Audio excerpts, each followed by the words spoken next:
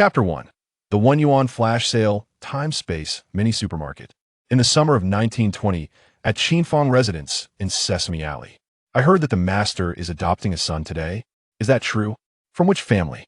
It's the second son of old Master Yu, who performs street wrestling down by the Tianxiao. Isn't that the master's nephew? The master has few relatives, he only has this one sister. Adopting someone with a bit of blood relation is certainly preferable to raising an unrelated child. Qinfang residence is a century-old establishment. It cannot simply cease its legacy here. Old Master Yu has only 2 children. The eldest must remain at home to uphold the family name. And he's also quite grown-up and sensible, making him unfit for nurturing. Thus, the second son is the most suitable choice. That makes sense. Zhang Bo, while pretending to sweep the floor with a broom, listened to the 2 attendants' conversation with a heart full of mixed emotions. Suddenly traversing from 2025 back to 1920 felt exceedingly vast in terms of time.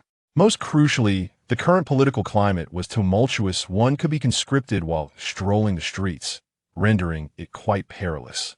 According to the first law of tomatoes, every time traveler must possess a golden finger. As a time traveler myself, I should be no exception, Zhang Bo mused inwardly. Congratulations, host, for discovering the ultimate cosmic principle, the tomato law. The monthly flash sale system is currently being installed. Please hold on. Installation complete. This month's flash sale items. The Time Space Mini Supermarket for 1 silver yuan, a permanent brand 28-bar bicycle for 1 silver yuan, and a DJ Mini 3 drone with an additional battery for a high-endurance version lasting 51 minutes, also for 1 silver yuan. You may select only one of the 3 flash sale items. Could you provide a detailed introduction to the Time Space Mini Supermarket? The Time Space Mini Supermarket occupies an area of 20 square meters, featuring 5 rows of shelves stocked with daily necessities, beverages, grains and oils, snacks, and miscellaneous items, including a cigarette counter. The inventory is replenished weekly, and the internal time flow of the supermarket is paused, eliminating the possibility of goods expiring. All right, I need not think further. I shall choose the Time Space Mini Supermarket. With that, 1 silver yuan vanished from Zhang Bo's pocket, and a vision of a small supermarket measuring 5 meters in length, 4 meters in width, and 3.5 meters in height appeared in his mind. He projected his consciousness into the supermarket. Given its modest size, the inventory was not extensive. It resembled a small village shop at most. However, despite its small stature, it was fully equipped. The shelves contained a variety of essentials. The bottom shelf housed rice and flour, typically in 5-kilogram bags. The second tier featured various brands of cooking oil. The third shelf displayed liquid condiments such as soy sauce, cooking wine, vinegar, oyster sauce, chili oil, Sichuan pepper oil, sesame oil, Dongjiaominxiang, lao gan ma, and chopped chili. The fourth shelf included seasonings like salt, monosodium glutamate, chicken essence, vegetable essence, mushroom essence, pepper salt, 5-spice powder, 13-spice powder, Sichuan pepper powder, black pepper, as well as dried chili and dried Sichuan pepper. Snacks were also neatly arranged on a dedicated shelf. The very bottom tier lay an assortment of sausages, chicken sausage, ham sausage, starch sausage, beef tendon sausage, square luncheon meat, and instant noodle accompaniments, among others. The second tier showcased a variety of canned goods, jelly desserts, and sweet rice wine. The third tier boasted an array of snacks, including potato chips, onion rings, prawn crackers, shrimp sticks, and various types of biscuits. The uppermost layer was adorned with confections and chocolates. The other 3 shelves, though not abundant in quantity, offered a diverse selection. He approached the cigarette counter, which stocked nearly all mainstream cigarette brands. However, the counter was somewhat limited, with only 2 packs available for each variety, yet it featured close to 100 types. Prices range from 5 to 100. This is quite delightful. They restock every week. Even if I were to smoke continuously, I could never exhaust such a supply. Regrettably, I only enjoy a few particular brands. The restocking mechanism was simple, replace what was lacking. If the shelves remained full, no replenishment would occur. To maximize profits, he realized he needed to clear the shelves within a week. With this in mind, Zhang Berlun set aside his broom and swiftly approached the elder Mr. Yen. Boss, I have matters to attend to at home, and I can no longer work here. I must leave tomorrow. It's rather urgent. Remaining in this location would complicate things. especially since he resided in a communal dormitoria, mere 10 square meter room, housing 5 or 6 individuals. There was no way for him to take those items out without it being a sheer waste. Such urgency. Very well, go to the accountant and collect your wages, along with a couple of extra silver dollars. We part on good terms, and I wish you a prosperous future. Thank you, boss. I also wish you flourishing business and abundant wealth. Mr. Yin was rather decent. He not only refrained from deducting his wages, but also granted him 2 additional silver dollars. Although he was somewhat indifferent to the money at this point, what was rightfully his could not be denied by others. After collecting 7 silver dollars from the accountant, he stepped out of Confangju and happened upon a middle-aged man in a short coat, accompanied by a boy of around 12 or 13 years old. This must be the future Yin Jinxing, he mused, merely casting a glance before hurrying away. Upon reaching the street corner, a pack of hard-packed sunlight cigarettes and a windproof lighter materialized in his hands. The cigarette counter still had a box of windproof lighters, totaling 100. After lighting one, he took a deep drag, consuming over a third in a single breath. This sensation has been on my mind for a month. Do you know how I have endured this past month? Living in a cramped 10 square meter room with a bunch of rugged men, I have hardly seen any minced meat except during heavy work. Each day, I had to mash the sauce vat, and the scent has seeped into my very being. Of course, such grievances could only be voiced internally. He could not shout them aloud on the street. The previous occupant of this body had indulged in excess, leaving it in a state of neglect. Previously, he had managed to save up 5 silver dollars, spending 1 during a flash sale. After just acquiring 7 more, he now had a total of 11. Renting a place in the Eastern District was certainly beyond his means. One can only rent in the Xiqing District, where the populace is predominantly comprised of the less fortunate. He epitomizes this archetype of impoverishment. His consciousness once again delved into the realms of the interdimensional convenience store, where he discovered a selection of children's roller skates, scooters, and Ridion toys. The roller skates were certainly unfit for his use. Even the largest size the Ridion toy was somewhat acceptable, yet he found it a tad embarrassing, primarily due to its lack of speed. However, the scooter presented a viable alternative, as there was virtually no distinction between those designed for children and adults, barring the ones intended for toddlers. It could serve as an effective mode of transportation. There were only 2 scooters available, and taking advantage of the absence of onlookers, he seized one, adjusting the handlebars to their highest setting. With his left foot planted, he propelled himself forward with his right foot, gliding away with surprising swiftness comparable to a leisurely jog, yet devoid of any exertion. Chapter 2. Relocation. As Zhang Boqing rode his scooter, he garnered considerable attention along the way. The scooter was a source of fascination for many. Initially, when someone called out to inquire, he would pause. However, he soon realized that time was of the essence and chose to continue his journey uninterrupted. Eventually, he arrived at Luohua Hutong in Xiqing District. The alleys here were significantly narrower than those in Dongjiaominxiang, and the houses were considerably smaller. In Dongjiaominxiang, whether in Dongjiaominxiang or Jima Hutong, one would find expansive Sihiyuan courtyard residences, often with multiple courtyards. In contrast, even the most modest Sihiyuan here was deemed spacious. Most residences were merely small courtyards with 2 or 3 adjoining rooms of modest size. Unlike the Sihiyuan, which typically featured a central courtyard with front and side rooms, he sought to rent a rather ordinary small courtyard.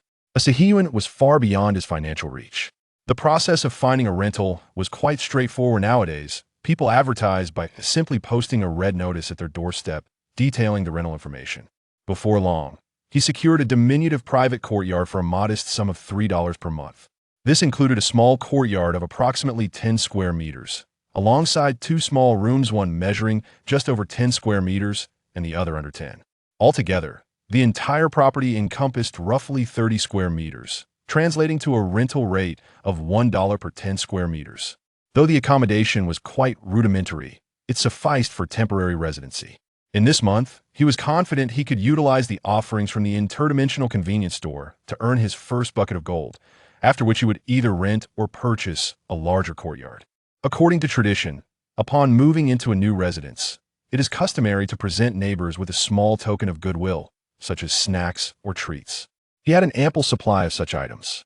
Carrying a few cans along with some milk candies, he knocked on the doors of the 5 neighboring households. He presented each household with 2 cans, one of oranges and one of peaches, along with 10 milk candies. Such gifts for a housewarming should not be excessive. Giving too much would be perceived as charity, which would be considered quite impolite. However, one must not offer too little. For instance, presenting merely 2 or 3 pieces of candy could be deemed rather disrespectful. He began his journey from the neighboring house on his west side, gradually making his way to the abode adjacent to his east. The yard of the eastern neighbor appeared to be somewhat more spacious than his own, approximately 100 square meters, and it seemed to be considerably larger.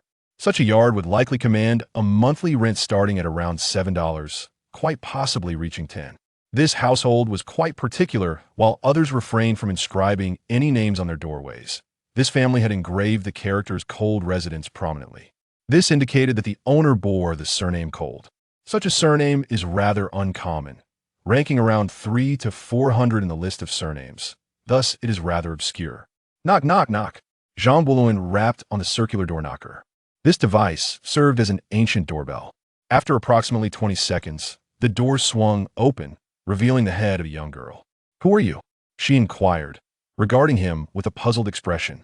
"Oh, my name is Jean Boulogne, and I have just moved in next door. It is customary to present a small gift to neighbors. Here are 2 cans, one of yellow peaches and the other of oranges, along with a few pieces of candy for you to enjoy," he explained.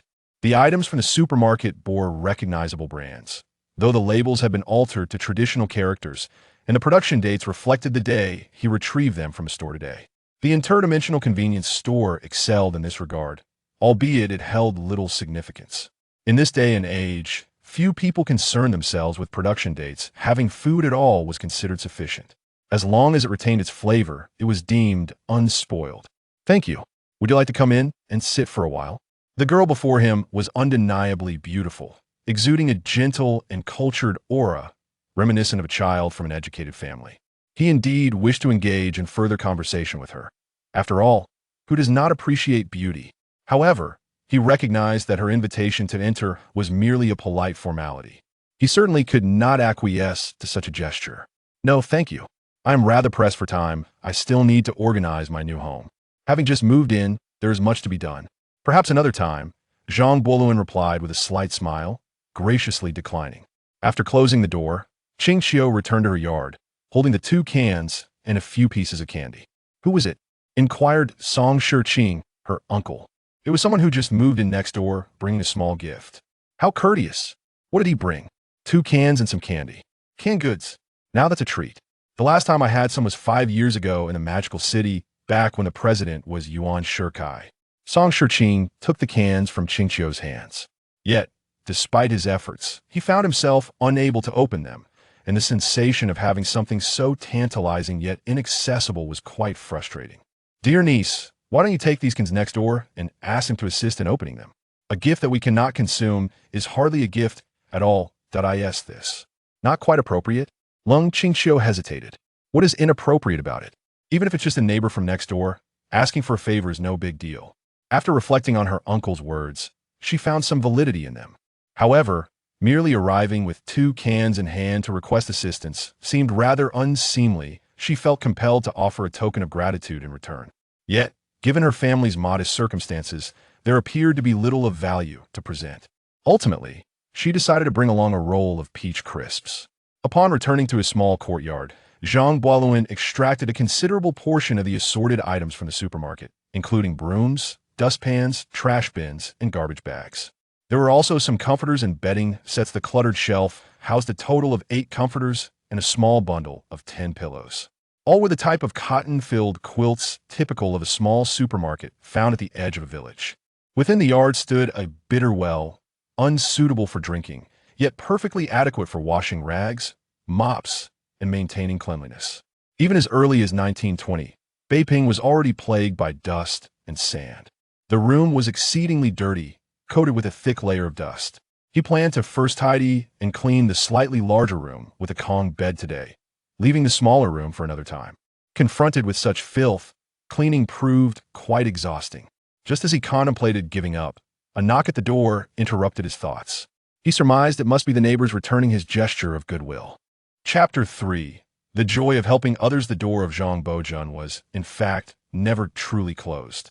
Upon stepping from his room into the small courtyard, he beheld Lung Qingxiu standing at the entrance, clutching 2 jars in one hand while the other held an object resembling a mooncake, yet she did not venture inside. "Do you not fancy the goods?" he inquired, gesturing to invite her in. "No, it is simply that we cannot open them. It is my fault. By the way, do you still need this bottle? If not, you can easily puncture a hole in it with scissors to open it.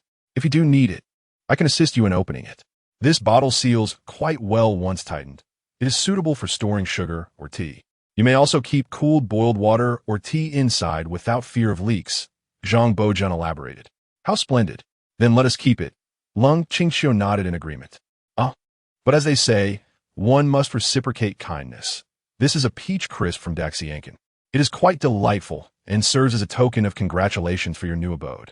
"Thank you." Upon receiving the offering, Zhang Bojun intertwined his fingers, positioning his palms against the lid of the jar, applying pressure inward. A faint hissing sound was heard, and effortlessly, with 3 fingers, he unscrewed the lid. The same method was employed for the other jar. He then tightened the lids once more. Now it is easy to open. When the jars were filled, the contents were still hot. As they cool, the internal gas pressure becomes less than the atmospheric pressure outside, creating a semi-vacuum. You are familiar with the Magdeburg hemispheres experiment, I presume? It is the same principle, he explained while returning the jars. I see now. The atmospheric pressure firmly seals the lid against the body of the jar. No wonder it was impossible to open, Lung Qingxiu remarked. A student at Ren Girls High School. She majored in classical literature, yet being a modern institution, she possessed some understanding of Mr. Science and Mr. Democracy. "Brother Zhang, you're tidying up, I see. Your face is quite dusty. Shall I assist you?" "That would be most welcome. It has taken me nearly 2 hours just to make one room somewhat livable. I plan to postpone cleaning the other room for a few days, as I'm utterly fatigued. Men are better suited for heavy labor. Yet delicate tasks like this can be taxing. Where are the cleaning supplies?" Lung Qingxiu placed the 2 jars upon a small stone table in the courtyard and rolled up her sleeves. Zhang Bojun retrieved a feather duster and handed it to her. "I still have some matters to attend to inside. Perhaps you could start by sweeping away the dust and spiderwebs in the small room. Also, wear this hat to prevent your hair from getting dirty. Washing it would be quite troublesome." He also provided her with disposable non-woven hats and masks from the convenience store. "Almost forgot. May I know your name, young lady?" "I am called Lung Qingxiu." A beautiful name indeed. In the following moments, Zhang Boluan continued his activities in the spacious living room, while Lung Qingxiu began to tidy up in the small room. To be frank, the girl exhibited a notable attentiveness, ensuring that every nook and cranny was meticulously cleaned.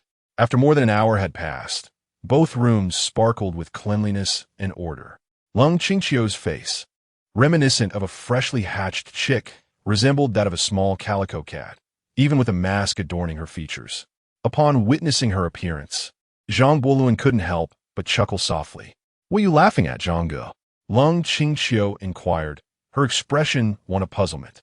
"Take a look for yourself," he replied, producing a rather rudimentary round mirror with a plastic frame, measuring 20 centimeters in diameter, and handed it to her.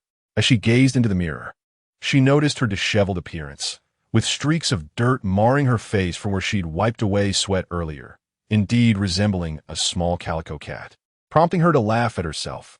"Lung Qingxiu, your efforts should not go unrewarded. As it happens, I have a bit of chocolate left.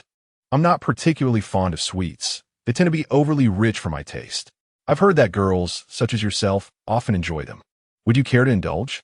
He stepped into the room and emerged moments later, cradling a small bowl of Dove chocolate containing 18 pieces. In her youth, Lung Qingxiu had savored such delights. Back then, when her father was still alive, their family, while not affluent, was well regarded in Changzhou, embodying a scholarly lineage. Her father was a quintessential Jiangnan literati, and their life was reasonably comfortable. During that time, she had quite a fondness for chocolate, finding it somewhat bitter yet exquisitely fragrant upon reflection. Nowadays, most chocolates were dark, with a high cocoa content, rendering them particularly bitter. "I possess few virtues, but I take pleasure in being helpful." "Thank you, Zhang Ge," she acknowledged. "I really must hurry back to wash my face and hair.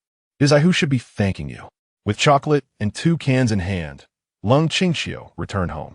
The temperament of this young lady was quite agreeable, far from the chilly demeanor one might expect.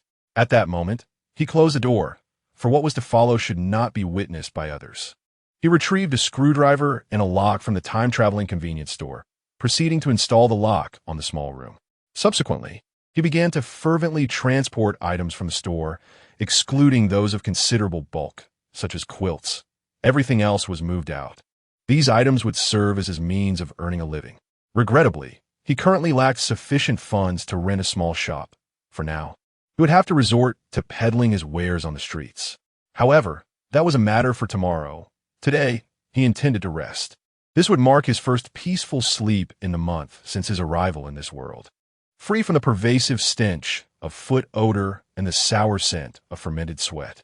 Though it was summer, he laid down 3 quilts on the bed and placed a straw mat atop them. Sleeping on a hard bed is somewhat uncomfortable, causing a twinge in my bones. In this quiet autumn, I return to my humble courtyard. My mother is diligently embroidering, while my uncle is engrossed in crafting couplets. Their family's livelihood primarily relies on these endeavors. Of course, my uncle also holds a respectable position as a primary school Chinese teacher, earning a meager sum of $5 a month. Unfortunately, this amount scarcely covers the rent. Although they possess a small amount of savings, living off them is unsustainable.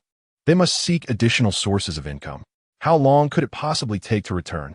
Opening a couple of cans shouldn't require such an extended period, I ponder.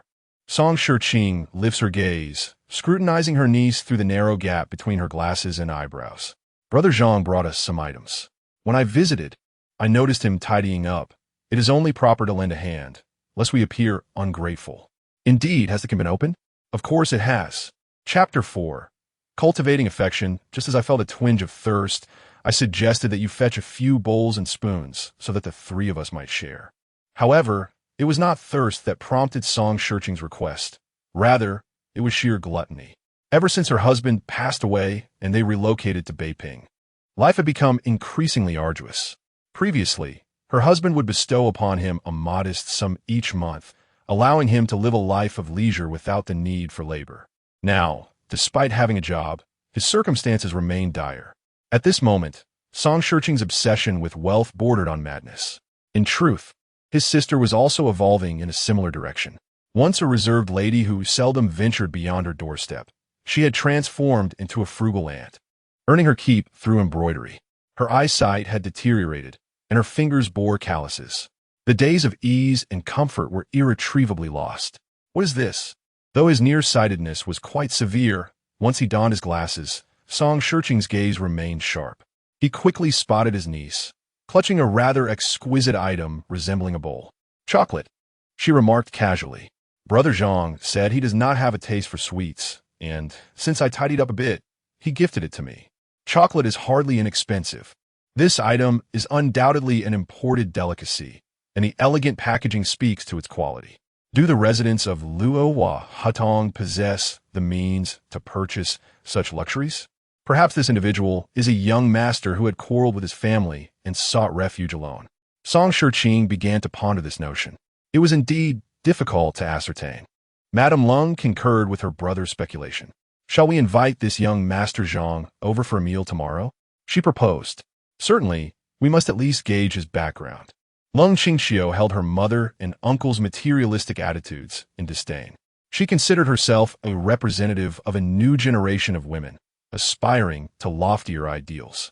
Of course, her lack of experience managing a household rendered her unaware of the rising costs of daily necessities. Nevertheless, this had little bearing on her relationship with Zhang Buoluan. That evening, Zhang Buoluan did not kindle a fire to prepare a meal. Instead, he boiled some water, concocted a bucket of noodles, and generously added ham, braised eggs, and braised chicken legs, filling it to the brim. These items, if left uneaten, would spoil within a week. His small room was already brimming with supplies, and upon the next restock at the interdimensional convenience store, he would have no place to store them. Consuming them would prevent waste. As for the technological enhancements he employed, he was not an anti-intellectual. Compared to various molds and toxins, preservatives and flavor enhancers were hardly of consequence. In addition to this, he indulged in a bottle of beer. Regrettably, the convenience store lacked a refrigerator, Otherwise, an icy beer would have been even more delightful. The following morning, upon waking, he ventured into his small room, meticulously sifting through the clutter. To his surprise, he discovered 2 alarm clocks, 2 digital watches, and 2 calculators. The faces of the digital watches resembled those of traditional mechanical timepieces. At last, he need not resort to being a peddler. Just yesterday, he began to question the viability of his previous thoughts. Selling goods to the common folk yielded only meager profits. It was only these fine items that could bring substantial earnings. Although he refrained from taking the alarm clock, he returned the watch and computer to the local supermarket. With a scooter in hand, he set out to seek a pawn shop. Since that fateful day 9 years ago, the once noble scions had changed their names, and many families had lost their steadfast agricultural lands. Yet, they would never willingly accept a decline in their quality of life. So what could be done? They resorted to selling ancestral properties. In the past, there were numerous pawn shops in Beiping, but since that time, their numbers had proliferated exponentially, primarily due to the lucrative nature of the business. Lung Qingxiu, are you heading to school? At that moment, Lung Qingxiu donned a school uniform reminiscent of the Republic era, exuding youthful exuberance and vitality. The two coincidentally met at the entrance. Ah, yes, Brother Zhang. Where are you off to so early? Lung Qingxiu nodded. I'm to earn some money. By the way, are you walking there? Indeed, it's just 3 miles away. Walking won't take much time. And it serves as good exercise, she replied. See you tonight, Brother Zhang. With a skip in her step, she moved forward, while Zhang Berlun lingered to secure the door. However, moments later, he surpassed Lung Qingxiu. The speed of the scooter always outpaced walking. On a smoother surface, it could even reach 30 kilometers per hour, akin to a sprinting human. Brother Zhang, your scooter is rather unique. I have never seen one like it before. By chance, I acquired it. On perfectly flat roads, it can even exceed the speed of a bicycle. Zhang Berlun referred to the bicycles of this era, which were limited by the inadequacy of their bearings. Although his scooter was merely a child's toy, it was crafted with the industrial standards of over a century later, with ball bearings far superior in roundness compared to those of today. Is it really that fast? Lung Qingxiu couldn't fathom that such a small contraption could match the speed of a bicycle. Do you like it? If so, I can lend it to you for a while. I'm not in a hurry today. Zhang Berlun dismounted the scooter and offered it to Lung Qingxiu. May I try? Of course, it's not a precious item. Thank you so much, Brother Zhang. In youth, one's ability to learn and embrace new experiences is particularly robust. Lung Qingxiu mimicked Zhang Berlun, placing her left foot on the scooter, gripping the handlebars, and pushing off with her right foot. The balance of this device surpassed that of a bicycle, and with a bit of practice, she quickly mastered it. This is so delightful. Such a compact mode of transport can achieve such speed. Moreover, it is incredibly lightweight and can be easily carried when traversing elevations. One of my classmates possesses a rather heavy bicycle. Although it has been an exceedingly long time since the dawn of the first industrial revolution, industrial products from this era remain rather rudimentary. Whether it be those vintage automobiles, motorcycles, or bicycles, they all reflect a lack of precision and craftsmanship, coupled with the limitations imposed by material science. If you fancy it, I could offer it to you, as I happen to have another one at hand. Observing the delight on her face, Chamberlain felt a desire to enhance his rapport with the fairer sex. However, he thought better of it. Such an exquisitely crafted item must surely hold significant value. Indeed, there was a fleeting moment when Lung Qingxiu yearned for it intensely. Yet her upbringing instilled in her reluctance to accept gifts too readily. She remarked that it was not something of great worth, as its structure is remarkably simple and requires only a minimal amount of materials, costing but a trifling sum. Moreover, possessing it as a means of transportation would grant you an additional 20 minutes of slumber at home, enabling you to return from afternoon classes a touch earlier. Should you still feel indebted, perhaps you could assist me with some laundry in the future. Chapter 5. The First Windfall, Brother Zhang. I shall take care of your dirty laundry from now on. Cold Autumn exclaimed with unrestrained joy, reminiscent of a child who has just received their most treasured toy. The scooter, a vivid embodiment of a board gliding across the ground, was equipped with wheels, allowing it to be called a vehicle. Brother Zhang, I'm off to school, bye-bye. The little girl, still attempting to speak in English, elicited a chuckle from Zhang, who had passed level 6, though he had nearly forgotten it. After watching her depart, Zhang looked around to ensure he was alone before retrieving another scooter from the interdimensional convenience store. Unlike the previous two-wheeled model, this one boasted 3 wheels, 2 in front and 1 in the rear, offering greater stability, albeit with a wider turning radius. He soon arrived in the East City, a realm of wealthier denizens and more prestigious pawnshops. After some inquiries, he located the highly regarded Emerald Pavilion, a name that suggested a primary focus on jade. Yet they were open to other business as well. After all, it would be foolish to turn away profits.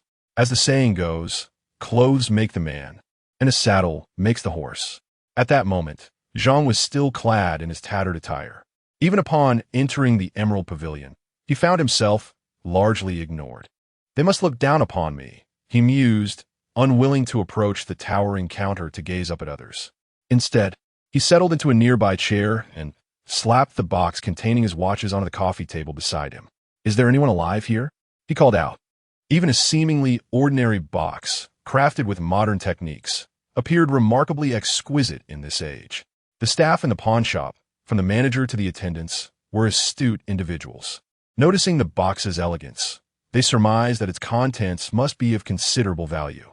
The manager exchanged glances with one of the attendants, who promptly donned a beaming smile, brewed a cup of tea, and respectfully approached Zhang, presenting the tea with both hands. "My apologies, sir. We were quite busy reconciling accounts and failed to notice you. May I inquire what you wish to pawn?" A Swiss precision waterproof watch adorned with diamonds, with a time difference of no more than 5 seconds per month. "I happen to have a matching pair, one for men and one for women." Upon hearing this, the manager hurriedly emerged from a side door, a bright smile illuminating his face. "Could you allow me to take a closer look?" he asked, his demeanor as cheerful as a blooming chrysanthemum. "I am here to pawn these items. How can you offer a price without examining them?" Zhang opened the 2 watch boxes, revealing pristine timepieces, devoid of fingerprints. The price tag in the supermarket indicated a value of 130 yuan, certainly a premium for an electronic watch, considering that amount could also procure a smartwatch. The craftsmanship was impeccable, and the watch faces were embellished with numerous water diamonds, showcasing exceptional cutting techniques with a total of 36 facets. Beneath the sun, the objects shimmered and sparkled, captivating the shopkeeper's attention. In the bustling city of Beiping, wealth abounds, particularly among those with connections to warlords or individuals within the new government. Many of these individuals are affluent merchants who, having gained political power, amass wealth without limit. These timepieces are evidently suited for the affluent. They promise a significant profit. Though the shopkeeper yearns to acquire the 2 watches, he maintains an unwavering demeanor, exuding calm composure. "The items are acceptable. What price do you propose?" he inquires. "Since I am here, I naturally come with sincerity. Let us settle on this amount," responds Zhang Buoluan, raising his right hand and extending his index finger. 100 taels of silver, admittedly a bit high, yet these watches are rare. They are not produced domestically, so we shall accept them. As the shopkeeper moves to retrieve the watches, Zhang swiftly presses down on their boxes, shaking his head. 1,000? That is inconceivable. Your price is exorbitant. Not 1,000, but rather 10,000, Zhang clarifies. I have stated that this is the most advanced Swiss craftsmanship of the year. Even if submerged in 10 meters of water, it remains impervious. Unlike other watches that require daily adjustments, this one only needs to be set once a month. Furthermore, it is adorned with diamonds, utilizing the intricate micro-sculpting technique of the English royal family, with each diamond cut into 36 facets, ensuring that even the slightest light makes it glitter. Additionally, both the hands and the hour markers possess luminescent features, allowing one to tell time even in darkness. Most importantly, this is a pair of watches, the perfect gift for wealthy young gentlemen courting noble heiresses. You could easily resell them for 20,000 without issue. Zhang's self-promotion echoes the sentiments of the post-Opium War era, wherein foreign goods are regarded with reverence. His association with Swiss precision and English royalty serves to elevate the perceived value. Akin to brands in the late 20th century adopting foreign names to enhance prestige, despite the fact that similar items could then be produced domestically. In contrast, these watches cannot be manufactured within the country, lending Zhang's claims greater credibility. The shopkeeper, having listened to Zhang's assertions, shook his head. Even if you extol their virtues, they remain mere watches. 2 timepieces for 10,000 taels of silver is unprecedented. I cannot accept such a price. My good sir, this reflects your narrow perspective. Look at the letters inscribed here. Pronounce them with me. Rolex, one of the 4 premier international watch brands, exclusively for royalty and established European nobility. In truth, the letters on the dial spell relax, not Rolex. However, the literacy rate in the country is low, and few can comprehend English. Despite this, the shopkeeper remains firm. It is still too costly. Let's not settle on 10,000. How about a more auspicious figure? 6,666, a number that signifies good fortune. The shopkeeper tentatively offered a price. All right, it's a deal. Zhang Bojun decisively concluded. 6,666 coins, at present. A 10-tail yellow croaker is worth merely 300 coins. This amounts to 222 taels of gold. The 2 watches will be refreshed next week, rendering this a venture of sheer profit. Upon hearing Zhang Bojun utter those words, the shopkeeper's expression immediately darkened, his face resembling a bitter melon. He realized he had set the price too high. However, the words had already escaped his lips. They are, after all, the Emerald Pavilion, and altering the price now would be too great a loss of face. Furthermore, even if they were to acquire the items at this price, they would still profit. If they were to repeat what Zhang Bojun had just said, selling to those affluent young masters could yield at least 20,000. It would merely mean a slight reduction in profit. This gentleman is undoubtedly a sure bet.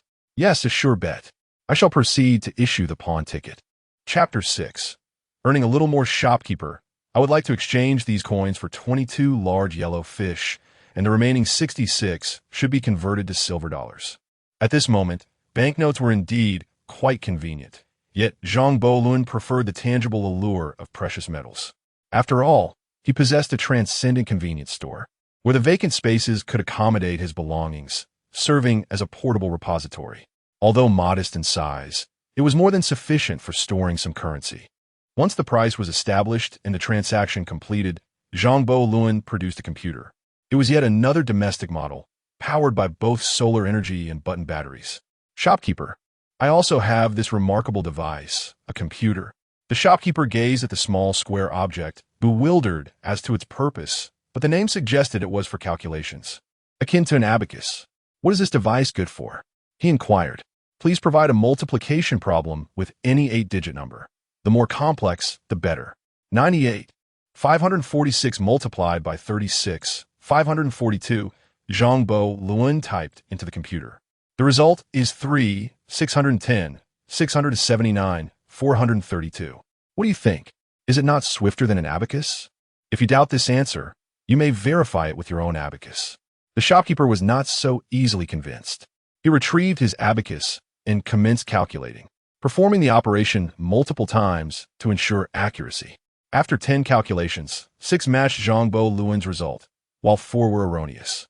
This is indeed a splendid device, quick and precise. Are you considering parting with it? Why would I display it if I had no intention of selling? Zhang Bolun retorted.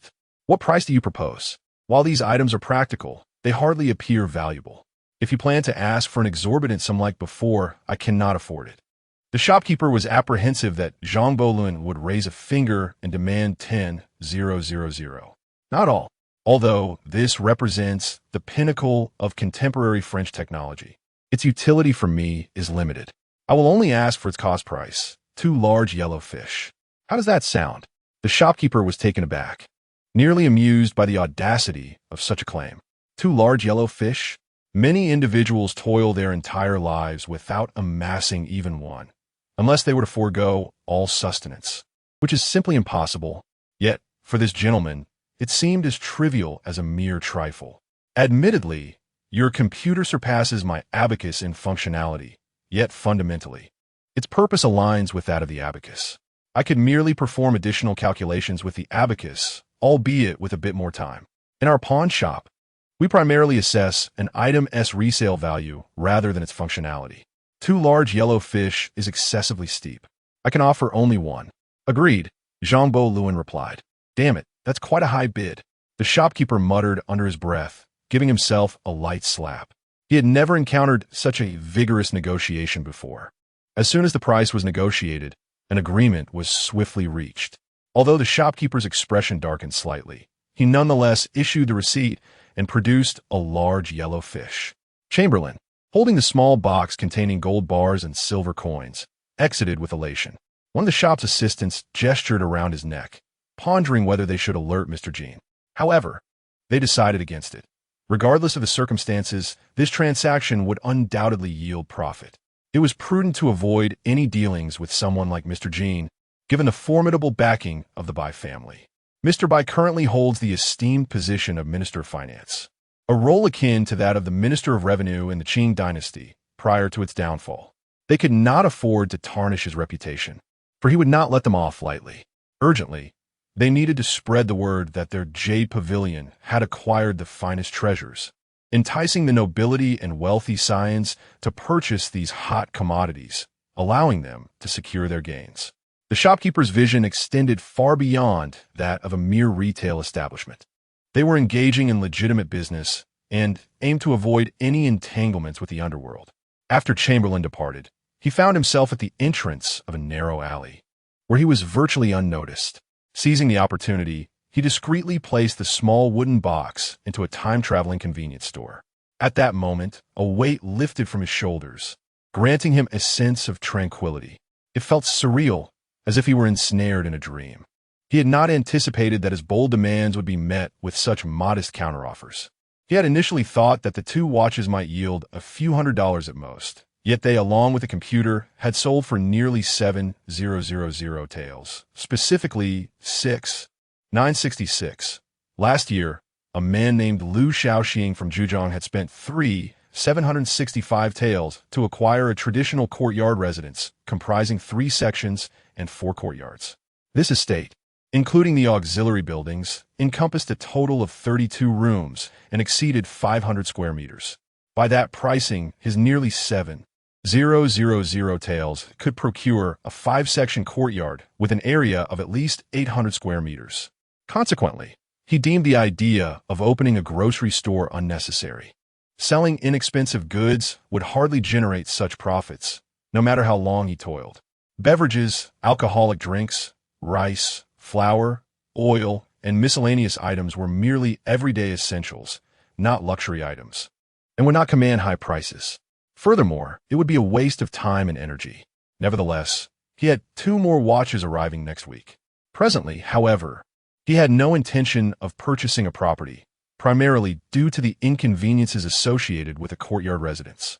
He aspired to acquire a villa in Dongjiaominxiang, which boasted comprehensive amenities, including 24-hour hot water and electrical connections. His convenience store featured numerous small appliances, rice cookers, induction cookers, fans, electric kettles, mosquito-repellent devices, lamps, and more. Without electricity, these items were rendered useless. The greatest inconvenience of the courtyard residence was the lack of accessible restroom facilities. Even the wealthiest families have a small room containing a stool or chair with a hole, beneath which lies a large basin filled with some ashes from burntwood. It is not the kind of restroom that can be flushed. For him, a man of modern sensibilities, this arrangement is far too inconvenient.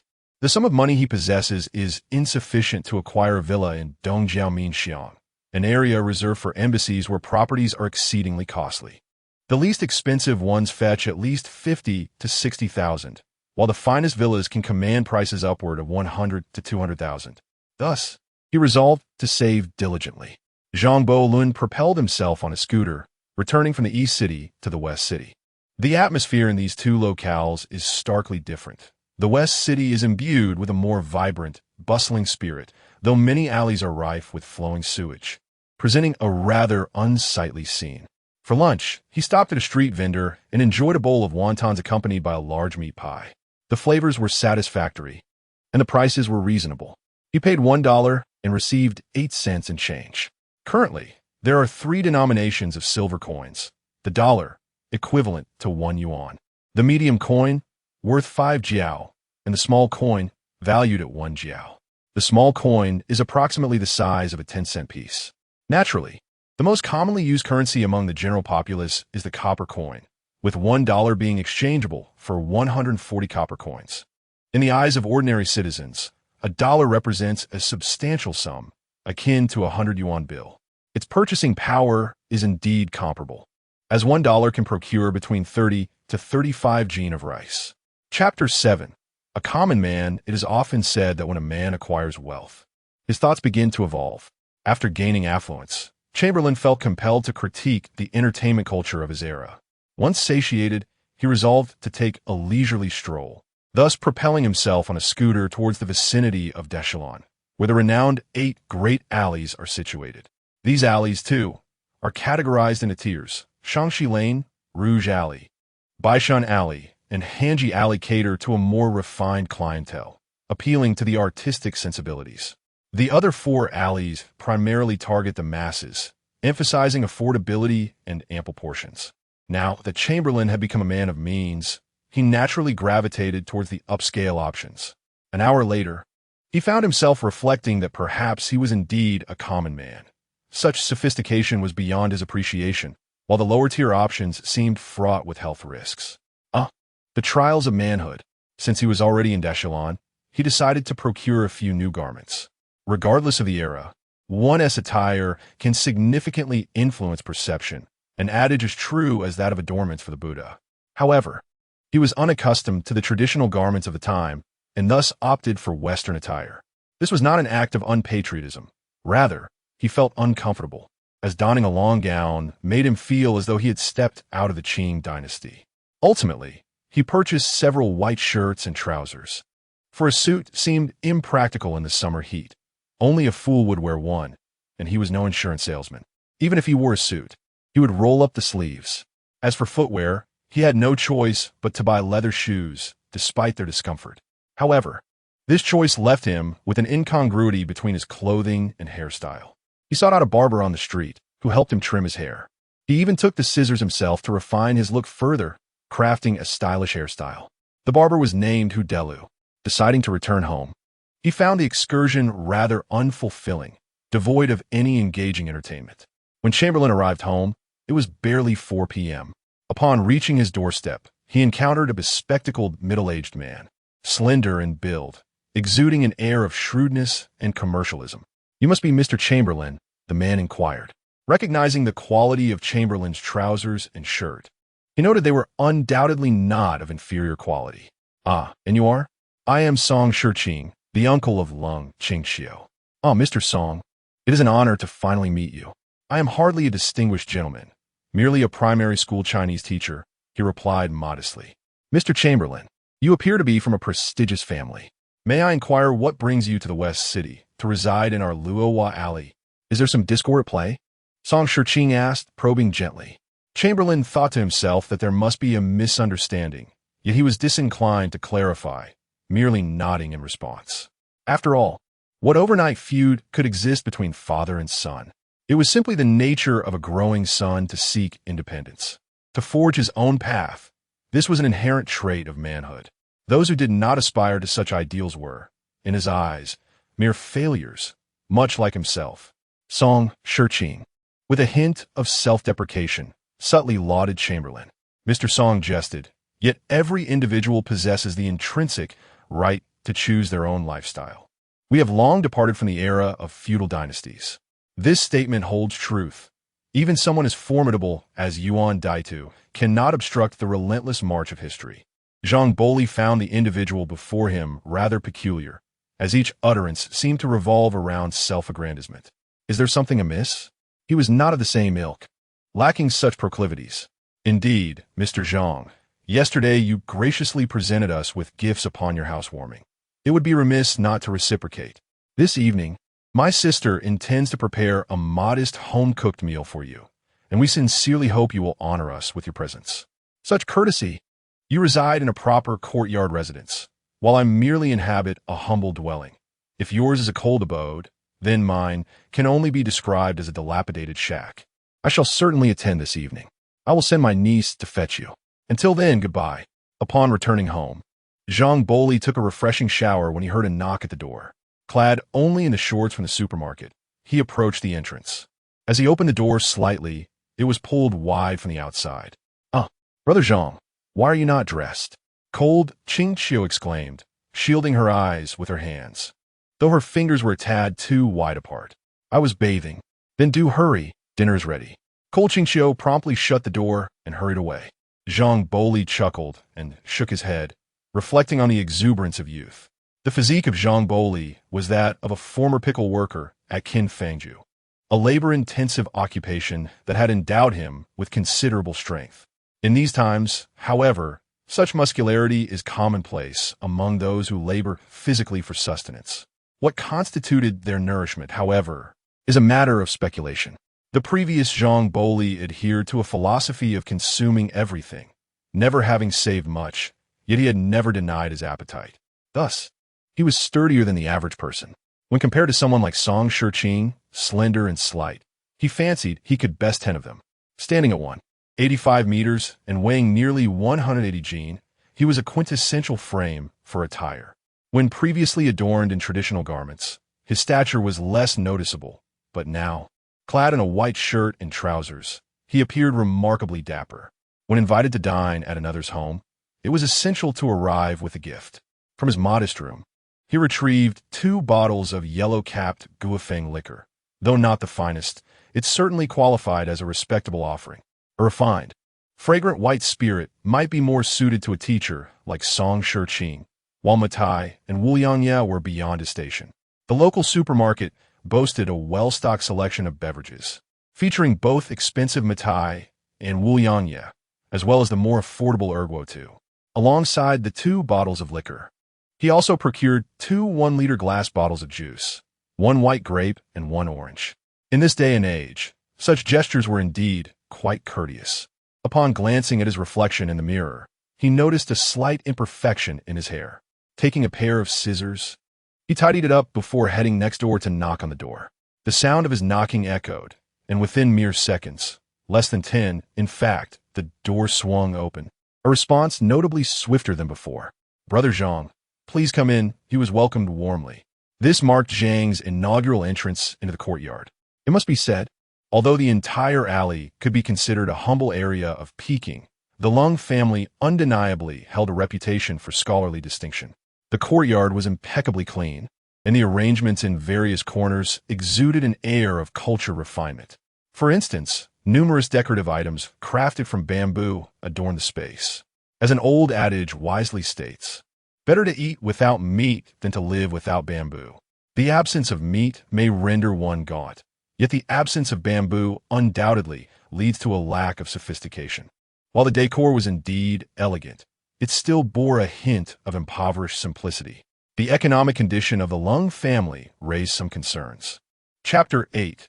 Visiting the Lung family, Mr. Zhang's arrival was marked by an abundance of goods.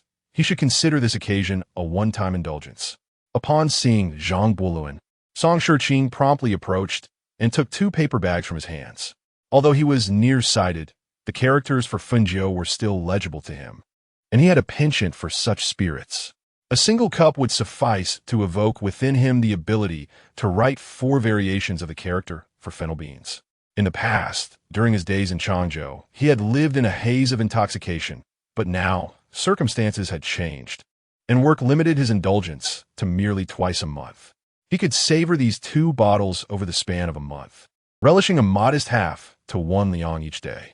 The table was sparsely adorned with only 1 meat dish, and the vegetables were rather plain, lacking in richness. Brother Zhang, your scooter is truly remarkable. Today at school, many inquired about where I procured it and its price. Typically, I would take half an hour to walk home, but today, it took me less than 10 minutes. I saved a great deal of time on the road. Lung Qingqiu's face radiated joy, as the scooter had undeniably satisfied her vanity, making her the center of attention among her peers. This scooter is not for sale. It is priceless. By the way, this is orange juice, and this is white grape juice. For you ladies who do not drink alcohol, you may enjoy these. Having handed the 2 bottles of Funjiu to Song Shiqing, Zhang Buluan offered the juice to Lung Qingqiu, who appreciated Mr. Zhang's thoughtfulness. Mrs. Lung nodded with a smile, urging everyone to sit down and eat before the dishes cooled, for the flavor would diminish significantly. The meal was one of mutual enjoyment, a testament to hospitality. As someone from over a century in the future, Mr. Zhang's insights far surpassed those of individuals from this era. However, he remained reserved, avoiding discussions on various topics, particularly politics. He would only touch upon international matters, steering clear of domestic issues. Given his understanding of foreign affairs, it was presumed he had studied abroad, but in truth, he had merely traveled abroad once.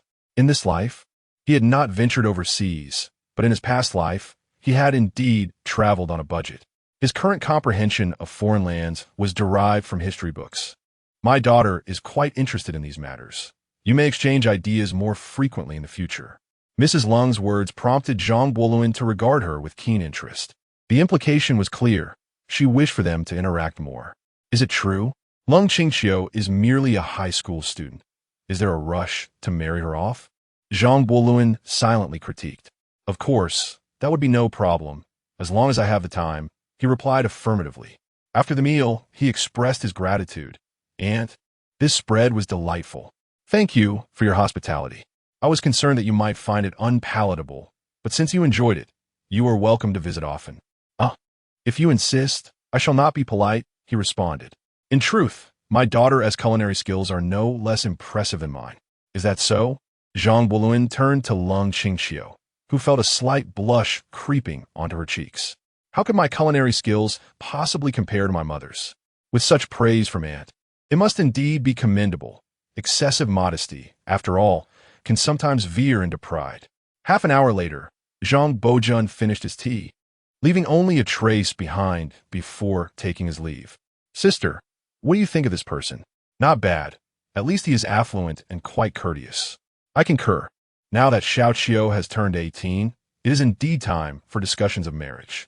This Zhang Bojun must be a scion of a wealthy family. Though he may currently be at odds with his family, he will ultimately return. If she successfully marries Zhang Bojun, she will become a lady of high society. From our earlier conversation, it appears he remains unmarried. That would be a prestigious match. Even being a minor consort to such a man would be preferable to the ordinary, let alone being the principal wife. Sister, you should just await the good life that comes with marrying well. Don't forget your brother in the future. Lady Lung cast a sidelong glance at her brother. When will you ever achieve something? In your youth, you relied on your brother-in-law, and now you plan to feast off your niece's husband. That is not fair to say. I am Qing Qiu's uncle, and I must sit at the head table when she marries. Nonsense. The head seat belongs to the groom's uncle. Regardless, I am certainly someone who could sit at the first table. In their chat, they had already envisioned Zhang Bojun as their future son-in-law. Meanwhile, Lung Qingqiu had accompanied Zhang Bojun home, ostensibly to see him off. She intended to stop at the door, but remembered she needed to help him with his laundry. By now, Zhang Bojun had undoubtedly changed in a fresh attire. This outfit doesn't even need washing. I'll wear it again, Zhang Bojun remarked, observing Lung Qingqiu as she washed the clothes. Even if you won't wear it again, it ought to be cleaned and stored away. It could be repurposed for shoe soles or as diapers for your children. Children? Whose children? Yours? Zhang Bojun teased. Brother Zhang, if you keep this up, I shall ignore you. The playful tone of the southern woman was indeed irresistible. Her lilting voice would take a northern steel maiden ages to master. My fault. But Qingqiu, what do you envision in your future husband? He gazed earnestly at her. This girl truly possesses a refreshing charm. Well, I haven't thought much about it, but he must be well-versed, gentle, and someone who actively embraces the new world, Lung Qingqiu said, looking off into the distance with longing. According to your standards, it would be quite easy to find a scoundrel, Zhang Bojun warned. Such individuals are likely to be wealthy playboys, and the chances of encountering a rogue are exceptionally high. Of course, in this era of multiple wives, everyone is a bit of a rogue. It just depends on who is more unscrupulous. Zhang Bojun considered himself a person of great affection. Meanwhile, at the Emerald Pavilion, the proprietor was facing a barrage of complaints. The individual who harbors resentment towards him is none other than the esteemed young lady of the Bai family, Bai Xiuzhu. Bai Xiuzhu bears a striking resemblance to the ethereal goddess of her youthful days, her beauty warranting a perfect score, albeit just barely. As the sole daughter of the Bai family, she is indulged with great affection at home, which has rendered her somewhat headstrong and willful. When it comes to their family business, she finds it intolerable that she was not informed immediately of the arrival of valuable goods. Instead, word of them was allowed to circulate. Now, she must compete with other affluent heirs for those two coveted watches. While she may be somewhat temperamental, she understands that business is business, a lesson imparted to her by her father from a very young age. The fact that the news has already been released indicates that the watches are indeed up for sale. She cannot, driven by her own desires, simply seize the two watches for herself. Nevertheless, her understanding does not prevent her from giving the shopkeeper a thorough reprimand. Does she even know the name of that person or where they reside? Ultimately, after venting her frustrations, Xiaozhu must devise a plan. Chapter 9. The 1 Yuan Villa Flash Sale. I only know that the gentleman is named Zhangbo Luan, a young man of approximately 20 years.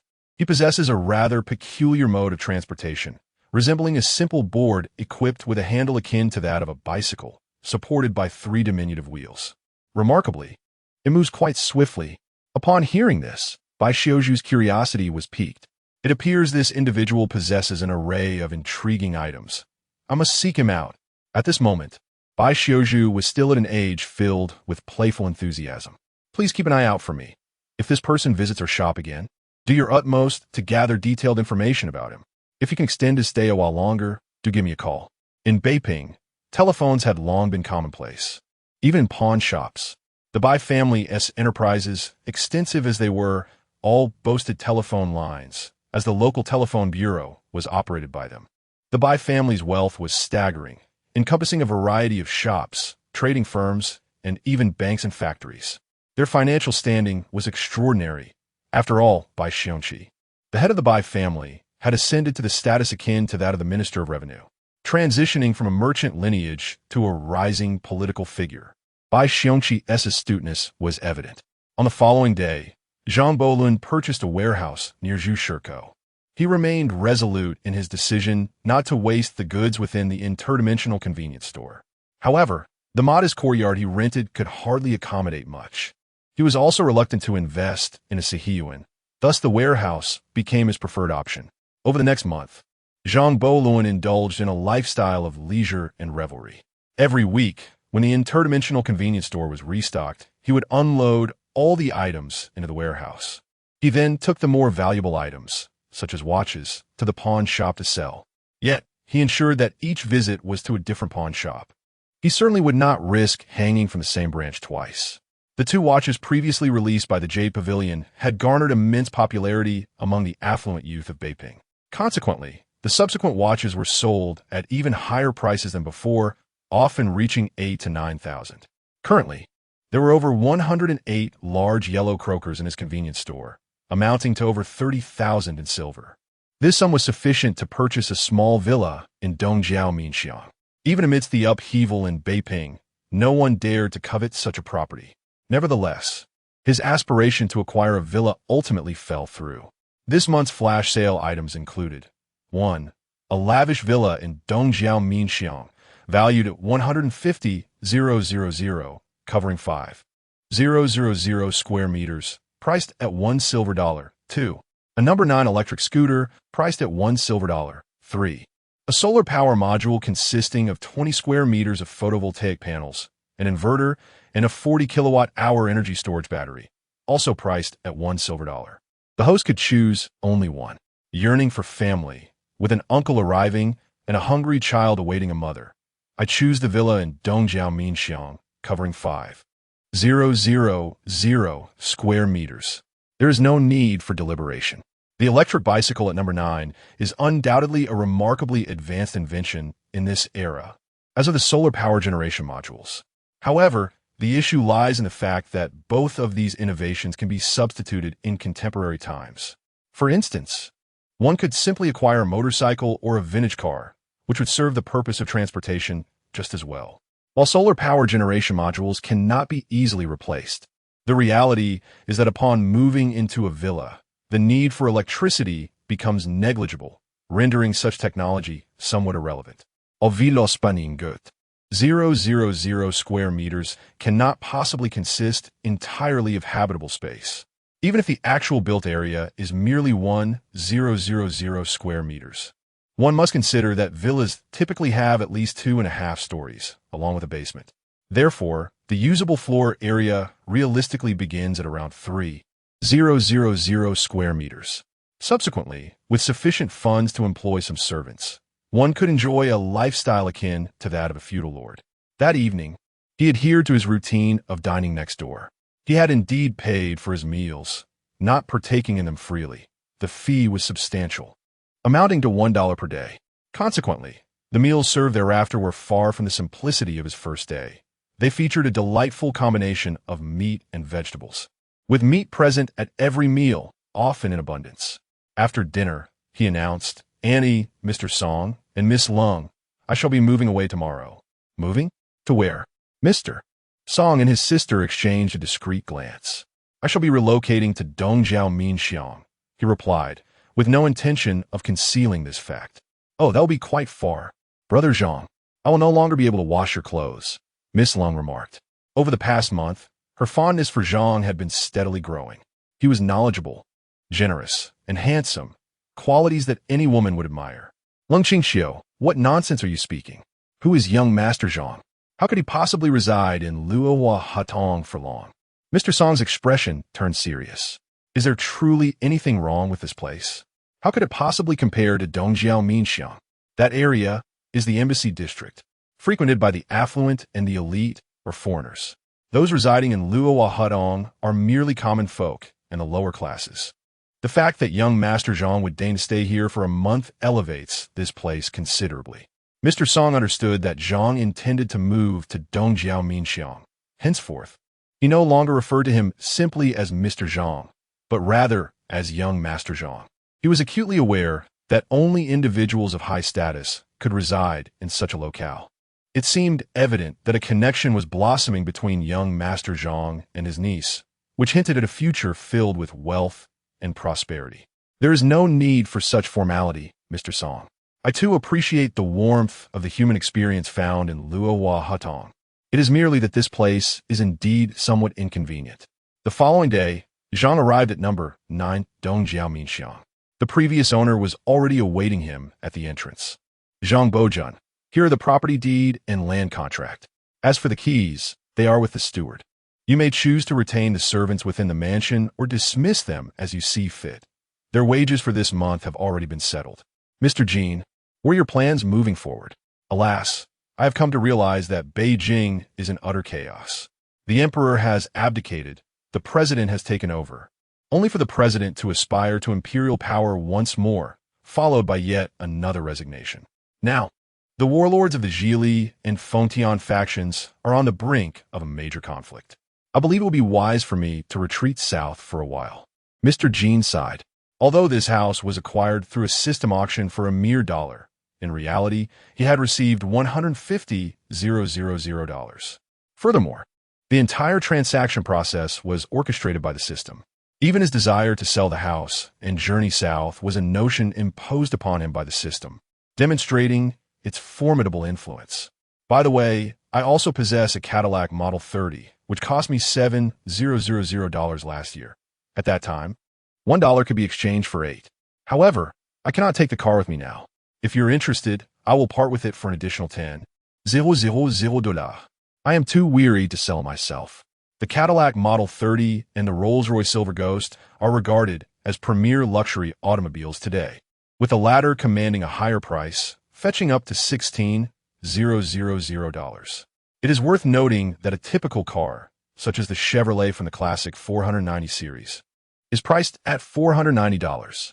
The disparity in prices is staggering, starting at tenfold. I shall take it. Chapter 10. Moving into the Zhang Mansion. Such luxury vehicles are now a rare gem in the country. After all, procuring one from abroad is no simple task, even with ample wealth. The timeline from placing an order to finally receiving the car spans at least 3 to 5 months. The gentleman, known as Mr. Jean, was quite forthright upon receiving payment. Zhang Bol crouched down to open the large leather trunk. However, this was merely a ruse. Prior to its opening, the trunk contained only a few articles of clothing. Yet upon being opened, it revealed 34 large yellow croakers. For this transaction, I only require 30, he remarked. Since last year, the price of silver has been in decline. Last year, $1 could be exchanged for 8 silver dollars, whereas now it is worth 12. If this trend continues, the value of silver is bound to fall further. The discovery of numerous large silver mines in recent years, particularly in South America, has contributed to this devaluation, with vast reserves and straightforward extraction processes. After receiving his payment, Mr. Jean departed. Zhang Bol then led the 3 members of the Lung family into the villa. To their surprise, nearly 40 servants were assembled inside, bowing in unison under the guidance of the steward. "Welcome, master. Rest assured, I will retain each one of you, and your salaries will be increased by 20%. I hope everyone will put forth greater effort in maintaining this mansion. The rest of you may disperse. The steward may remain.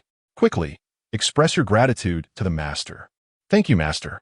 The steward inquired, "How expansive is this residence? How many rooms and functional areas does it encompass?" In response, "Master, the entire mansion spans 5,000 square meters, with the front yard covering 500 square meters and the backyard 2,000 square meters. The main structure occupies 200 square meters, consisting of 2.5 floors plus a cellar. There are a total of 66 rooms, the majority of which are guest rooms and servant quarters, albeit not particularly spacious. Your master bedroom is located on the 2nd floor, centrally positioned and sunlit, encompassing 300 square meters, complete with a bathroom, a lavatory, a study, and a reception room, along with a 40 square meter balcony outside.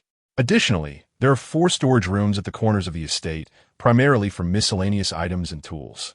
To the left upon entering is a sentry post, and not far to the right is a garage, where the Cadillac Model 30 is parked.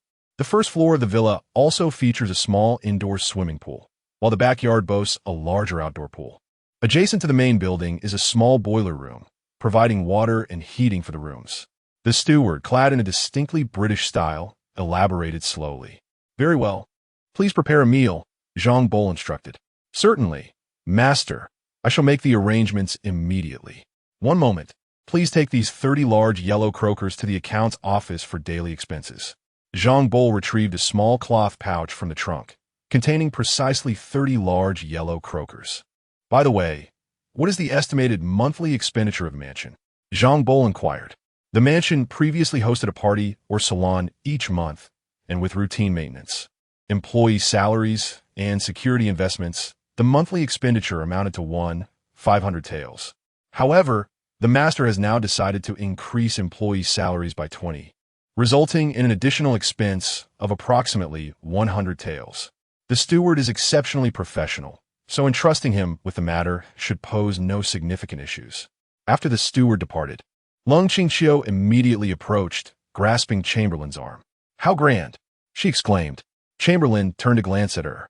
"Do you prefer grand?" "Certainly. Who wouldn't appreciate magnificence? I'll arrange for a room for you. You can stay whenever you wish." "Really?" Lung Qingqiu's eyes sparkled with excitement. Ultimately, women are drawn to strength. Wealth represents the authority over social resources, and possessing wealth is a formidable display of power. Of course, such a large house is too much for me to occupy alone. I'll select a spacious, sunlit room for you, one where the light won't strain your eyes while reading," Chamberlain said, gently ruffling her hair with a smile. "Thank you, Brother Zhang." Madame Lung and Song Shiqing observed the interaction with great satisfaction. The 4 of them strolled forward, passing by a lawn where maintenance was underway, and ornamental plants were being pruned. The entire estate employed 4 highly skilled gardeners. Upon entering the villa, one is greeted by an expansive living room, approximately 300 square meters in size. At the back of the living room, a staircase leads up, featuring a small platform halfway up, from which the stairs extend to both sides. The furnishings in the room exude an opulent Baroque style, reminiscent of the decor found in Northeast KTV establishments. A colossal crystal chandelier hangs above the living area, and beneath it, a magnificent Persian carpet lies in front of the sofa and coffee table, while the rest of the floor is polished wood. "What a lavish expenditure," Chamberlain mused inwardly. The 4 settled on the sofa, enjoying the snacks and fruits on the coffee table while conversing. Young Master Zhang, how much did this house cost? Song Shiqing inquired, keenly interested. 150,000 taels, it's reasonable. Not overly expensive. What? 150,000. The Lung family, originally not a prominent clan in Jiangnan, was merely a typical scholarly family, hardly qualifying as an aristocracy. They had never even heard of such a sum, let alone seen it. Prior to this, the largest amount they had encountered was the 33 gold bars that Chamberlain had handed to Master Jean at the entrance. After all, this was Dongjiaominxiang, where prices were naturally higher. If it were located outside the city, a mansion of this scale might only cost around 20,000. Moreover, the materials used for decoration, along with the furniture and carpets, were all imported and subject to taxation. Master Jean had indeed sold it at a bargain. The value of these items alone could easily reach 150,000, not to mention the cost of the house itself. As they engaged in conversation, the butler arrived once more, announcing that the banquet was ready and that the master and esteemed guests could take their seats. He guided them to the adjacent dining room, where the table was fashioned in an elongated shape typical of such decor. In truth, Zhang Bachan was not particularly fond of this style of dining table, as it lent itself more to a la carte service rather than a communal feast. Fortunately, 2 maids were present to attend to their needs, constantly rearranging the dishes, effectively facilitating a form of manual rotation. The chef's skills were commendable. Lady Lung, Mr. Song, and Miss Lung, please make yourselves at home, Zhang Bachan remarked, noticing their slight discomfort. It was only natural for the trio to feel uneasy, akin to Lu Lao wandering through the Grandview Garden, as their prior experiences had been rather limited. In this opulent setting, even a single plate or piece of cutlery could very well represent half a year's salary for Song Shiqing. Chapter 11. The attention of Bai Xiongqi. It has come to my attention that the neighboring Mr. Jean has sold his house, and a newcomer has taken residence. Please inquire about the background of this individual. Adjacent to Zhang Mansion lies Bai Mansion, an expansive villa covering an area of 5,000 square feet. While 5,000 square feet may not be considered vast in remote areas, it is indeed substantial in Beijing, particularly in the prestigious Dongjiaominxiang. This locale is undoubtedly a treasure trove of real estate. Those fortunate enough to reside here are not of ordinary standing. The fact that a mere youth, previously unheard of, has managed to take up residence in such a place suggests that his background is anything but trivial. Although Bai Xiongqi serves as the Minister of Finance, he is still wary of many formidable figures within the country, such as the powerful warlords and affluent compradors. Individuals with military connections and foreign ties are not to be trifled with. Let us send a token of congratulations to him for his new abode. What would be appropriate, my lord? Perhaps a piece of calligraphy or artwork. Let us give him the painting of a lady by Zheng Banxiao for my study. Additionally, I shall extend an invitation for him to attend the salon at my mansion tomorrow evening, to secure my position here and possibly ascend further. The support of these wealthy individuals is essential. Upon the steward's departure, arrangements commenced forthwith. In the afternoon, the 3 members of the Lung family were enjoying their time at Zhang Mansion. Zhang Buluan and Lung Qingxiu made their way to the swimming pool in the backyard, preparing to take a swim, accompanied by 2 maids. Curiously, he inquired of one tall maid, approximately 18 years of age, about the source of the water, as there were no visible water sources nearby.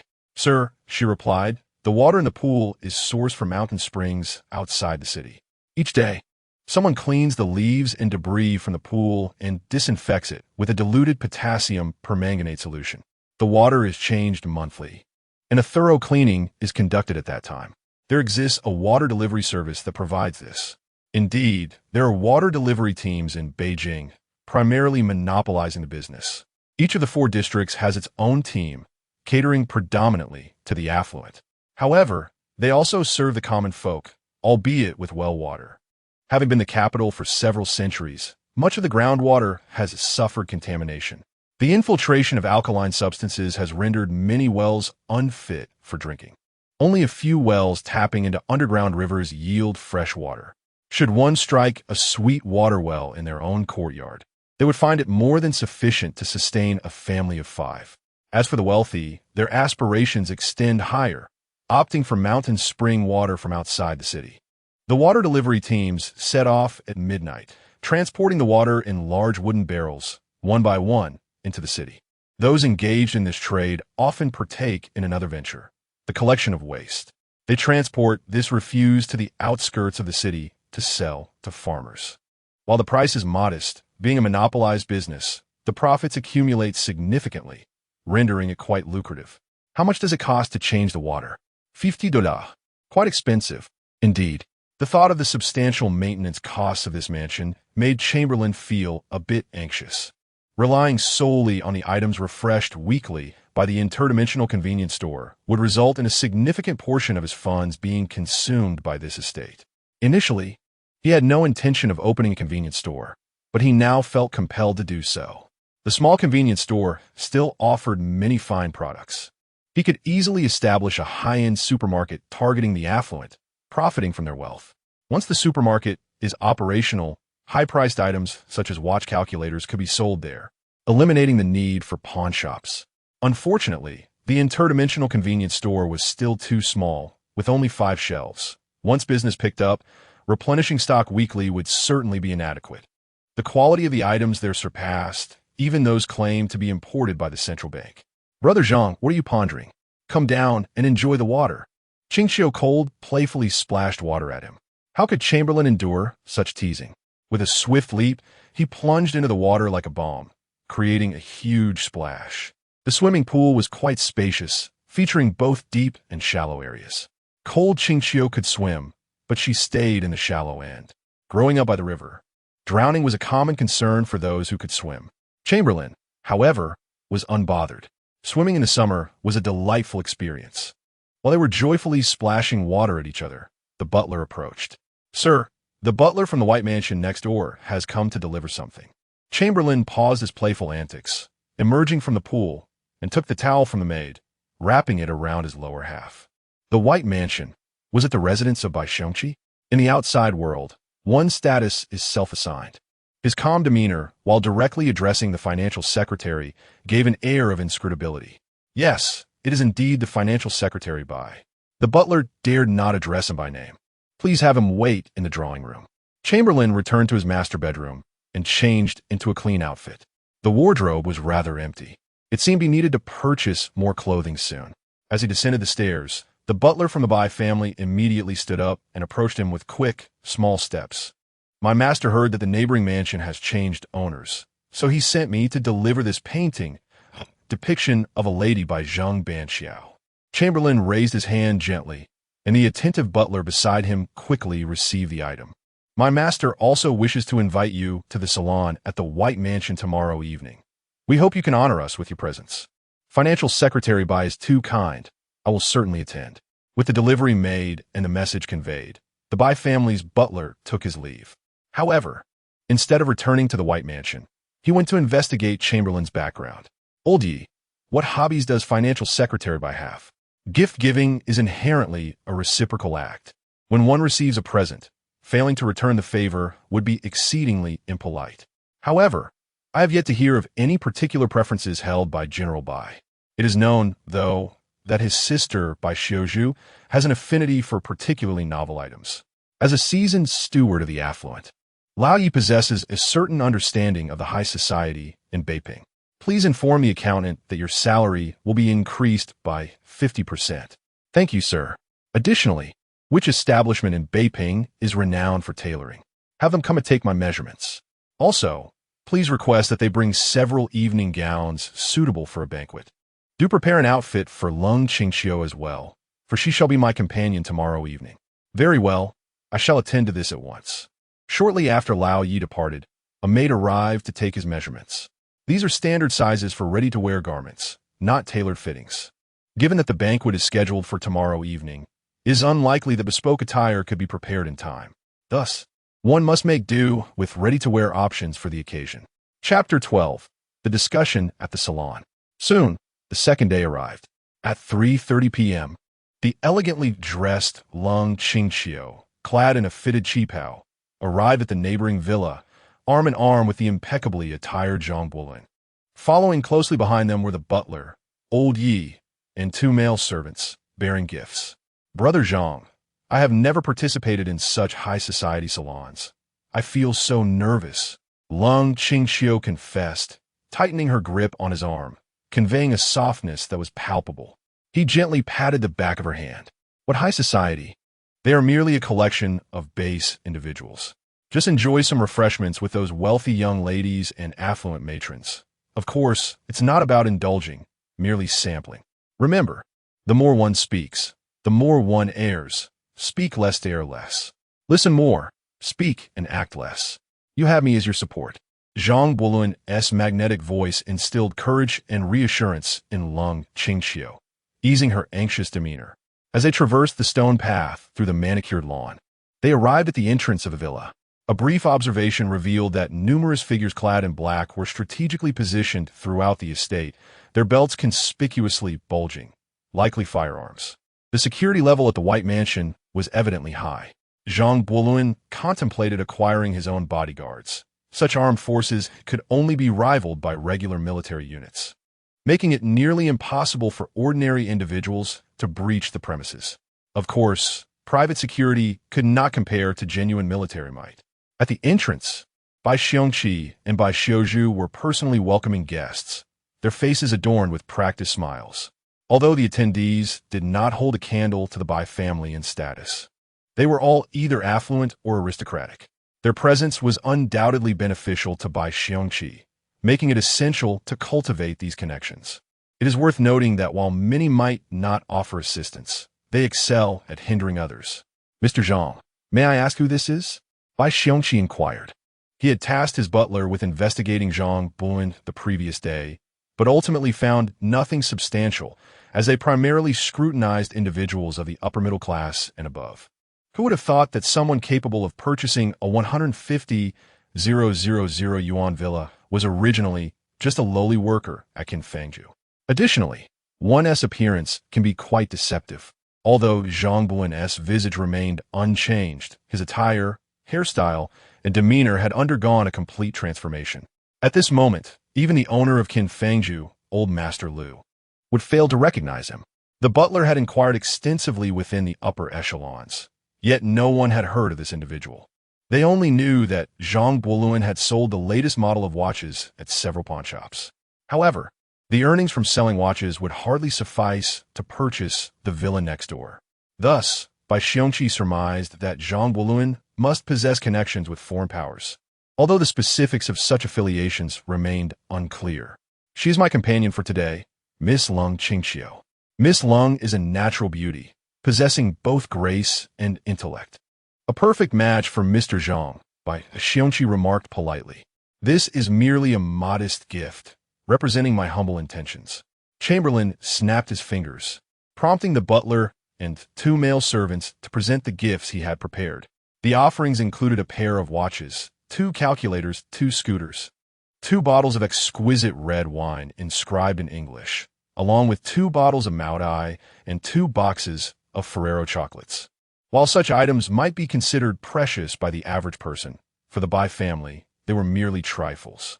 The scooters and diamond-studded waterproof watches. So these are yours. Mr. Zhang, you made it remarkably easy for me to find you. I've been searching for you for nearly a month, Bai Xiuzhu remarked upon seeing the gifts. Miss Bai, have you heard of me? The Jade Pavilion is a property of the Bai family. Ah, I see. Sister, should you not invite our esteemed guest inside? Bai Xiongqi interjected, noticing his sister conversing at the entrance for an extended period. Brother, you can welcome him yourself. I am off to try the scooter, which I've long coveted. At her youthful age, the allure of play was undeniable, especially after having spent so long at the entrance greeting guests, her smile nearly frozen in place. Go on then. My apologies, Mr. Zhang.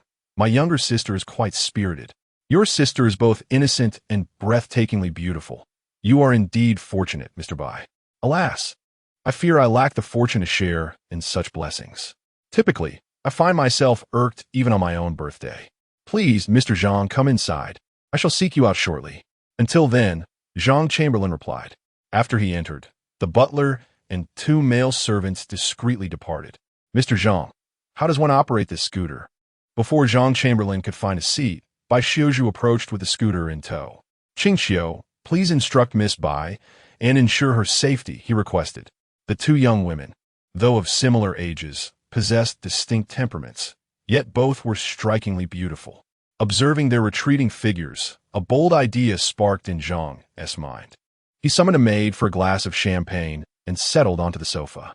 A middle-aged gentleman accompanied by a young man took a seat nearby.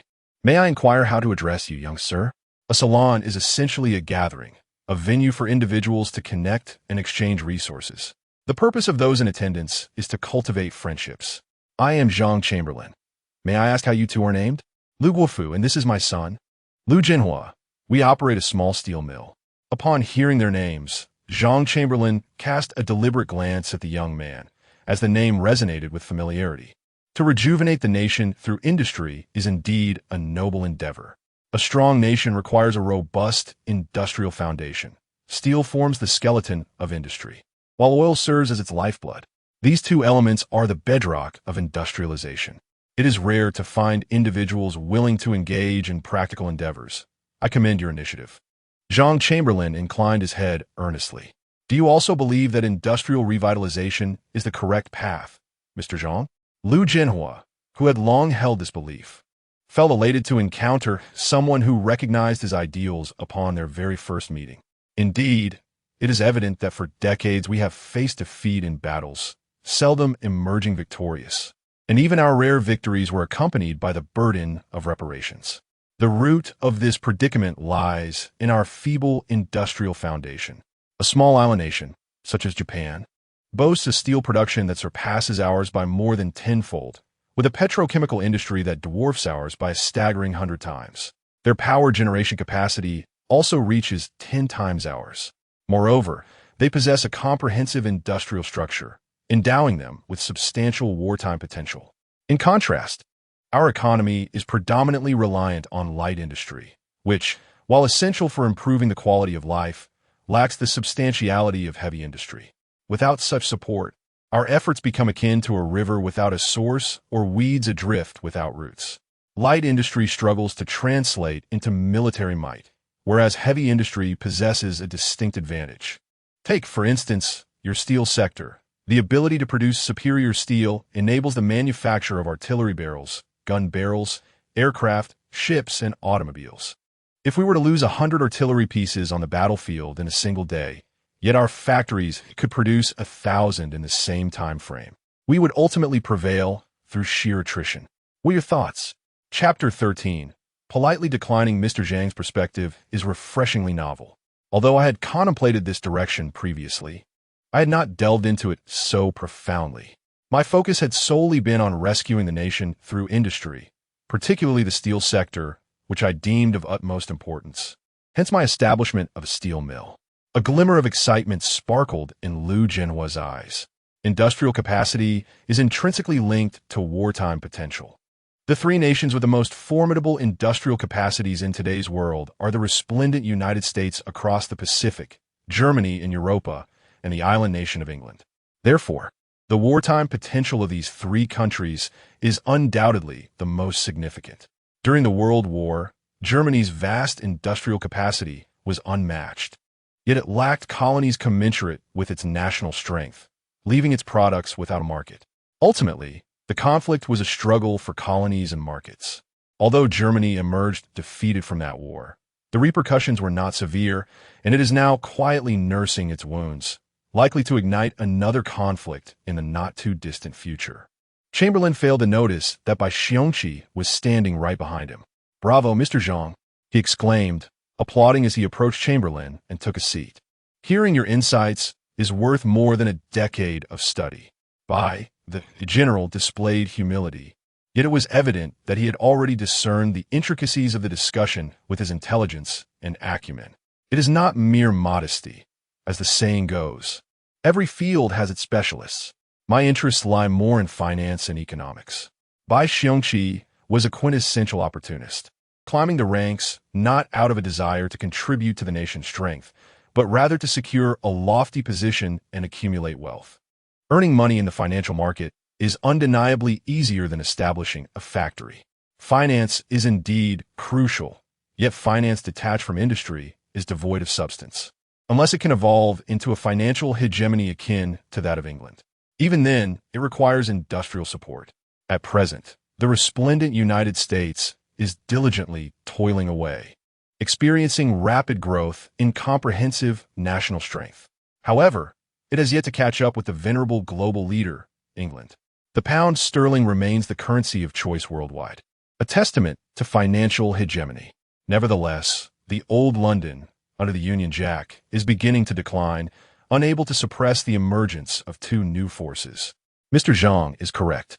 Finance exists to serve industry, whether in manufacturing or agriculture.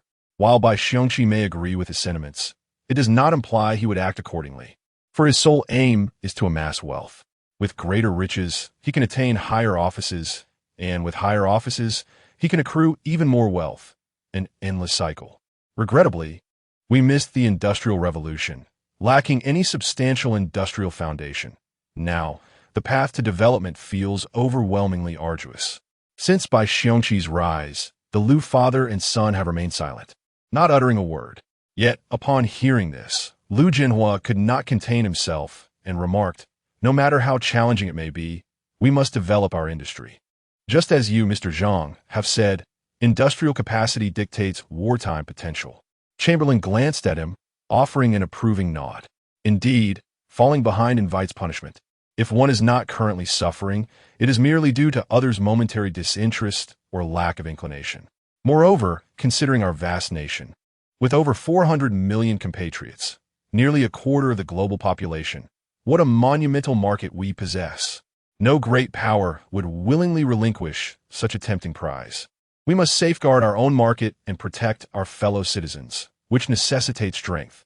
The events surrounding the 21 demands loom ominously, and the humiliations of the Paris Peace Conference remain vivid in our memories. I aspire for the day when we can stand atop the global stage and confront those powers, boldly proclaiming our defiance. What a resounding declaration that would be.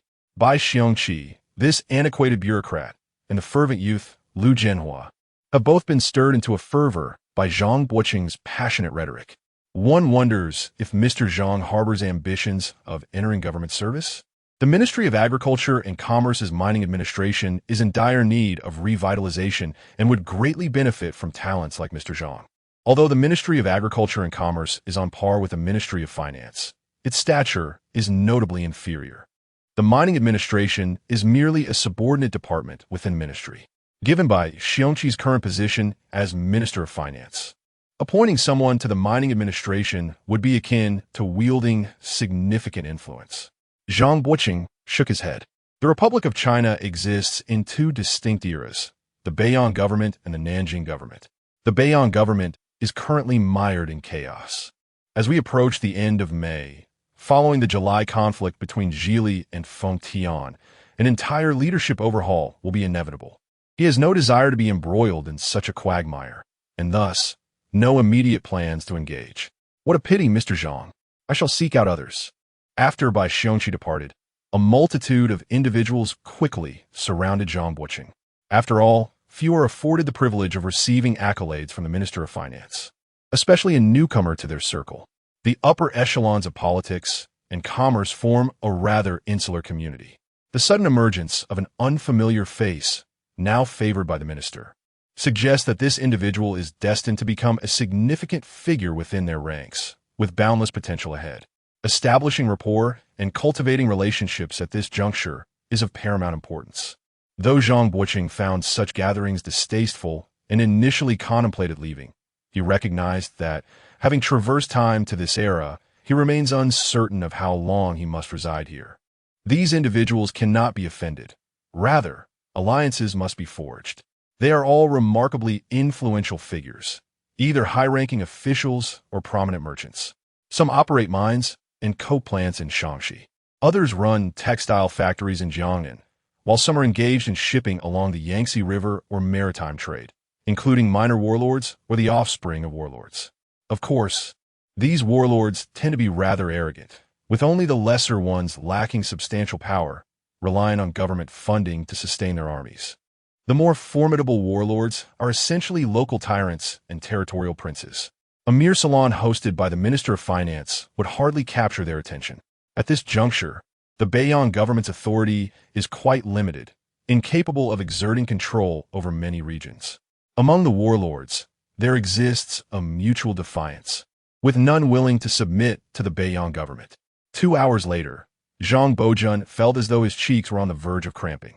Upon exiting the Bai residence, he vigorously rubbed his face, resolving never to partake in such gatherings again. The discomfort was unbearable. "Brother Zhang, you were like the star of the salon today, surrounded by so many prominent figures," remarked someone nearby. The grandeur of Zhang Bojun's presence at the salon had not escaped the notice of Lung Qingxiu. If her feelings for him had previously been mere admiration, they had now blossomed into affection. As previously noted, women are often drawn to strength. Zhang Bojun's remarkable performance was indeed formidable.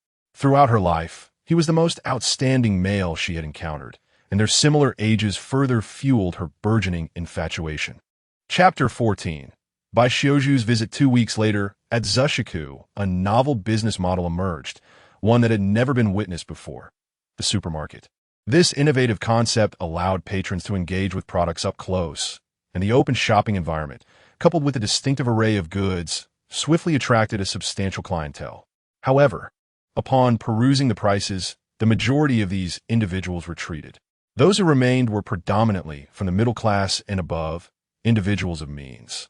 A packet of instant noodles was priced at 59, while a bucket fetched an exorbitant sum of $1.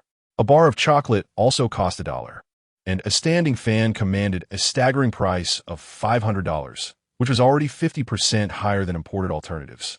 At this juncture, while fans were indeed available, domestic production had yet to commence.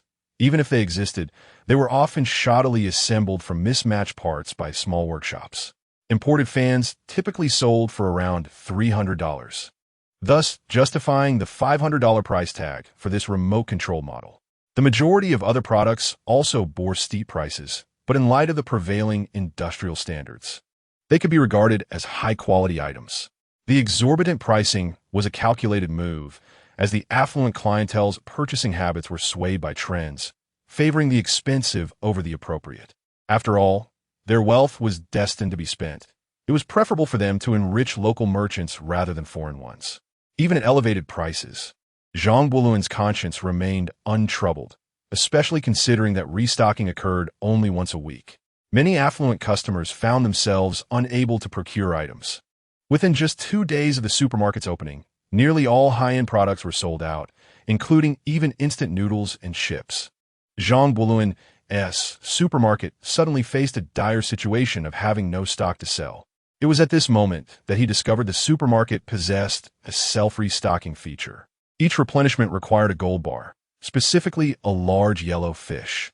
If evaluated against the prices of 2025, this cost was exorbitant, as a single large yellow fish was valued at 250,000. The entire inventory of a small supermarket could typically be acquired for about 60,000 to 70,000. If cigarettes were included, the price would be marginally higher. Previously, he had deemed the self-restocking feature unnecessary, as the systematic weekly restocking sufficed. Zhang Boluan entered the time-traveling supermarket and approached the checkout, placing a large yellow fish into the cash register drawer. The once barren supermarket, now brimming with stock, was filled anew. He arranged the goods in the warehouse of the Zushiku supermarket. This operation was repeated 9 more times. Now, he had no fear of running out of stock, and he even contemplated opening a branch. Each time he restocked, save for exceedingly high-end items like watches, the remainder sold out, netting approximately $10,000, while his procurement cost was merely one large yellow fish, equating to $300. Profits were astronomical. In the first 2 days of its opening, he amassed an impressive sum of 60,000 taels. This achievement catapulted him to fame, leading many to speculate that he had foreign connections, as such a success was unheard of domestically. After restocking, Chamberlain seized the opportunity to collect the silver dollars. Instead of depositing these coins into his modest supermarket, he took them to the bank and exchanged them all for gold bars. With 60,000 taels, He procured no fewer than 200 large yellow croakers. He then stored these gold bars within his supermarket, a place where he felt a sense of security. Seated in the rear of a Cadillac Model 30, Chamberlain returned to the Zhang residence. "Master, Miss Bai from next door has come to visit." "Oh, where is she?" "In the living room." Upon entering, he saw the elegantly attired Bai Xiuzhu, enjoying some potato chips. "Beautiful Miss Bai, what winds have blown you to this side today?" Chamberlain inquired with a smile. "I have often pondered what kind of person you truly are. While others aspire to elevate their counters and conceal their goods behind them in their foreign trading firms, you have pioneered a novel supermarket model. The concept of a modern supermarket emerged in 1930, still a decade away. You might well be the first to brave this venture," she remarked. "Regardless of whether the cat is black or white, as long as it catches mice, it is a good cat." This business model allows customers to engage closely with the products, empowering them with the right to choose freely. Moreover, it mitigates disputes with shopkeepers, creating a more relaxed shopping environment. In hindsight, this model has proven to be remarkably successful. Indeed, it has been successful. Your shop may not be large, yet it outperforms even the grandest foreign trading houses. Apart from lacking bulk commodities, your establishment is the most profitable shop in all of Beiping. Bai Xiuzhu, hailing from a family of merchants, possessed a keen understanding of commercial dynamics, as her own family operated a foreign trading firm. She was well aware of the daily earnings such a firm could generate. This success stems from your innovative business model and your unique products. Having something that others do not gives you a significant advantage. However, Miss Bai, I assume your visit today is not solely to praise my endeavors. Let's speak candidly. As young individuals, we ought not to dilly-dally like old bureaucrats without getting to the point. Refreshing. Conversing with you, Brother Zhang, is indeed pleasant. The purpose of my visit is simple: collaboration. You possess unique products, and our Bai family has connections and channels. We can certainly work together to create a synergy greater than the sum of our parts. Presently, the highest consumer spending is not concentrated in Beiping. Tianjin and Shanghai boast even wealthier individuals, along with Qingdao, which has a considerable number of affluent consumers. Your Wanjia supermarket should not be confined to Beiping. It ought to expand to major cities across the nation, especially the three I have mentioned. When the time comes, we shall embark on this venture together, reaping substantial profits to be shared equally among us. Brother Zhang, your sole responsibility will be to supply the goods. All other expenses will be borne by my family, the Bai family. In the end, we shall divide the earnings equally. Bai Xiuzhu, usually playful and mischievous, and often displaying the temperament of a young lady, now appears as a shrewd businesswoman. Miss Bai, just call me Bai Xiuzhu or Xiuzhu, Brother Zhang. Very well, Xiuzhu. In truth, I had already planned to visit the three major cities you mentioned next month for an inspection. I had intended to expand my business. So why should I collaborate with your family? Wouldn't it be more advantageous for me to earn the money myself? Chapter 15. The True Bai Xiuzhu. Brother Zhang, you certainly have the capability to undertake this endeavor alone, allowing the profits to flow solely into your pockets. However, Tianjin is under the dominion of Wu Peifu. Qingdao is occupied by the Japanese, and Shanghai is the territory of the Jiangsu and Zhejiang financial magnates. While you may procure these unique commodities, which indicates the backing of foreign influences, even such forces cannot balance the interests of these individuals. My brother currently serves as the Minister of Finance. Regardless of circumstances, these individuals will still afford him a degree of respect. Though your business promises profitability, it does not engage in arms or bulk commodity transactions. My brother's standing is sufficient.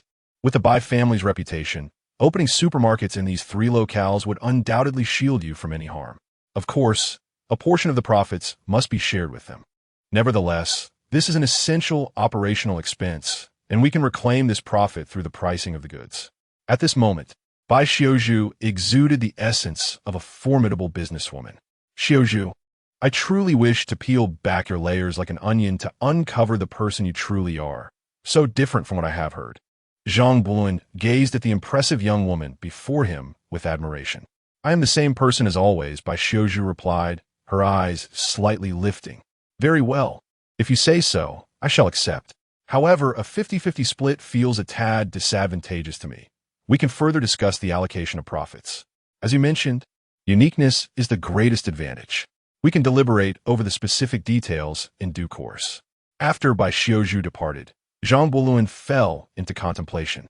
Collaborating with the Bai family would indeed enable the distribution of goods to a wider array of locations and facilitate the establishment of supermarkets in wealthier cities. Although the profits may be somewhat diluted, the strategy of thin margins with high sales would undoubtedly result in increased overall revenue. As for whether the Bai family might betray him in this venture, he harbored no concerns.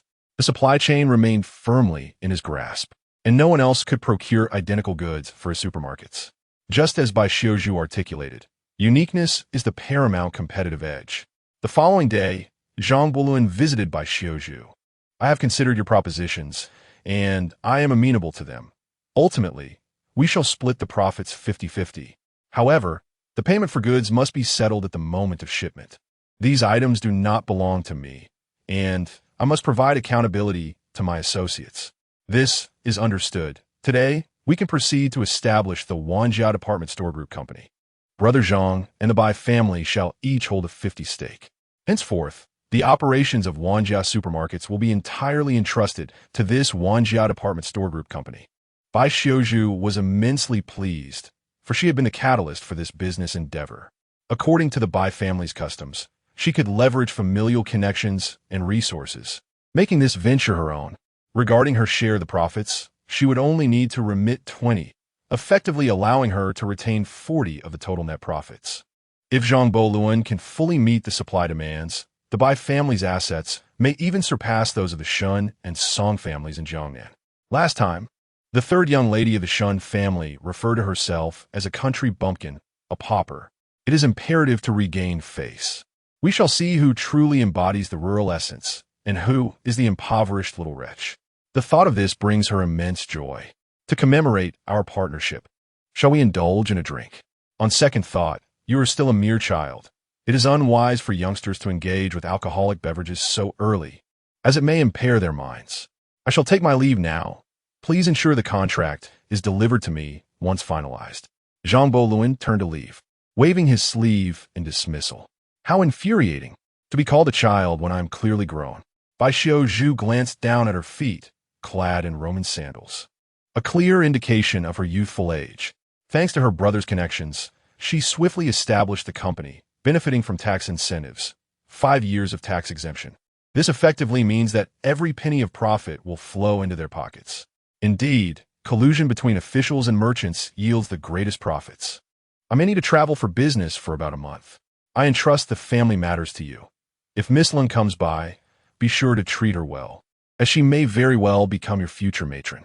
Following our discussions, they decided to initially open 3 locations, one in Jinmen, one in Qingdao, and one in the bustling metropolis.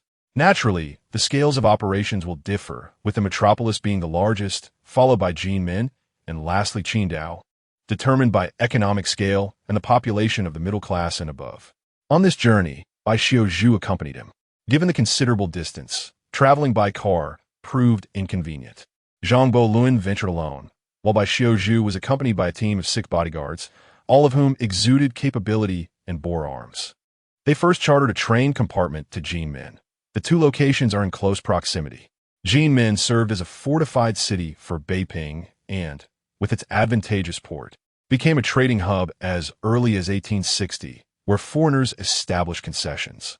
A significant portion of the northern trade flows through here.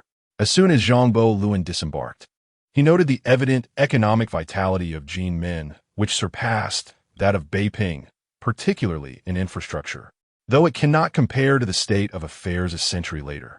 The contrast with Beiping reveals the extent of the nation's and city's backwardness.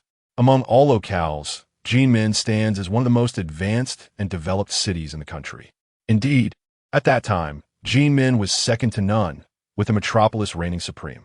Brother Zhang, the shop's location has long been secured. Our Bai family also has interests here. The current focus is on renovation and inventory. Upon exiting the train station, a luxury vehicle awaited them, accompanied by several 3-wheeled vehicles for the bodyguards. I believe the renovation should closely mimic the Wanjia supermarket in Beiping. There is no need for superfluous embellishments. Moreover, this approach can easily cultivate a brand effect. Nowadays, numerous merchants traverse from north to south, and upon arriving in a major city, they encounter identical decor, showcasing a dazzling array of unique products. Those who have already developed shopping habits will still favor our supermarket. Zhang Buoluan expressed his opinion, to which Bai Xiuzhu nodded in agreement, affirming her concurrence. However, each city possesses its own distinct characteristics. Thus, while the general decor may be similar, it is essential to maintain differentiation in smaller locales.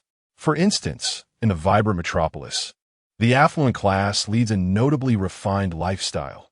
Therefore, our decor must undergo certain modifications to reflect this elegance. Naturally, the expenses incurred in the renovation can simply be factored into the pricing of the products by adding an additional zero.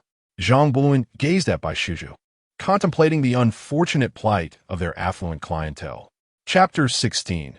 The concept of immortality and infinite resurrection. From this point onward, you need not accompany me.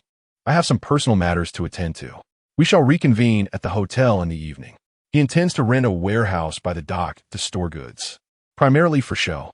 At this moment, the Tianjin dock stands as one of the most prosperous ports in the country, particularly in the realm of textile imports, having surpassed even the bustling metropolis of Shanghai. This is, of course, related to many industrialists from the south who operate their own textile factories, thereby diminishing their need for imports. Coincidentally, I also wish to reach out to my relatives here to strengthen familial bonds, for engaging in a profitable business here is improbable without their nod of approval. Thus, we shall proceed separately. Zhang Buoluan arrived at the dock and swiftly navigated through the well-established commercial framework to locate a desirable warehouse. He secured a vast warehouse of 2,000 square feet for a monthly rent of $200. The elevated price is attributable to its prime location at the dock, and a portion of this sum is allocated to managing the local gangs and police. Once the payment is made, the safety of the warehouse is assured. Nevertheless, caution remains paramount. Thus, Zhang Buoluan refrained from replenishing stock that day. He planned to wait until the store's renovation was complete before moving the goods into the warehouse and notifying Bai Xiuzhu to arrange for their transport.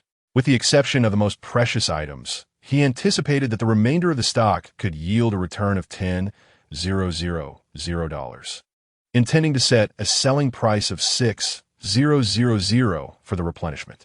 Regardless of the subsequent profit, he would retain half. Although Bai Xiuzhu is young, she exhibits the potential of a shrewd merchant. Zhang Buoluan, having sold only 10,000 in Beiping, is confident that under Bai Xiuzhu's management, this batch could fetch at least 12,000. Upon his return to the hotel, he discovered that Bai Xiuzhu had yet to arrive. It was not until 7 p.m. that she was escorted back, reeking of alcohol. A young lady intoxicated to such an extent, does she not fear any dangers? My brother maintains deep connections with both the direct and Anhui warlords. Here, no one would dare to harm me. While the influential are aware of this, the lesser figures may not be. Hurry and wash up. You have much to attend to. My affairs are nearly settled. Zhang Buoluan escorted Bai Xiuzhu to her room before returning to his own. After he departed, Bai Xiuzhu's gaze transformed from a dazed state to one of clarity. The scent of alcohol was quite unpleasant. Upon removing her coat, her attire bore no trace of the drink. Typically, an inebriated individual would exude the scent of alcohol from their pores, becoming increasingly potent closer to the skin. The alcohol fragrance lingered solely on her coat, indicating she had merely spilled the drink on herself without genuinely consuming it. Although her occasional glances at me seemed to devour me whole, in this moment, she adopted a fade of virtue. It appears that the allure of beauty has had little effect. Had Chamberlain known that Bai Xiuzhu was covertly ridiculing him, he would undoubtedly have exclaimed in protest, "Ah, why not employ your beauty as a stratagem? What if it were effective?" After returning to his room, he indulged in a bath and reclined upon the grand hotel bed. Yet, his gaze remained fixed upon the ceiling, unable to succumb to slumber. As the clock struck midnight, the moment for the much-anticipated flash sale had finally arrived, igniting hopes for an extraordinary offering. He withdrew a silver dollar, cradling it in his palm. This month's flash sale items had arrived, 1. Black Panther Armor Necklace Edition. 2. Enhanced Super Soldier Serum, capable of augmenting physical attributes eightfold. 3. Concept of Immortality, Infinite Resurrection Ability. Each item was priced at $1 silver, with only one selection permitted. Gasp! Upon reading the descriptions of the three offerings, Chamberlain inhaled sharply. System, is this a festive occasion? Such magnificent items arriving simultaneously. How am I to choose? Why can't I select all three? I would gladly pay extra. Regrettably, the system offered no response. It was evident that this was not an intelligent system capable of conversation, but rather a rigid program. Chamberlain found himself ensnared by his indecision. The Black Panther armor, in its necklace form, was a nanovibranium suit capable of absorbing substantial impacts and storing them for later release. With the Black Panther armor, conventional firearms posed no threat to him. Only artillery-grade munitions might inflict harm. This was undoubtedly a remarkable item. The enhanced Super Soldier Serum promised an astonishing eightfold increase in physical capabilities, even in terms of raw strength. It would elevate him to the pinnacle of human power throughout history, rendering figures like Xiang Yu and Li Tsunxiao mere footnotes in comparison. Moreover, cellular vitality, organ function, and anti-aging properties would all experience an eightfold enhancement. This, too, was a coveted asset. The third item, while not augmenting his defensive capabilities or physical prowess, possessed an unparalleled ability, the concept of immortality. This was not akin to the extraordinary regenerative powers of Wolverine or Deadpool. It conferred no physical enhancements. With this ability, he would remain an ordinary human, except for the fact that he could never truly die. Even in death, he would resurrect, fundamentally embodying the essence of immortality. The immortal forensic doctor, a character from an American television series, exemplified this ability, reviving in water regardless of how he perished, as his initial death occurred submerged. Furthermore, he would remain eternally youthful. After much contemplation, Chamberlain concluded that the concept of immortality was his most pressing need. While the other two items would indeed enhance his survival and combat capabilities, they paled in comparison to the prospect of eternal life. Since ancient times, those exalted emperors, in their youth, seemed untroubled.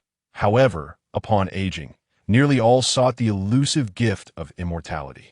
Not to mention figures like Qin Shi Huang and the alchemical emperors of the Ming dynasty. Even the likes of Emperor Taizong of Tang ultimately resorted to consuming elixirs.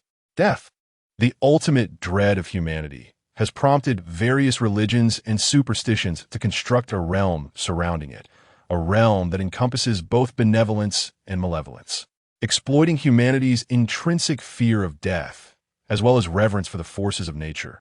These religions strive to exert control over individuals. This constitutes the foundational logic of every faith. The concept of an immortal physician I have chosen transcends mere ability. Please select a resurrection point, host. Can a resurrection point be altered? It can be changed annually. Then let my study be this year's resurrection point. Upon uttering these words, the coins in his hand vanished, and the system interface dissipated. Although his physical form remained unaltered and he felt no tangible changes, he understood that he had truly attained the state of immortality. Infinite resurrection equates to true immortality. This is akin to a game where the champion controlled by the summoner can respawn at a fountain upon demise. His study now serves as that fountain, albeit without healing properties, merely functioning as a resurrection point. Chapter 17. Arrival at the magical city. As the store was already established and with by Xiaozhu's prior arrangements, renovations commenced the very next day. The efficiency was remarkable, and the pace of the renovations was swift. Within 5 days, merchandise began to be displayed and was tagged with prices. On the 6th day, the grand opening took place. The goods that Zhangbo Luan had previously stored in the warehouse were replenished with 20 large yellow croakers.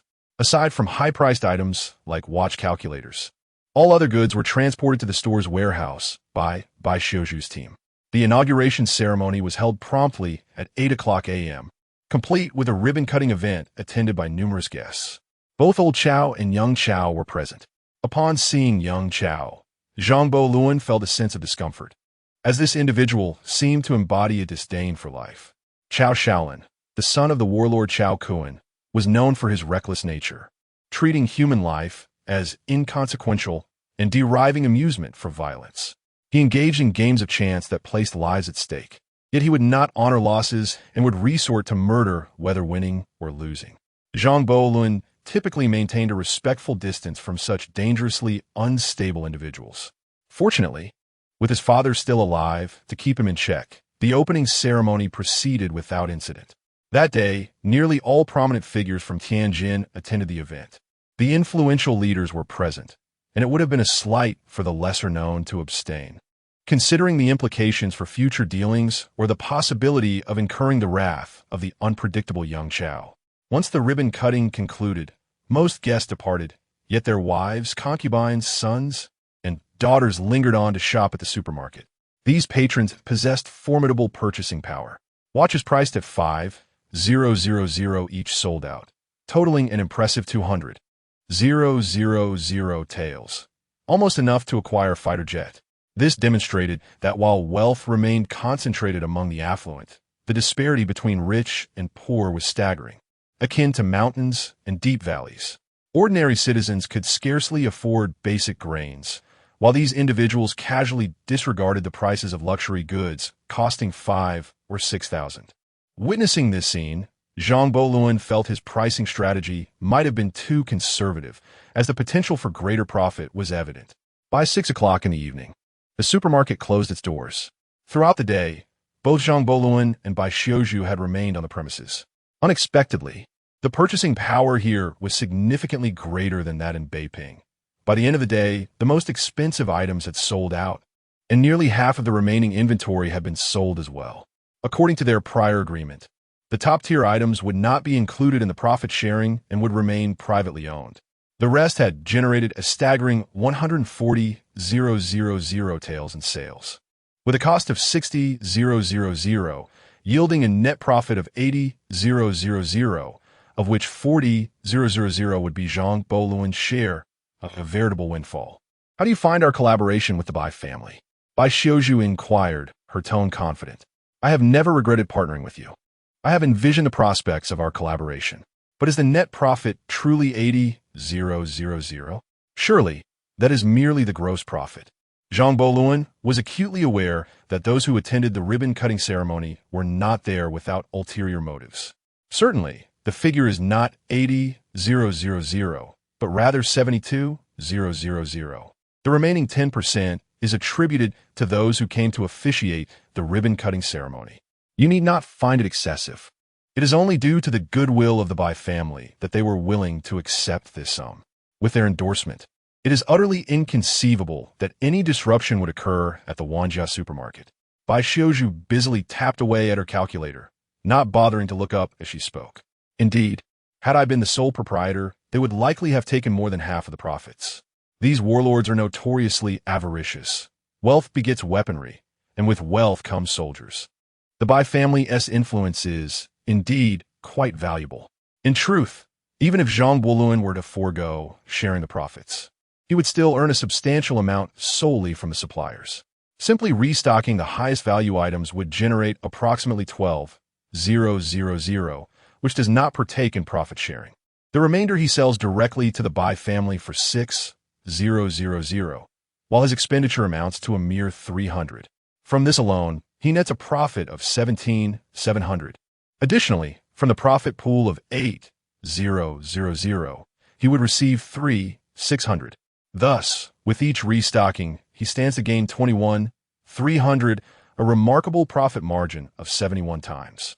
Such exorbitant profitability is poised to persist for a considerable duration, certainly for at least a decade.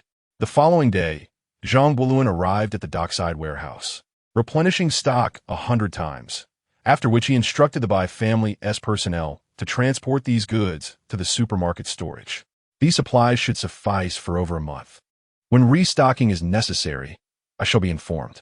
Now, we can proceed to Qingdao, where I trust the renovations have reached completion. Everything is ready, save for my inventory. Bai Xiuzhu nodded. This man has brought immense profits to their family, given the unique nature of the products. They are indeed monopolistic in character and must be firmly secured within their family. reflecting on her phone conversation with her elder brother the previous night. A faint blush crept across Bai Xiuju's cheeks. Indeed, the timing of the renovations on both sides coincides perfectly. Not only Qingdao, but the progress in Shanghai is also nearing completion. Although that store is particularly large, causing a slight delay by the time we arrive in Shanghai, it should undoubtedly be ready. The two, accompanied by a substantial entourage of bodyguards, took a train to Qingdao. Following a nearly identical procedure as before, Zhang Buluan rented a large warehouse at the dock and restocked 100 times. The Bai family's personnel transported these goods to the store's warehouse, initiating the inventory process. With the grand opening set for the following day. On its inaugural day, the Wanjiao supermarket in Qingdao recorded sales that were 60 lower than those in Jinmen, roughly equivalent to 4 rounds of Zhang Buluan's restocked goods. The first day's business is invariably the most lucrative. If they can sell through the stock once a day thereafter, it will be a significant profit. Therefore, this batch of goods is likely to last for 3 months, while the remaining stock in Jinmen should sustain sales for about 2 months. On the third day, they boarded a plane to Shanghai. True to its reputation, Shanghai is indeed a marvel, currently one of the wealthiest and most populous cities in the Far East. The population of the urban area, including the concessions, is approximately 2 million, while the entire city's population exceeds 3 million. To put this into perspective, at this time, Beiping has a population of merely 900,000, Tianjin 800,000, and the urban area of Qingdao a mere 250,000. In the entire East Asian region, the only city that can rival the bustling metropolis is the neighboring Tokyo. The populations and economies of both cities are comparable. However, one is an industrial nation while the other is agrarian. It is indeed more challenging for an agricultural nation to sustain such a large city and a thriving economy. When Zhang Bojun arrived at the Bund, he felt as though he had transcended time. Many of the buildings here have withstood the test of over a century and remain virtually unchanged. The only difference is that the small alley houses within the streets are not as numerous as they will be in the future. This place is far more prosperous than Beiping, which explains why the locals perceive everyone else, even those from Beiping, as country folk. Zhang Bojun sighed and remarked, "Speaking of this, it vexes me." Bai Xiuju pouted and stamped her small foot. "What is the matter? Has the esteemed young lady of the Bai family also been mistaken for a country bumpkin?" Judging by her demeanor, Zhang Bojun could surmise a hint of the truth. Chapter 18. The one who makes Bai Xiuju grit her teeth is none other than Shun Laosan. A few years ago, I accompanied my brother to the enchanting city of Mo, where I was but a mere girl. Brother Zhang, you are well aware that the merchandise in the shops of Beiping pales in comparison to the fashionable and modern offerings here in Mo back then. I was quite fond of playfulness. Brother Zhang chuckled and interrupted her. "You still enjoy playing?" "Brother Zhang, it is quite impolite to interrupt someone while they are speaking," she retorted. All right, continue. I feel as if my bones have turned to jelly." Brother Zhang then performed a playful dance. Compared to Lung Qingxiu, Bai Xiuju possessed a more charming demeanor. Though Lung Qingxiu hailed from Jiangnan, her family was of scholarly descent, albeit modest means, leaving her with little wealth to leverage through charm. Bai Xiuju, however, had learned from a young age that a simple act of endearment could grant her desires. It was her weapon of choice. Thus, she honed this skill with relentless dedication. At that time, I played alongside the third young lady of the Shun family, who was of my age. Do you know what you did back then? Brother Zhang shook his head. She rallied other children around our age to shun me, branding me as a country bumpkin from Beiping. Throughout my life, I had never been subjected to such ridicule, being called a bumpkin. It was from that moment on that I vowed to acquire every novel item that hit the market. Whenever a shop unveiled a new fashionable dress, I made sure to procure it. Moreover, every month, I had someone procure the most modern and stylish clothing from Mo for me. Bai Xiuju fumed. It seems that this young lady from the Shun family has become your inner demon. Bai Xiuju wholeheartedly agreed with Brother Zhang's assessment, nodding vigorously as a phrase escaped from between her immaculate white teeth. Indeed, she is now my inner demon. I shall stand before her and see who the true country bumpkin is. The fiery spirit of the girl was undeniably endearing. He found himself increasingly eager to meet this Shun Lao-san and discern what manner of person she truly was. The opportunity soon presented itself. Yi Yingkua, the proprietor of Xinhua department store, had extended an invitation to them. This occasion was not merely a private dinner for the two of them. It was a salon gathering. 15 years earlier, Yi Xinhua had established Xinhua department store by selling off his ancestral estate, supplemented by the dowry of his first wife. Since then, through a commitment to integrity and astute business practices, he had transformed Xinhua into the largest department store in all of Modu. He had become a prominent figure in the business community of the city. He had taken note of a new operational model for department stores emerging in Beiping, Tianjin, and Qingdao, and he was even privy to the opening sales data of Wanjia supermarket. Though they had never met, Yi Xinhua had already perceived Zhang Bojun and Bai Xiuzhu as his most formidable commercial rivals. Seizing the opportunity presented by the salon, I invited the two of them, likely hoping to gauge their sentiments. At this time, the Dongjiaominxiang supermarket in the bustling metropolis was still undergoing renovations. With time on their hands, they decided to visit the Yigong mansion together. Bai Xiuzhu's brother is the Minister of Finance, thus her appearance is familiar to many. The individual accompanying Bai Xiuzhu is, in fact, the true helmsman of Dongjiaominxiang supermarket. Yi Xinghua's primary focus was directed towards Zhang Bolun. He was unfamiliar with Zhang and had no photograph of him. In his mind, an individual capable of such achievements would surely be at least in their 30s. However, to his surprise, he discovered that Zhang was merely a young man in his early 20s. Miss Bai, Mr. Zhang? Yi Xinghua took the initiative to approach them. Mr. Yi, I have long admired your reputation. Xinhua Department Store is currently the largest single department store in the country, reportedly raking in a fortune daily. You must be conducting an impressive business. Zhang Bolin, observing Yi's attire, refrained from shaking hands and merely nodded in acknowledgement. He epitomized the traditional national entrepreneur. In Jiangsu and Zhejiang, there has historically been a robust commercial atmosphere, albeit with distinctions. In ASU, the merchants are predominantly sedentary, as the land is flat, rich in plains, and interlaced with rivers, with the Yangtze River and the Grand Canal facilitating commerce. The cities along these waterways are among the wealthiest in the nation. The local populace is abundant, creating a natural hub for trade, negating the need for outsiders to venture in search of business. In contrast, Zhejiang faces more challenges. With its mountainous terrain and limited arable land, its population density is greater in the limited plains than in ASU, while the surrounding mountainous regions remain sparsely populated, with the land's carrying capacity being quite restricted. The presence of numerous excellent coastal ports offers the convenience of maritime transport, prompting them to seek opportunities beyond their borders, thus becoming what is termed as traveling merchants, the most notable being the Ningbo Merchant Group. Shanghai, however, is a melting pot of these two commercial cultures, enriched by the influx of people and resources brought by the Yangtze River and the Grand Canal. Over the course of thousands of years, the culture of Jiangnan has culminated in a treasure trove.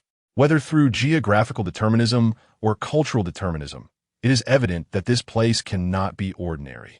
Henje Yi Yingkua, who stands out in such an environment, is certainly no ordinary individual. Not all, Mr. Zhang.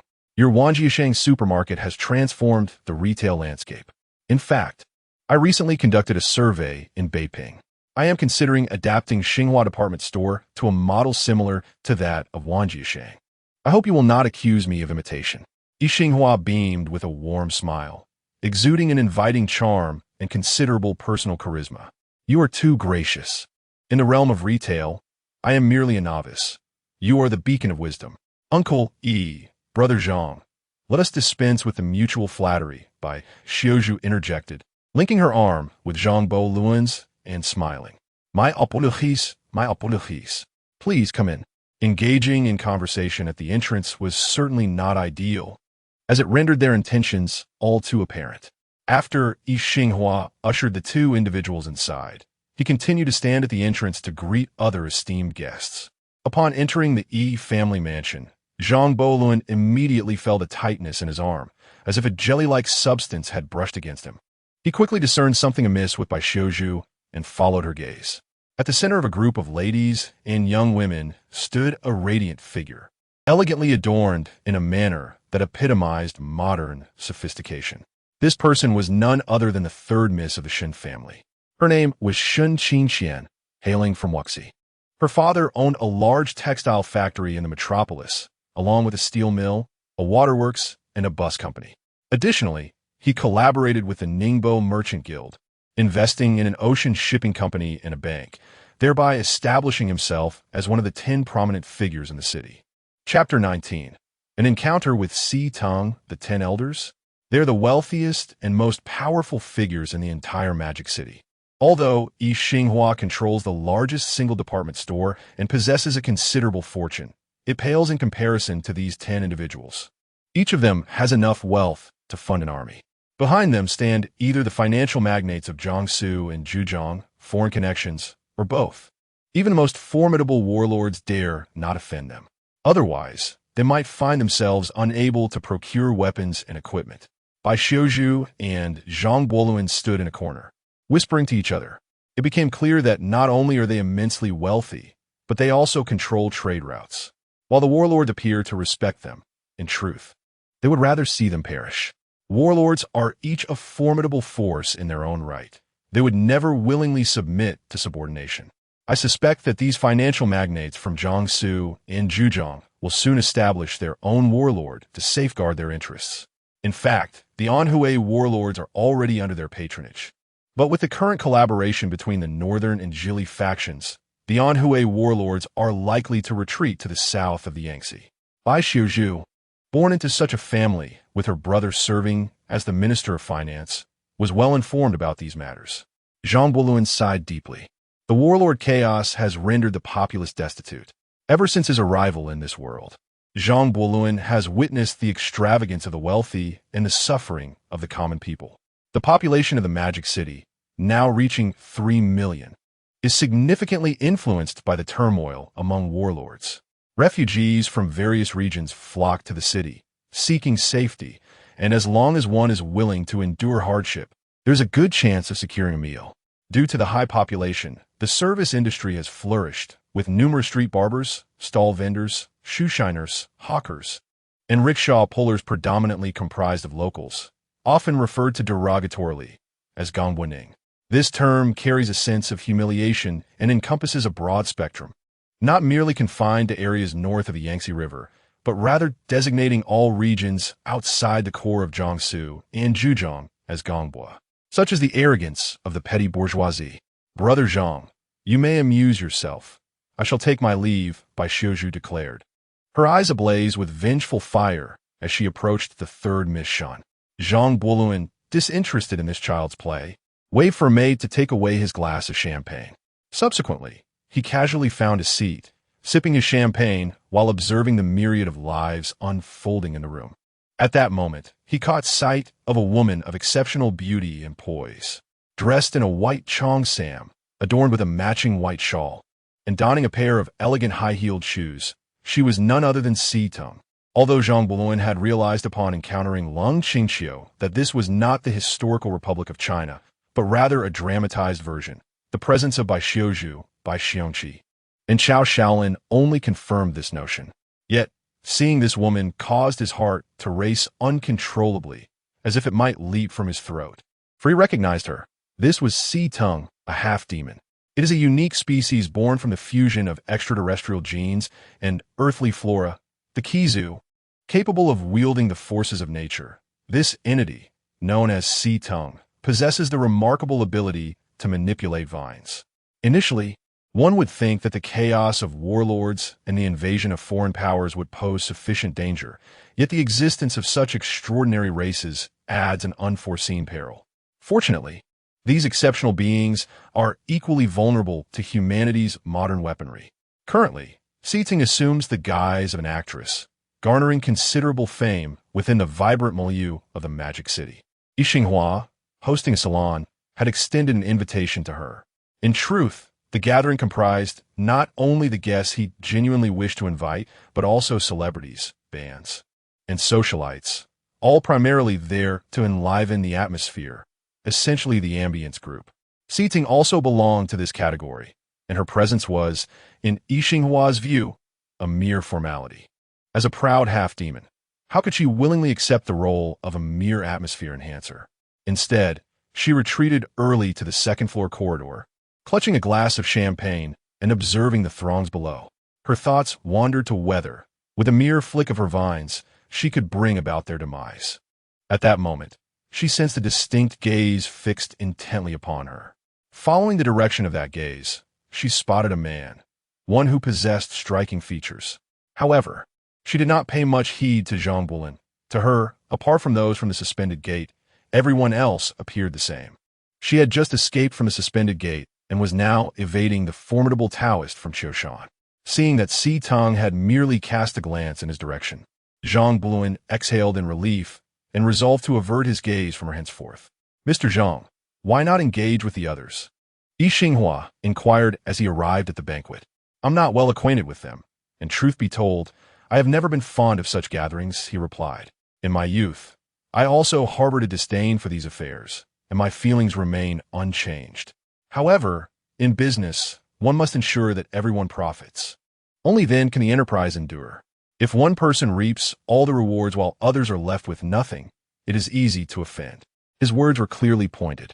"Mister, he speaks the truth, yet certain ventures are meant for specific individuals. For instance, while you may operate a department store, if you suddenly contemplate venturing into the arms trade, which is undoubtedly more lucrative, the question remains, can you even pursue it? Setting aside the connections with warlords, the supply channels are non-existent. A skilled artisan cannot create without materials." Zhang Bulin's meaning was unmistakable. His ability to engage in such business stemmed from exclusive supply channels and resources, which he was adamantly unwilling to share. The notion of a mere merchant attempting to intimidate him was laughable. As I mentioned earlier, I recognize that Xinhua department store is quite profitable, but that business is solely within Mr. E.'s purview, and I am absolutely incapable of managing it. Yixinghua's procurement channels were remarkably extensive. He could acquire nearly any daily necessities. Even their household boasted a clothing factory. The primary source of profit for Xinhua department store lies in the ready-to-wear business. Mr. Chamberlain's words are quite straightforward. It is a matter of mutual non-interference. He has no intentions of venturing into the apparel industry himself. While there may be some conflicts of interest between the two families, they're certainly not significant. What a pity, as I originally intended to exchange resources with Mr. Zhang. Your products are immensely popular and would undoubtedly thrive in our store. However, I shall let it be. My appetite is not so grand, and earning money is merely a pastime. In truth, I hold little fascination for wealth itself. My true delight lies in marrying a few concubines and leisurely nurturing future generations at home. Upon hearing Mr. Chamberlain's remarks, Yixinghua felt as though he had lost his words. Ah, Mr. Zhang truly is a man of temperament. With that, he departed to attend to other guests. Chapter 20, 12,000 Yellow Croakers. 2 days later, the Wanjia supermarket in the Magic City officially opened its doors. The relationship between the Bai family and the Wanshi warlord was not as cordial as with their direct lineage. This time, no warlords came to lend their support. However, that was inconsequential, as the Bai family maintained a favorable rapport with the Jiangsu and Zhejiang financial magnates. Furthermore, with Bai Xiongqi serving as the Minister of Finance, no one dared to disrupt the proceedings. The grand opening was unprecedentedly successful, selling out inventory that would typically require 20 restocks within a single day, yielding revenues in the hundreds of thousands. Upon learning this news, Yixinghua's eyes turned red with envy. He contemplated arranging a marriage for his daughter to forge a connection, but his eldest daughter was merely 15 years old this year. The second child had followed her uncle to Singapore, and the third, a boy, was only 10. The youngest daughter was merely 8 years old. He found himself at a loss. On the day of the opening, business at Xinhua department store plummeted dramatically. Nevertheless, he felt a sense of relief. Had Wanjia supermarket also ventured into clothing, their business would have suffered even more. It seemed prudent to minimize the production and stocking of competing products, focusing resources instead on clothing and perfume. Competing in the same arena was futile. If one could not thrive on the current path, it was time to explore new avenues. Brother Zhang, can you guess the total revenue for today? The excitement on by Xiaozhu's face was palpable, evident even to the blind. In the Magic City, their prices were the highest, given the abundance of affluent individuals. The wealthy gentlemen and ladies of Shanghai were not short of funds. As long as it was something they desired, they were unbothered by the expense. 300,000. Zhang Buoqing ventured a figure, excluding items not participating in the profit sharing. The total reached 340,000. Henceforth, even if the business were to operate at merely 1/10 of this initial frenzy, it would still amount to tens of millions annually. A straightforward profit in the millions was assured. A textile factory owned by the Shun family would not generate as much profit in a year as this single store. Let us see whether she still has the audacity to speak of Jiang Boning in my presence. I said, Miss Bai, do you still recall that minor incident from a few years ago? Ultimately, the Shun family was merely a local force. Having friends was preferable to having foes, and it was unnecessary to sour relations. The Magic City is now the largest city in the country. Who knows? We may even branch into other industries in the future and find ourselves needing their assistance. Zhang Buoqing found by Xiaozhu quite intriguing. This young lady possessed a fiery spirit. Well, I won't interfere. Business is business, and friendships are friendships. The Shun family cannot be so obtuse as to overlook this distinction, or else they would not have achieved such success. Rest assured, I am well aware of the balance. As for Shun Qingqian, she was merely a waste relying on her parents, having only acquired a small newspaper from her family's enterprise, while the rest was inconsequential. You shall continue to oversee the replenishment here while I make a trip to the Yuan wharf. Chamberlain had not anticipated that opening a Wanjia supermarket in the bustling metropolis would yield such prosperous business. Thus, he intended to visit the warehouse at Yuan wharf to restock some goods. Please exercise caution. This place is neither Tianjin nor Beiping, and our family's influence here is not particularly substantial. With business thriving, while they may not dare to act openly, they might resort to employing unsavory characters. Perhaps you should take along a couple of firearms. They could prove useful in a critical moment. Bai Xiaozhu waved her hand at the bodyguard beside her, who promptly retrieved a small case. Upon opening it, they discovered two gleaming Browning M1910 pistols, clearly oiled and seemingly brand new, never before used. Alongside the pistols were two additional magazines and a number of bullets. Grateful, Chamberlain acknowledged Xiaozhu. Despite his inexperience with firearms, these items would undoubtedly possess a degree of deterrence, capable of intimidating any petty thug he might encounter. Throughout his 2 lifetimes, Chamberlain had scarcely any opportunities to handle guns.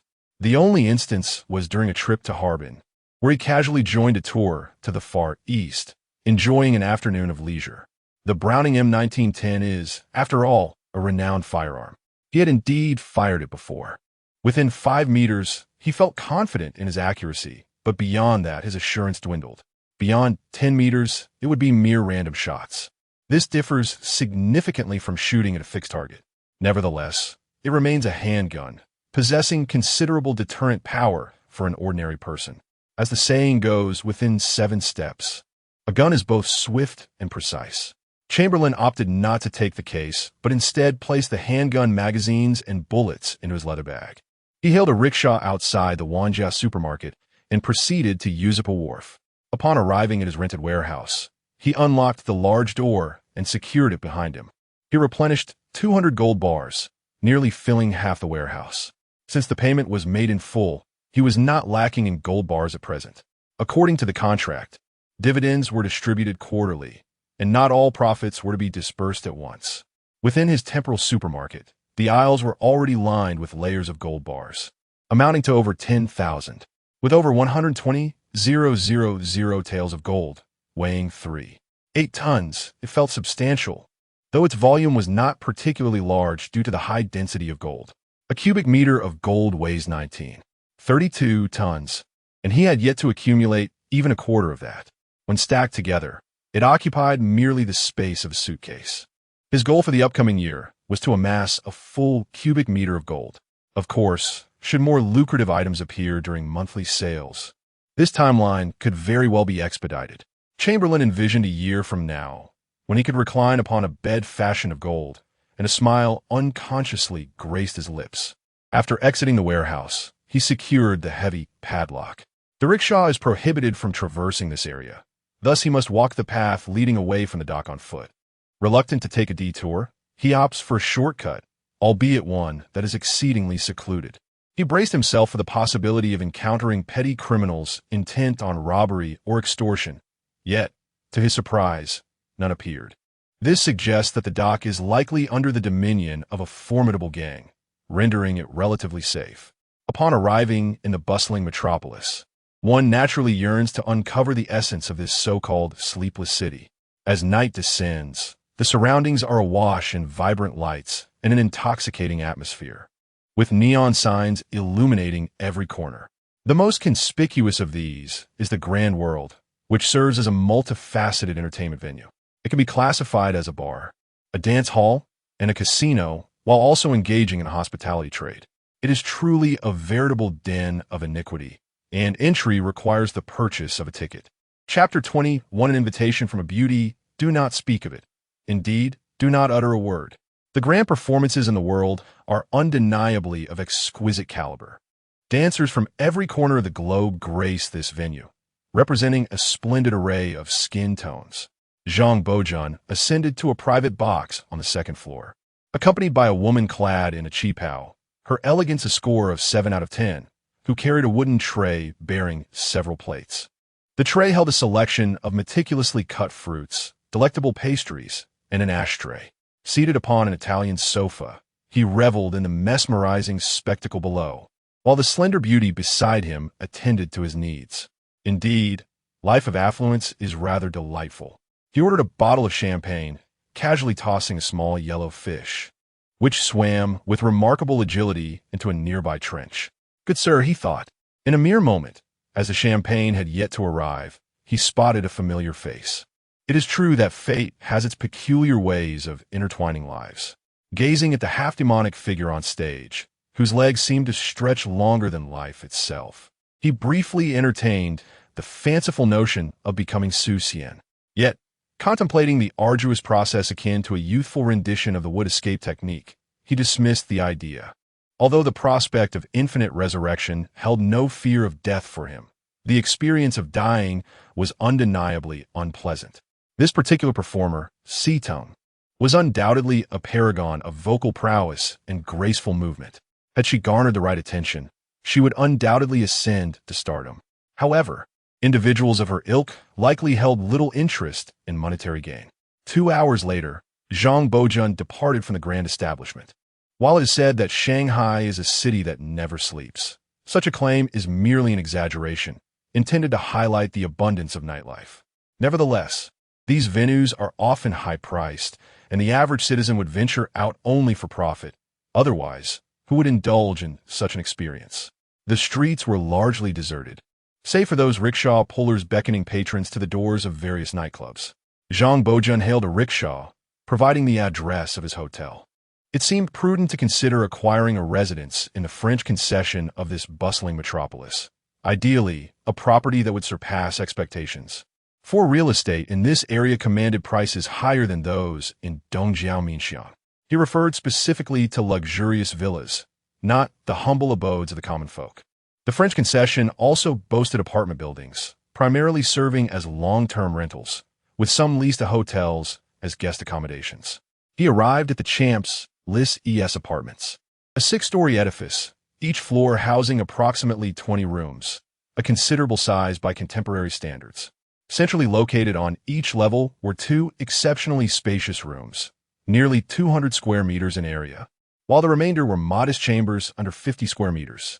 As a magnate possessing thousands of gold bars, Zhang Bojun undoubtedly opted for one of the larger suites.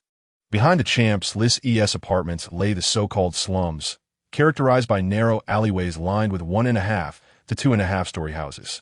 The area was a chaotic tangle of wires, ropes, and bamboo poles, creating a distinctly disorderly atmosphere. In a dimly lit alley, Zhang Bojun hurriedly descended from the 3rd floor, swiftly arriving at the rear entrance of the apartment. As he stepped into the shadows, illuminated only by the faint glow of the moon, he beheld the figure draped in a white qipao. However, she appeared quite flustered at that moment, encircled by two ragged individuals wielding pointed knives. "Release that woman," Zhang Bojan bellowed. "Listen here, little fellow. I advise you not to meddle." One of the assailants, brandishing a knife resembling a cleaver, switched hands with alarming agility, revealing a set of yellowed teeth as he advanced toward Zhang Bojan. The other thug, knife aimed at Si-Tung, remained poised. "Hey, I warn you not to come any closer." Zhang Bojan retreated, feigning fear. "I'm coming closer. What's it to you? Interrupting our little affair? You must be unfamiliar with death." As he spoke, he continued to close the gap, now merely 3 meters away. "Hey, I told you to keep your distance. Why must you compel me?" In a swift motion, he withdrew a Browning M1910, the sound of the bullet being chambered resonating in the air. "Hold on. Don't act rashly. Murder is against the law. You are still young. Do not tread the path of criminality." The thug, confronted with the firearm, immediately discarded his cleaver, raising his hands in surrender and retreating cautiously. The other assailant, however, swiftly positioned himself behind Si-Tung, pressing the knife against her throat. "Step back and let us go, or I shall take her life. Go ahead, kill her, and you shall not escape alive. We're less than 5 meters apart, and my gun holds 7 bullets. Care to take a gamble? If you're unwilling to wager, drop the knife and scurry away. Ensure I never lay eyes on you again." The two thugs exchanged glances, realizing that the odds were insurmountable with such proximity and firepower. They relinquished their hold on Si-Tung, discarding the cleaver as they fled. Shanghai was not Zhang Bojan's domain, and he had no desire to spill blood there. "Miss, you are safe now. It seems we are quite fated. Just a few days ago, I encountered you at Yi Xinghua's salon, and merely 2 hours prior, I admired your graceful dance and melodious voice at the Grand World. When I spotted that figure in white from the 3rd floor, I was convinced it resembled you, and lo and behold, it truly was." As he holstered his weapon, he smiled. Si-Tung smoothed the folds of her shawl and offered a slight bow at a modest angle. "Thank you, sir. I never anticipated that someone as affluent as Mr. Zhang would risk himself for a stranger. You know of me? I visited Dongjiaominxiang supermarket today, intending to explore, but the crowd was overwhelming. However, I did catch a glimpse of Miss Bai and the assembled business magnates of Shanghai during the ribbon-cutting ceremony." Si-Tung elucidated at a leisurely pace. "So, the first day of the opening is quite bustling, but it will be much better tomorrow. The Dongjiaominxiang supermarket is filled with many intriguing novelties that you might want to explore. If you mention my name, you will receive a 9 discount. Zhang Bolun made ayist ajivionte. 9 discount. Can that truly be considered a discount? One cannot say such a thing. If you're purchasing a watch, that mere 0.1 discount would equate to a substantial sum. Puffed. Those who can afford a watch worth $10,000 would hardly care about $100. He retorted, "Mr. Zhang, as a token of my gratitude for your life-saving kindness, might I treat you to a late-night snack? There's a food stall at the entrance of the alley that serves exquisite meat dumplings and pan-fried buns. Their flavors are unparalleled. Although the path there is rather rough and may soil your attire. When a beauty extends an invitation, I certainly cannot decline." Chapter 22. Two sides of the same coin. The intriguing black and white Si-Tung indeed. The flavors here are delightful, particularly the pan-fried buns. Chamberlain ordered 10 of these buns, along with a bowl of meat and vegetable wontons, and Si-Tung made the same selection. It has been over a year, and whenever I crave a late-night snack, this is where I find myself. Si-Tung smiled sweetly, her eyes curving with mirth. However, Chamberlain found her smile somewhat peculiar, as if it were feigned. "Boss, allow me to share a lucrative business strategy," he suggested. The owner, who had been busy wrapping wontons, immediately leaned in, intrigued. "Please, go on." Chamberlain, dressed in a simple shirt and trousers, exuded an air of sophistication that was unmistakable. The owner of the pan-fried bun stall had been in this trade for 7 or 8 years, well aware that such individuals were often either wealthy or of high status. "It's quite simple," he continued. "Continue making your buns, but incorporate some shrimp and a touch of meat jelly into the filling. Transform it into a soup-filled shrimp bun. Moreover, relocate your stall to areas frequented by the affluent, even if it means paying a little extra. As for the pricing, Consider marking it up tenfold from your current rate. Upon hearing the suggestion of a tenfold increase, the owner stood in shock. Would anyone actually pay 2 jiao for a single bun? You must analyze the mindset of the wealthy. As long as your offering is unique, they will not balk at a higher price. Do not underestimate their willingness to pay. If you create something exceptional, selling it for $1 is entirely feasible. Wealthy individuals tend to purchase the expensive rather than what is merely correct. The more he listened, the more the owner's eyes gleamed with possibility. Sir, miss, I shall treat you to your late-night snacks tonight. On their way home, Si-Tang cast a reproachful glance at him. Thanks to your suggestions, I may never find him again when I desire a late-night meal. He could earn more and invest in his children's future, nurturing them to achieve greater success. Whether he expands his pan-fried bun business or ventures into another field, it is undoubtedly a positive endeavor. Perhaps he could become the king of pan-fried buns in the Magic City. That would surely be a remarkable tale. Chamberlain, I perceive you may be excessively confident. Is that so? I have always believed that confidence and courage are among humanity's noblest traits. And humility, Si-Tang interjected, not forgetting to remind him. Where do you reside? Allow me to escort you home to spare you from any petty criminals who may attempt to rob or assault you. I will be immensely grateful. Had it not been for Chamberlain's interference, those two individuals would have long since become sustenance for her growth. As a half-demon, she typically refrained from killing without cause. Yet she would not hesitate should someone provoke her.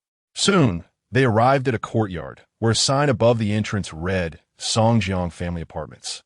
If the previous list E apartments represented the pinnacle of luxury, then this Dongjiaominxiang establishment was a modest and rudimentary version. At the entrance, even a modest 5-watt streetlight is deemed excessive. The entire alley is shrouded in darkness, with yellow stains trickling across the ground, emanating a foul odor. You are, after all, a celebrity. How could you reside here? Zhang Buoqing turned to glance at Si-Tang's flawless jawline. Of course, one cannot compare to a magnate like you. What is a celebrity but merely an actor? Had I not maintained my integrity and resisted temptation, I would have long since become a plaything for the affluent. In truth, Si-Tang's words did not pertain to herself. She could never be a mere toy for the wealthy. She was referring to the other women in her profession, almost without exception, especially those prominent stars. Without the patronage of the rich, they would scarcely land a role in a film, let alone ascend to stardom. Thus, the majority of so-called celebrities are little more than mistresses to the affluent. Some, however, have managed to rise to legitimate status, though such instances are exceedingly rare. While I may be wealthy now, my fortune is a recent development. I was once impoverished. Moreover, I have yet to indulge myself. So you cannot condemn us all with a single stroke. Speaking of this matter, Zhang Buoqing felt a tinge of embarrassment. He had brought shame upon the traveler. He had previously visited the entertainment quarters merely to listen to music, and his recent excursion to the grand world was solely for the enjoyment of performances. After months of traversing this realm, having earned considerable wealth without ever indulging, it truly is a source of shame. Upon witnessing his awkward demeanor, Si-Tang stifled a laugh. Very well, you, a man of means, are unlike others. I shall take my leave for now. Perhaps we shall cross paths again.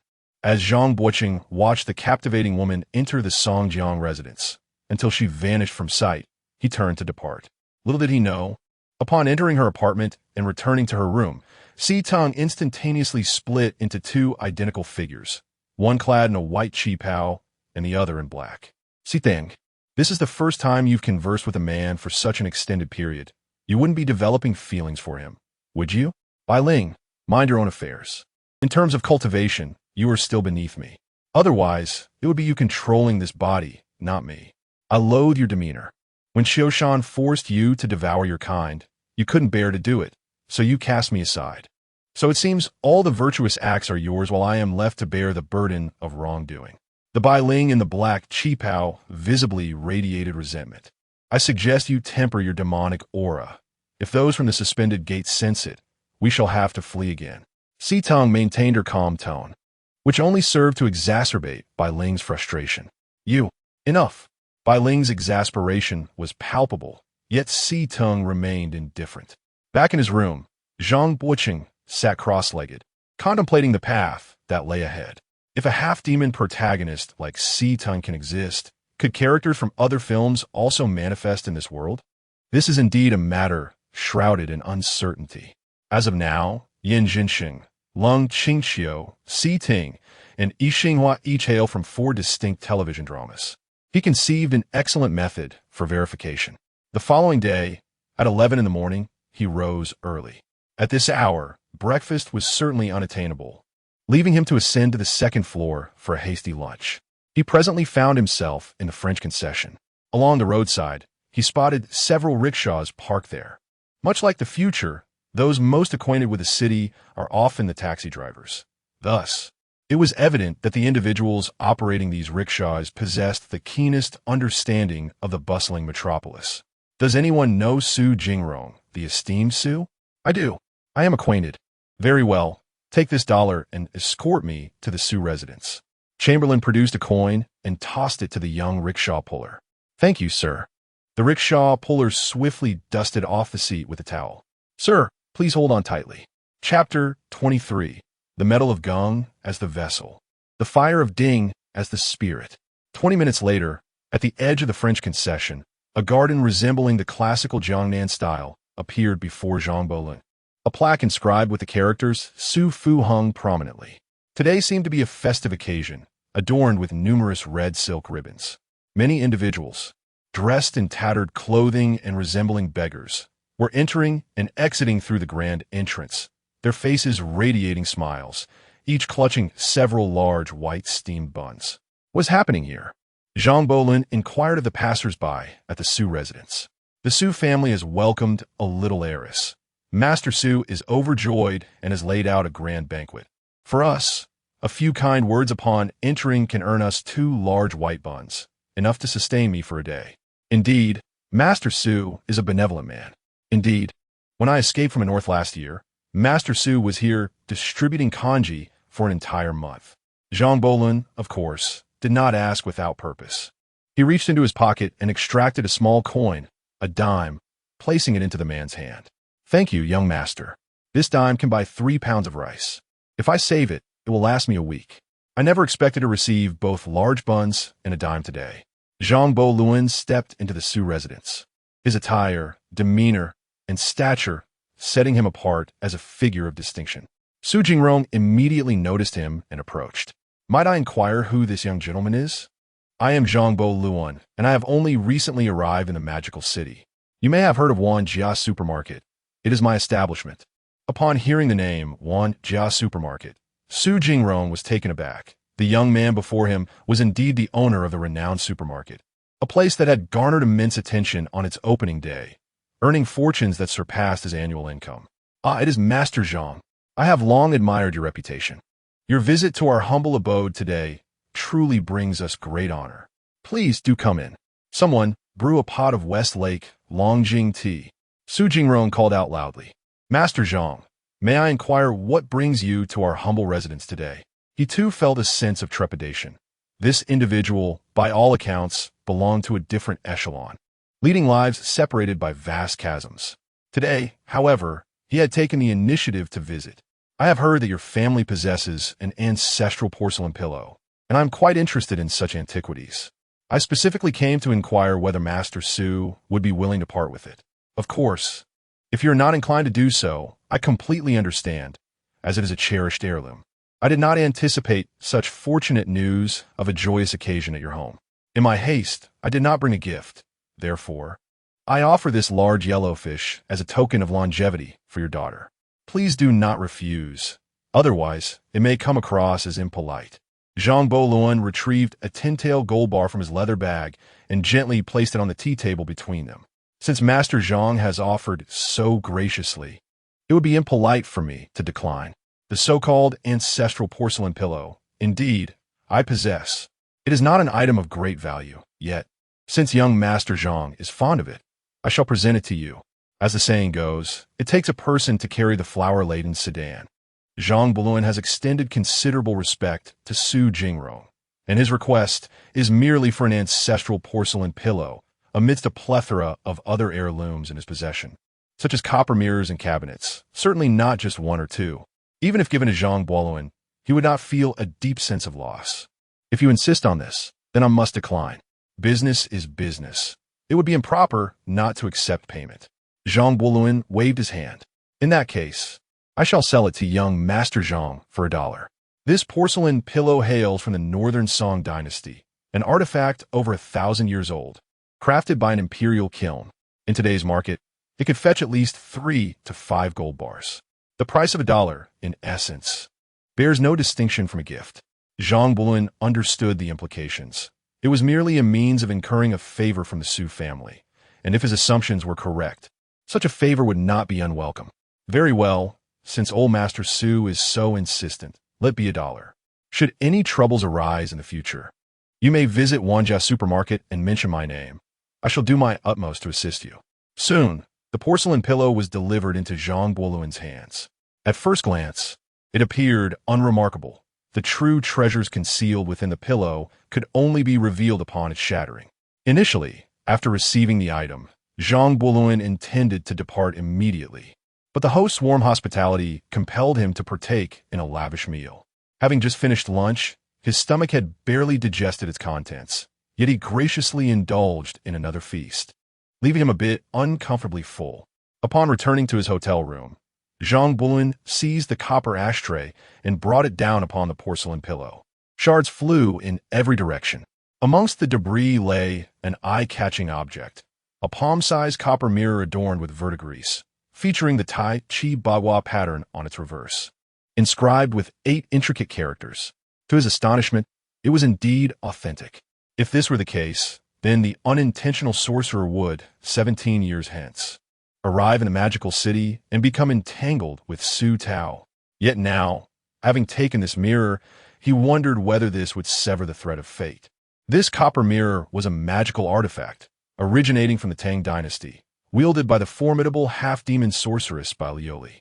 Bailioli, a half-demon, differed from Sitong, who transformed from a white vine into human form through the nine-eyed celestial pearl. Bailioli was born from the union of a serpent demon and a human. The world grows increasingly peculiar, yet those matters can await discussion. For now, let's attempt to see if this magical artifact, the copper mirror, can recognize its master. Zhang Buluan held the mirror's face, silently intoning, metal of Gung for the vessel, fire of Ding for the spirit. In the next moment, the mirror radiated a golden light, enveloping him within its brilliance. When Zhang Bojian opened his eyes once more, he found himself still within the confines of the room. However, certain aspects appeared decidedly amiss. He opened the door of the hotel room, only to be met by a solid brick wall outside. The window, which should have offered a view of the Huangpu River, revealed yet another wall instead. He was now entirely ensconced in an exceedingly confined space. This must be the illusory realm of the bronze mirror, akin to a personal dimension, yet possessing myriad functionalities, capable of ensnaring both individuals and demons alike. However, all of this hinges upon my ability to exit, as long as I can emerge. It signifies the completion of the master recognition process. Chapter 24. Escape from the illusion, recognizing the artifact at this moment.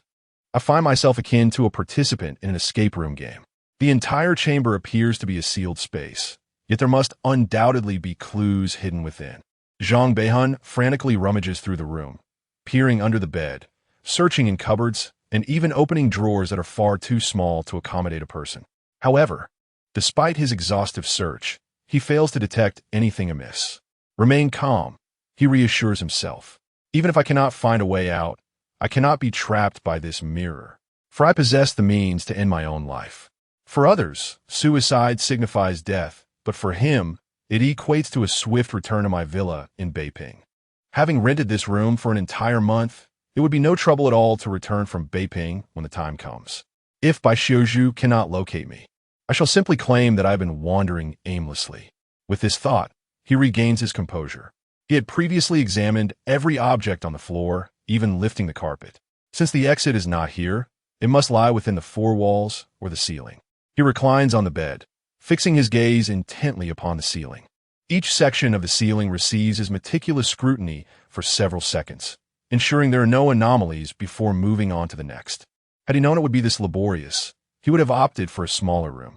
This chamber spans 200 square meters, and each section of the ceiling measures merely 0.25 square meters, amounting to a staggering total of 800 sections. An hour passes, and his eyes feel utterly strained. Having thoroughly examined only 100 sections, he closes his eyes and performs a series of eye exercises, unsure of their efficacy, allowing himself a brief respite before resuming his search. This time, his efficiency improves slightly. Within an hour, he manages to scrutinize 200 sections of the ceiling. Yet again, he takes a break, acutely aware of the strain on his eyes, which feels sore and fatigued. At that moment, he notices an oil painting above the headboard, depicting Saint Joan of Arc. Given that this apartment is the property of the French, the presence of such a painting is entirely plausible. However, there is something peculiar about this rendition of Saint Joan. Typically, she is portrayed leading a group of soldiers into battle with a dramatic gesture. In this instance, while she too raises her hand, it is only her index finger that extends, pointing towards the corner of the room.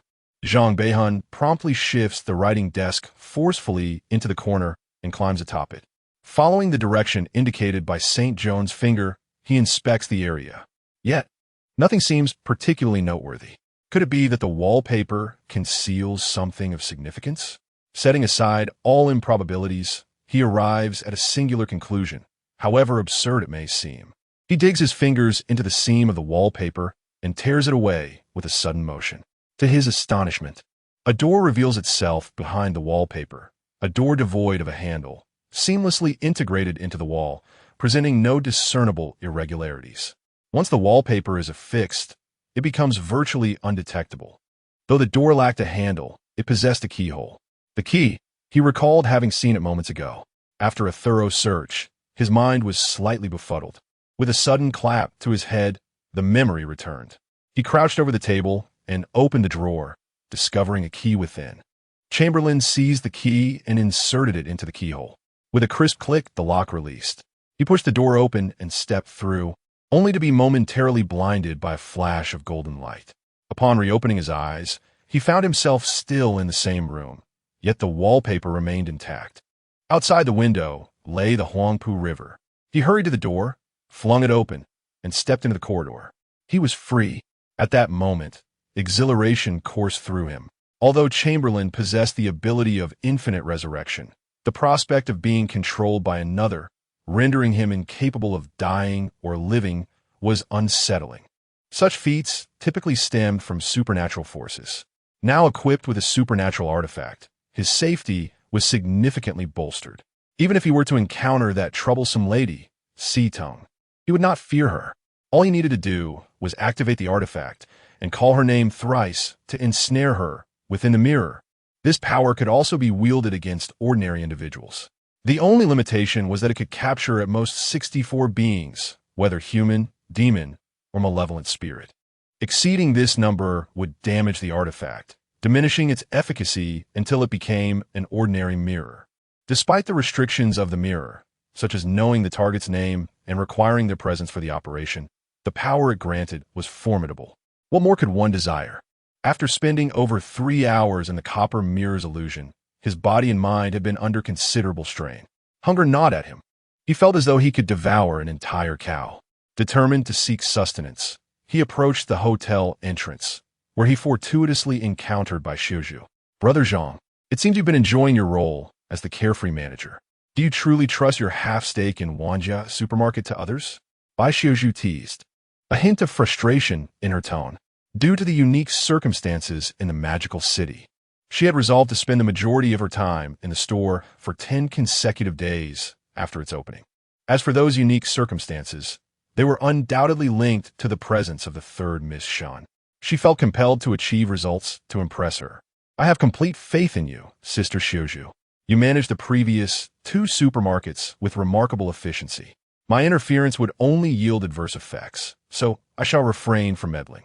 After all, those capable should bear the greater burden, Chamberlain replied with a smile. Setting aside appearances, Bai Xiuzhu can indeed be considered his golden goose, for she is, after all, in his employ. Thus, it is imperative to offer suitable encouragement and promises to 1's employees, especially to a key figure. While it is commendable that one possesses eloquence, it is equally true that those who are capable must bear a greater burden. Yet, this additional labor does not translate into commensurate rewards, which is, in any case, untenable. Perhaps you could treat me to a meal? After all, I have been working diligently these past few days and deserve a little indulgence. Bai Xiuzhu promptly linked her arm with Zhang Beichuan's and gave it a playful shake. This was a test for Zhang Beichuan. How could he possibly withstand such an enticement? Moreover, it is merely a meal. Fulfilling the whims of this young lady should pose no challenge. Of course, just tell me what you wish to eat. Your Zhang brother may not possess much, but I certainly have the means. Indulge yourself without fear of exhausting my funds. Chapter 25. Yongxin Company seeks to invest. Brother Zhang, please refrain from pretending to be a nouveau riche. I know that you are not one, she remarked. I am indeed a nouveau riche. He retorted. Truly, no one believes that anymore. Your newfound wealth is but a matter of the past month or two. You cannot deceive me. Ultimately, the two of them dined at a Western restaurant, indulging in French cuisine. The portion sizes of the meal caused Zhang to take over an hour to satiate his hunger. Brother Zhang, when shall we return? Are you eager to go back to see your childhood companion, Jin Yinshi? Zhang playfully teased. That is not the case. In the past, I was naive, but ever since I began to genuinely engage with industry and manage substantial wealth, I have come to realize that Jin Yinshi is merely a spoiled brat. If his father were not Jin Quan, he would lack even the most basic survival skills. Uneducated and frivolous, he simply throws money at women. I was blind to see that before, when there are so many admirable men in this world. As she spoke, Bai Xiuzhu gazed affectionately at Zhang. Yet he remained engrossed in his meal, oblivious to her attention. By the way, since you were absent from the supermarket today, there is something I must discuss with you. Bai Xiuzhu's brow furrowed slightly. Is it good news or bad news? If handled well, it is good. If not, it is bad. Then please go ahead. Are you familiar with Yongxin Company? At the mention of Yongxin Company, Zhang paused, setting down his knife and fork. The Yongxin Company of the three magnates? Bai Xiuzhu nodded. Indeed. Today, they sent someone to seek us out, requesting that we join them for tea tomorrow at the Longfeng Tea House. An invitation without purpose is rare. It seems they have set their sights on our lucrative business. However, I recall they have never engaged in retail before, Zhang remarked. Have they not always dealt in gambling, drugs, smuggling, and human trafficking? His expression darkened. He was unwilling to associate with such underworld elements, as trouble could easily ensue. After all, he was involved in legitimate business and had never considered stepping into such gray areas. Brother Zhang, you are somewhat naive. Our business is thriving remarkably. Even if we cannot replicate the grand opening as success, we are still achieving daily revenues of around 30,000. Such a turnover is undoubtedly enticing to others. Even establishments like the Bailman and Hero Gambling House only exceed our daily income by a small margin. Moreover, this is merely one Yuan Jia supermarket.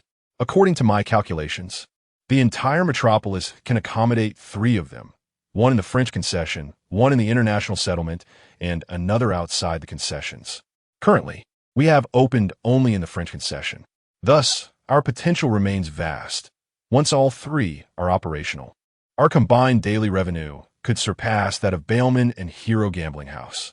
More importantly, the money we earn is both reasonable and legitimate. Even if we were to pay respects to the public board, there is no need for us to contribute as much as they do. This is the advantage of possessing unique goods, as articulated by Xiuzhu regarding the stakes involved. What do they intend? Do they seek to absorb us? Or are they interested in investing?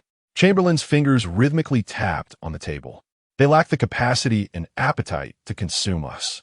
At worst, we could part ways and collaborate directly with the Anhui warlords. Considering my brother has connections there, they would ultimately find themselves unable to handle the repercussions.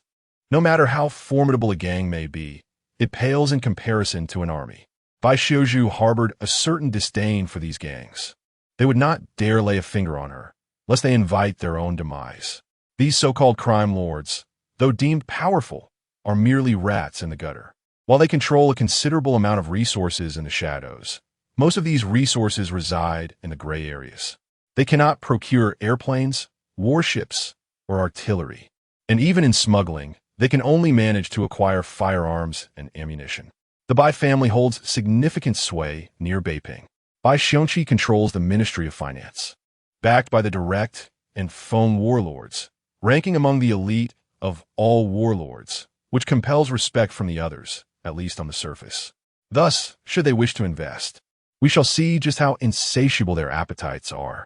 A broad grin spread across Chamberlain's face, his teeth gleaming like polished ivory. He currently possessed the magical brass mirror, which granted him infinite resurrection. If he lacked the capacity to contend with the army, surely he could handle the gangs. One can only hope that these so-called three crime lords will exhibit a modicum of discretion. The following day, Chamberlain and Bai Xiuzhu arrived at the Dragon and Phoenix tea house with merely 2 bodyguards and a driver. The tea house was utterly devoid of patrons, enveloped in an unusual tranquility. Mr. Zhang, Miss Bai, the 3 bosses are awaiting you upstairs. The surroundings of the Dragon and Phoenix tea house were populated by individuals clad in short jackets as well as suits resembling thugs. These 2 types of attire seem to signify a clear hierarchy, with those in suits bulging at the waist, undoubtedly concealing firearms. Meanwhile, those in short jackets bore axes and daggers, still engaged in the use of cold weapons. They were mere cannon fodder. Bai Xiuzhu linked her arm with his, and together they ascended to the 2nd floor of the tea house. The 2nd floor was vacant save for 2 suited men at the staircase. The 3 crime lords occupied their seats, facing a large table formed by 6 small tables pushed together.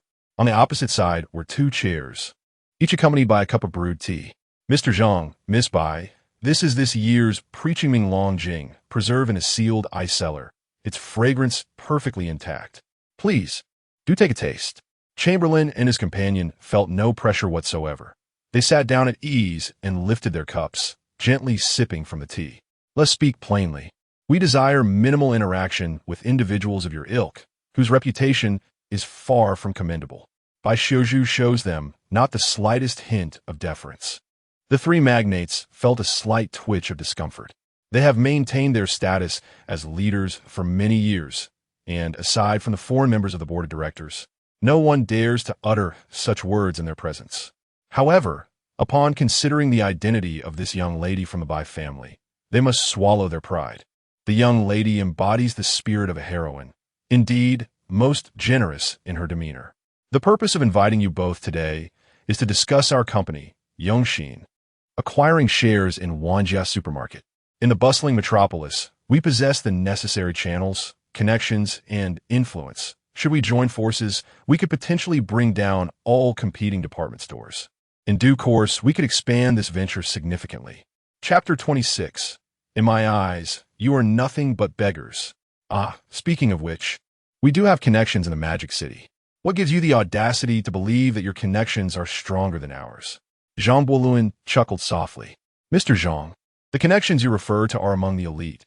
However, within the vast populace of 3 million in the Magic City, how many truly belong to that upper echelon? The overwhelming majority are merely ordinary citizens. Our company, Yongxin, has deeply ingrained itself in the hearts of these common folk. With our investment, no faction, great or small, would dare to cause trouble. These individuals are desperate. With enough money, they would undertake any task, even assassinating the head of the board of directors. Zhang Wanlin, one of the 3 tycoons, made this statement as a blatant threat. There is some truth to your argument, albeit a sliver. So, how much equity do you intend to acquire, and what price are you willing to pay? Zhang Buoluan acknowledged their words. Indeed, some individuals were on the brink of starvation, unable to afford even a meal. At such times, discussions of elite connections, foreigners, and warlords hold little weight. Just a few coins would compel them to carry out an assassination, let alone set fire to their supermarket. They would feel no psychological burden in executing such actions. The 3 tycoons, noticing a slight relaxation in Zhang Buoluan's tone, displayed expressions of delight. Among them, Hua Tianhong, grinning broadly, presented a contract. We propose to invest 200,000, along with 2 large storefronts, one in the public concession and another outside it, to acquire 20 of the shares in the Magic City branch of Wanjia Supermarket. Upon hearing this, Zhang Buluan and Bai Xiuzhu exchanged knowing smiles. Are you truly an imbecile? He slammed his hand on the table. If you struggle with mathematics, perhaps you should return to elementary school alongside a child. The day before yesterday, Wanjia supermarket opened with sales exceeding 300,000, and yesterday still saw over 100,000. Moving forward, the daily baseline will surely be 30,000. Once all 3 stores are operational, the daily revenue will approximate 100,000. And now, you think to offer us 20 of shares for a mere 200,000 and 2 dilapidated storefronts? Do not project your gang's wayward tendencies onto legitimate business dealings. It would only invite ridicule. Zhang Buluan was fearless. They would never dare to harm Bai Xiuzhu, for they truly wished to avoid death. As for Zhang Buluan, he had no fear of mortality. He would merely threaten them, ensuring their businesses faltered, which was hardly a significant issue. There were myriad ways to resolve this matter. Hua Tianhong narrowed his eyes, the air around him becoming tense. He took 3 deep breaths to restrain himself from cursing. In business, bargaining is paramount. As the saying goes, one may ask for the moon, but must settle for a fair price. Come now, speak a number, young Master Zhang.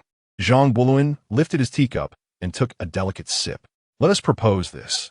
Do not claim we are unwilling to accommodate your Yongxing company. You are, after all, one of the more prominent factions in the Magic City. While your strength may be modest, you are still a local player. You propose a sum of 1 million, along with 2 retail establishments, in exchange for a mere 5 equity stake. Do you presume us to be beggars? At that moment, Zhang Wanlin could no longer contain his indignation. Is it not true? In my eyes, you resemble mendicants groveling for alms. Do not assume that your dominance in the bustling metropolis of Shanghai imbues you with any true prowess. Perhaps we should arrange for Chairman Liu and Chief He to engage in discourse with you. However, they prefer to engage in a bit of cannon fire before conversing. I wonder how well your headquarters at Yongxing would endure such a barrage. Zhang Berlun's posture is merely a fade of bravado. While Bai Xiongqi has ties to the military faction of Yuan, the relationship is not as intimate as you may think. He cannot command Chairman Liu or Chief He. Of course, it is not impossible to persuade them, but it would require a substantial share of the profits, thus diminishing the appeal of the deal. Yet the 3 magnates remain oblivious. Bai Xiongqi, as the Minister of Finance, wields considerable power. Few surpass him. Their greed does not equate to ignorance. Attempting to reason with warlords is tantamount to courting disaster.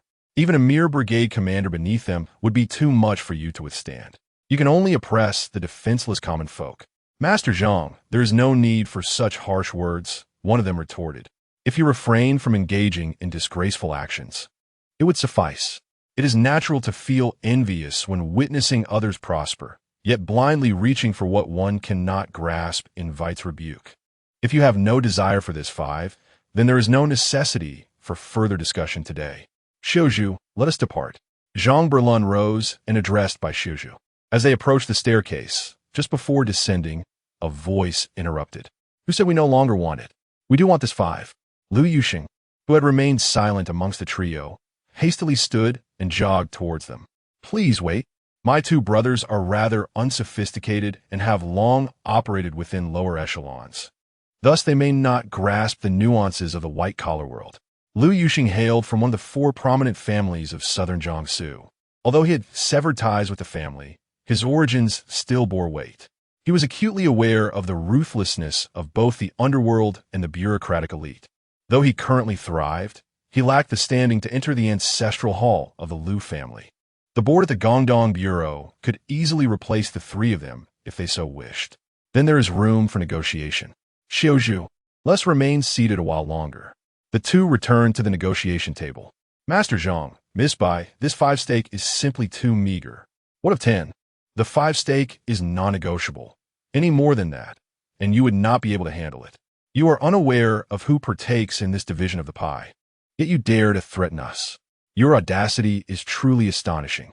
Even this 5, I must deliberate over. You stand to gain immensely.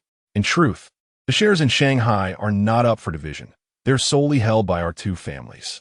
However, during the grand opening and ribbon-cutting ceremony, So many high-profile individuals were present, leaving them uncertain whether this assertion is fact or fiction. 5% is merely 5%. However, one must question whether this price is excessively steep.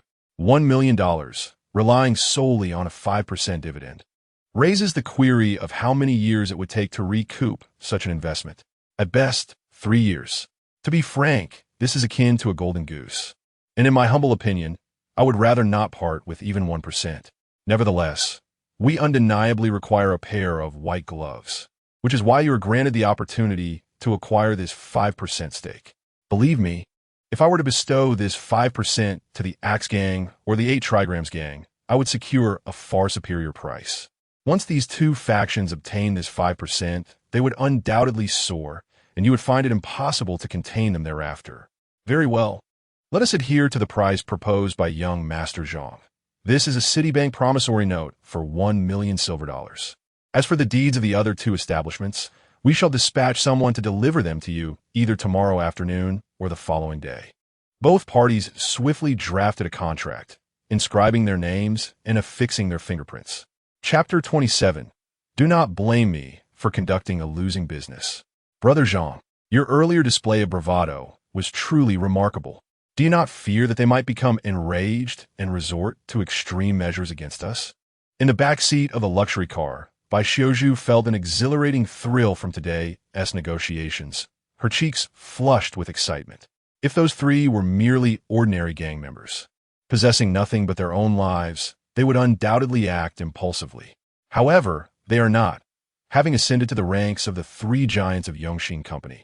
Their combined annual profits, after accounting for what is given to their superiors, likely amount to several 100,000 for each of them. Even if they were once fearless, they have now begun to harbor a fear of death. Having laboriously reached this position, their fortunate days have only just begun. They certainly do not wish to perish. In truth, it should be them who seek to curry favor with us. To think they would attempt to assert dominance and stage a banquet of intimidation. Given their subservient demeanor, even offering us a mere 5 stake seems overly generous. I, for one, pride myself on my compassion. Truly, I am moved by my own benevolence. Zhang Bulan placed his right hand over his left chest, feigning a deeply touched expression. Hee, Brother Zhang, you are simply too amusing and utterly shameless. I adore it. You like me? I regard you as a brother, yet you wish to be my housekeeper. What does that make sense? Get lost. And don't start panting just because I called you chubby. The 2 shared a light-hearted laugh as they returned to the champs, Lis Es, dividing the 1 million, splitting it evenly between them. While the atmosphere was quite jovial on their end, the mood at the Longfeng tea house was far less pleasant. Old Liu, why did you agree to such a humiliating condition? Just now, I had to maintain an appearance of unity before outsiders, but you must provide us with an explanation. Zhang Wanlin slammed the table, causing the teacups to jump. You all, in front of the public board, we may bow and scrape, but we ought to be even more deferential before them. Most of those people are not even worthy of being treated as dogs. You are aware that Miss Bai S. brother holds the position of Minister of Finance. What a powerful role that is. A decade ago, it would have been equivalent to the Grand Secretary of the Ministry of Revenue, overseeing the nation's finances. Although the warlords currently clash, their orders do not easily reach every corner. However, bringing down our Yongxing Company is merely a matter of a single command. Do not doubt it. Indeed, it is just one word, even if we are within the French concession. Without our Yongxing Company, there are still Yongyao Company, Yongmiao Company, Yongyan Company, and Yongsong Company. We are not irreplaceable at the board. They conduct their business on our land and can replace us with just a word, as long as they do not touch their fundamental interests. One word could incite our subordinates to brandish axes and reduce us to mincemeat while they ascend to power. Trust me, I have witnessed such occurrences frequently.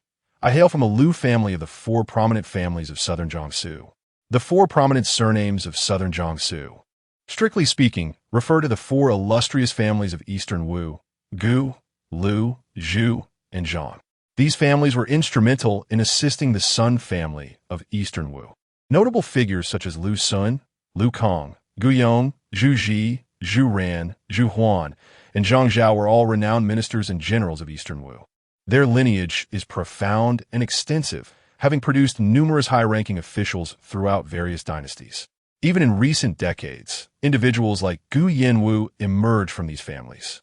Over the years, a complex web of relationships akin to a spider's network has been intricately woven. Old Zhang and Old Liu are correct in their eyes. We do not even measure up to the outlaws of Liangshan. While those warlords are akin to Fangla ultimately, Fangla was also defeated by Liangshan, wasn't he? Zhang Wanlin remains somewhat unconvinced. Old Zhang, do not regard Water Margin as historical fact.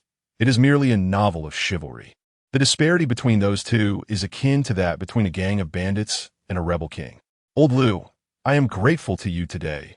Without your assistance, we would not have established a connection with the Bai family. Though this connection may not propel us to greatness, it will undoubtedly solidify our standing within the board of directors, ensuring we cannot be easily supplanted. Even if someone attempts to replace us, this connection may safeguard our lives. And with this 5 stake, our future is assured.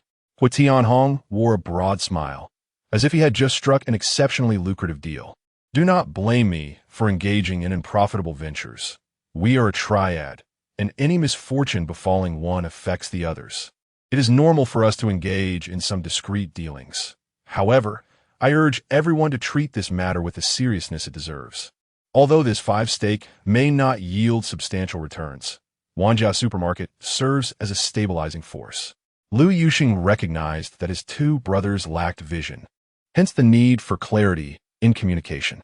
Certainly, I will arrange for a few astute individuals to reside near Wanjia Supermarket. The following day, 2 property deeds were indeed presented. One was from the international settlement, and the other from the Chinese concession. Xiaozhu, it seems we will not be returning for some time. He handed the 2 deeds to Bai Xiaozhu. Brother Zhang, are you going to become a hands-off manager again? It cannot always be me taking action. You must contribute as well, or I will be overwhelmed. Bai Xiaozhu lamented after taking the deeds. Never mind, I shouldn't interfere, otherwise I might disrupt your rhythm. And you would scold me for being more of a hindrance than a help. I will stick to my role as your supplier. You have indeed become lazy. I never realized you had such a rogue side. Just yesterday, you claimed to adore me as I am. Yet in the span of a night, you have changed your heart. Oh, fickle woman, your name is changeable. I can no longer bear this. I must visit the Palais de Danse or the Grand World to soothe my wounded heart. Farewell. I leave the ensuing matters to you, Miss Bai. Those capable must bear more responsibilities. I shall treat you to a meal later. The thrill of money effortlessly flowing into one's pocket is undeniably exhilarating. While Bai Xiaozhu may outwardly express dissatisfaction, in truth, she revels in the experience. She is a woman of ambition and enterprise. Each day, as she peruses the data sent from the other 2 stores via telegram, her joy is palpable. As for the establishment in the bustling metropolis, she visits it daily. At the tender age of 18, she emerged as a formidable force in the business world. Although she benefited from familial connections, her accomplishments are nonetheless impressive. Many second-generation heirs succumb to decadence with alarming speed. Once again, Zhang Buluan arrived at the Palais de Danse, this 24-hour haven of indulgence. Chapter 28. The Deceptive by Ling. As before, Chamberlain chose a private box on the 2nd floor. This particular box was enclosed on 3 sides by walls, creating a semi-private space, with only the front facing the stage unobstructed, save for the railing that prevented any unfortunate accidents should someone fall. Remarkably, this woman has become quite industrious lately. 4 sets of song and dance performances were showcased, a stark contrast to the single set presented during his last visit. Observing the familiar figure on stage, Chamberlain was momentarily taken aback. Not everyone could grace that stage. For Si-Tung to perform 4 sets, it was evident that she had garnered significant support. This was hardly surprising, as the woman possessed striking beauty and an alluring demeanor, particularly accentuated by her slender, straight, and long legs. Clad in a high-slit cheongsam that emphasized her figure, she could easily captivate any man's heart. Such talents are indeed a gift from the heavens. With minimal investment, one could elevate her to stardom, ultimately reaping financial rewards. Strangely, today, Si-Tung appeared exceptionally enchanting. If her previous appearances exuded an air of coolness, Today, she radiated allure. The nuances in her demeanor, albeit not entirely dissimilar, were certainly noticeable. After the 4 performances concluded, Si Tung descended from the stage. Chamberlain continued to be attended by the waitstaff from the adjacent palais, savoring an array of fruits. However, it was not long before a knock resonated at the door of the box. With a mere glance, the woman understood and promptly opened the door. Si Tung, what brings you here? Chamberlain inquired. Chamberlain, are you not pleased to see me? She replied playfully. Of course, you're most welcome. A warm welcome indeed. Please, come in and kindly shut the door behind you. He gestured towards her. Soon, the small box was left with only Chamberlain and Si Tung. She remained silent, merely surveying him with an intense gaze that scrutinized him from head to toe, and then circled around him. Si Tung, please refrain from staring at me like that. It's rather unsettling, Chamberlain nervously remarked, feeling a chill run down his spine. After all, she was a half-demon. What if her demonic nature were to manifest and she decided to devour him? While he was not particularly afraid of death, being consumed alive by a demon was an excruciatingly dreadful fate. Thus, he timidly uttered a rather cowardly response. Nothing particularly special about me. What did you say? Si Tung's voice was barely above a whisper. Chamberlain caught a faint echo of her words, yet they eluded his understanding. Though he possessed the ability to resurrect indefinitely, his physical form remained that of an ordinary human. Nothing, I was merely checking to see if you had gained weight. Not at all. I'm quite the robust fellow, he declared, rolling up his sleeves to display his biceps and triceps. Puffed. Si Tung stifled a laugh behind her hand. You are quite an intriguing individual. Is no wonder. No wonder about what? Oh, it's nothing. Would you mind if I sat down and enjoyed some of your fruit? Not all. Please have a seat. Once Siding settled down, she began to skewer the fruit with a toothpick. Are you for vaping? Yes, indeed. How old are you this year? 21. Are you married? No, I am still untouched, as they say. I see. Siding nodded. But why? Siding, are you asking me these questions? It feels as though you are conducting a household registration inquiry. Do you fancy me and wish to marry me? Zhang Boluan joked. And what if I do? Siding looked at him with a playful smile. Zhang Boluan was, in his past life, a genuine article and remained so in this one. His interactions with women were limited to classmates and colleagues. He found himself utterly unprepared for the slightly ambiguous atmosphere that enveloped them. He was all talk, proclaiming himself invincible with words, yet utterly inept in action. You're simply a coward. Siding extended her slender, pale finger and tapped it on Zhang Boluan's forehead. In that instant, he felt a wave of confusion wash over him, leaving him momentarily stunned. Unbeknownst to him, through that fingertip, the woman before him was delving into his memories. Unfortunately, his past memories had been completely sealed away by the system. No one could extract those memories through any means. Furthermore, all recollections pertaining to the system had been securely stored away. The memories that this woman could access were exceedingly limited. She only knew that Zhang Boluan had originally been a mere laborer in a shop. Then, inexplicably, he suddenly acquired some unique goods and amassed considerable wealth. The origins of his villa in Dongjiaominxiang were similarly mysterious. However, the memories of Lung Qingxiu and Bai Xiuzhu had indeed been accessed. How fickle he appeared. It was a pity that he had the desire but lacked the courage, having yet to succeed with anyone. It was only when she glimpsed the memory of the magical copper mirror that her expression altered slightly. By the time Zhang Boluan regained his composure, Siding had already withdrawn her finger. He was completely unaware that his memories had been thoroughly examined. Who said I am a coward? If you dare to marry, I will dare to wed, Zhang Boluan declared defiantly. How could a man utter the word no? Those 2 syllables are the greatest insult to a man. It is not so simple to marry me. Besides, marriage is not merely about the 2 of us. I must discuss it with my family. Upon hearing this, Zhang Boluan gazed deeply at her. He could now ascertain that the person before him was not Siding, but rather her other self. Bai Ling's Siding was merely a half-demon. Where'd she find family? If she had family, it would be the Qiushan who transformed her from a white vine into a half-demon using the 9-eyed celestial pearl. If Qiushan were to appear before her at that moment, she would undoubtedly lay bare her heart for this family. After all, the old master, with his audacity, had subjected her to numerous indignities, even compelling her to consume her own kind. Therefore, a proper retribution was indeed warranted. For an ordinary individual, even if afflicted with schizophrenia, it merely denotes a mental illness. However, for a half-demon like Si-Tung, the consequences of such a condition manifest differently. She could genuinely transform into two distinct demons.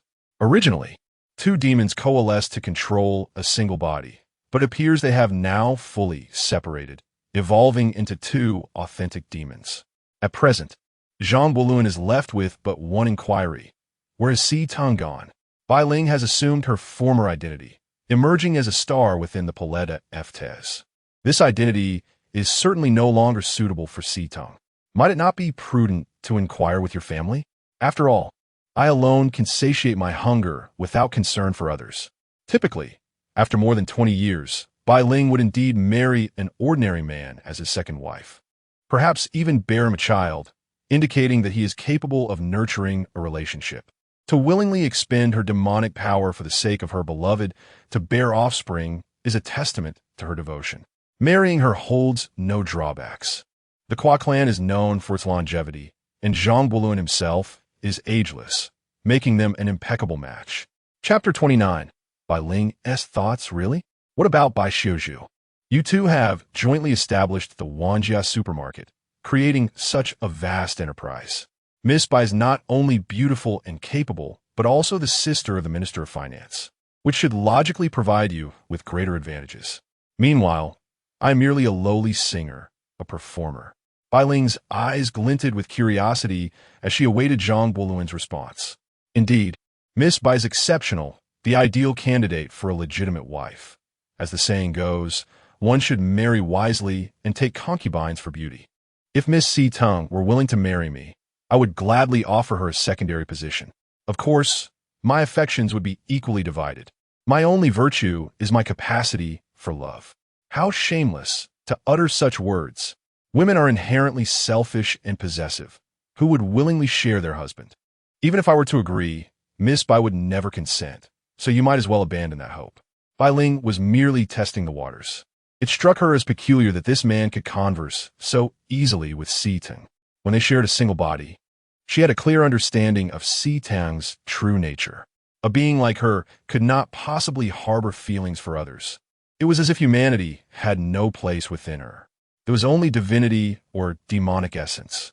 Bai Ling acknowledged that she could never attain such a state. Her curiosity about humanity remained profound.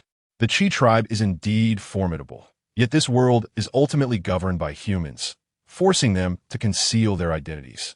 Even aside from the extraordinary individuals controlling supernatural powers, ordinary people wielding firearms pose a significant threat to their existence. What does this indicate? It suggests that humanity possesses redeeming qualities.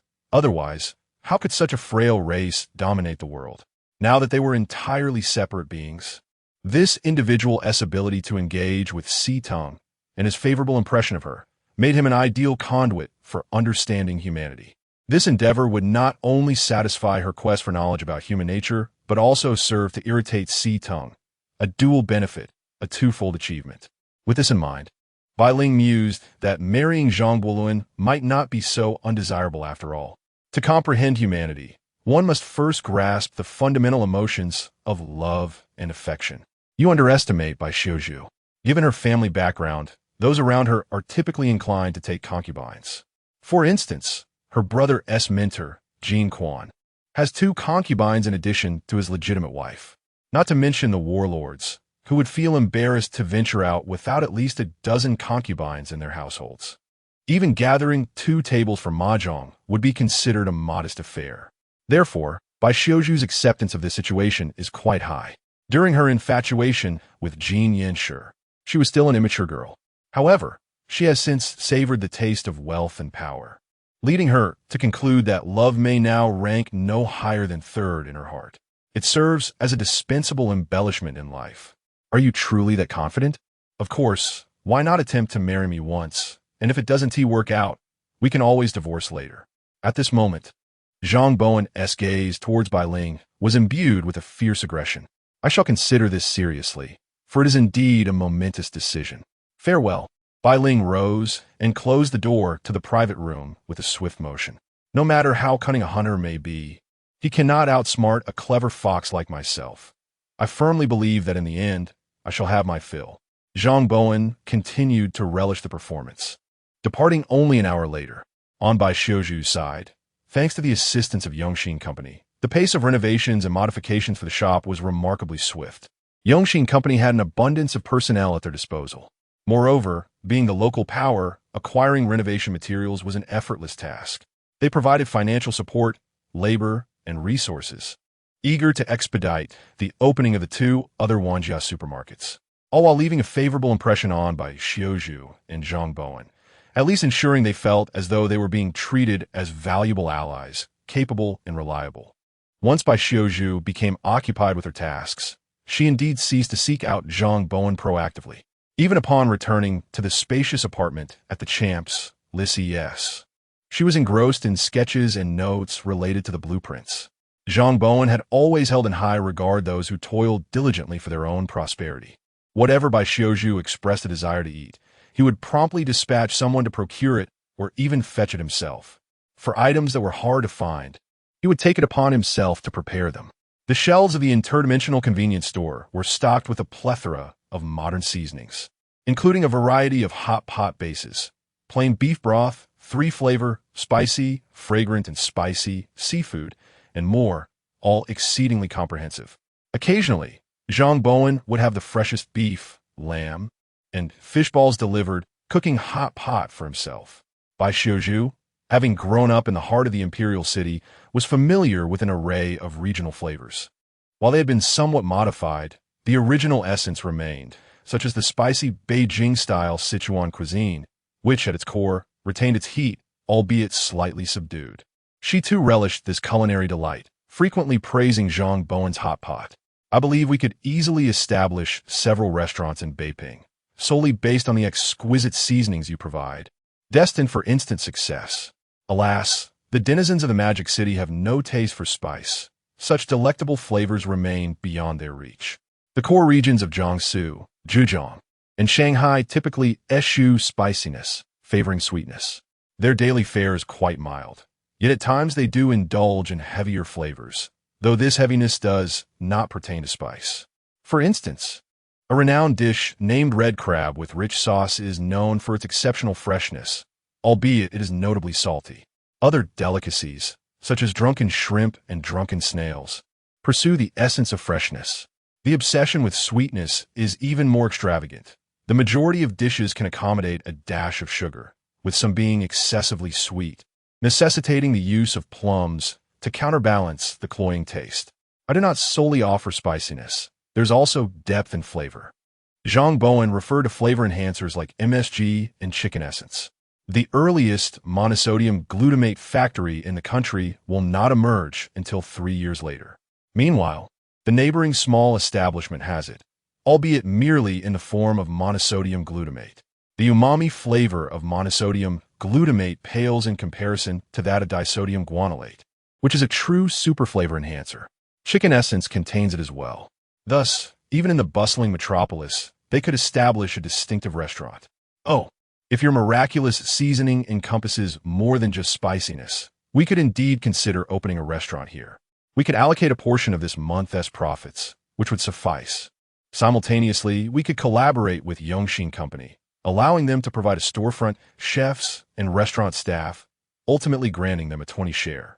The prospect of an additional income stream illuminated by Xiuju's eyes.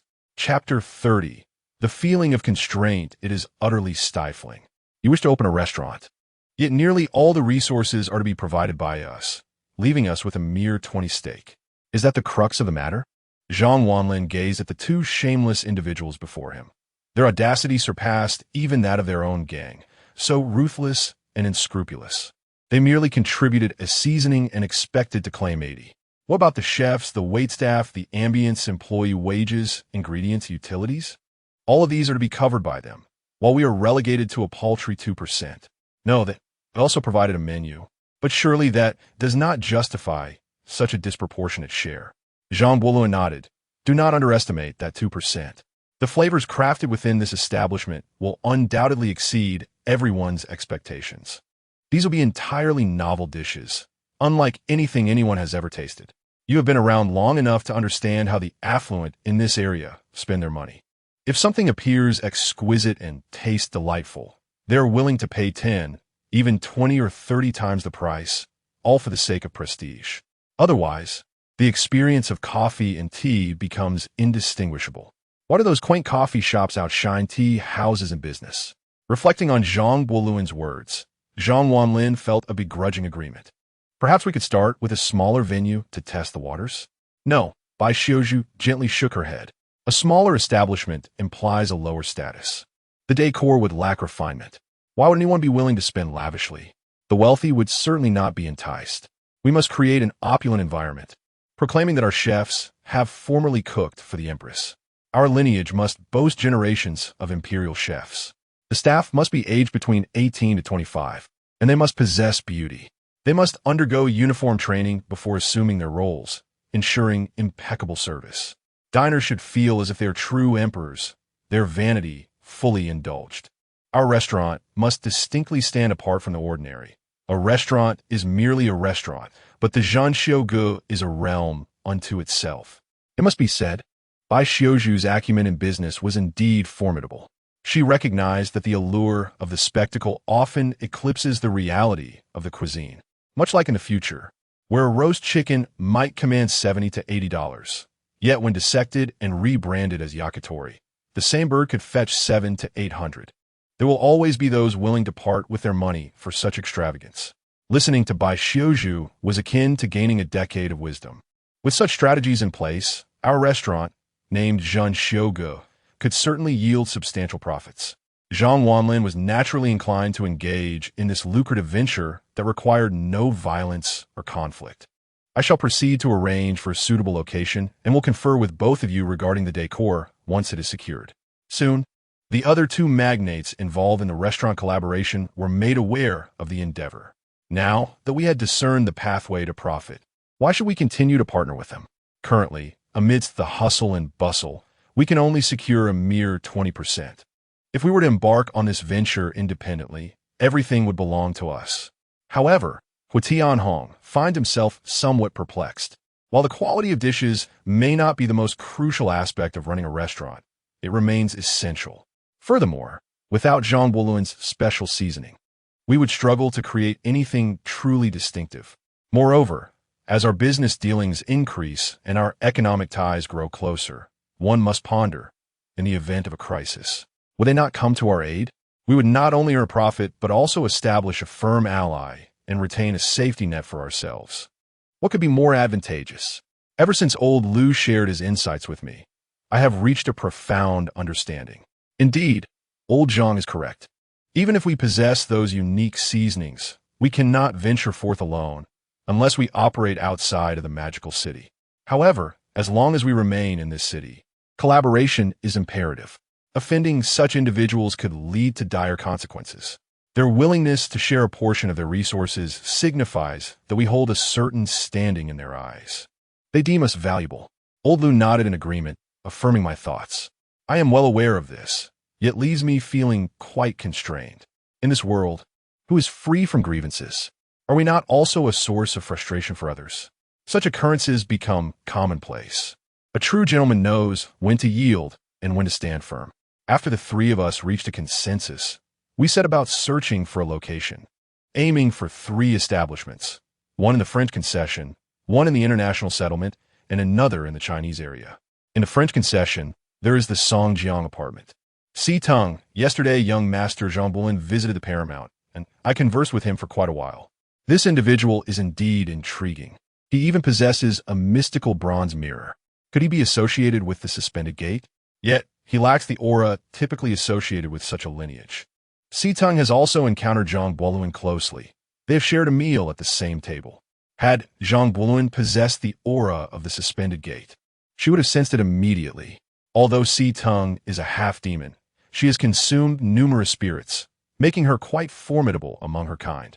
At that time, she was at her full strength, though her current power is somewhat diminished due to the emergence of a fragment of Bai Ling. According to the memories I have observed, he is indeed not of the suspended gate. He possesses no such aura and is entirely an ordinary individual.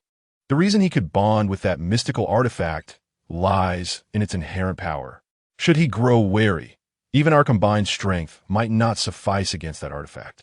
Regardless, we are not his adversaries, and the potency of his artifact bears no relevance to us.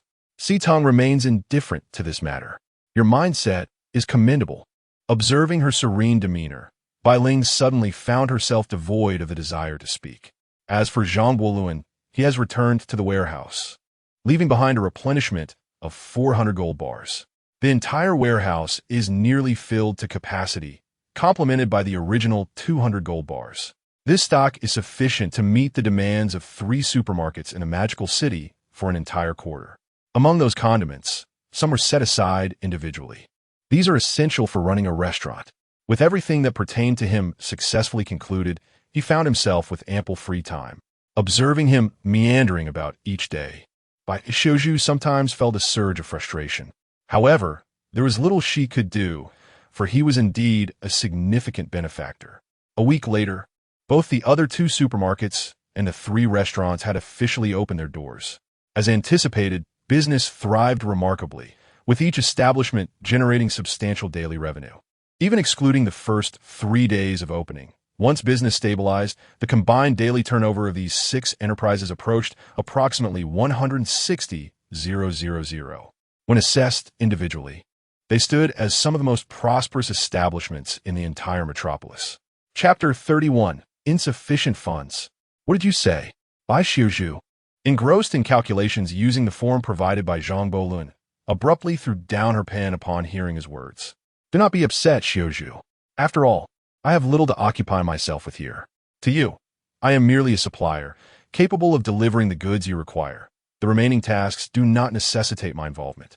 I understand you are overwhelmed and fatigued, yet there is little I can do but anxiously observe from the sidelines. Zhang Bolun war a play felgreen. Nonsense. You're simply lazy. I refuse to believe that someone capable of devising numerous sales strategies cannot offer assistance, Bai Xiaozhu retorted, casting him a sidelong glance. Their friendship was such that unspoken truths remained unvoiced. Really, what could possibly keep you so eager to return to Peiping? Is it to see your little lover? What was her name again? Lung Qingxiu. However, she is not my lover.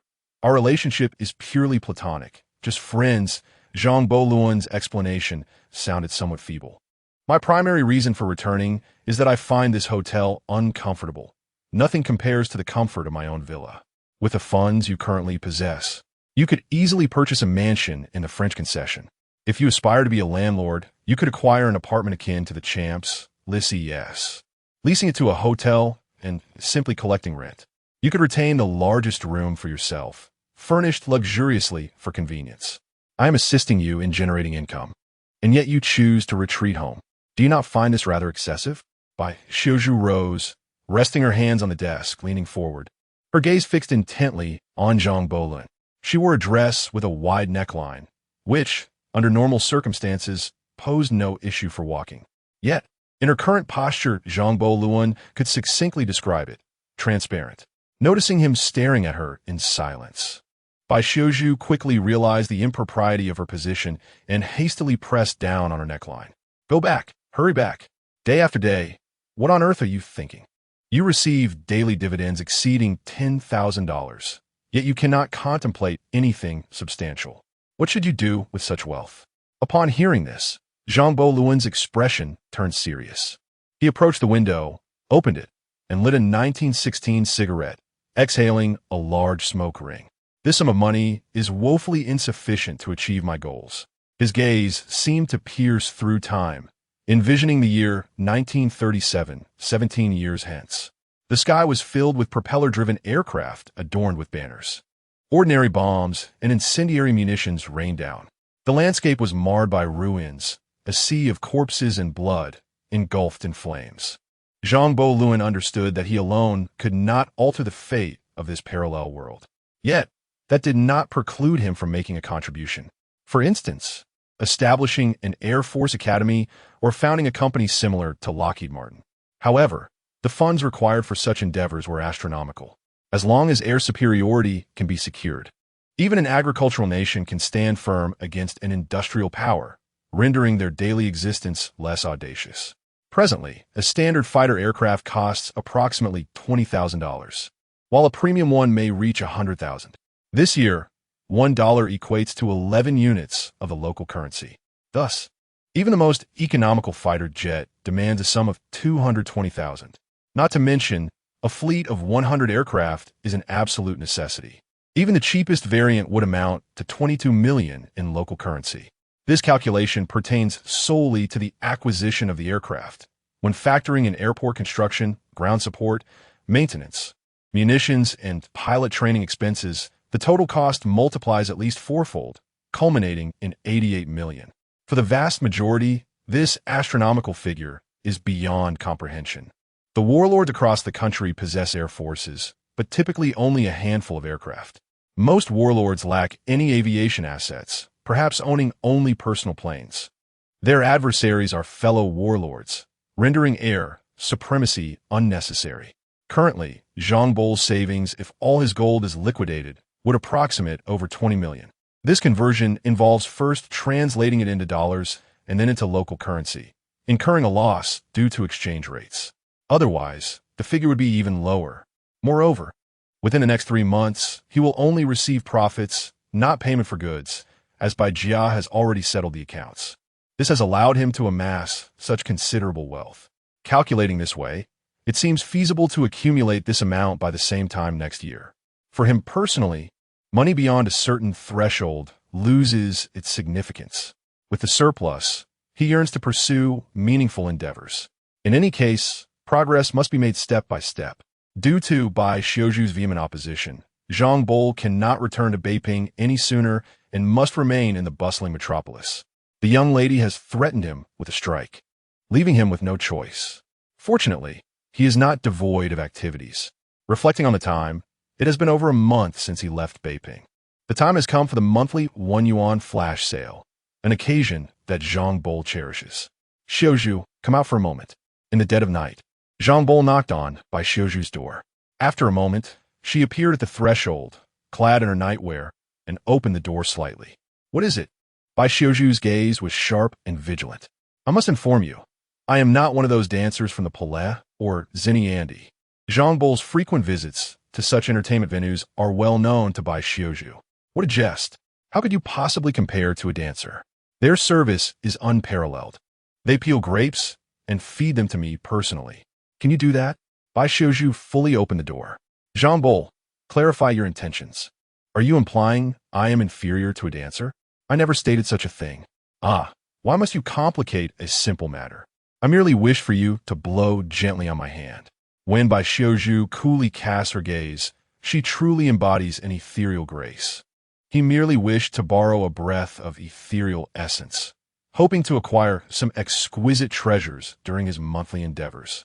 For instance, similar to last month, when he miraculously obtained 3 golden legends in a single sweep. He believed that his fortune was tied to the days he spent in close proximity to Bai Xiuju. Just a breath, why so? He mused.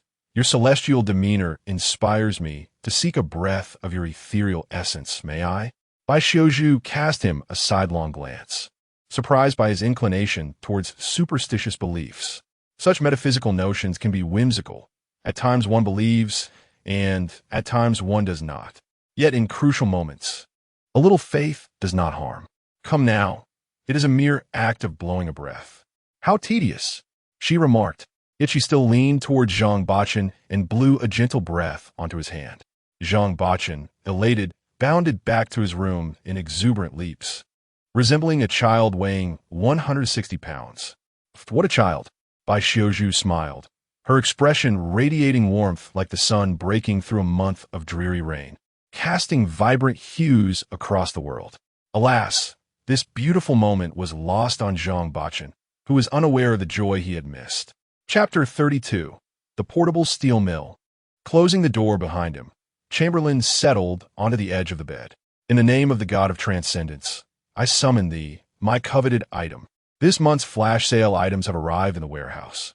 The original flavor of Tsunade's Popeye, valued at $1 silver. Wild boar repellent, capable of detecting creatures over 50 kilograms from a distance of up to 5 kilometers, large vehicles like cars from 80 kilometers, and colossal entities such as ships from 140 kilometers, with the ability to simultaneously lock on 64 targets. This item includes a GON-active phased array civilian radar system, 10 high-speed shuttles, and 1 T-70 heavy-duty agricultural drone, valued at $1 silver. A micro-steel mill rendered obsolete in 2015, with an annual steel production capacity of 80,000 tons, including 8,000 tons of special steel paired with a small-scale thermal power station. Fully automated and located within a dimensional space measuring 1 kilometer in length, width, and height. It can continuously supply steel as long as raw materials are provided, valued at $1 silver. Only one of the 3 items may be selected. The aura of the divine is indeed formidable. Aside from the first item, which is rather perplexing, the original flavor of Tsunade's Popeye, the remaining 2 are undoubtedly treasures. However, the choice is remarkably simple. The wild boar repellent boasts high technological sophistication. In terms of radar technology, it surpasses even the 10th and 20th generations of the current era. Not to mention the high-speed shuttles and the large agricultural drone capable of carrying 70 kilograms. Such innovations are unlikely to emerge in the coming decades. The utility of this device is substantial. Yet, when compared to the third option, the steel mill, it pales in comparison. Although it is merely an obsolete micro-steel mill, it dates back to 2015, a time when small steel enterprises were required to achieve an annual output of over 100,000 tons. Any production below that threshold, coupled with outdated capacity and technology, was deemed unviable. Yet, now it is the year 1920, and the combined output of all steel enterprises in the country barely exceeds 20,000 tons annually. This singular, obsolete micro-steel mill represents more than 3 times the national steel production. Moreover, it offers 8,000 tons of special steel. If these factors alone provide ample justification for purchasing this micro-steel enterprise, then its location within a dimensional space, fully automated and requiring only the provision of raw materials, such as iron, ore, coal, and various minerals, ensures a continuous production of steel and special steel, making it an absolute necessity for him to acquire. The range of special steel is exceedingly vast, encompassing tungsten steel, titanium steel, manganese steel, stainless steel, titanium-based tungsten steel, tungsten-based titanium steel, and so forth. The applications of these special steels are extensive. For instance, components such as the blades of loaders, buckets of excavators, and tank treads, which are prone to wear and tear, benefit significantly from the use of high manganese steel. Furthermore, a steel enterprise encompasses more than just a steel smelting plant. It also includes rolling mills, with hot and cold rolling processes yielding distinctly different results, as the strength of hot-formed steel is exceptionally high. Simultaneously, steel enterprises can transform steel into ingots, rebar, and seamless pipes. Indeed, it is the very seamless steel pipe, with the addition of a rifle bore. A firearm is almost complete. Similarly, by enlarging the caliber, one can create a cannon barrel. I wish to acquire a miniature steel mill. The fortune in Zhang Bojun's hands has vanished. Subsequently, he discovers that his consciousness can connect to a dimension enveloped in void. Within this realm lies a steel enterprise that appears conspicuously out of place for this era. Initially, he intended to linger in the bustling metropolis a bit longer. However, circumstances dictate that he must venture northward to procure coal, iron, ore, and various other minerals. A mere annual yield of 80,000 tons is insufficient. He must stockpile ahead of time. On the following day, Xiuzhu, I must return. I have exceedingly important matters to attend to. After finishing breakfast, Bai Xiuzhu prepared to inspect a few shops when Zhang Bojun detained her. What is this exceedingly important matter? Is it related to making money? If so, I wish to join. It is not a matter of profit, but rather one of loss. I intend to incur a substantial financial setback. It is likely that all my savings will be depleted, and profitability will be a distant prospect. Then I have little interest. you may return alone. However, what necessitates such a significant loss? Bai Xiuzhu could estimate Zhang Bozhen's financial standing. The 5 supermarkets here have only collected payment for goods. And while there would certainly be some profit, the most crucial aspect lies in the first supermarket in Beiping, which does not share profits with others. She was unaware that from mere goods payments, Zhang Bozhen could reap profits in multiples. Thus, in his calculations, he should possess approximately over 1 million taels of silver at this moment. Little could she fathom that Zhang Bozhen's current wealth surpassed 20 million taels. Even if he were to lose 1 million taels for Zhang Bozhen, it would amount to merely over a month's profit, at most 2 months' worth of earnings. Soon, Zhang Bozhen boarded a plane, flying directly to Beiping.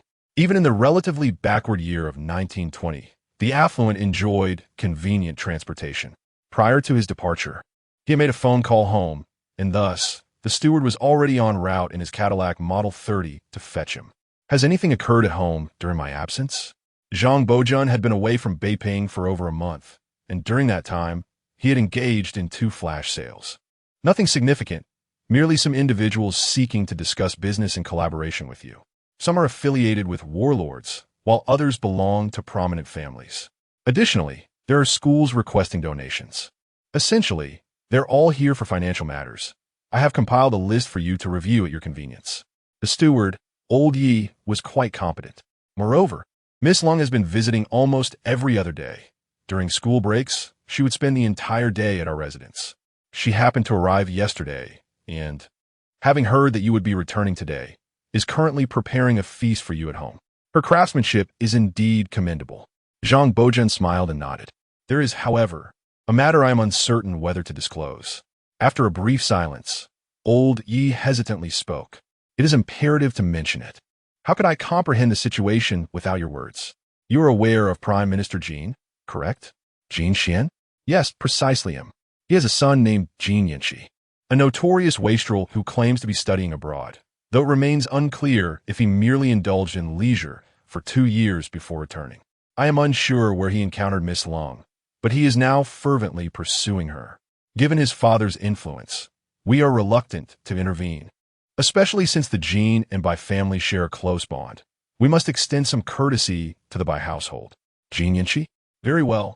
I am now informed of this situation, and I shall take appropriate measures. Chapter 33. The unaccomplished Jin Yanxi. The vehicle swiftly approached the Zhang residence. At the entrance, Lung Qingxiu awaited eagerly, embodying the essence of longing for her beloved. The only discordant note was the presence of a delicate young man by her side.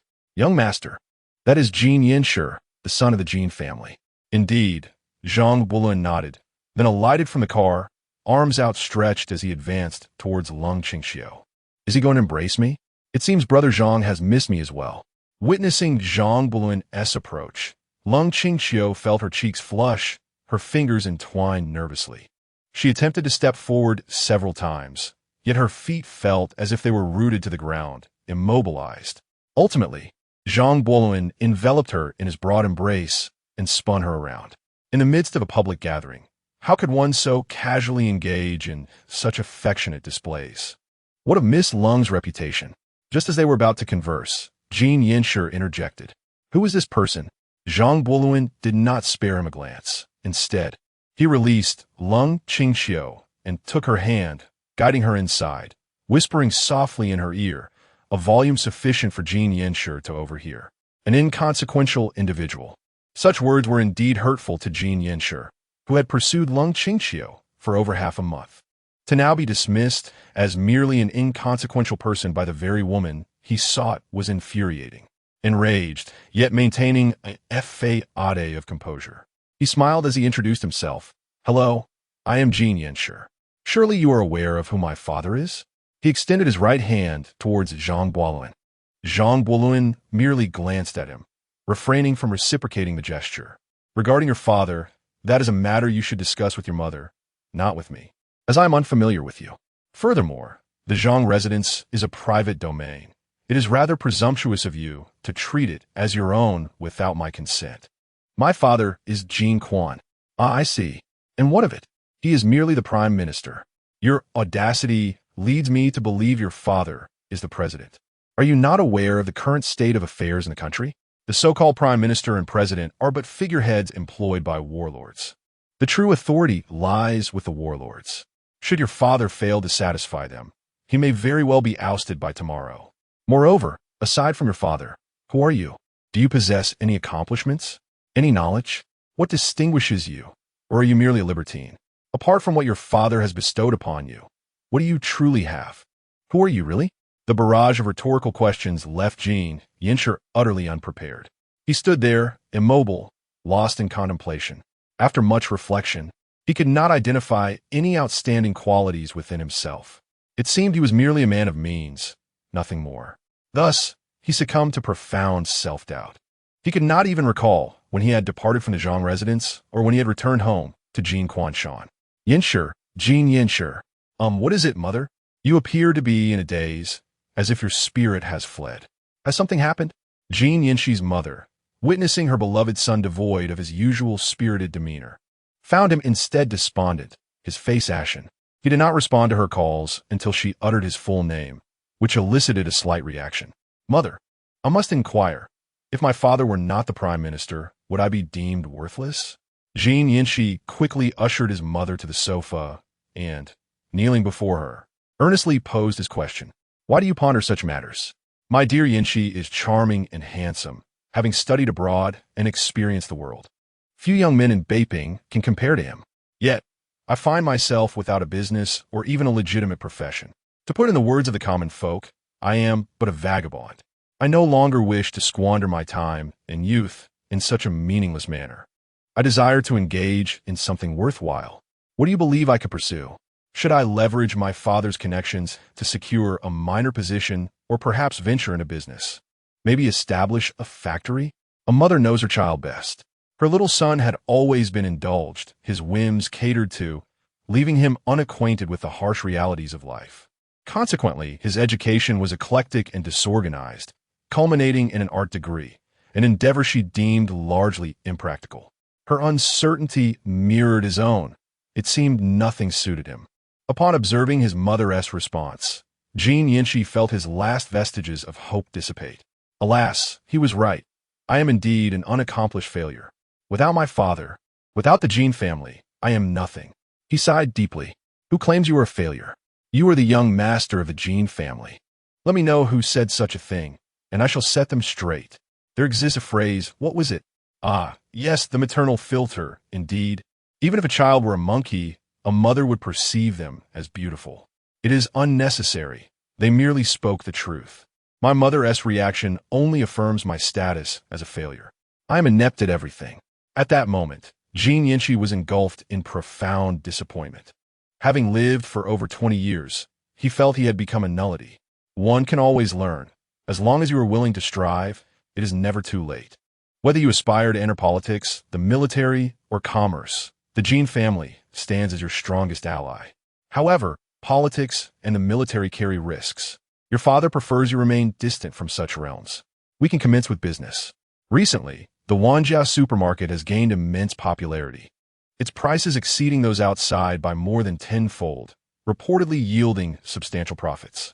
We could collaborate with them. We provide the capital, and they supply the goods. Though Wanjiao supermarket has already opened in Beiping, Tianjin, and Qingdao, many major cities such as Fengtian, Harbin, Shoujing, Yangcheng, Rongqing, Jinling, and Suzhou have yet to see its establishment. Through the influence of your father, even the warlords occupying these territories would be inclined to show respect, and the profits you earn could alleviate some of your father's troubles. It's a win-win situation. Jean Yinshi found this reasoning quite compelling. However, the fact that Wanjiao supermarket is owned by Zhangbo Lun rendered any collaboration impossible for him. It left a bitter taste in his heart. The girl he had pursued with great effort was effortlessly embraced by another, who dismissed him as inconsequential. The thought of collaborating with a rival was beyond his capacity, truly insurmountable, even with the knowledge that this venture promised substantial profits. Perhaps we should explore another business opportunity. I recall, my father has some connections with foreigners. What if we established a trading company? Such enterprises can be quite lucrative. If a supermarket is beyond reach, then let us venture into the trading business. After all, prior to the emergence of supermarkets, Trading companies were among the most profitable. However, the landscape was saturated with large trading companies in major cities. Even if we were to embark on this path, we would only capture a mere fraction of what belonged to others. Unlike Wanjia Supermarket, which offers unique items that are exclusive to us, allowing for significant profits. I firmly believe that with your father's involvement, the proprietors behind Wanjia Supermarket would eagerly seek to collaborate with us. The Bai family has already partnered with him to establish 5 stores, reportedly raking in daily fortunes. The last time Bai Xiong visited, he praised his sister profusely, claiming her business acumen was remarkably astute, akin to having a discerning eye.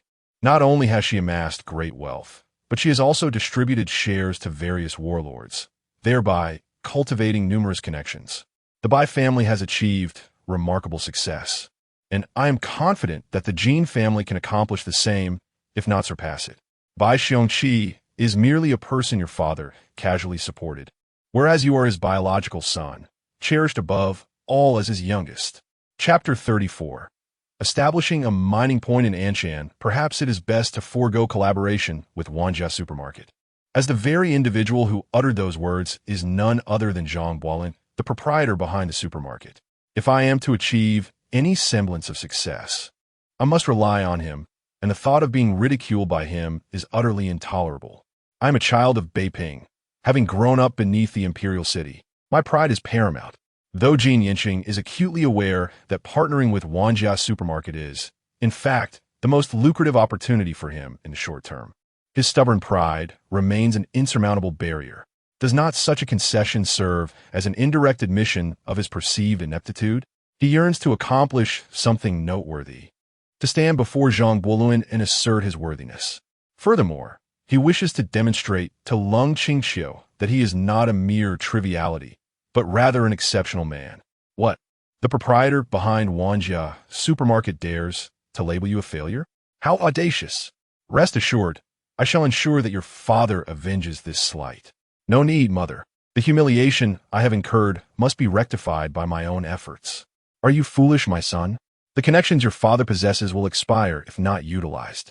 Now is the time to leverage them while he still has a voice. Setting aside the thoughts of this mother-son duo, upon returning to the Zhang residence, Zhang Buolin was promptly escorted to the dining room by Lung Qingxiu. These dishes are all my doing, brother Zhang. Please have a taste. A nearby maid chimed in. To prepare this sumptuous feast, Miss Lung had diligently learned from the chef, even enduring a minor burn from the oil, demonstrating her earnest dedication. It is not as exaggerated as you claim.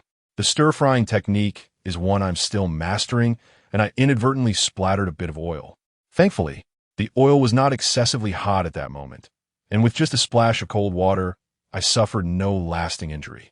My dear, while I am deeply touched by the lavish meal you have prepared, I sincerely wish you would refrain from such endeavors.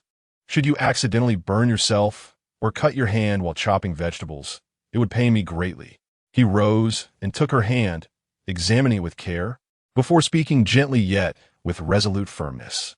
Though Zhang Buolin had never been in love, he was not entirely oblivious to the ways of the world.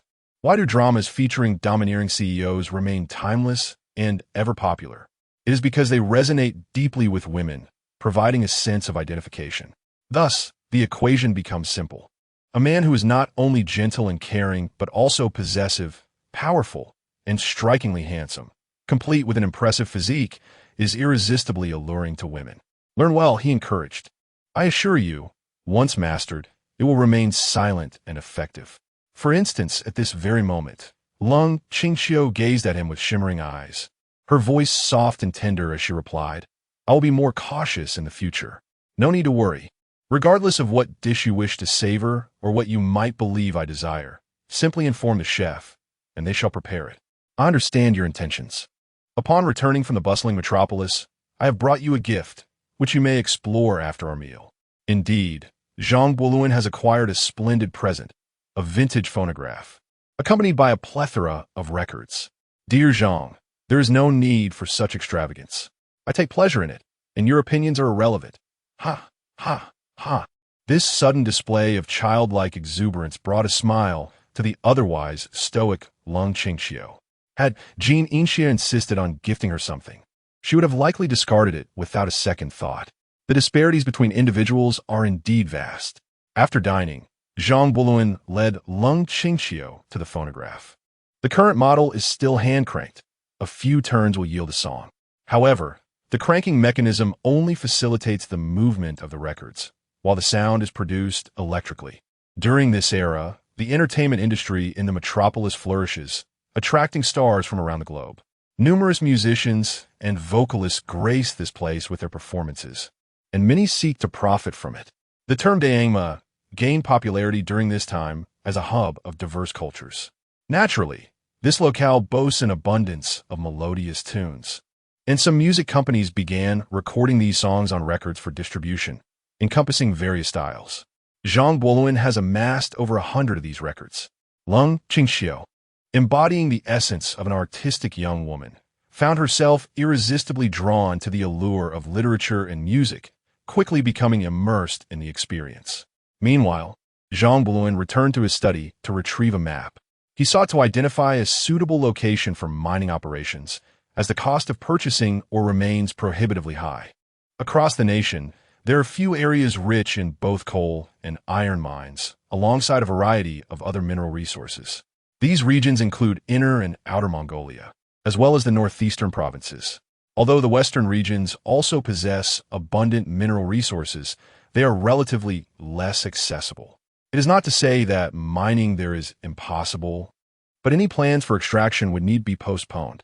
Presently, numerous mines across the country await exploitation, fulfilling Zhang Buluan's demands. Comparatively, the territory of the old bandits might offer a semblance of security. Here, I refer to industrial safety, not personal safety. As for his life, he harbors no concerns. The notion of infinite resurrection is no mere jest. Thus, let us settle upon this location. Zhang Buluan pointed to a spot on the map. This is Anshan.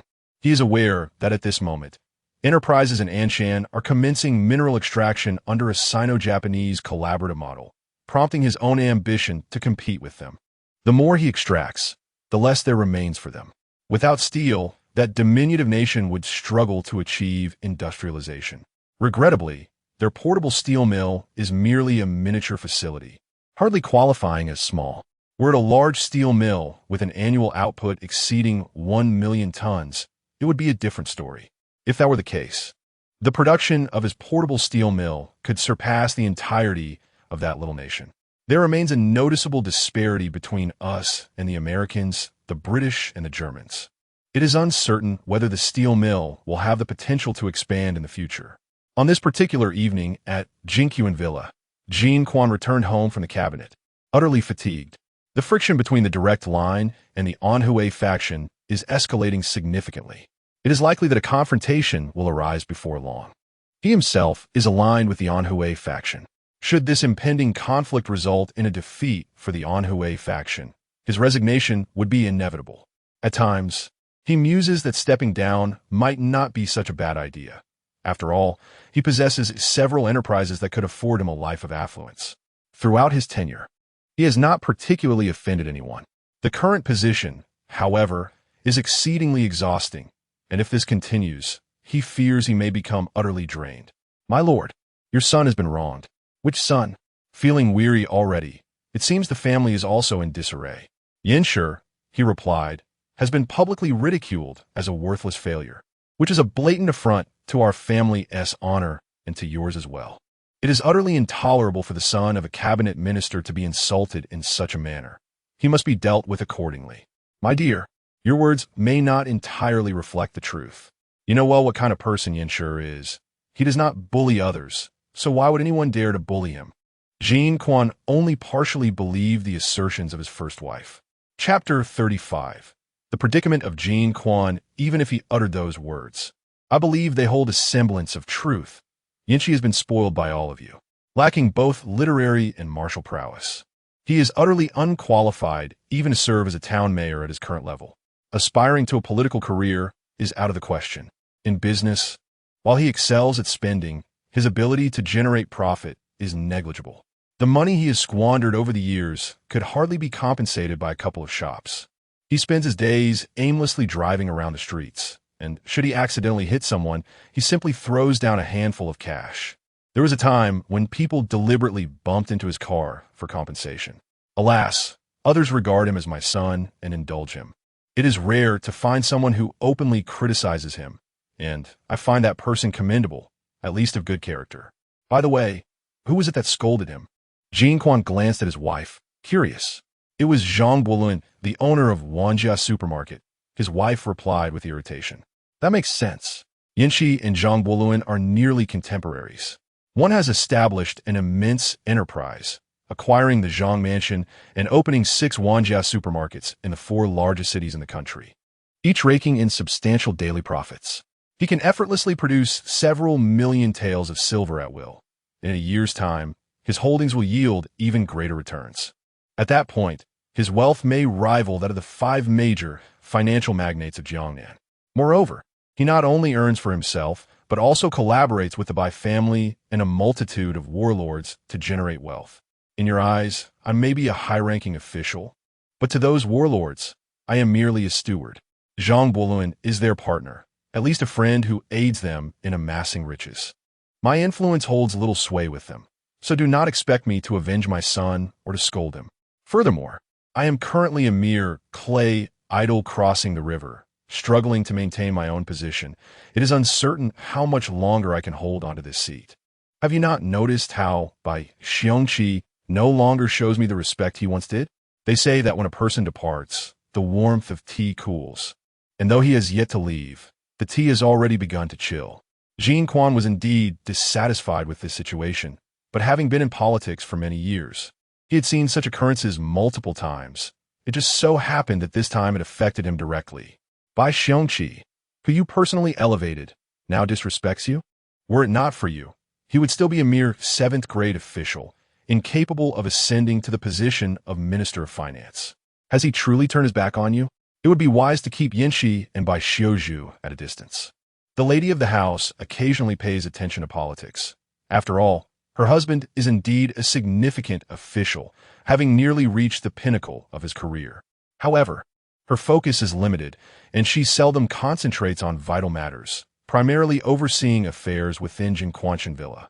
Recently, she has sensed that Bai Xiongqi seems somewhat arrogant, lacking the humility he once possessed. She did not expect the root cause to lie within her own household. This realization filled her with concern.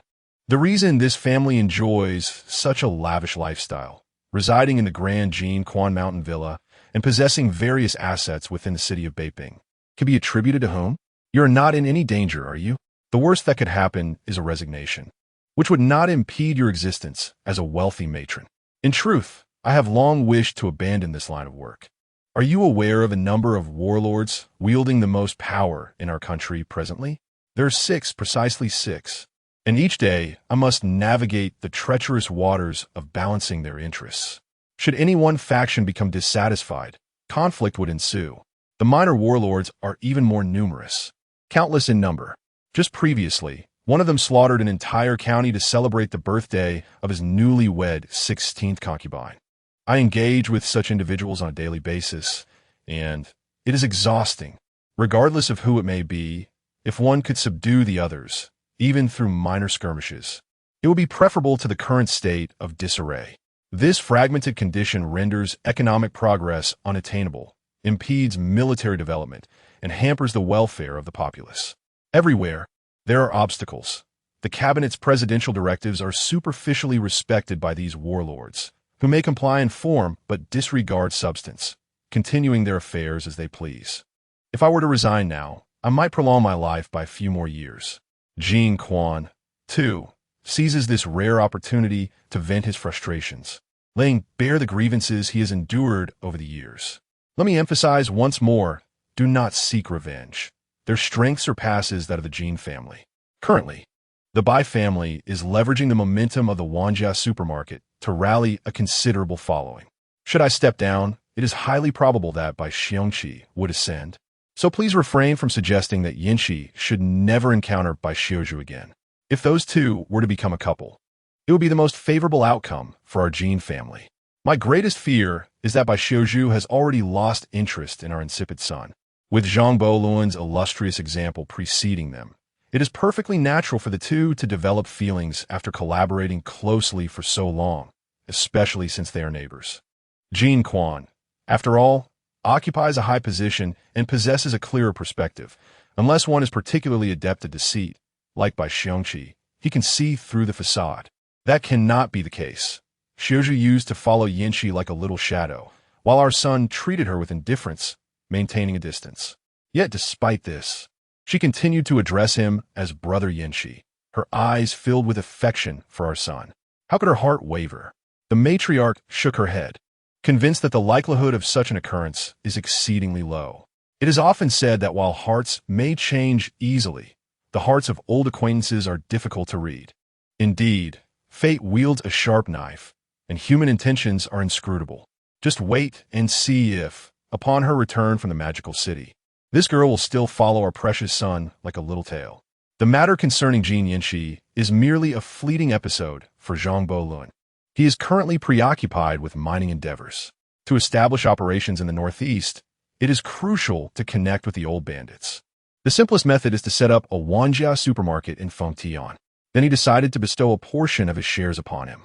The appetite of the old bandit is exceedingly large. Otherwise, he would not have devoured every last morsel during the early days. In the end, he was so infuriated that he resorted to explosives at Huangatan to eliminate him, leaving behind an ineffectual sixth son who regurgitated everything that his father had previously consumed, including the New Year's Eve feast. It was a thorough and complete expulsion, leaving not a trace behind. This time, he did not intend to collaborate with the Bai family, as dividing the profits among three parties would likely prove insufficient to satisfy the old bandit's voracious appetite. He resolved to venture alone to Fengtian. However, before embarking on this journey, he felt compelled to comfort the young girl before him, who was consumed by longing. Ever since his return, Lung Qingxiu had spent all her time at the Zhang residence, save for her school hours. Both her arrival and departure from school were orchestrated by Zhang Bolun, who would either send someone or personally drive his Cadillac Model 30 to pick her up, causing her classmates at Ren Girls' School to be enviously awestruck. Zhang Bolun bore a striking resemblance to Takashi Kaneshiro, differing from the readers only by a slight margin. With such an appearance, standing at the school gate and leaning casually against his luxury vehicle would guarantee a 100 rate of admiration. Fortunately, the people of this era were not overly liberated. They remained relatively conservative, refraining from loudly declaring their affections. Instead, they would steal glances, looking once, then again, yet if unobserved, they would continue to gaze unabashedly. Chapter 36. The First Death. Brother Zhang. As school dismissed, Lung Qingxiu emerged from the gates, clutching two books, and immediately spotted Zhang Bolun. At that moment, Zhang Bolun was attempting to appear dashing, leaning slightly against his luxury car, a cigarette nestled between his index and middle fingers, occasionally exhaling wisps of smoke. It was not that he aimed to display flamboyance. Rather, he was grappling with social anxiety. He had never encountered such a scene before, a throng of vibrant young women, some glancing at him discreetly, while others unabashedly admired him. At that instant, he felt as if he were the focal point of a stage, his heart racing with palpable nervousness. Despite having experienced similar situations several times before, the anxiety remained ever present. The act of smoking and bowing his head was not a show of bravado. He was desperately trying to divert his thoughts elsewhere. For instance, how much profit should he share with the old bandit upon their meeting? What wages ought to be allocated to the miners at the mining company? Should he contemplate establishing a small steel mill as a cover? If so, where could he possibly recruit skilled laborers? Skilled workers were exceedingly rare these days. Most having been claimed by various warlords, talent was indeed scarce. It was only when Lung Qingxiu called out to him that he snapped back to reality. Qingxiu, hop in. Didn't you mention wanting to try the salted bamboo shoots yesterday? I've had the kitchen prepare it for you. Unfortunately, we only have dried bamboo shoots instead of fresh ones, but the salted pork was brought in from Changzhou. It's bound to be reminiscent of her childhood flavors. Brother Zhang, I merely mentioned it casually. You didn't have to go through all that trouble, she replied, a hint of exasperation in her voice. It's no trouble at all. I wish to indulge as well. Once they settled into the back seat of the car, he instructed, Xiao Wu, homeward bound. Upon the vehicle's departure, Lung Qingqiu's cheeks flushed as she softly remarked, "My classmates say you are my dear brother Zhang, and they claim I am quite fortunate. It seems everyone holds you in high regard." As the car glided onward, the youth were most eager to embrace international trends, leading to the emergence of many fashionable foreign phrases during this period. Terms like honey and dear were birthed in this very moment. "Would you wish for me to become your dear?" Zhang Luan teased, intending to elicit a reaction from her. Her bashful demeanor was indeed charming. Their essay saying that captures such moments perfectly. The gentleness of that lowered head resembles a water lily, shyly resisting the cool breeze. This modern poetry was particularly fitting for the occasion. "Brother Zhang, I'm still a student. I must prioritize my studies," she retorted, her tone playful yet firm. "And what about after you complete your studies?"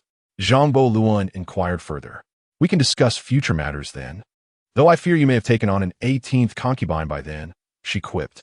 "You've been out with Miss Bai for over a month now. Have you made any progress? Miss Bai comes from an illustrious family and could be of immense assistance to you.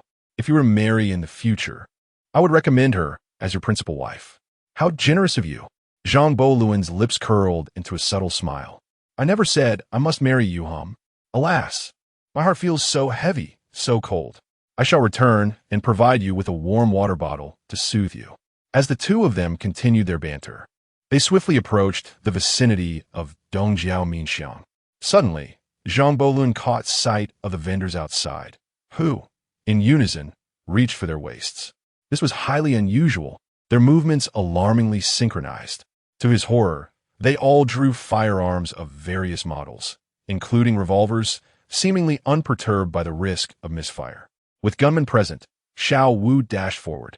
Knowing that safety lay just ahead in Dongjiaominxiang, he immediately assessed the situation, shouted a warning, and pressed Lung Qingqiu down beneath him, using his body as a shield.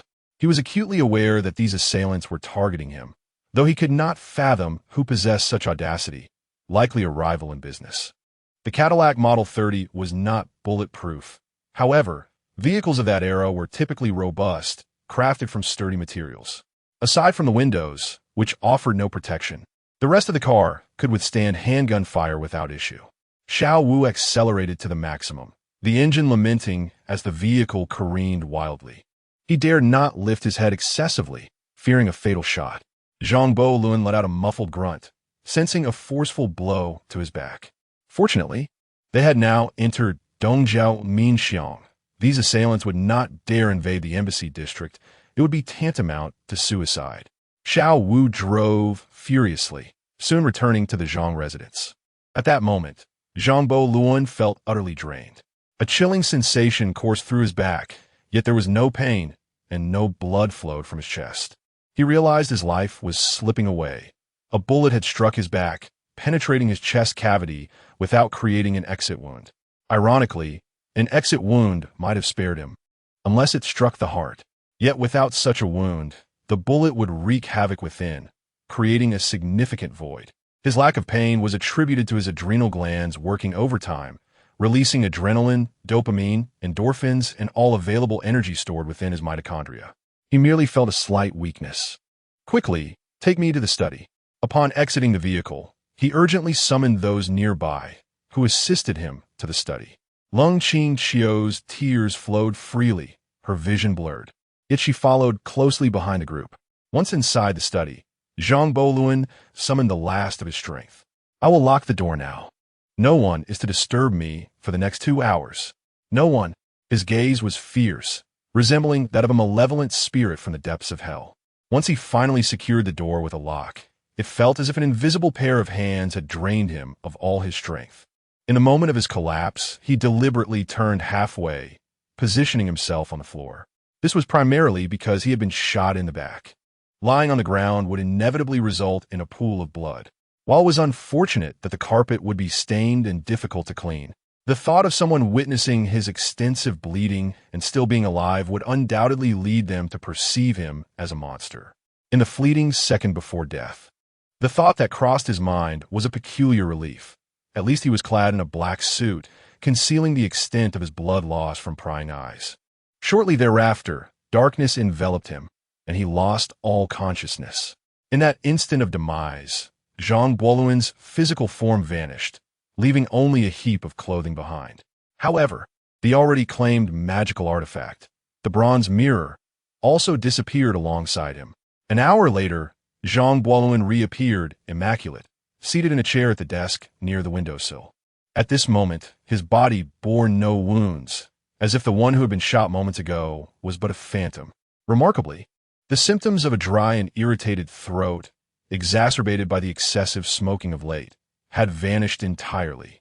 It was akin to restoring a device to its factory settings, allowing his body to revert to its most pristine state of health. He approached the wardrobe, donning a fresh outfit he had prepared days prior in the study. He had anticipated that upon resurrection, he would emerge in an utterly pristine condition, devoid of even a scrap of cloth. After all, wandering about the villa in such a state, exposed and vulnerable, would hardly be advisable. Chapter 37. Upturning the city of Beiping. Zhang Bachan entrusted the blood-stained garments to his ironworks, where they were promptly incinerated. This facility proved to be exceptionally convenient for disposing of such items. After calming his tumultuous thoughts, he opened the door to his study. The first sight that greeted him was Dongjiaominxiang. At that moment, she appeared somewhat pallid, her lips devoid of color. Sitting on the floor with her arms wrapped around her shins, her gaze fixated on the door, yet devoid of focus. As he stepped out, Dongjiaominxiang sprang from the ground like a coiled spring, plunging into his embrace without uttering a word. She clung to him with a desperate fervor, her grip tightening as if he might vanish the instant she let go. Zhang Bachan gently returned her embrace, soothingly patting her back. "It's all right. Fortune smiled upon us." The bullet struck the mirror instead. He retrieved the copper mirror from his pocket, the impact akin to receiving a powerful blow, leaving him momentarily breathless, though he was now unharmed. Dongjiaominxiang's legs felt weak. Were it not for her firm grip on Zhang Bachan, she would have likely collapsed. Finally, she lifted her head, scrutinizing his face intently, seeking the truth behind his assurances. "You truly are unscathed? Shall I remove my shirt to prove it?" "Very well, go ahead," he replied. Regaining a modicum of strength, she loosened her hold and stepped back. Zhang Bachan understood that unless she verified his condition, she would struggle to eat later and likely find sleep elusive that night. He shed his shirt and spun in place. There were no signs of gunshot wounds, scars, or even blemishes. His skin appeared remarkably pristine, akin to a freshly shelled boiled egg, albeit with a healthy wheat-tone complexion. Dongjiaominxiang reached out to confirm his well-being, and only then did she exhale a sigh of relief, before promptly fainting. Hey, is this right?" Zhang Bachan quickly reacted, lifting her effortlessly and carrying her to the room prepared for her. Once he had settled her, his expression darkened. "Old Yi, utilize every resource at your disposal to uncover who sent those gunmen today. I want them to face a fate worse than death. I shall see to it that their bones are ground to dust." Having faced death once, he realized that, were it not for the infinite revival granted by the concept of an immortal coroner, he might well be traversing realms once more. The sensation of dying was indeed profoundly distressing. "Understood, sir." This marked the first occasion that Old Yi referred to Zhang Bachan as sir. He recognized that his master was now consumed by rage. After all, he had been shot. Had the bullet not struck the copper mirror, he might have already met his end. He was unaware that his esteemed master had already met his demise once. The notion that a bronze mirror could deflect bullets was merely a saying. After leaving, Butler Yi first proceeded to the neighboring household, where he promptly informed the Bai family about the recent assassination attempt on Mr. Zhang. The Bai family was Zhang's principal partner and held significant influence within the city of Beiping. Should Zhang meet an untimely end, the supply chain for Wanjia supermarket would be severed, resulting in substantial financial losses. Such an eventuality was absolutely intolerable to Bai Xiongqi. How outrageous! You must uncover who dared to harm young Master Zhang. Bring that individual before him. Let him kneel and face his reckoning. Recently, Bai Xiongqi had been riding high, buoyed by the fortune he had amassed, and was on the cusp of securing a position in the cabinet, stepping into the shoes of his former mentor, Jin Quan. Now, however, with his benefactor nearly dead, his fury surpassed even that of Zhang's. Soon, the atmosphere in Beiping grew palpably tense. The typically carefree gangsters transformed into vigilant wolves. Each district was mobilized, and the gangs roamed the streets like rabid dogs, seeking information. Both the underworld and the law enforcement were in a frenzy, leaving few idle. If Zhang was Bai Xiongqi's benefactor, then Bai was the patron of all these ruffians. Should he announce a cut in their monthly wages, they would be up in arms, cursing their fate. The zeal with which they pursued the assailants of Zhang surpassed even that of those seeking vengeance for their own kin. As for the gangs, they too needed to maintain appearances. Otherwise, they would find themselves in the crosshairs of the very thugs they relied upon, and their operations would be demolished. The leaders would be summoned for tea daily, while their subordinates risked becoming scapegoats, facing execution for crimes they had not committed. Beiping resembled a city that had been thoroughly combed through, with law and order elevated to unprecedented heights. It was a place where valuables were left unguarded, and doors remained unlocked at night. The Rixin Trading Company, with its substantial Japanese background, had 80 of its shares owned by the Japanese interests, while the remaining 20 was held by a woman named Mei Shuanglong. What on earth has gotten into these people? It's just the owner of a Wanjia supermarket. Is such an uproar truly warranted? By the way, have the assassins been dealt with? Those gunmen had originated from the Shanshang Che faction, and upon failing, had promptly exited the city, returning to Fengtian without a trace. Are you certain? I'm certain. That is reassuring. No matter how they turn Beiping upside down, they will find nothing. Little did he know, despite the gunmen's discreet and timely retreat, their arrival had not gone unnoticed. Most crucially, both Bai Xiongqi and Zhang had placed hefty bounties on their heads, amounting to a staggering total of 20,000 silver dollars. After a year of diligent work, managing to save a mere $30 or $40 is already quite commendable. To accumulate $20,000 would require 5 centuries of frugality. Even under the most favorable health conditions, an individual's working life spans only about 50 years. This sum represents the earnings of 10 lifetimes. Faced with such immense financial temptation, many individuals become utterly fearless, even in the face of death. A day later, Bai Xiongqi brought someone to the Zhang mansion. Zhang, my brother, he said, this individual knows the identities of those gunmen. You may pose any inquiries you wish. Thank you, Brother Bai, Zhang said. I have heard about the recent events unfolding outside. Your concern for my affairs truly touches me. Zhang did not immediately question the newcomer, but instead expressed his gratitude to Bai Xiongqi. Who are we to each other? The moment you encountered trouble, I reached out to the city.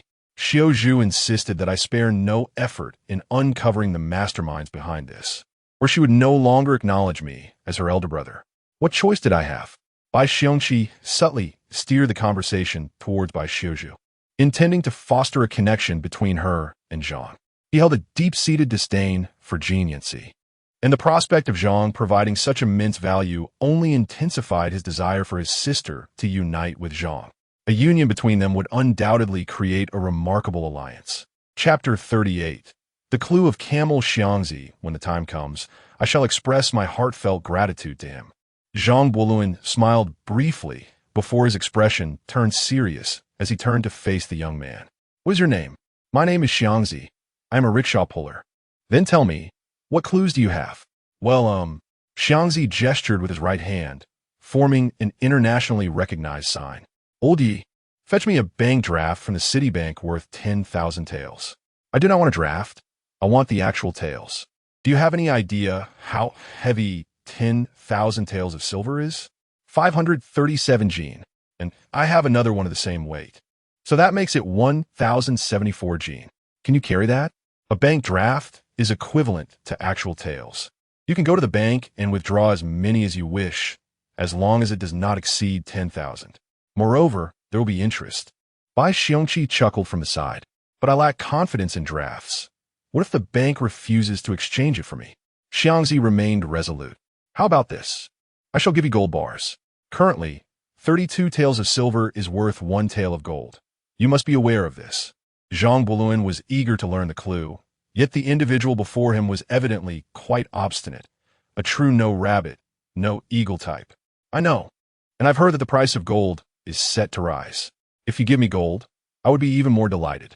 Xiangzi grinned, revealing his back molars. clearly overjoyed. Hey, this lad is quite the businessman. Zhang Buoluan exchanged a knowing smile with him. By de go. Let me cover the reward. You have already exerted effort, and it would not be right to ask you for money again. That won't do. This reward is meant to demonstrate to the people of Beiping. Offending you is tantamount to offending me. However, you may give him the reward first, and later I shall send someone to bring a gold bar. Bai Xiongqi quickly shook his head in refusal. 20,000 taels converted into gold amounts to 625 taels. Just wait. Old Yi, go fetch the gold bars. Soon, Steward Yi returned from the accounts office with 62 large gold bars and 5 smaller ones. 625 taels of gold at 31.25 grams per tael. Totals just over 39 jin. This was significantly lighter than the over 1,000 jin of silver dollars, yet still quite heavy. As he gazed at the box filled with glimmering gold bars, Xiangzi's saliva dripped from the corner of his mouth, pooling on the ground in a long string. Quit dawdling and tell me the clues. Xiangzi closed the box and cradled it in his arms. By chance on that day, I was pulling a rickshaw with several other fellows in front of the Rixing foreign firm, where I picked up 3 people and took them to Yinji Hatong. One of them gave me a tael, and his Mandarin was rather poor, indicating he was an outsider. Thus, I remembered him, thinking that if I encountered him again, a few sweet words might earn me a bit more. The next day, I pulled someone to Dongjiaominxiang, and, as I was leaving, I noticed a vendor at a wonton stall who looked particularly familiar. I took a sneaky glance and realized he was the very person I had transported from the Rixing foreign firm to Yinji Hatong. Then, Mr. Zhang, your vehicle has arrived. Suddenly, that individual brandished a firearm from his waist, and several others around him followed suit, drawing their weapons as well. I was utterly terrified and hastily took refuge in a nearby shop. You are already aware of the subsequent events. I cannot ascertain whether these individuals are affiliated with the Rixing Trading Company, but they undoubtedly have connections to it, as they were personally escorted out by the company's proprietor, Mei Shuanglong. This is all I know, Xiangzi said slowly. All right, you may return now. After Xiangzi departed, Zhang Buoluan looked around and inquired, Have you heard of the Rixing Trading Company, Brother Bai? Have you heard of it? Master, you may have forgotten, but on the very day you returned to Beiping, didn't I provide you with a list? It contained a Rixing Trading Company. Yet you had no intention of collaborating with anyone besides the Bai family, so I subsequently called to decline their offer. The steward, Old Yi, replied. Now that you mention it, I do recall somewhat, Bai Xiongqi chimed in. The Rixing Trading Company is backed by Xiao Rizi. At that time, they even sent me money to facilitate a route into the city. I assumed this was merely a common practice among all trading companies in Beiping, so I accepted the funds to grant them convenience. Little did I expect that these individuals would be so audacious, displaying the wolfish ambition to threaten your life, Brother Zhang, when their collaboration fell through. Had I known, I would never have accepted that money in the first place. Xiao Rizi, I hadn't even sought you out, yet you came looking for me first. How splendid. Zhang Buoluan clenched his fists, his knuckles turning white, trembling with rage. Brother Bai, can this matter be resolved through official channels? Bai Xiongqi shook his head apologetically.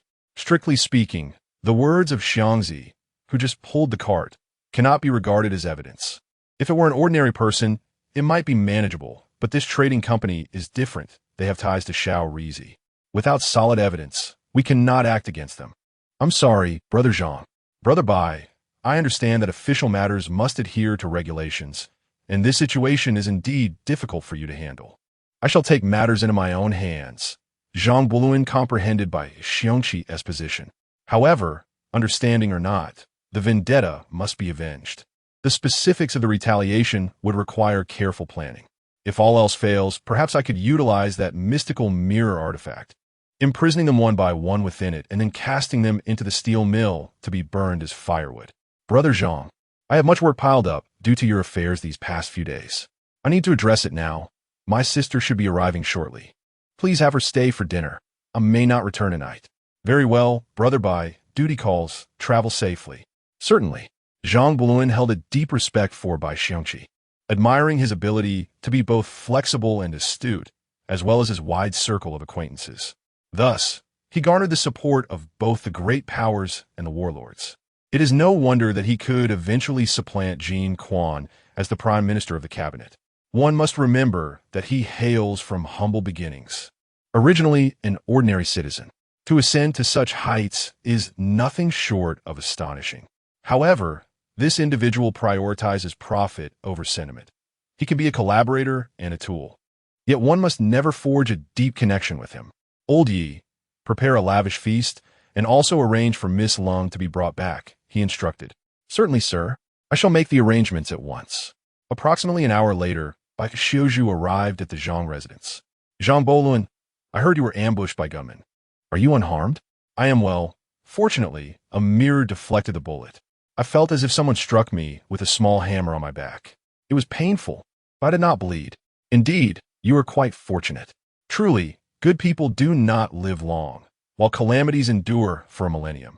Upon hearing that Zhang Boluan was safe, Bai Xiuzhu finally breathed a sigh of relief. Miss Situng, what brings you here again? I came to see if you had succumbed after hearing from Miss Bai that you had been shot. Well, I am alive. Are you disappointed? To some extent. Chapter 39. The position of the main house is reserved for you. This must be the charming Lung Qingxiu, indeed possessing a delightful demeanor. It is no wonder that Zhang Boluan reminisced about you during his time in the Magic City. Upon seeing this figure, who could either be Si Tung or Bai Ying, he felt an urge to exclaim, "What a captivating beauty! Greetings, sister. I am." Regardless of how Si Tung articulated her words on the surface, it was a compliment. As the saying goes, one should not strike a smiling face. Iam Siten. Zhang Boluan once saved my life. I heard from Miss Bai that she had been shot, so I came to check on him, only to find he was perfectly fine, which wasted many of my tears. The young and naive Lung Qingxiu was at a loss for words. Aware of her innocence, one couldn't help but tease her. All right, let us take our seats. In this vast world, dining is of utmost importance. While it is customary to refrain from speaking while eating, Zhang Boluan was not one to adhere to tradition. Xiuzhu, how is business holding up in the Magic City? Of course, one ought to consider who is truly in command of the situation. Business is flourishing remarkably. At the current rate of sales, you might need to restock a fortnight in advance. Previously, Zhang Boluan supplied goods to 3 shops on a quarterly basis. What would have taken 3 months to sell now only requires 2.5 months. This business is indeed thriving. I, Zhang Boluan, would gladly call you the foremost businesswoman in the domestic market. I hope one day you will rise to become the leading businesswoman in the world, so you can earn even more from me. How naive you are. Do you think I cannot manage my own affairs without profiting from you? We are equals. After all, what is yours is mine, and what is mine is mine. Just an hour before your return, your brother was still trying to broker a partnership between us. If I were to concede a little, we could create a formidable alliance. I shall certainly reserve a position for you in the main house. Zhang Boluan said playfully. Who would covet your position in the main house? Bai Xiuzhu wrinkled her nose, feigning disdain, yet her eyes sparkled with intrigue. It was evident that she was somewhat tempted by the proposal. After all, she had little regard for ordinary men. Reflecting on a few months prior, when she trailed behind Jin Yanxi like a shadow, she felt an urge to slap herself for her foolishness. What need is there for a man when one can earn a living? However, if that man were Zhang Boluan, then it could be equally significant. Upon returning, I suppose you will not be leaving again soon? Unlike you, I'm not so leisurely. Since you have no pressing matters, I shall remain home for a few days. I must still oversee operations in the Magic City. That place is too unique. The profits from our 3 establishments there surpass those of the 10 others combined. That is our foundation. Only after securing our base can we afford to expand outward. By the way, had this incident not occurred, I would have been surveying the market in Suhang or Jinling at this very moment. I intend to establish a store in each of these 3 locations. Since I am venturing into this endeavor, it would be prudent to open a store in both Wuxi and Ningbo as well. I will also consider Huzhou and Yangzhou. If deemed necessary, I may open a smaller establishment there. The Jiangnan region is currently exceedingly affluent, and in the absence of restrictions, the bustling metropolis truly lives up to its name. The Grand Canal and the Yangtze River form a vital nexus, connecting nearly all prosperous areas within the country. Ultimately, resources, population, and wealth converge through these two golden waterways into the metropolis and its surrounding regions.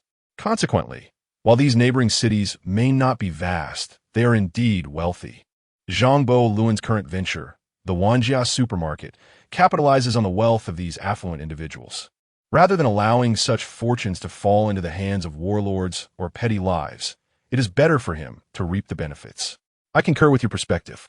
Once I return, I will conduct a thorough investigation. If you are unavailable, there is no need to replenish stock just yet. I will initially draw from the inventory of the metropolis's large warehouse to get these stores up and running. Bai Xiuzhu nodded in agreement with Zhangbo Luan's assertions. Lung Qingxiu, listening to their conversation, felt a twinge of envy. Coming from a scholarly background, her father was a quintessential intellectual of the old era, steadfastly averse to engaging in commerce. Yet here were two individuals casually discussing business deals worth millions over dinner. She felt that Bai Xiuzhu radiated an aura of brilliance, which made her feel somewhat inadequate in comparison.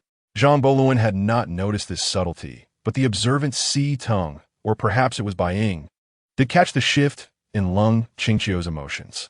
These two were so engrossed in their pursuit of wealth that they hardly paid attention to anything else.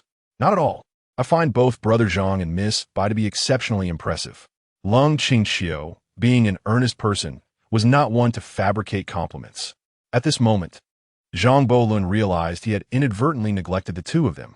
Qingxiu, do not belittle yourself. Each of us has our own area of expertise. Xiuzhu has an inherent affinity for business matters, while you are drawn to the literary arts. Situng has a penchant for music and dance, and I rather enjoy my leisure. He hastily attempted to smooth over the situation. Oh, please, scoffed Bai Ying, who was masquerading as Situng, casting him a sidelong glance. What you truly favor are those beautiful women. Situng, I advise you to choose your words carefully, lest I accuse you of slander. She is defaming me. Being publicly exposed regarding his preferences left Zhangbo Luan feeling somewhat embarrassed, which only elicited laughter from the trio. Everyone possesses an appreciation for beauty, Brother Zhang. You need not explain yourself. It was rare for Lung Qingxiu to crack a joke. Let it be. I simply have a fondness for beautiful women. So what? I am not a servant in the palace. What normal man does not appreciate beauty? The meal concluded with a sense of camaraderie, with all parties enjoying the gathering. After dinner, they intended to go for a swim. The three enchanting fairies immersed themselves in the pool, leaving Zhangbo Luan bent over, attempting to conceal his awkwardness. That evening, Bai Xiuzhu returned to the adjacent Bai mansion, while Bai Ying and Lung Qingxiu chose to stay behind. In the dead of night, Zhangbo Luan caught a whiff of a fragrant scent reminiscent of fresh grass. Upon opening his eyes, he was astonished to discover it was Bai Ying. He sprang up from his grand bed, which measured an impressive 5 meters in both length and width, as if propelled by springs. You must be in the wrong room, he remarked. No, I am here intentionally. Did you not express your fondness for beautiful women during dinner? I believe I am not lacking in that regard. To his surprise, she pointed out his apparent lack of courage despite his desires. Yet, Zhangbo Luan was certainly not one to lack both intentions and bravery. Had it been Bai Xiuzhu or Lung Qingxiu slipping in his bed, the scenario would have been entirely different. However, those two would never engage in such an act. The enchanting figure before him was indeed a true fairy, not merely a playful tease or a mischievous spirit. He feared that if vines were to sprout from her, he would find even the option of escape utterly unattainable. Chapter 40. Bai Ying confesses. Partially quickly returned. It is not appropriate for a solitary man and woman to be alone together at this late hour. Observing Bai Ying's playful gaze, Zhangbo Luan hastily draped the small blanket in front of himself. You are utterly amusing. You are usually so loquacious. Yet at this critical moment, you behave like a bashful maiden. Surely, you have not yet made your debut? Bai Ying laughed heartily, her demeanor unrestrained. Mind your own business. Off you go. There is no need for you to fret. I have prepared a room for you. Zhangbo Luan took a seat on a nearby chair, crossing his legs, but still covering them with the blanket. Bai Ying, adorned in a silk nightgown, presented an overwhelming allure with her long legs, compelling him to shield his body from instinctual reactions. Now let us speak seriously. In fact, I intended to discuss this matter with you earlier in the magical city. Do you possess a special mirror? In an instant, Bai Ying's flirtatious expression vanished, transforming her from a somewhat unruly enchantress into an icy beauty. How do you know? Zhang Boluan could not recall ever having shown his front-facing mirror to either Si Teng or Bai Ying, two aspects of the same entity. That is of no concern to you. May I see it? Yes, but do not touch it recklessly. This mirror is perilous. The magical bronze mirror had already acknowledged its master, and Bai Ying could not seize it. He held no fear regarding that. Should the enchantress truly attempt to snatch it, he could easily recite a spell to ensnare her. After all, he had successfully contained ancient beings like Bai Lu Li. He retrieved the mirror from the drawer of the nightstand and handed it to Bai Ying. She took it, flipping it over to scrutinize it closely. She certainly noticed the 8 characters inscribed upon it, silently reciting them. Gung Jin as vessel, Ding Hua as spirit. Hey you. Zhang Bolin could not intervene in time. She had already completed the incantation, and he realized trouble was imminent. Indeed, in the next instant, the bronze mirror emitted a golden light. After the brilliance faded, Bai Ying had vanished. Gung Jin as vessel, Ding Hua as spirit. Zhang Bolin murmured the phrase after reclaiming the mirror. The following moment, he found himself within the mirror. The bronze mirror floated outside, untouched. The environment within the mirror mirrored that of the Zhang residence with remarkable fidelity. Save for the 4 shimmering golden chains that had suddenly materialized from the ceiling and floor of his master bedroom. These chains bound Bai Ying's hands and feet, leaving her suspended in midair. The primary function of the front-facing mirror was to imprison individuals or other supernatural beings, so Bai Ying's predicament was entirely justifiable. I warned you not to move, yet you would not listen. With a wave of his hand, the chains loosened, allowing Bai Ying to descend gracefully to the ground. Bai Ying and Si Teng were 2 facets of the same entity. In their eyes, the mightiest of mortals were Qiu Shan and the individuals from Xianmen. They possess magical artifacts, yet none have ever encountered such formidable ones.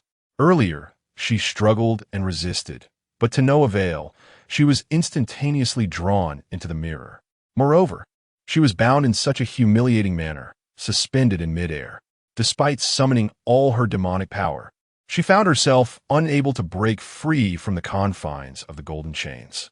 It was akin to the discomfort of a lamb awaiting slaughter. Fortunately, the discomfort did not last long, as Zhang Boluan soon entered and released her. Who could have known that this mirror harbored such perverse capabilities? It is astonishing that a mere antique could wield such potent magic. Bai Ying rubbed her wrists, sore from the previous bindings. How did you discern that this artifact originated from the antique? Zhang Boluan was well aware that when he purchased that small porcelain pillow, he had not encountered Si Teng. Immediately upon leaving the Su residence, he had tossed the porcelain pillow into his portable supermarket, ensuring no one could see it. Bai Ying glanced at Zhang Boluan, gently biting her lower lip, her expression a tapestry of complexity.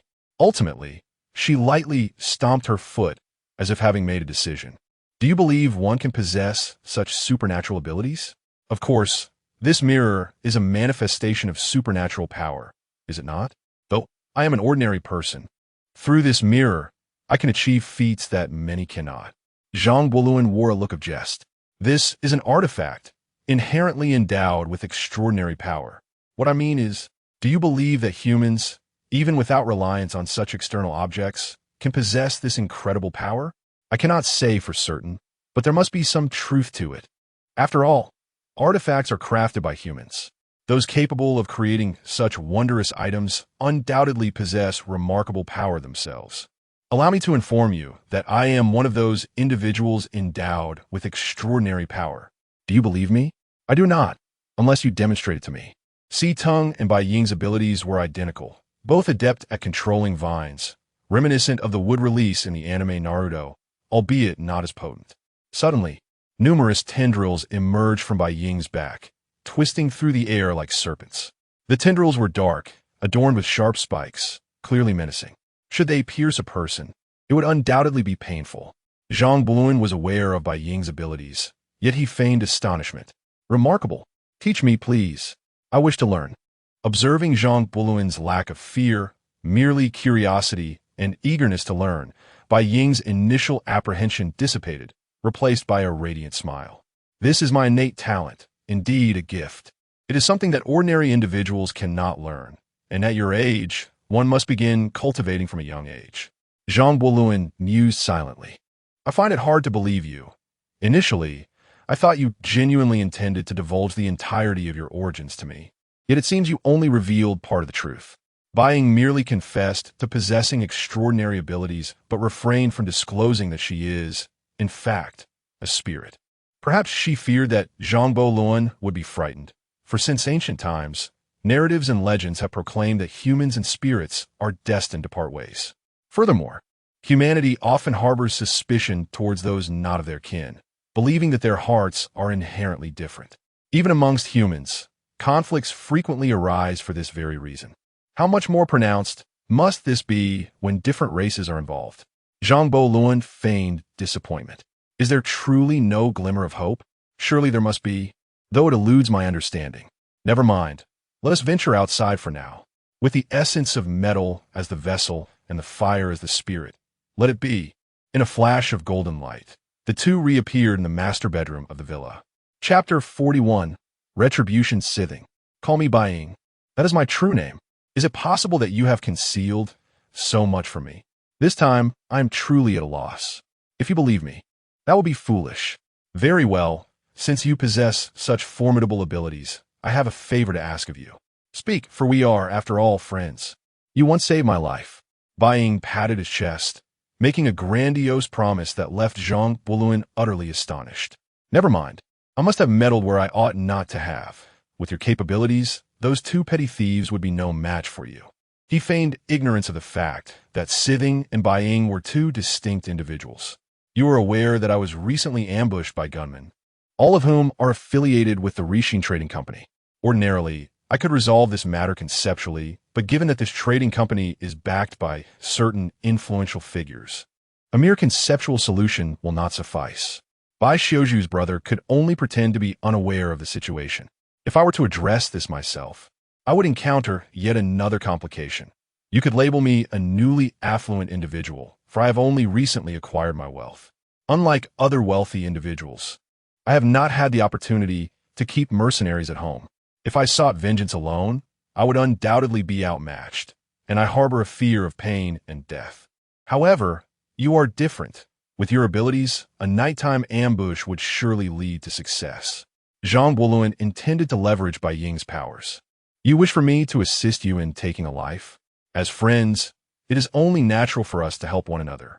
Furthermore, I am not the aggressor here. They have deployed numerous gunmen with the clear intention of ending my life.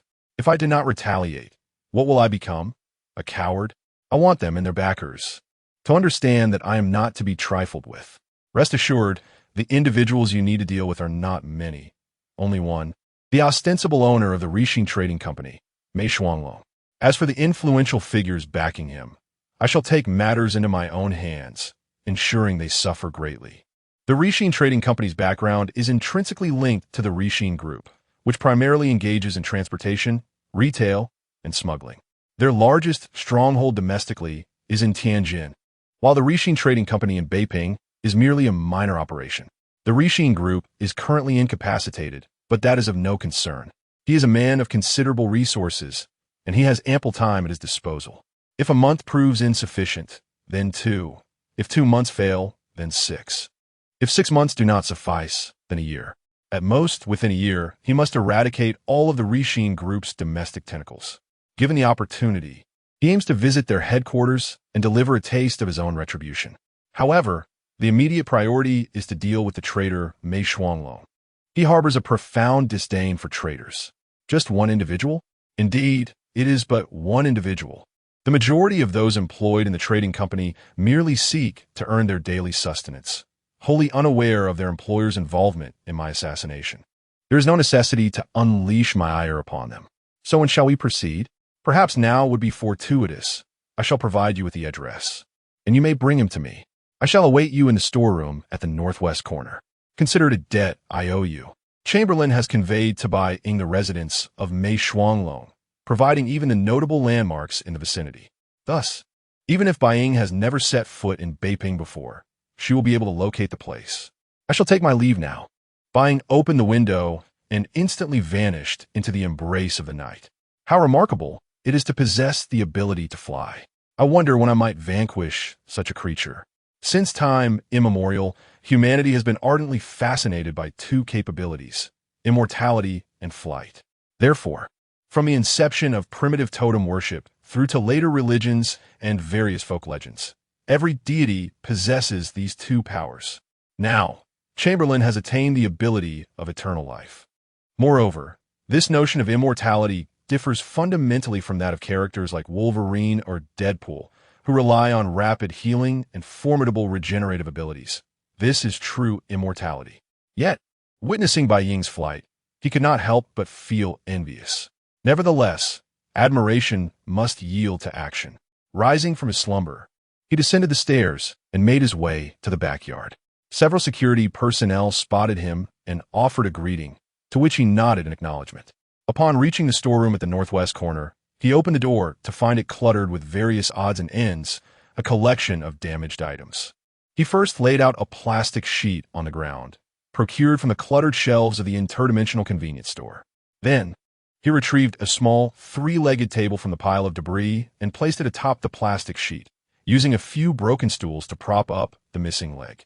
After giving it a gentle shake, he found it surprisingly stable. Almost ready, he approached the door of the storeroom and lit a cigarette. Before he could finish, he noticed a flash of red and green light in the distance. The individual had already arrived. With a casual toss, Baiying flung Mei Shuanglong, bound hand and foot, to the ground before him. I shall handle the ensuing matters myself. You may return to your rest, he instructed, dragging Mei Shuanglong into the storeroom. He secured the door with a lock. Fortunately, you are not heavy. Otherwise, I would struggle to lift you onto this table, he remarked. Look at this table, 2 meters long and 90 centimeters wide.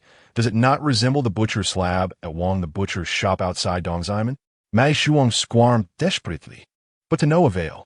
The vines binding his hands and feet had been fashioned into ropes by Chamberlain, securing him to the table. He then produced a small, exceedingly sharp knife. It is often said that conducting business requires amicability to prosper, and that in the event of a failed transaction, one should maintain a sense of righteousness. However, should you choose not to collaborate with me, sending hired assassins to threaten my life is utterly unacceptable. Moreover, those hired guns are mere pawns. As a citizen of the East, becoming a traitor is simply unconscionable. Now, I pose a question to you. Was the notion of sending assassins to eliminate me conceived by you, or by the puppeteers controlling you? If it originated from you, then brace yourself and refrain from uttering a sound when I strike. If it was not your decision, then hold your breath. Upon hearing these words, Mei Shuanglong was infuriated to the point of wanting to curse vehemently. What does it mean to hold back one's cries or to suppress one's breath? Is this truly a method of discernment that any reasonable person would devise? Unfortunately, his mouth was tightly bound by slender vines, rendering him incapable of speech.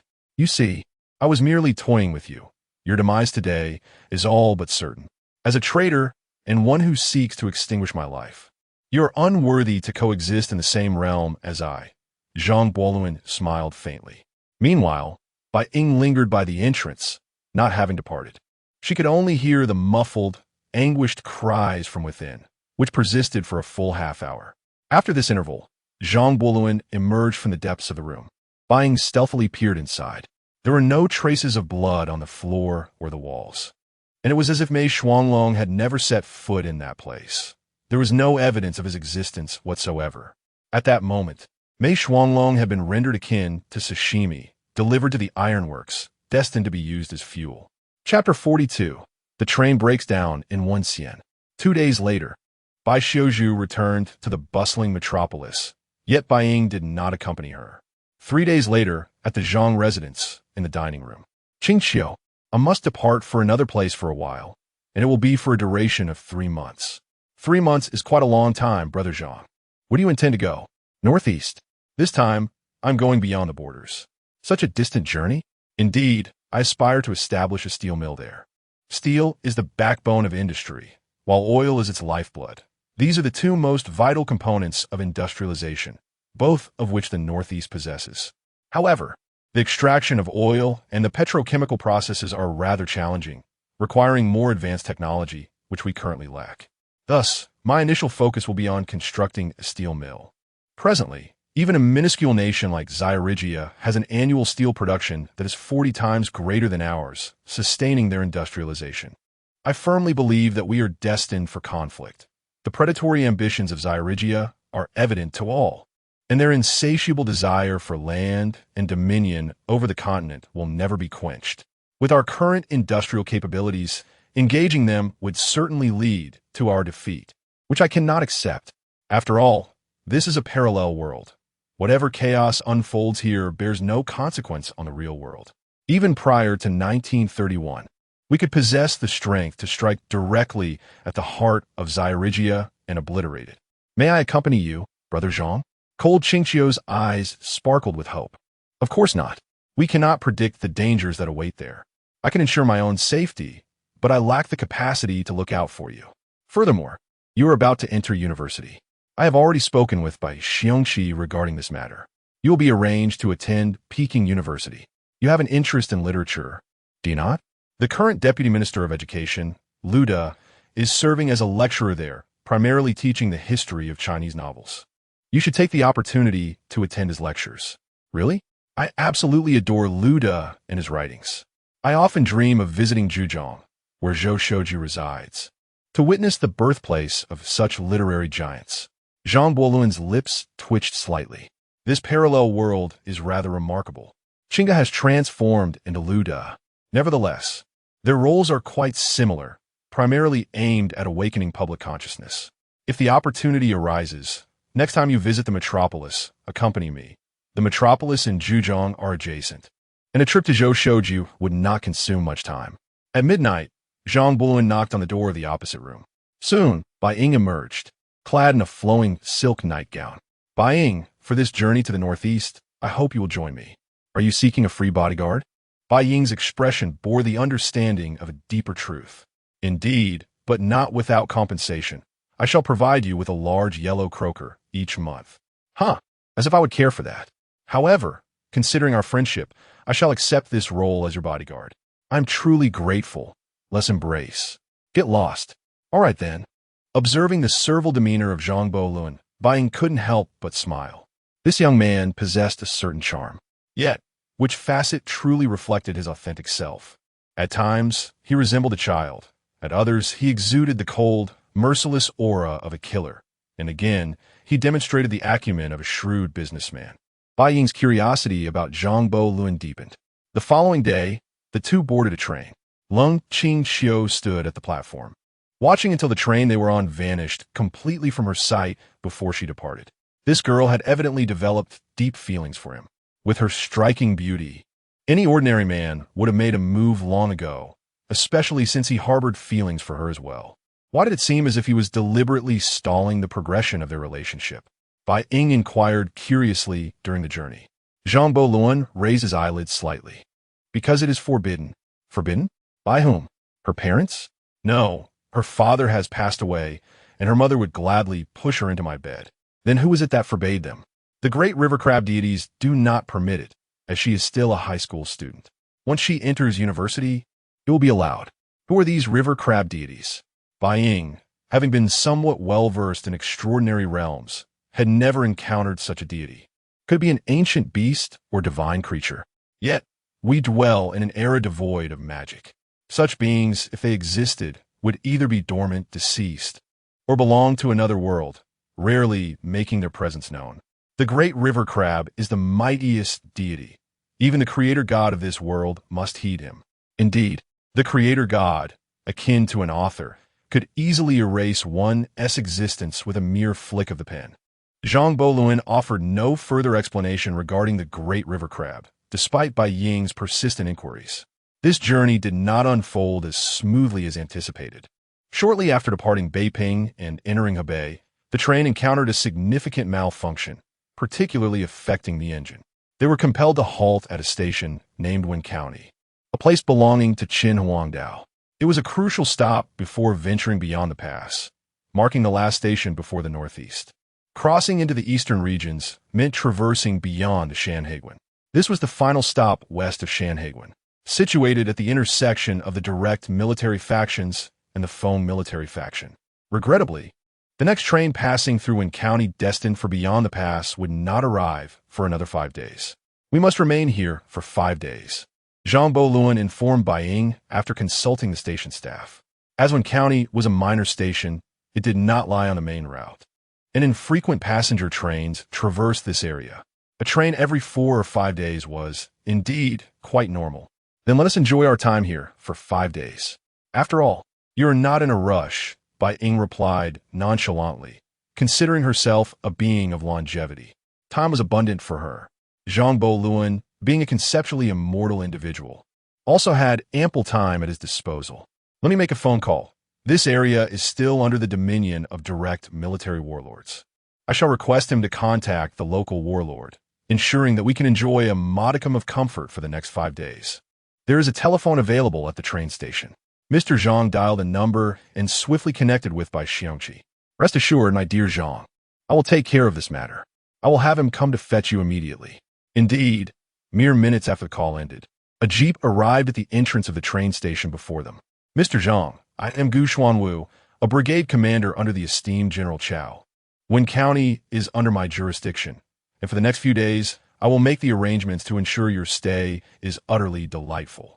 Gu Xuanwu's demeanor was rather theatrical, resembling that of a gang leader, lacking in sophistication. His gaze upon Bai Ying was intense, as if he were intent on devouring her with his eyes. However, out of consideration for Mr. Zhang, he refrained from staring too long.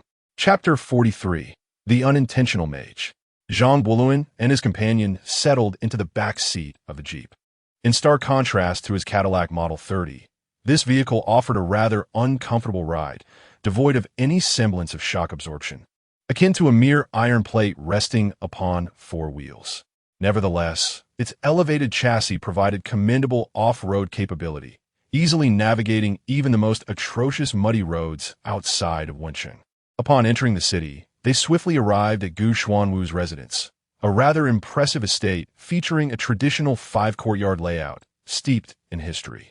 Having just received a call from Leader Bai, I had arranged for the East Wing to be prepared, outfitted with the latest bedding. The 2 of you shall reside here for the next 5 days. While it may not rival the grand mansions of Beiping in our modest Wencheng, it stands as the second finest, surpassed only by the estate of the wealthy Su Defu. Gu Xuanwu, though appearing modest, was subtly boasting, a reflection of his true nature. He expressed hope that Mr. Zhang would speak favorably of him before General Chao and Chief Bai. In truth, I have been well versed in literature since childhood. Having read extensively on military law, Wencheng is simply too small, and I believe I could easily govern the entirety of Qin Wangdao. Commander Gu, your shameless demeanor reminds me of an old acquaintance. Seeing you evokes a sense of familiarity, Zhang Luan remarked reassuringly, patting his shoulder. Thank you, Mr. Zhang. Your words carry weight, as you are indeed a person of significance, Gu Xuanwu responded, attempting to provoke further camaraderie. Their interaction was refreshing, devoid of ulterior motives, as they openly sought positions of authority. On this occasion, they had not brought any large suitcases. All their belongings were conveniently stored in a mirror nearby. Zhang Luan, however, had 2 additional storage options, a shared supermarket and a portable steel factory, both of which he preferred to keep secret from others. Even when retrieving items from these locations, he would cleverly use the copper mirror as a guise. Zhang Luan, it seems Commander Gu has only arranged for us to share 1 room. It appears we shall once again be alone together tonight, Bai Ying teased, glancing at the Kong beside her. Isn't that precisely what you desire? Let me assure you, I am a person of unyielding integrity, unless, of course, you were to bind me with your vine magic, rendering me incapable of resistance, Zhang Luan replied, feigning righteousness. To think you have such peculiar taste for being restrained. Very well, I shall indulge your whim tonight, Bai Ying responded, her fingers summoning a slender vine over a meter in length, adorned with leaves but devoid of thorns. Zhang Luan quickly gestured and stepped back, exclaiming, No, it was merely a jest. You mustn't take it seriously. Bai Ying, you are still quite young. Do not tread the path of lawlessness. Such matters require mutual consent and should never contravene the will of a gentleman. Two individuals were engaged in light-hearted banter until 5 minutes to 5 in the afternoon, when Gu Xuanwu sent someone to summon them to the dining hall. Upon their arrival at the restaurant, they found themselves at a large round table, where 4 individuals were already seated. Ladies and gentlemen, allow me to introduce Mr. Zhang from Beiping, along with his esteemed wife. Mr. Zhang shares a close rapport with General Bai and General Chao, and he is also one of my dearest friends. Gu Xuanwu stood up and proudly approached Mr. Zhang, introducing him to the others. It was rather remarkable how swiftly the bond had formed. They had only met for the first time earlier that afternoon, and yet they were already deemed best friends. Mr. Zhang, Mrs. Zhang, I'm Zhang Xianzong, the adjutant to Colonel Gu. This is my fiancé. Mr. Zhang quickly extended his hands, gesturing for everyone to take their seats. Please, do not be misled by Colonel Gu's words. I am merely a businessman with a wide network of acquaintances, nothing more than that. As the group settled down, they were presented with a lavish spread, curated with great care by Gu Xuanwu, who had arranged for the only upscale restaurant in the county to prepare an array of exquisite ingredients. However, the culinary skills of the local chefs were somewhat lacking. Had they been in Beiping, the renowned chefs could have undoubtedly crafted a superior meal. Nonetheless, Mr. Zhang was not particularly discerning and was quite satisfied with the meal. After dinner, Zhang Xianzong excused himself, citing military duties, and departed swiftly. As for Wu Xin and his companions, they resided in the large estate, albeit near the back entrance. Gu Xuanwu had brewed a fine pot of tea, and they settled on the stone benches in the courtyard to savor the tea and engage in conversation. Mr. Zhang, Wu Xin here is also a dear friend of mine. Do not let his delicate appearance fool you. He is, in fact, a master sorcerer with formidable abilities.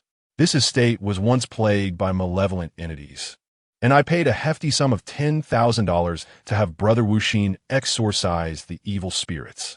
It was at this moment that Gu Xuanwu began his true introduction. A sorcerer? Surely. He possesses some extraordinary powers.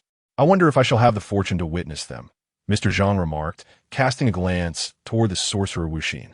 In truth, Gu Xuanwu had exaggerated somewhat. While I indeed am a sorcerer, my powers are rather modest. I merely scrape by.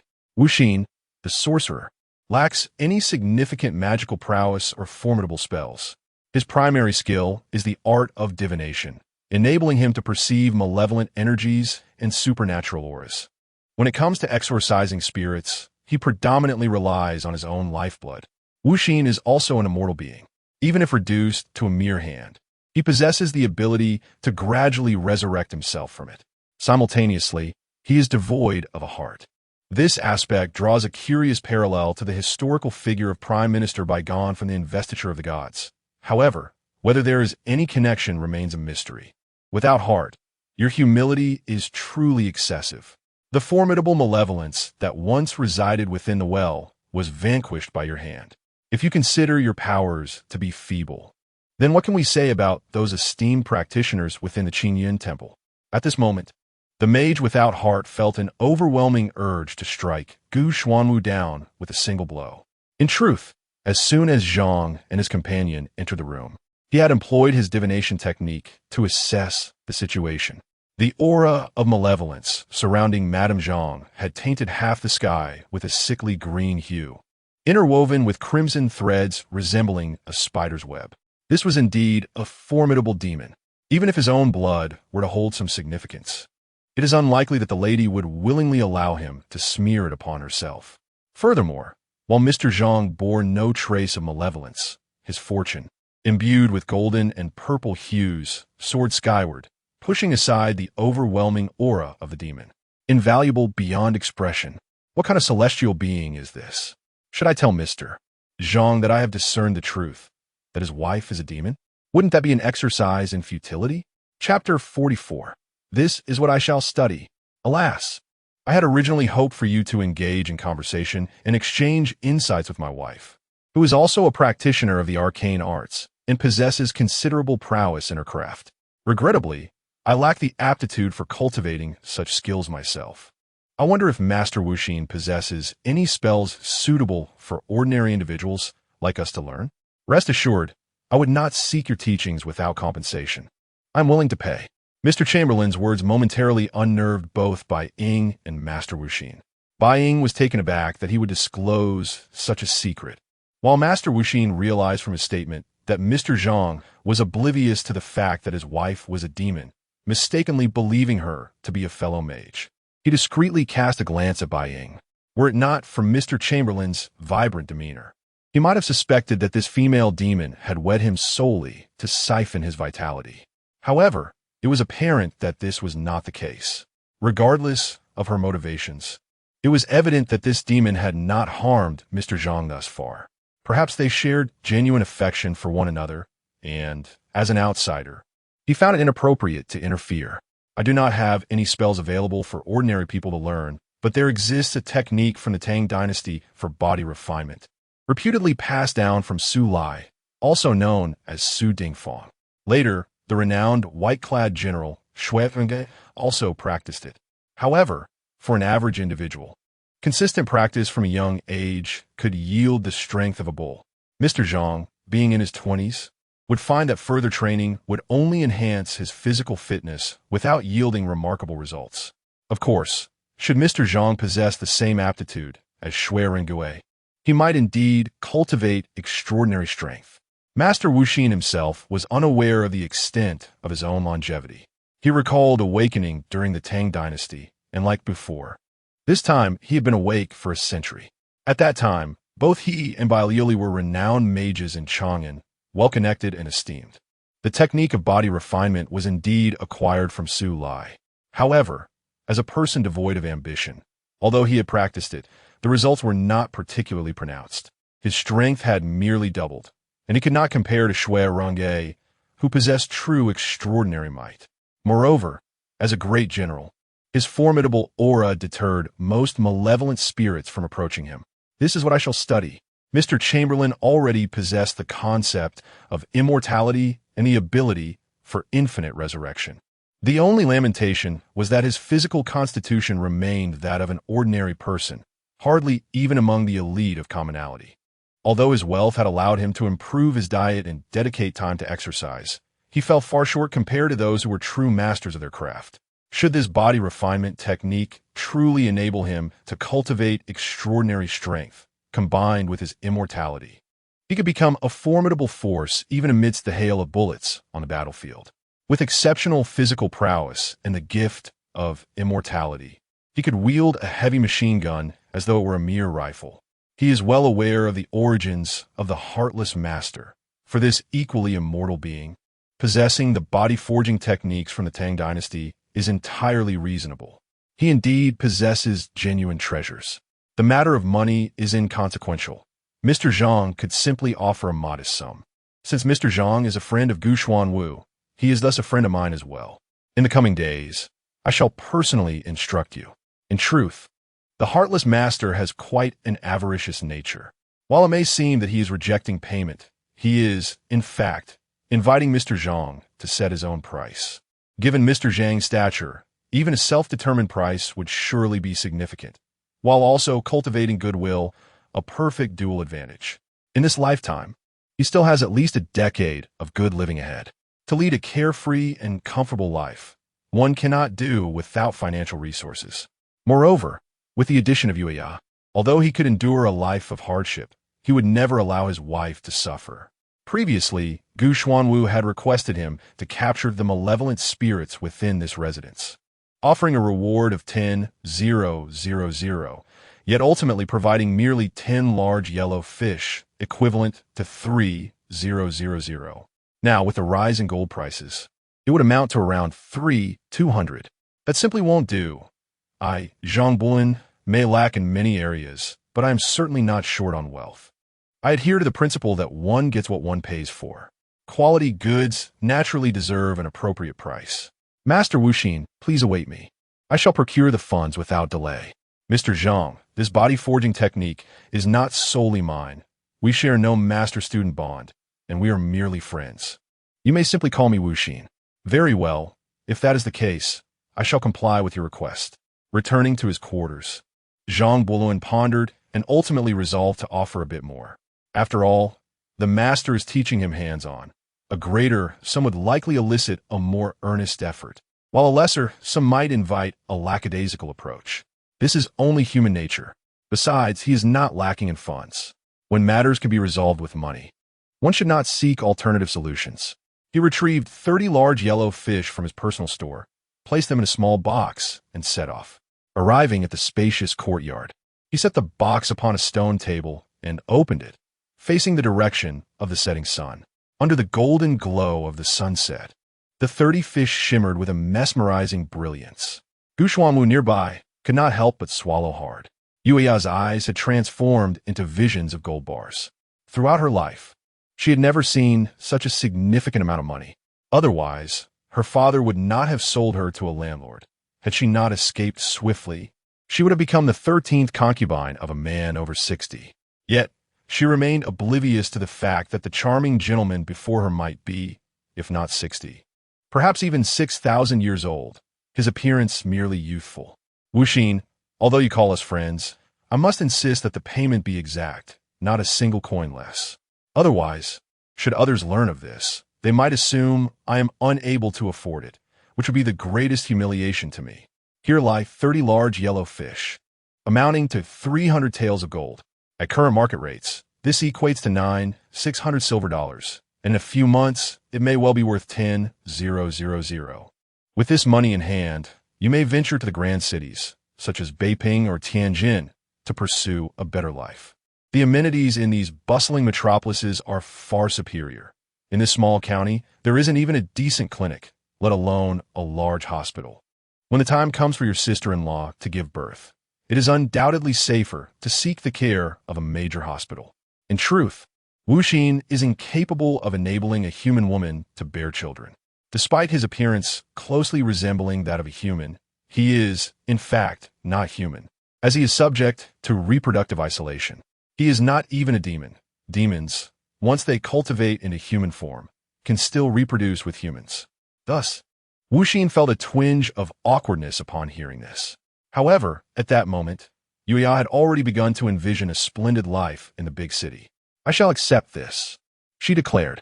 However, since I have accepted this money, I will take responsibility for you, which means my teachings may be rather rigorous. Do not hold it against me. Wuxin's expression turned serious. Of course, a strict teacher produces exceptional students. As long as one does not perish from the training, one must endure it without hesitation. Zhang Boluan gravely nodded in agreement. May I join the training as well? After all, whether teaching one student or two, the effort remains the same. Herding one sheep is akin to guiding a flock. Gu Xuanwu timidly raised his hand to indicate his desire. Chapter 45. The Height of Deception. Just follow along. But I must say, you likely lack the aptitude for this. The unintentional sorcerer shook his head slightly. Having known Gu Xuanwu for about a month, he could tell from the aura of fortune that he did not possess the qualities necessary to practice this body-forging technique. It was amusing. Gu Xuanwu was renowned for his cleverness in the surrounding villages. Yet, after being conscripted, he unexpectedly became a commander. He was famously quick at learning, and every one of his family's 7 concubines was utterly obedient to him. What does this signify? It indicates that Gu Xuanwu was in excellent health. Gu Xuanwu was a man who valued his reputation immensely, particularly loathing any suggestion of inadequacy. Hence, he promptly began to present evidence to the contrary. Thus, tomorrow morning would commence early. Zhang Boluan and Bai Ying returned to their quarters. How were they to sleep this night?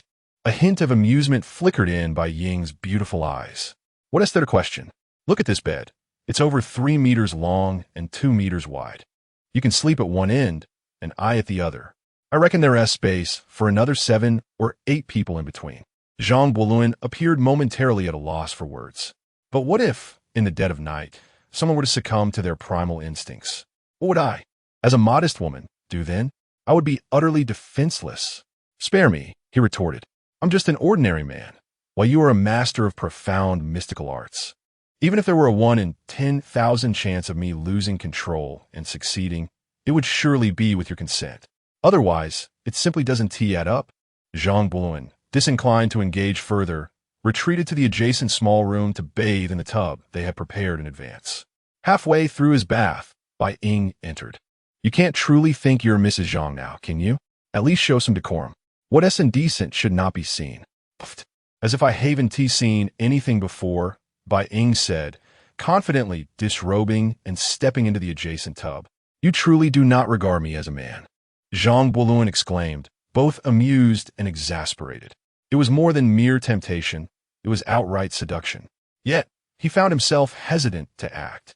Previously, when Si Teng had been coerced by Qiu Shan to slay numerous members of the Qian tribe, it was Bai Ying who had executed the acts. It was not merely a matter of killing without a second thought. Those slain by her had been devoured, granting her their abilities. On the surface, Bai Ying seemed to possess only the power to manipulate vines, but in truth, her abilities extended far beyond that. She wielded at least 8 different powers. Even the simplest illusion that manipulated the 5 senses could leave him utterly bewildered. Unless Bai Ying or Si Teng genuinely fell for him, he would never dare to take action. Then show me your manhood, Bai Ying teased, gently rubbing her left arm with disdain. All right, I concede. I admit I'm not a man. Is that sufficient? Please, cease your seduction, my lady. You truly do not realize how beautiful you are, do you? To see yet not be able to touch is the most tormenting of experiences. Zhang Bojun swiftly rose from the bath, draping a towel around himself as he exited the small chamber, returning to the adjacent calm.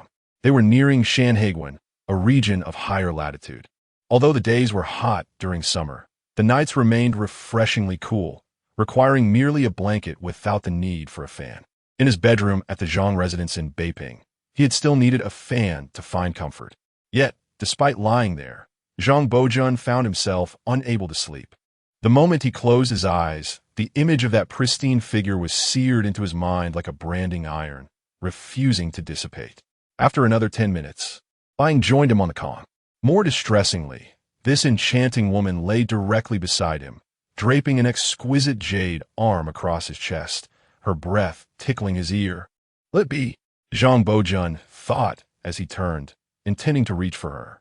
Suddenly, several tendrils appeared in the room, ensnaring his entire body, nearly binding him like a silkworm in its cocoon, leaving only his head and neck exposed. What is the meaning of this, Bai Ying? You were the one who stirred my interest, and now you want to let me act? This is intolerable. At this moment, Zhang Bojun was consumed by fury. Such blatant humiliation was unacceptable. He resolved that from the following day, he would diligently practice the body-tempering technique with a master wuxin. Once he had cultivated immense strength, he would ensure this woman would pay for her mischief. Ha ha ha, how amusing. The enchanting woman continued to laugh. Zhang Bojun exerted all his effort to turn away from Bai Ying, adopting the philosophy of out of sight, out of mind. Gradually, wearied from the day's exertions, he succumbed to sleep. Time passed, and he was roused by a knock at the door.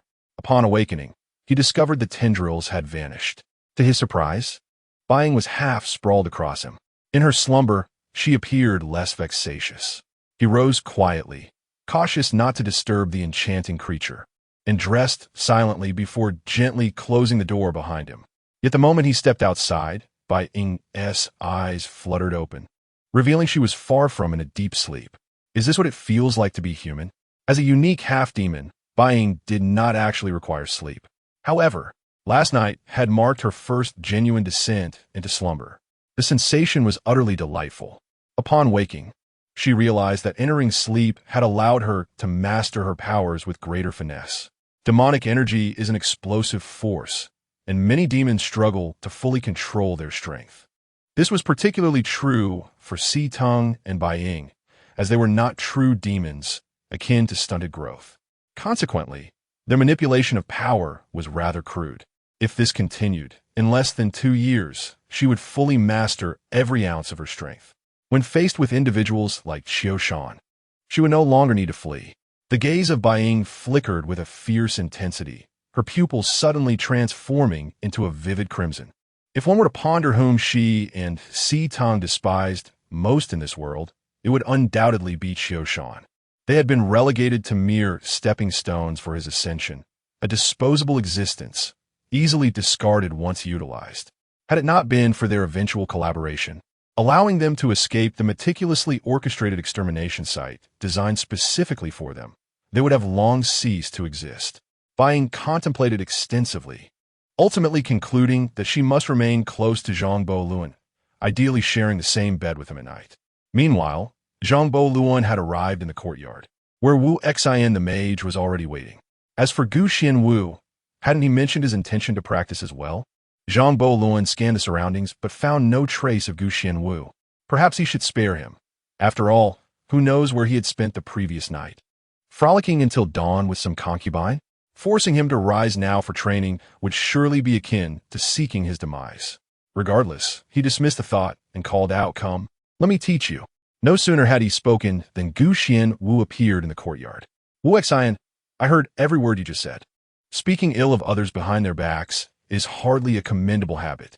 He rubbed his bloodshot eyes, stifling yawns, yet his words were anything but forgiving. Chapter 46. Yu Qiluo. He must be quite delectable. Indeed, one cannot be overly confident. 3 days have passed.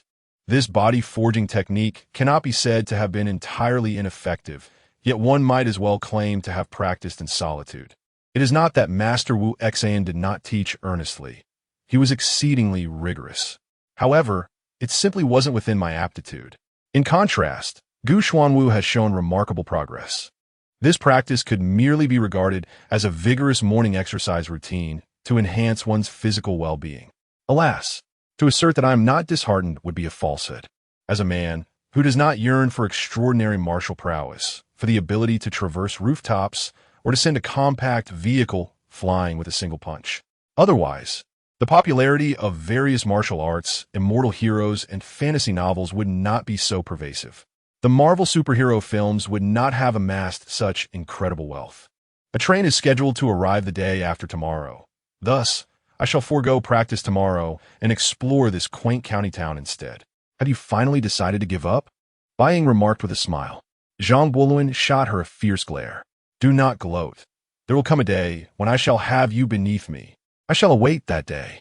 On the second day, the final day of Zhang Luan and Bai Ying's sojourn in Wang County, they strolled down the only main street hand in hand, much like a devoted couple. Their attractiveness drew numerous glances, particularly Bai Ying's. This classical beauty in a qipao was undeniably captivating. Although Zhang Luan was quite handsome, he was still a man, and the allure of a man is not the most significant aspect. Power and wealth reign supreme. With wealth, one could resemble an extraterrestrial and still be called father. With power, even an octogenarian could wed a 20-year-old and have their union deemed true love. In that moment, Bai Ying resembled a young girl, tugging Zhang Luan towards the enticing street food stalls. They sampled nearly every delicacy the street had to offer. Just then, they encountered an acquaintance. Deputy Zhang, you two are out shopping with your wife? Approached Zhang Xianzong. Beside him was another beauty in a qipao, though unlike Bai Ying. This one resembled a tall, yet youthful girl. Her petite face bore a hint of baby fat, yet she stood approximately 1.7 meters tall, surpassing Bai Ying in height. Both ladies wore white qipaos, albeit with differing designs. Mr. Zhang, Mrs. Zhang, what a coincidence. This is my wife, Yu Qiluo. Miss you, how do you do? Zhang Luan nodded in greeting. There was little to discuss between them, and after exchanging a few pleasantries, they parted ways. Zhang Xianzong, who was that man just now? Yu Qiluo inquired softly after they had separated. He is Mr. Zhang from the capital, a significant figure with connections to General Zhang, General Chao, and Commander Bai. He is not to be trifled with. Otherwise, it could lead to serious repercussions. While you are formidable, even you would find it impossible to withstand the might of an army. The end of an era does not merely signify the depletion of the natural energies of the world. It also entails that ordinary individuals have acquired formidable powers, particularly through the use of firearms. A practitioner of mystical arts, after a lifetime of cultivation, can conjure a fireball that inflicts damage comparable to a mere grenade. We now dwell in an age where caliber equates to justice.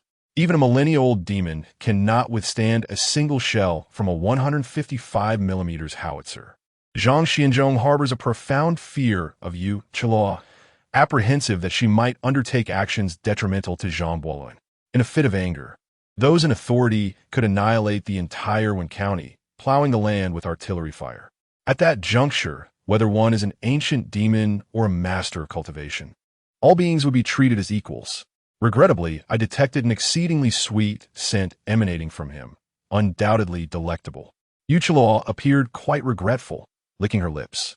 She sensed an aura around Zhang Buolin reminiscent of the heartless mage, strikingly sweet and utterly tantalizing, to the extent that she wished to consume him whole.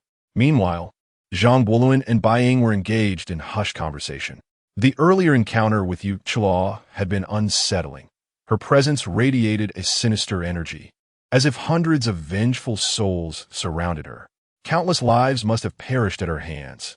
It would be prudent to maintain distance from such a being. Bai Ying gently clutched Zhang Buolin's arm, expressing her concerns. It was hard to believe that this seemingly youthful girl, barely 18, could be capable of such bloodshed.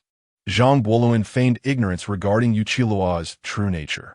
She was at least a couple of centuries old, a practitioner of dark sorcery.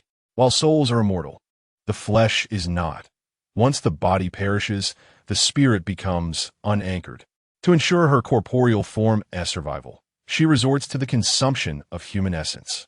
Moreover, her insatiable greed sets her apart.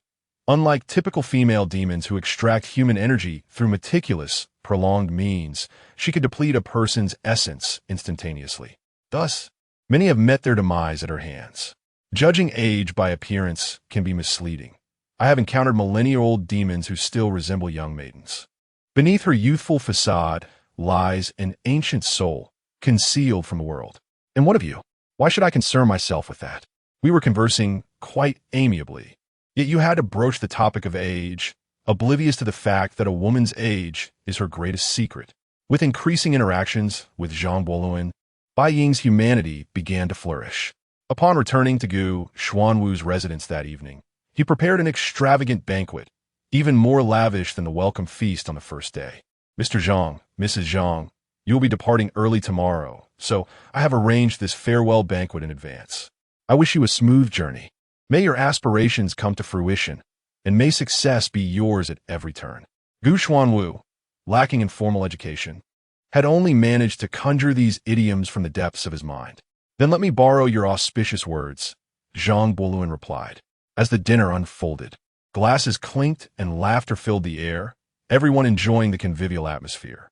After dinner, as Zhang Buolin and the others were preparing to rest, Master Wuxin called him aside. You may converse. I shall return and await your return. Bai Ying had no choice but to depart alone. After a considerable time, Master Wuxin finally escorted Zhang Buolin to his private chamber in the courtyard. Wuxin, what is it that necessitates my wife's avoidance? In response to Zhang Buolin's inquiry, Wuxin remained silent for an extended period, ultimately feeling compelled to speak. The primary concern was that Zhang Buolin had offered him too much, while his body refinement technique bore no effect on him, leaving him with a sense of guilt. Your wife is not an ordinary person. She possesses an aura of the supernatural. Are you implying that my wife is not human, but a demon? Zhang Buolin's expression revealed no surprise. Rather, he appeared as though this revelation was expected. Wuxin noticed this demeanor. It seems you are aware. I did not know she was a demon. However, I am indeed aware that she conceals something from me. But what of it? She loves me, and I love her, whether human or demon. It makes no difference to me. Are you not afraid? Wuxin was astonished. A normal person would surely be frightened upon discovering that their partner was a demon. In the past, Su Xian had used Realgar wine to test his wife upon learning she was a long white worm. Chapter 47. Chamberlain departs. Zhang Xianzhong revolts. Why fear? I firmly believe my wife would never harm me. Even if she is a demon, to me, she is a benevolent one. Unbeknownst to him, outside the small cottage, Bai Ying was concealed in the shadows, listening to the dialogue between the two. It turns out she was fully aware. What a fool. What right do you have to not fear me? At this point, she decided to cease her eavesdropping and quietly departed. Mr. Zhang, just call me Chamberlain. Very well, Chamberlain. To be frank, I am indeed in need of money. Although the body refinement technique is of no use to you, I truly do not wish to return those 30 big yellow fish. Here, I have some talismans I have drawn. They possess significant restraining power against demons and malevolent spirits. Typically, I sell one small yellow fish for a single talisman, but today, in a fit of generosity, I shall offer 3 talismans for one small yellow fish. Additionally, I will gift you 100 talismans, totaling 1,000. This has consumed a considerable portion of my life force. It will take me at least a year and a half to recover. You may take them to ensure your safety. The words of the unintentional mage were half true and half false. These talismans were not inscribed with any mystical power. They were all drawn with his own blood. And creating 1,000 talismans had cost him a significant amount of blood, estimated to be around 1 liter. Although he was unaware of his true nature, he was cognizant that his blood held great power against malevolent entities, and that part was indeed truthful. Chamberlain was well aware of this as well. These 1,000 talismans were undoubtedly worth 30 big yellow fish, representing an exceptional value. With these talismans, he could easily eliminate common malevolent spirits. While he himself was impervious to death, those around him were not. Should anyone seek to harm those in his vicinity, these talismans would prove invaluable. Thank you for your effort. He accepted the box containing the talismans. Upon returning to the chamber arranged for him by Guxuanwu, Chamberlain discovered Bai Ying clad in a silk nightgown, lying sideways with her head propped up, watching him intently. Why are you still awake? You must rise early tomorrow. Bai Ying remained silent, merely beckoning him with a finger. What is it? Chamberlain felt a twinge of caution. What mischief might this demon be plotting? Would it be akin to the previous nights? Come here, Bai Ying commanded, and several supple vines shot forth, binding Chamberlain and drawing him before her. Weren't you the one who claimed you'd one day have me beneath you? Allow me to inform you that such a notion is impossible, regardless of circumstances. You are the one now beneath me. A slender vine flicked out, extinguishing the flame of the candle. The moon above seemed to witness an inappropriate spectacle, hastily covering itself with 2 dark clouds. In the distance, at the Wuxian train station, a train approached, its whistle echoing through the air as it entered the station. Silence enveloped the night. The following morning, Chamberlain awoke, feeling as though his bones were in disarray. Madam, even the most robust man cannot withstand such strain. He reached out and slapped a spot nearby, producing a sharp sound. Ha ha ha, it is your own weakness that you blame me for. Just wait. I am confident that one day, I will compel you to inscribe a grand character of submission with your own hand. All right, I shall await that day. In 2 lifetimes. Last night finally marked the sharpening of a dull blade, and it was done on such a fine whetstone. Jean Boulouin was exceedingly pleased. However, he found himself quite dissatisfied with his physical condition. Yet, there was little he could do. The body-tempering technique proved ineffective. Thus, he could only await the system's monthly instant kill. He wondered when he would acquire items that could enhance his physical prowess. Such things are rare and elusive. Previously, there was a superior version of the super soldier serum. At that time, the concept of immortality and infinite resurrection was evidently of greater importance. Is it just a matter of spending an extra $2? It's not as if I cannot afford it. Why must I choose only one? System, could you be a tad more humane? Alas, the system offered him no response. Otherwise, the function that allowed the interdimensional convenience store to restock itself would not have been discovered by him, but rather prompted by the system. After changing into their attire, they set out in style. Guxuanwu personally drove, followed by a contingent of soldiers. Who are these individuals that even Commander Gu himself drives them? Those lacking insight noted that while Commander Gu was akin to a local emperor in Wuxian, he was still under the command of superiors, including division commanders and generals. In the grand cities, he was but a minor figure. These 2 individuals obviously belonged to the elite.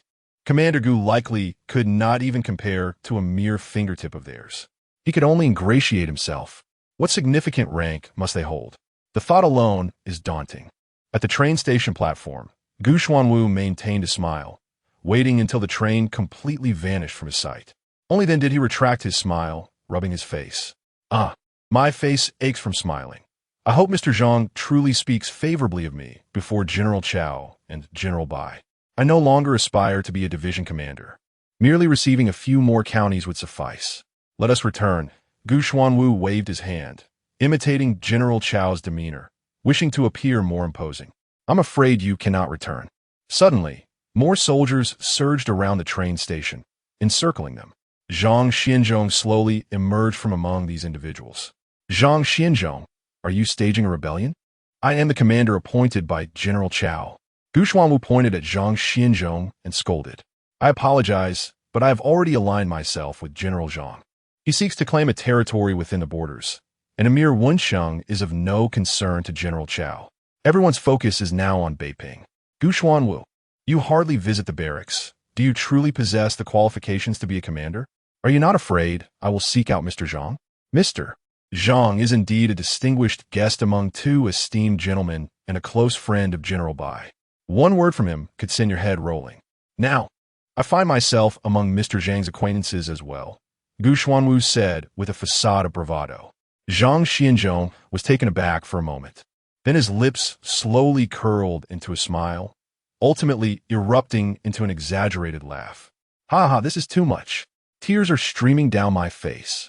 What sort of person is Mr. Zhang to befriend a mere ruffian like you? He laughed so hard that he bent over, clutching his stomach, with a hint of tears glimmering in the corners of his eyes. At best, you've exchanged a couple of words with Mr. Zhang, which hardly constitutes a friendship. In this regard, you and I are on equal footing. As he spoke, he withdrew his pistol.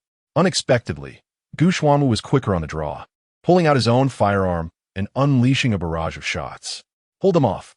The men he brought could be considered his private soldiers, well-fed and cared for, exhibiting high loyalty. With their support, they indeed carved a path for Gu Xuanwu to make his escape. Gu Xuanwu has fled. A soldier reported to Zhang Xianzhong. Let him run. I seek one county, not the life of Gu Xuanwu. Such a person can never amount to anything. Chapter 48. The fear of General Zhang Bachan was oblivious to the fact that as he departed, Gu Xuanwu had his crystal stolen. At this moment, he and Bai Ying were immersed in a sweet, affectionate phase. Although he couldn't quite grasp the reason, it felt as though the woman had transformed overnight. Nevertheless, this was indeed a positive development. This time, the train journey proceeded without any mishaps, arriving directly in Fengtian. Bandit King Lao Zhang was also at home. It is worth mentioning that I share a familial bond with General Zhang. We ought to foster a closer relationship. It is said that one cannot write two characters for Zhang in a single stroke. All those bearing the surname Zhang are akin to one family. Ever since President Bai reached out to me, I have been eagerly awaiting your arrival. Initially, I intended to visit the magical city to meet with General Liu, but I postponed that engagement. I heard that you plan to establish Wanjia supermarkets in the Northeast. Rest assured, I will personally oversee the preparations for the store staff and other necessities. Here, no one dares to disrupt the peace. Otherwise, I will obliterate their ancestral lineage. General Zhang appeared exceptionally magnanimous.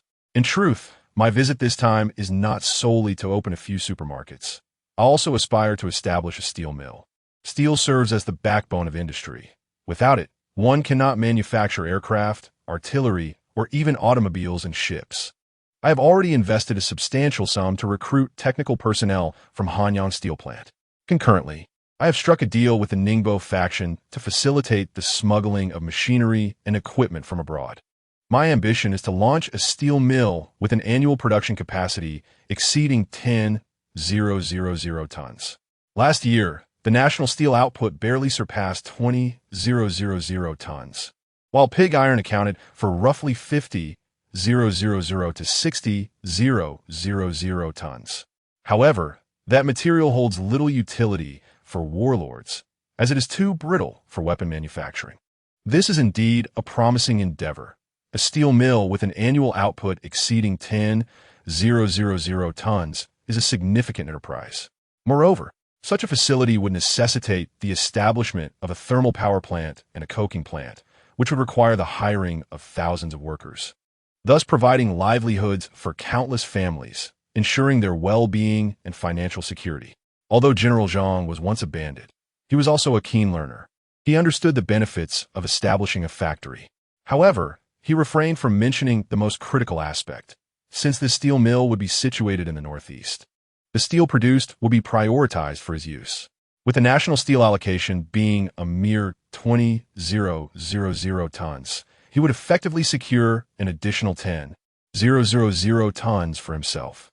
Leveraging the industrial foundation laid in the Northeast over the past few years, this surplus steel would swiftly translate into wealth and military might.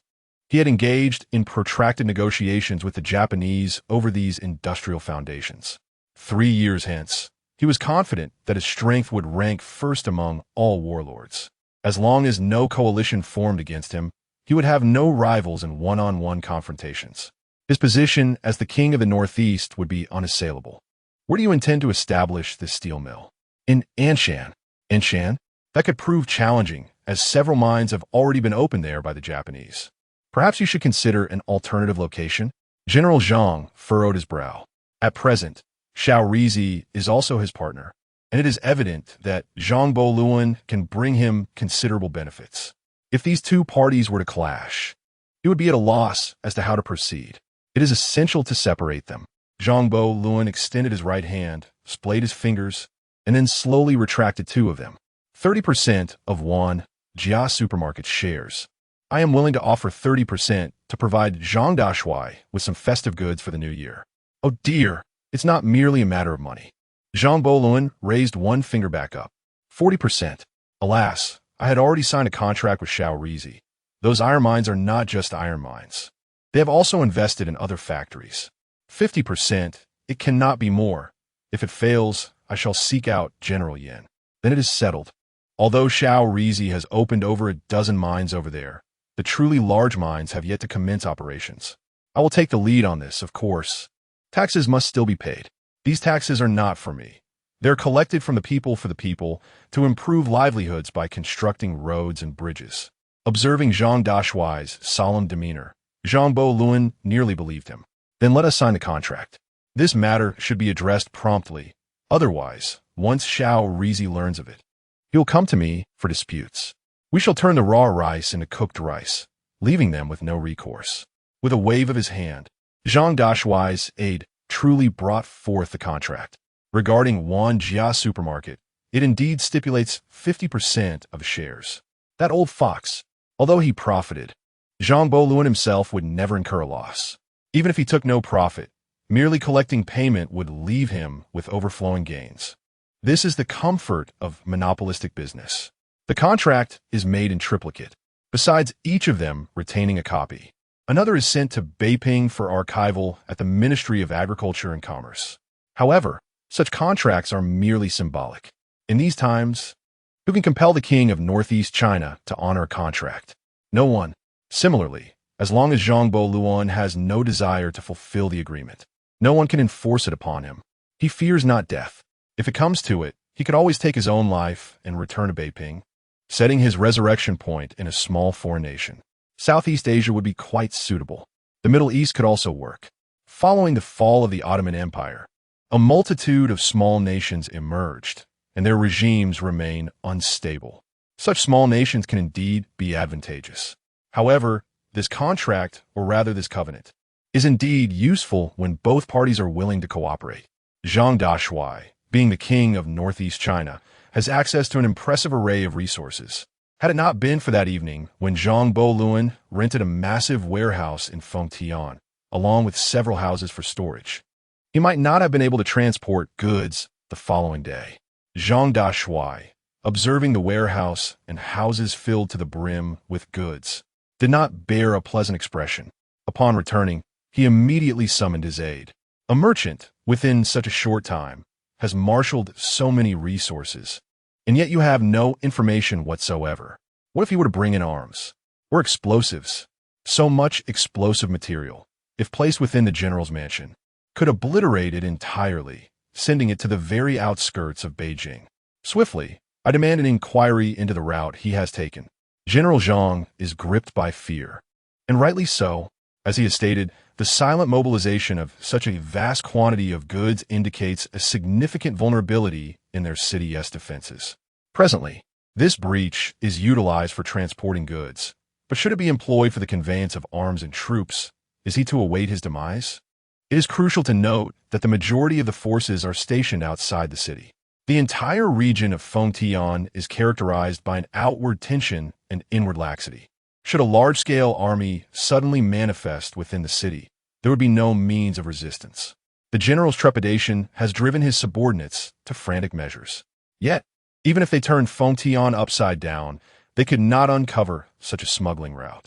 While there are ordinary trade routes allowing for minor exchanges, the individuals involved have met with misfortune, all apprehended and subjected to severe torture. Even a few unscrupulous elements within the ranks have been detained.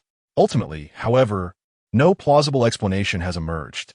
The aide, despite racking his brain, cannot fathom that there exists someone capable of operating beyond the ordinary confines of reality. Chapter 49.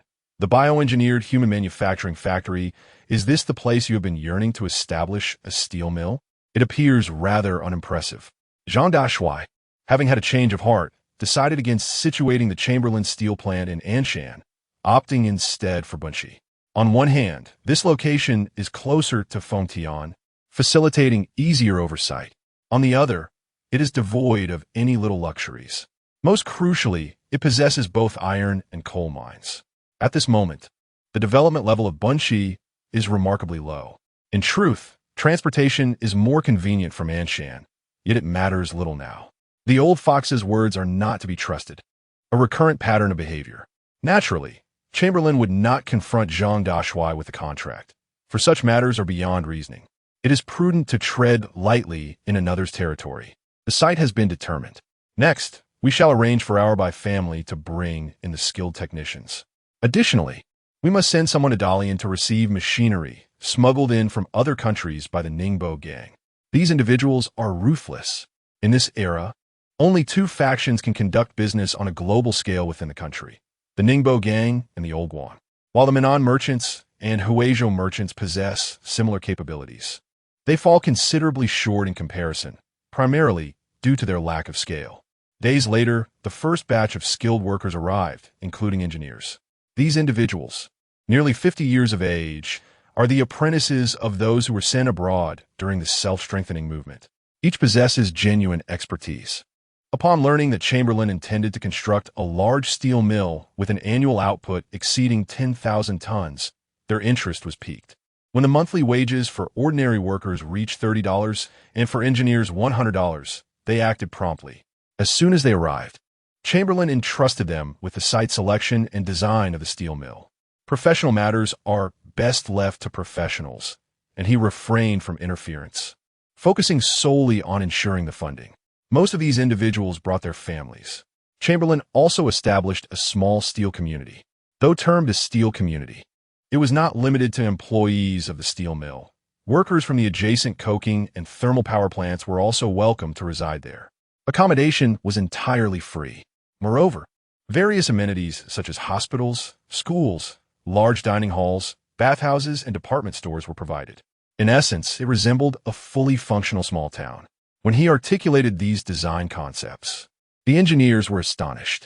This alleviated any concerns regarding their work, fueling their enthusiasm and allowing them to fully exercise their initiative. Simultaneously, Chamberlain generously allocated funds to recruit local young laborers as industrial workers, pairing them with skilled artisans for guidance. Traditionally, there exists a saying that an apprentice may starve their master. However, if a master-s apprentice earns an extra dollar each month, it is a different story. The situation has taken a different turn. It is not that the disciple's departure has resulted in the loss of this substantial sum. It still remains. The enthusiasm among skilled workers for mentoring apprentices has surged dramatically. It is precisely at this moment that the monthly flash sale event has commenced once more. The Yuan flash sale event for this month is now live. Portable farmland covering 100 acres, with a time flow rate 10 times that of the outside world, fertile soil, favorable weather conditions, ample sunlight, and fully automated operation. The infinite range Kunpeng X9 flying car, seating 5, weighing 1,000 kilograms. With a maximum takeoff weight of 2,000 kilograms, a maximum flight altitude of 1,000 meters, and a maximum speed of 360 kilometers per hour. A portable microbiomanufacturing factory capable of producing medical personnel, industrial workers, and soldiers, with each individual requiring 100 grams of gold for production, and a maximum daily output of 10 individuals. Biomen lack emotions, possess a loyalty rate of 100 to their host, and come equipped with the skills of their respective professions. All of the above items are priced at $1 silver. The host may only select one for purchase. Multiple selections are not permitted. Alas, here we face yet another bout of choice anxiety. Firstly, the Kuanping X9 flying car can be readily dismissed. After all, it is merely a mode of transportation. Even if it boasts infinite range and the ability to fly, its significance is rather limited. However, the remaining two options present a formidable dilemma. The portable farmland is the quintessential asset for any time traveler. With its 100 acres of fertile land, favorable weather, and abundant sunlight, its yield is approximately 5 times that of ordinary fields, coupled with a tenfold acceleration of time flow. This effectively equates to the output of 5,000 acres of land. Moreover, while the outside world experiences winter and is unable to produce crops, within this realm, cultivation can continue uninterrupted, allowing for 3 to 4 harvests annually. Even if we consider merely 3 harvests with a yield tripled, that amounts to the productivity of 15,000 acres of arable land. The quantity of grain produced would be substantial.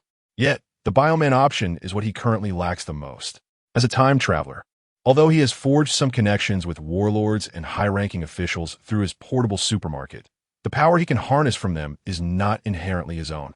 It is akin to the time he was ambushed when Bai Xiong single-handedly turned the tides in Beiping. Ultimately, he is in dire need of a force that is 100 loyal to him. Could I perhaps choose 2 instead of 3? Zhang Biluan murmured to himself. Unfortunately, no one answered him. I choose 3. The portable micromanufacturing factory. He had never felt so frustrated with the system's lack of intelligence, realizing it was not a favorable situation. There wasn't even room for negotiation. The silver dollar in his hand vanished, and his consciousness was drawn into a highly technological environment. Here stood 10 hollow, stout glass columns, each filled with a vibrant green liquid. Approaching the control panel, he retrieved 100 gold bars from his portable supermarket and placed them into a slot beside the panel. The system detected 31,000 grams of gold, indicating that it could produce 310 biomen. That is incorrect. A large yellow croaker weighs 312. 5 grams. It appears the purity is insufficient. Very well. Gazing at the operational buttons on the panel, he began to input his specifications for the bioengineered individuals. Firstly, my bodyguards should be as tall as possible and weigh as much as possible, with military skills maximized and protective abilities fully developed. Let us start with 10, for now. The maximum height that can be set here is 2 meters, and the highest weight is 100 kilograms. Such physical attributes in bioengineered individuals will undoubtedly surpass those of ordinary humans, given the robust physique involved. Conversely, industrial workers and medical personnel need not possess such formidable physiques, as it might be rather intimidating. The industrial workers will all be male, standing between 175 and 180 meters tall, weighing between 70 and 80 kilograms. There's a wide array of roles including steel workers, coke workers, construction workers, miners, textile workers, maintenance workers, machinists, welders, and smiths, among others. As for the medical staff, Zhang Bohan chose an equal distribution of genders. Female personnel will range from 165 to 170 meters in height, while male personnel will stand between 175 and 180 meters. These specifications are urgently needed, as the hospital is set to be constructed imminently. Chapter 50. The old fox. Where do these individuals hail from? Each one of them appears quite robust. Buying lifted her gaze to observe the 10 men before her, nearly identical in height, yet possessing distinctly varied features. In truth, they seemed rather lean, standing at 2 meters tall, yet weighing only 200 pounds. While they had not reached the level of being mere lanky reeds, they certainly cannot be classified as truly muscular. However, their formidable presence conveyed an impression of strength, at least a well-honed vigor. Each individual's facial contours bore a resolute sharpness, and their gazes were as unwavering as if they were poised for battle. Their skin, uniformly bronzed, spoke of a life spent in the sun. Undoubtedly, these men possessed exceptional physical prowess, having reached their peak potential. In a fair fight, each could easily contend with 5 or 6 opponents. If Zhang Buluan were to endure a single blow from them, he would likely find himself incapacitated for an entire day. Moreover, hand-to-hand combat was not their most distinguished skill. Rather, it was their military expertise that truly set them apart. While they may not reach the elite status of a soldier supreme, they certainly operated at the level of special forces. Of course, towering height does not necessarily equate to suitability for every military role. Such individuals could easily become targets on a battlefield. Yet at this moment, Zhang Buluan required just that, a target. He needed guards, standing over 1.8 meters himself. He could hardly rely on those shorter by half a head for protection. Their lives were of little concern to him. Each was worth merely 100 grams of gold. With a single large yellow croaker, he could fabricate 3 of them. Were it not for the limited daily output of the biochemical factory, which yielded only 10 creations, he could have harnessed nearly 20,000 fish to assemble an entire army. These were the guards I had trained, arriving only today. However, their weapons would not be available until the next batch of materials arrived. For now, they would have to rely on their bare hands. For that old fox would undoubtedly refuse to lend me any weaponry. The nature of this biochemical factory's creations was beyond Bai Ying's comprehension. As for the guards, with my presence, what is there to fear? Do you doubt my ability to protect you? Bai Ying felt a hint of displeasure at the suggestion of her capabilities being questioned. I meant no offense. It is merely that one should avoid utilizing spells unless absolutely necessary. Such powers are a trump card. Imagine it. When our adversaries believe they have achieved victory after vanquishing all their foes, you unleash a devastating spell, turning the tide in an instant. What a splendid sensation that would be. Moreover, as long as you remain concealed, others will not be on guard. Even if plans are devised against us, you would not be considered a threat. Most importantly, I desire to keep you safe from harm. Finally, a tender remark warmed Bai Ying's heart. You certainly possess a knack for argumentation. Although the weapons have yet to arrive, Zhang Buluan's personal collection of handguns would suffice for these men, more than adequate indeed. Each could be equipped with 2 firearms, and there would be ample ammunition to spare. Having traversed to this era as a wealthy individual, it is only natural for him to acquire a collection of handguns for amusement and display. With the connections afforded by the Bai family, this endeavor proved to be quite uncomplicated. In the ensuing days, Chamberlain's portable microbiochemical factory operated incessantly, producing 10 units daily at full capacity. The initial 10 manufactured were designated for military personnel, while the remainder consisted entirely of industrial workers. Medical staff would only be produced once the hospital was constructed and medical equipment was in place. With the introduction of these biochemical engineers and industrial workers, the pace of construction in both the steel mill and the steel town saw a remarkable acceleration, thanks to their exceptional expertise. Concurrently, the extraction of coal and iron had already commenced.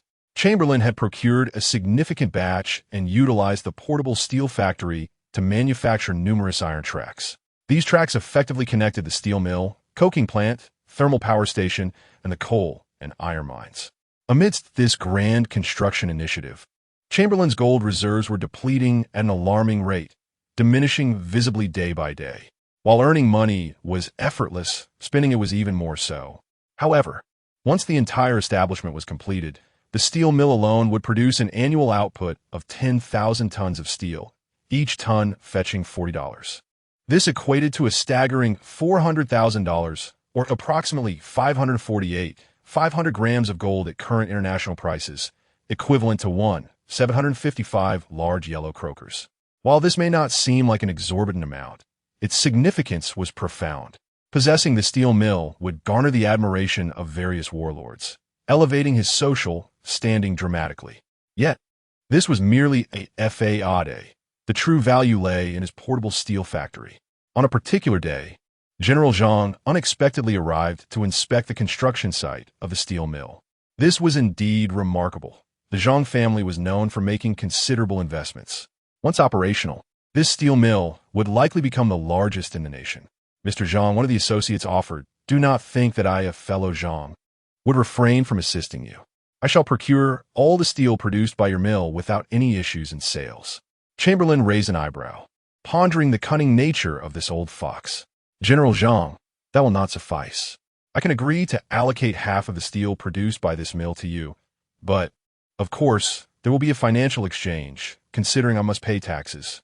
The other half, however, I must retain for sale, otherwise, I would have no justification to present to Generals Chao, Liu, Yin, and several others. A hint of wry amusement crossed Chamberlain's face. Justification? What need was there for justification? We are all navigating this treacherous world. To whom must one answer?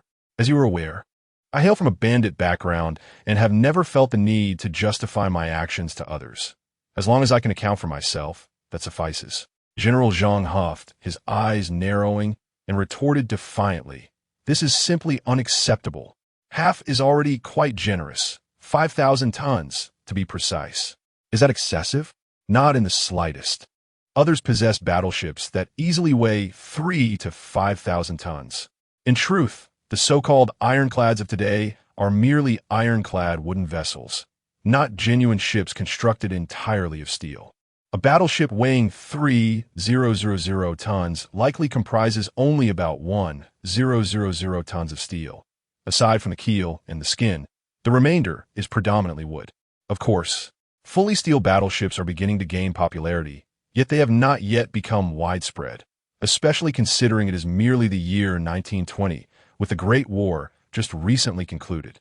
Prior to the onset of the Second World War, the evolution of weaponry and equipment was not rapid. It must be acknowledged that war indeed serves as a potent catalyst for technological advancement. General Zhang, kindly grant this young man some leniency. Many are aware of my endeavors to establish a steel mill here. Bai Xiongqi knows this, and thus, nearly everyone else does as well. You're likely familiar with his character. He is a friend to all. Chancellor Zhang continued to wear a troubled expression as he attempted to persuade. Alas, the execution of tasks is far from efficient, and the incessant complaints are tiresome. Well, half a loaf is better than none.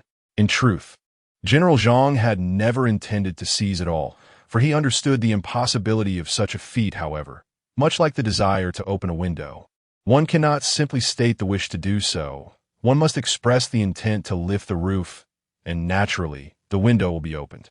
Achieving even half of his goal would bring him considerable satisfaction. Chapter 51. You wanted to kill my wife? Zhang Luan, perceptive as ever, discerned his intentions. Yet, at times, even the wisest can be confounded.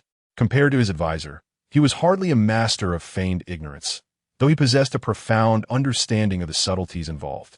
With the operations in an entire region finally gaining momentum, Zhang Luan found himself with an abundance of leisure time. He could once again meander aimlessly about. Buying. I intend to make a trip to Fengtian.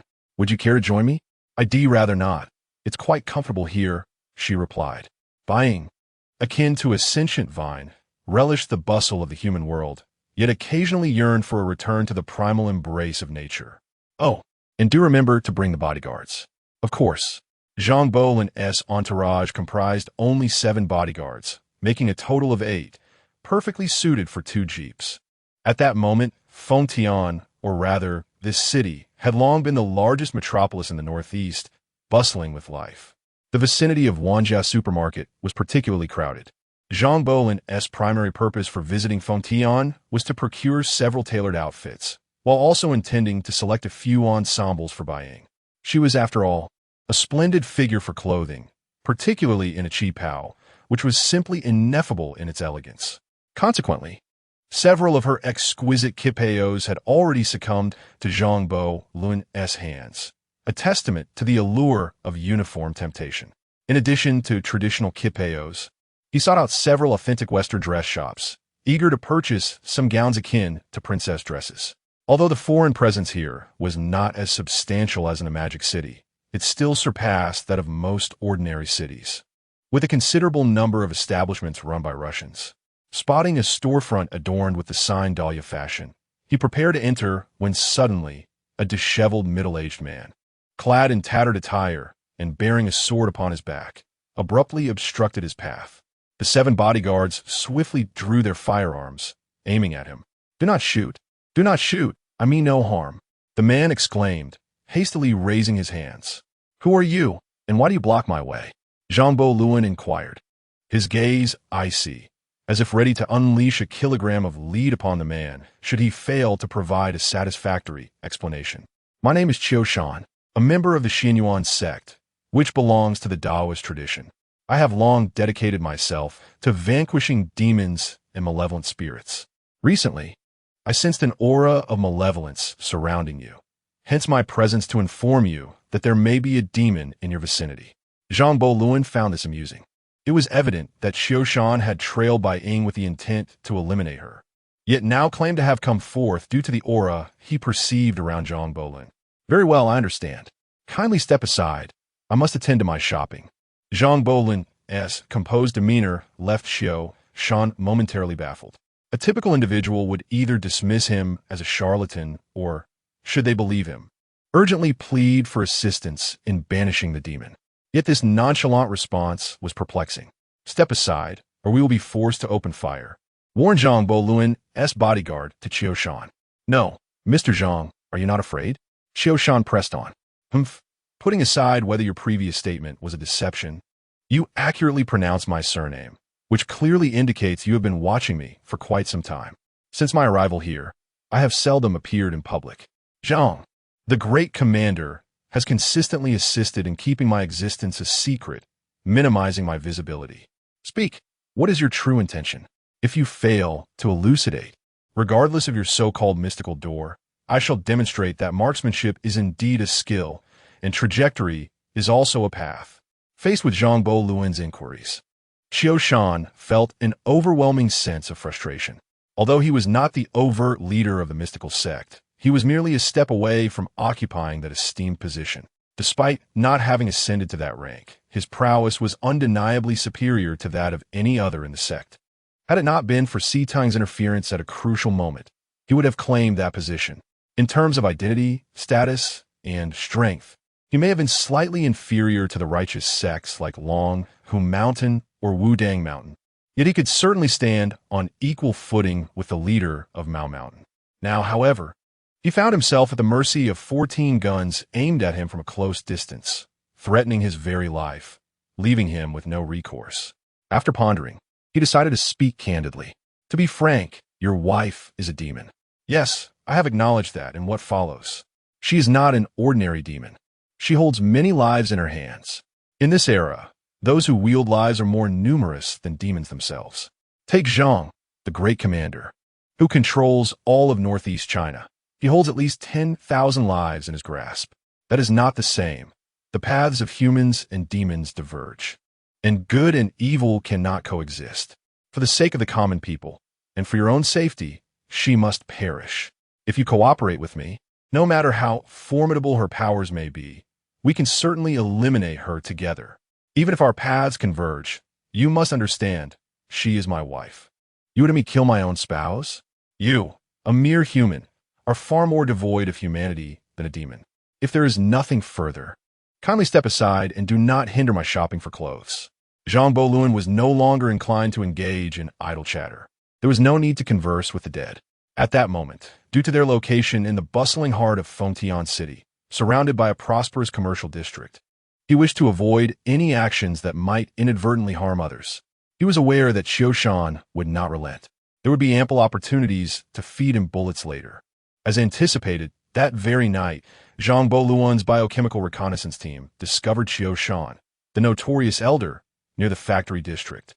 These scouts were masters of disguise, particularly adept at blending in as workers, making them nearly undetectable to the untrained eye. You lot, bring him to me, and remember to first incapacitate his limbs. We shall ensure the task is completed, Chief. The group bowed and swiftly prepared their weaponry. The arms procured through the Ningbo faction had arrived, primarily consisting of rifles, grenades, and several mortars. In the hands of highly skilled biochemical soldiers, these weapons can exert tremendous influence, unlike handguns, which, due to their limited range, are relegated to defensive purposes. Before long, Zhang Bohan heard the distant sounds of gunfire, cannon blasts, and explosions, accompanied by the rumble of thunder. Indeed, the first of the suspended gates is not easily dealt with. Alan, what has transpired? Such a commotion was certainly noted by Bai Ying as well. Today, a man named Qiu unexpectedly approached me, declaring that you were a demon and urging me to collaborate with him to eliminate you. Initially, I had contemplated ending him then and there. However, it was not convenient to act within the city. Little did I expect he would follow me. And now he can only blame his ill fate. A sardonic smile adorned Zhang Bohun's face. You mentioned Qiu? Buying was all too familiar with this name, as she had lived under its shadow ever since she attained consciousness. Chapter 52. The Resolution of Qiu by Ying's Descent. Indeed, he uttered those words. Zhang Bolun nodded.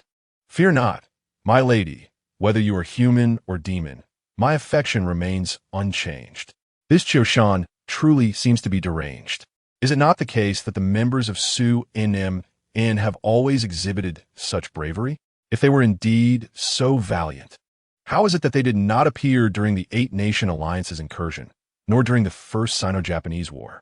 Today, I shall demonstrate to the people of Su Nim what it means to wield a trajectory as an art, to master the craft of marksmanship.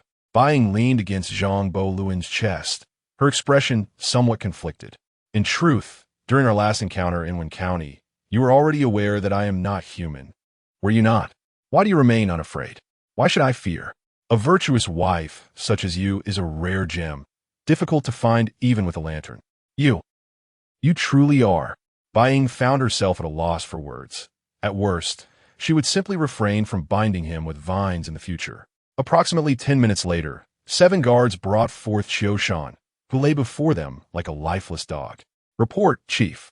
We have 2 deceased, 1 severely injured, and the rest bear minor wounds. Depart and tend to your injuries. I shall arrange for nourishing sustenance rich in protein and calories. The 7 bowed respectfully and then withdrew. He must have been tailing you from the demon city to Beiping and then to the northeast. Otherwise, he would not have fortuitously appeared before me today. It seems you share a deep-seated enmity. I leave this individual in your capable hands, my lady. After Zhang Luan concluded his words, he took his leave, granting his wife a moment of solitude. The members of Su Nim are indeed formidable. Their 10 guards were well equipped, even employing grenade launchers. Yet despite this, they still suffered the loss of 2 men, with 1 gravely injured, likely rendered incapable of combat in the future. The others sustained injuries as well. Of course, had it not been for Zhang Boluan's insistence on capturing them alive, the casualties would not have been so severe. Each of these 10 possessed exceptional military skills. Such individuals, when deployed on the battlefield with appropriate strategies, can easily turn the tide, standing against 10 or even 100 foes. In the courtyard, Bai Ying looked down upon the crippled Qiu, writhing like a maggot. Initially, you had utilized the 9-eyed celestial pearl to transform Si Tong, awakening her sentience. Although your intentions were not pure, you ultimately bestowed a favor upon her. Subsequently, you exploited both Si Tong and me to subjugate the Qiao tribe, thus settling that debt. You imprisoned Si Tong and me like livestock from a young age, which constitutes a grievance. And when we disrupted your ascension to the leadership of Su Nmin, that vendetta was also avenged. We could have deemed ourselves even, with no animosity lingering. We do not obstruct your quest to vanquish demons, and you must not hinder our pursuit of a blissful existence. You, alone, lack the assurance to confront me, yet you still wish to persuade my husband to conspire with you against me. This is a grudge that cannot coexist. Today, I shall end your life, and you shall have no words to contest it. Since Bai Ying and Si Tong transformed, they have indeed refrained from indiscriminate slaughter. When forced by circumstances, one cannot be held accountable, for at that moment, they are utterly powerless to control their own fate. The heavens are blind. Zhang Bojun, in his folly, will someday come to recognize his mistakes. The paths of man and demon diverge.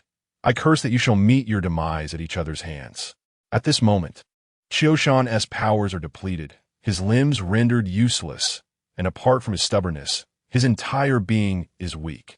Unrepentant till the end. Alan once wisely remarked that if you are truly formidable, where were you during the invasions of foreign powers?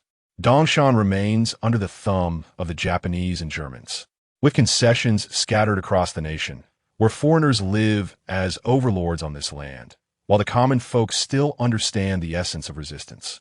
You have not even attempted to fight back. Speak not of vanquishing demons and saving the populace. It is merely a display of cowardice, fearing the strong while bullying the weak. The era in which one could elevate themselves above ordinary people through mere sorcery has long passed. You are but relics of a bygone age, incapable of keeping pace with the advancements of the new world. Today, I shall end you with the weapons of this new era. With that, Bai Ying had no desire to hear any more of Qiushan's empty words. Yet she afforded him a modicum of dignity. She did not fire the gun with her hand, but rather summoned tendrils of magic to form a hand that pulled the trigger. Thus, it could be said he fell to sorcery or to the gun itself. This serves as a conclusion to the entanglements of the past few decades. Zhang Bojan, hearing the gunfire from outside, was soon joined by Bai Ying as she emerged. "Alan, I wish to visit the Magic City." "For what purpose? Do you require my assistance?" Zhang Bojan inquired with concern as he held her close. "There is no one who can assist me with this matter. I must handle it myself." A resolute expression graced Bai Ying's face. She was not yet whole. She needed to merge with Sitang to restore her full powers. Only with greater strength could she truly aid Zhang Bojan. With Qiushan now deceased, she had no further worries. Regardless of whether Sitang or she would dominate after the fusion, her profound feelings for Zhang Bojan would ultimately influence that complete being. "Very well, but do take care," he cautioned. "By the way, take this ring. If you encounter any errands in the Magic City, you can use the ring to visit Wanjia Supermarket or Jinshi Pavilion. Though the people of Yongxing Company are a rough lot, each has their own means. Some tasks are more easily accomplished through them." Zhang Bojan produced a ring inscribed with the letter ZBL and placed it on the fourth finger of Bai Ying's right hand. "Should the need arise, I shall certainly come." That night, Zhang Bojan found himself ensnared by the tendrils once more, remaining bound until the following morning. This sprite, it appears, the enhancement of physical prowess is an urgent necessity. He rubbed his sore and slightly numb lower back, requiring support from the wall as he walked. At this moment, Bai Ying should already be airborne en route to Fengtian. Though not a direct route, one may first arrive in Beiping before proceeding to the vibrant metropolis of Shanghai. In Beiping, the quiet autumn has brought forth the delightful news of her acceptance into Beiping University. She had longed to share this joyous revelation with Chamberlain. However, he was not present in Beiping. Upon returning home, both her mother and uncle expressed immense happiness for her accomplishment. The National Beiping University and the National Shuimu University currently stand as the pinnacle of higher education. In a few years, the National Jinlin University may join their ranks. But that time has not yet arrived. Graduates from these esteemed institutions often achieve remarkable success, whether by entering government service or leveraging their connections for lucrative business ventures. The value of their diplomas is exceedingly high. Yet, no matter how prestigious, it pales in comparison to Chamberlain. The societal resources and status he now commands are realms unattainable through mere personal endeavor. One must possess extraordinary means to reach such heights. Chapter 53. Song Shurqing's disregard for ancestral counsel. What is the true nature of your relationship with Zhang Bojan? This perpetual ambiguity is hardly beneficial. I have seen in the newspapers that he has opened 3 Wanjia supermarkets in Shanghai, and now for more in the northeast, along with one in Tianjin and another in Qingdao, totaling 10 establishments. Each one is a veritable goldmine. Although there remains a disparity when compared to the deeply rooted Jiangsu and Zhejiang tycoons with millennia of heritage, he undoubtedly has carved out a significant place for himself in the next tier down. You must seize this opportunity, firmly securing Zhang Bojan for henceforth. The Lung family could soar to new heights. The expression on Song Shurqing's face bordered on madness. Since they had come to know Zhang Bojan, half a year had elapsed. Initially, he had hoped that his niece could bring some fortune to their family, yet apart from the first housewarming, they had not even set foot in the Zhang residence since. Thus, even sharing a meal had become a challenge, let alone acquiring any financial assistance from Zhang Bojan. Fortunately, his niece's living conditions were now well taken care of by herself. Even her future was assured. However, he had reaped no tangible benefits from it. His niece had always held him in disdain, possessing a strong sense of independence. Even if she were to prosper in the future, It was unlikely she would heed his advice. The days of him leeching off the Lung family were surely over. Now, his sole ambition was to expedite his niece's marriage to Zhang Bachan, in hopes of receiving a generous bride price. With that money, he could return to Jiangnan.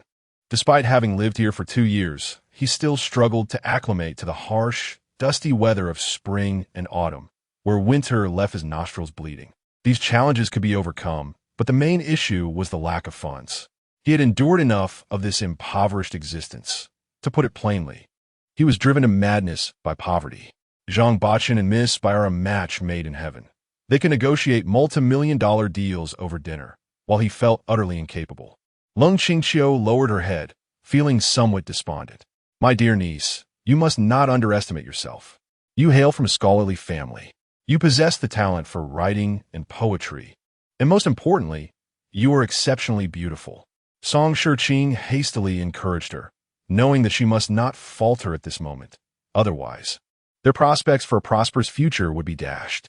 As the saying goes, to marry is to seek virtue. To take a concubine is to seek beauty. Though you may not become Zhang Bachan's primary wife, you can at least aspire to be his secondary consort. Do not claim that you do not harbor affection for him. Feelings cannot be concealed.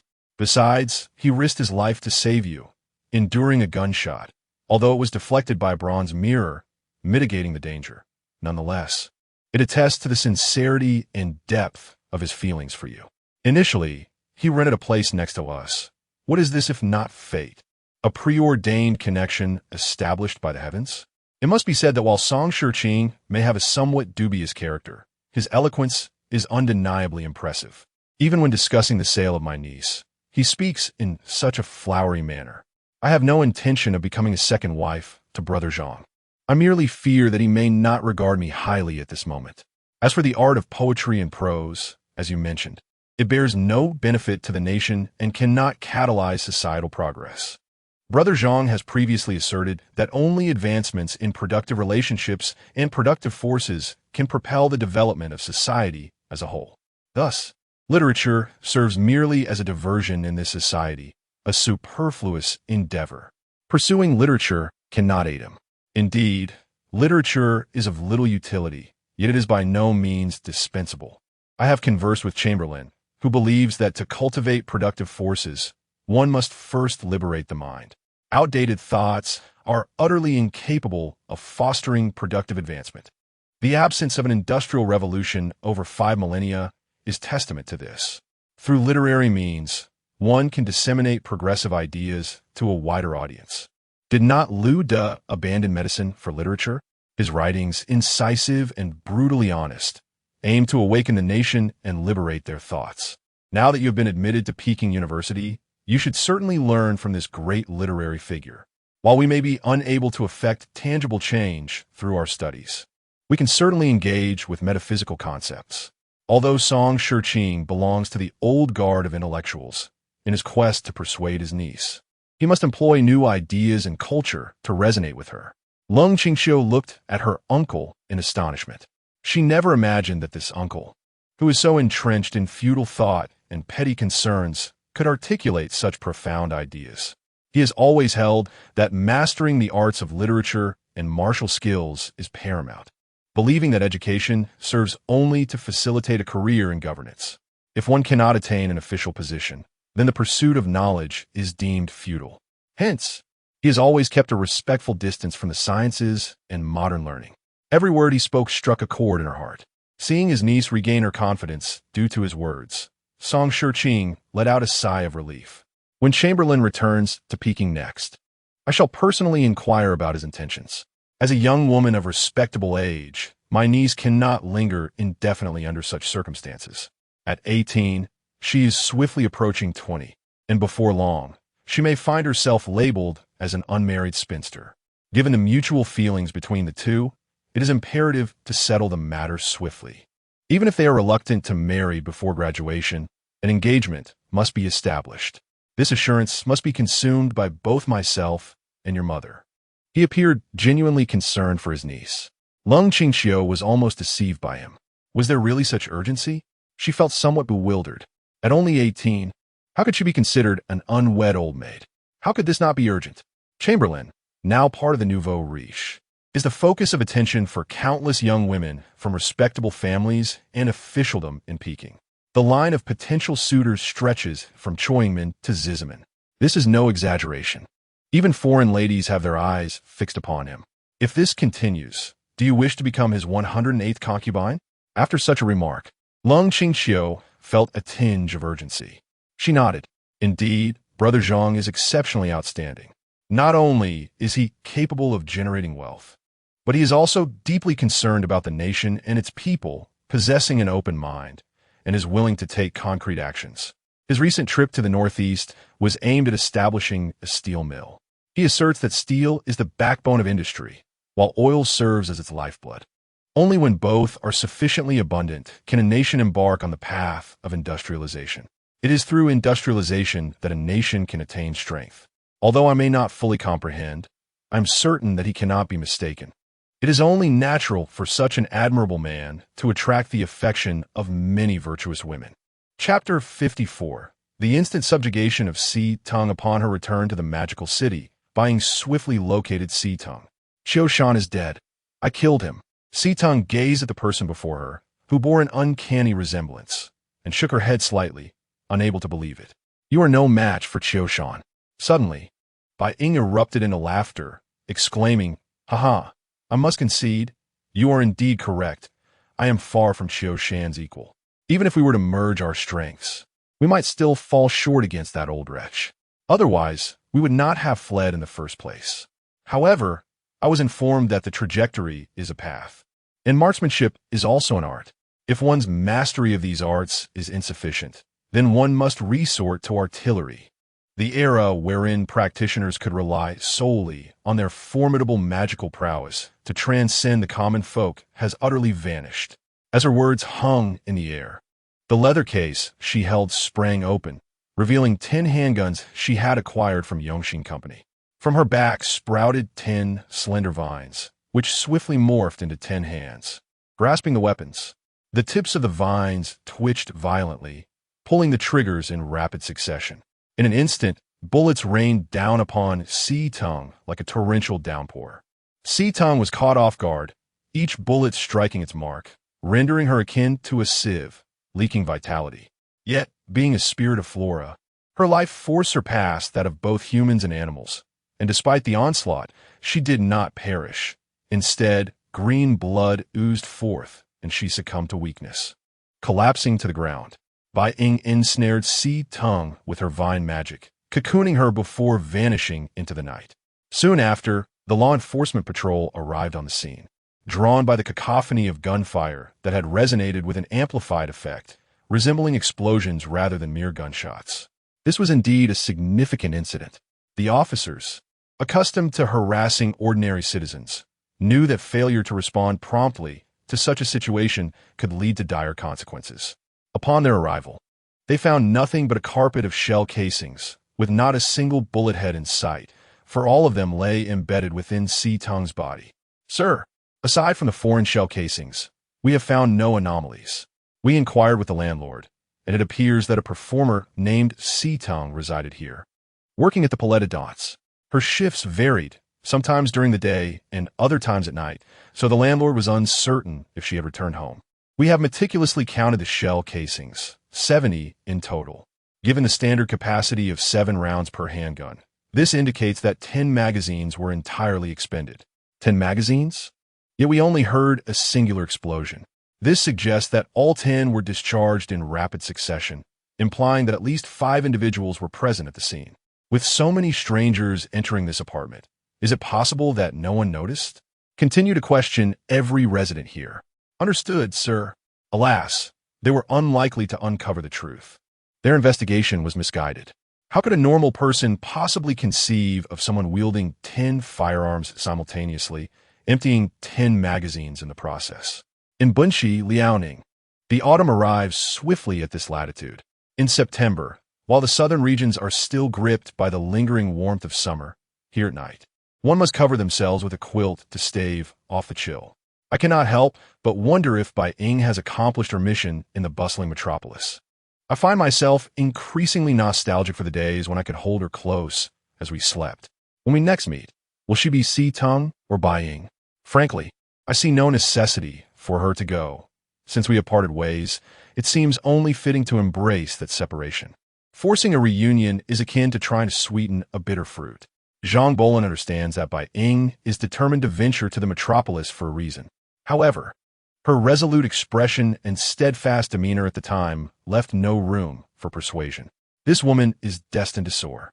Even if only for short distances, she will indeed take flight. Boss Zhang, the first batch of iron, ore, and coal has been delivered to the storage site, but the steel mill, thermal power plant, and coking plant have yet to be established. What shall we do? Very well. There is no need for such formality in the absence of others. Yes, Chief. The supplies are in place and ready for collection. The individual delivering this report is a bioengineered human. As darkness falls, I will pay a visit. There are no others at the storage site, correct? There are none, just our own brothers. To me, the storage site is more vital than the 3 factories combined. We must not allow anyone to approach. All materials entering or leaving must be overseen by our personnel. Understood, Chief.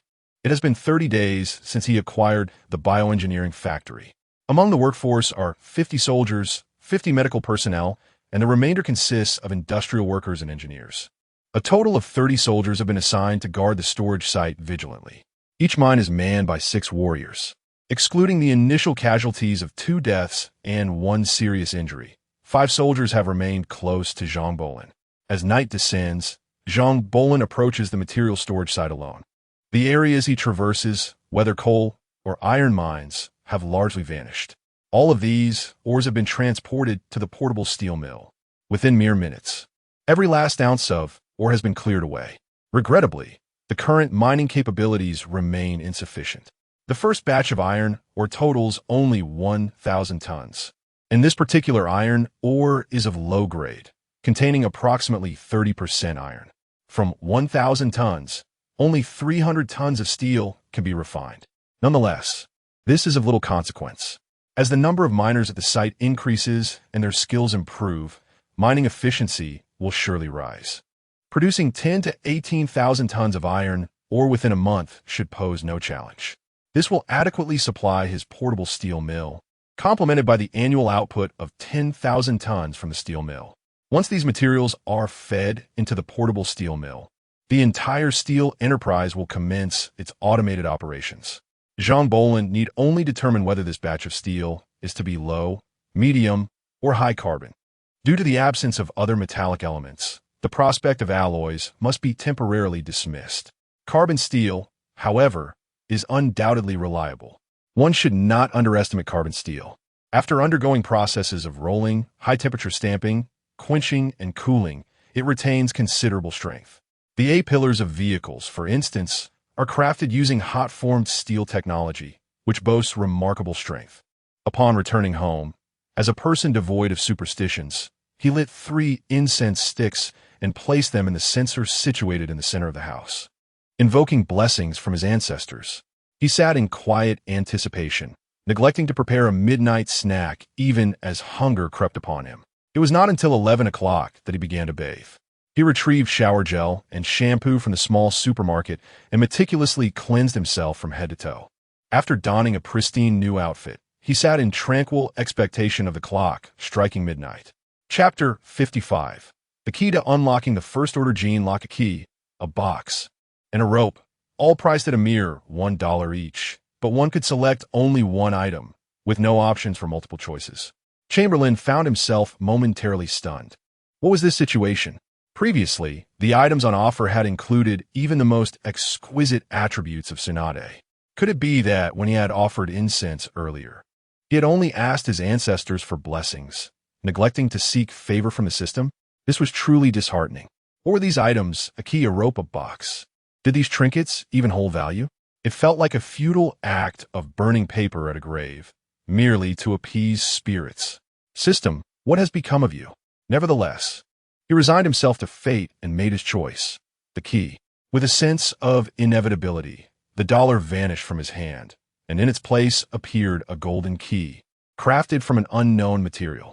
It was certainly not metal, for metal felt cool to the touch. In the next moment, the key pierced into his body. Suddenly, He felt his heart racing at an extraordinary pace. If typical sprinting could elevate one's heart rate to 150 or 160 beats per minute, his current rate was at least 3 or 4 times that. The sensation was excruciating, prompting an involuntary cry from his lips. He tore at his shirt, revealing his left chest quaking violently, his heart's frantic rhythm colliding with his ribs and the surrounding muscles. At the same time, he perceived that the world around him seemed to slow down. In the pitch-black night, aided only by feeble light, he could see with remarkable clarity. A leaf from a maple tree at the entrance was blown down by the wind, and as it floated through the air, he could discern the intricate veins upon it. The sounds of insects buzzing nearby echoed with amplified clarity. What manner of key was this? This was the key to the first-order gene lock. So, this state indicated that he had indeed unlocked the first-order gene lock. No wonder.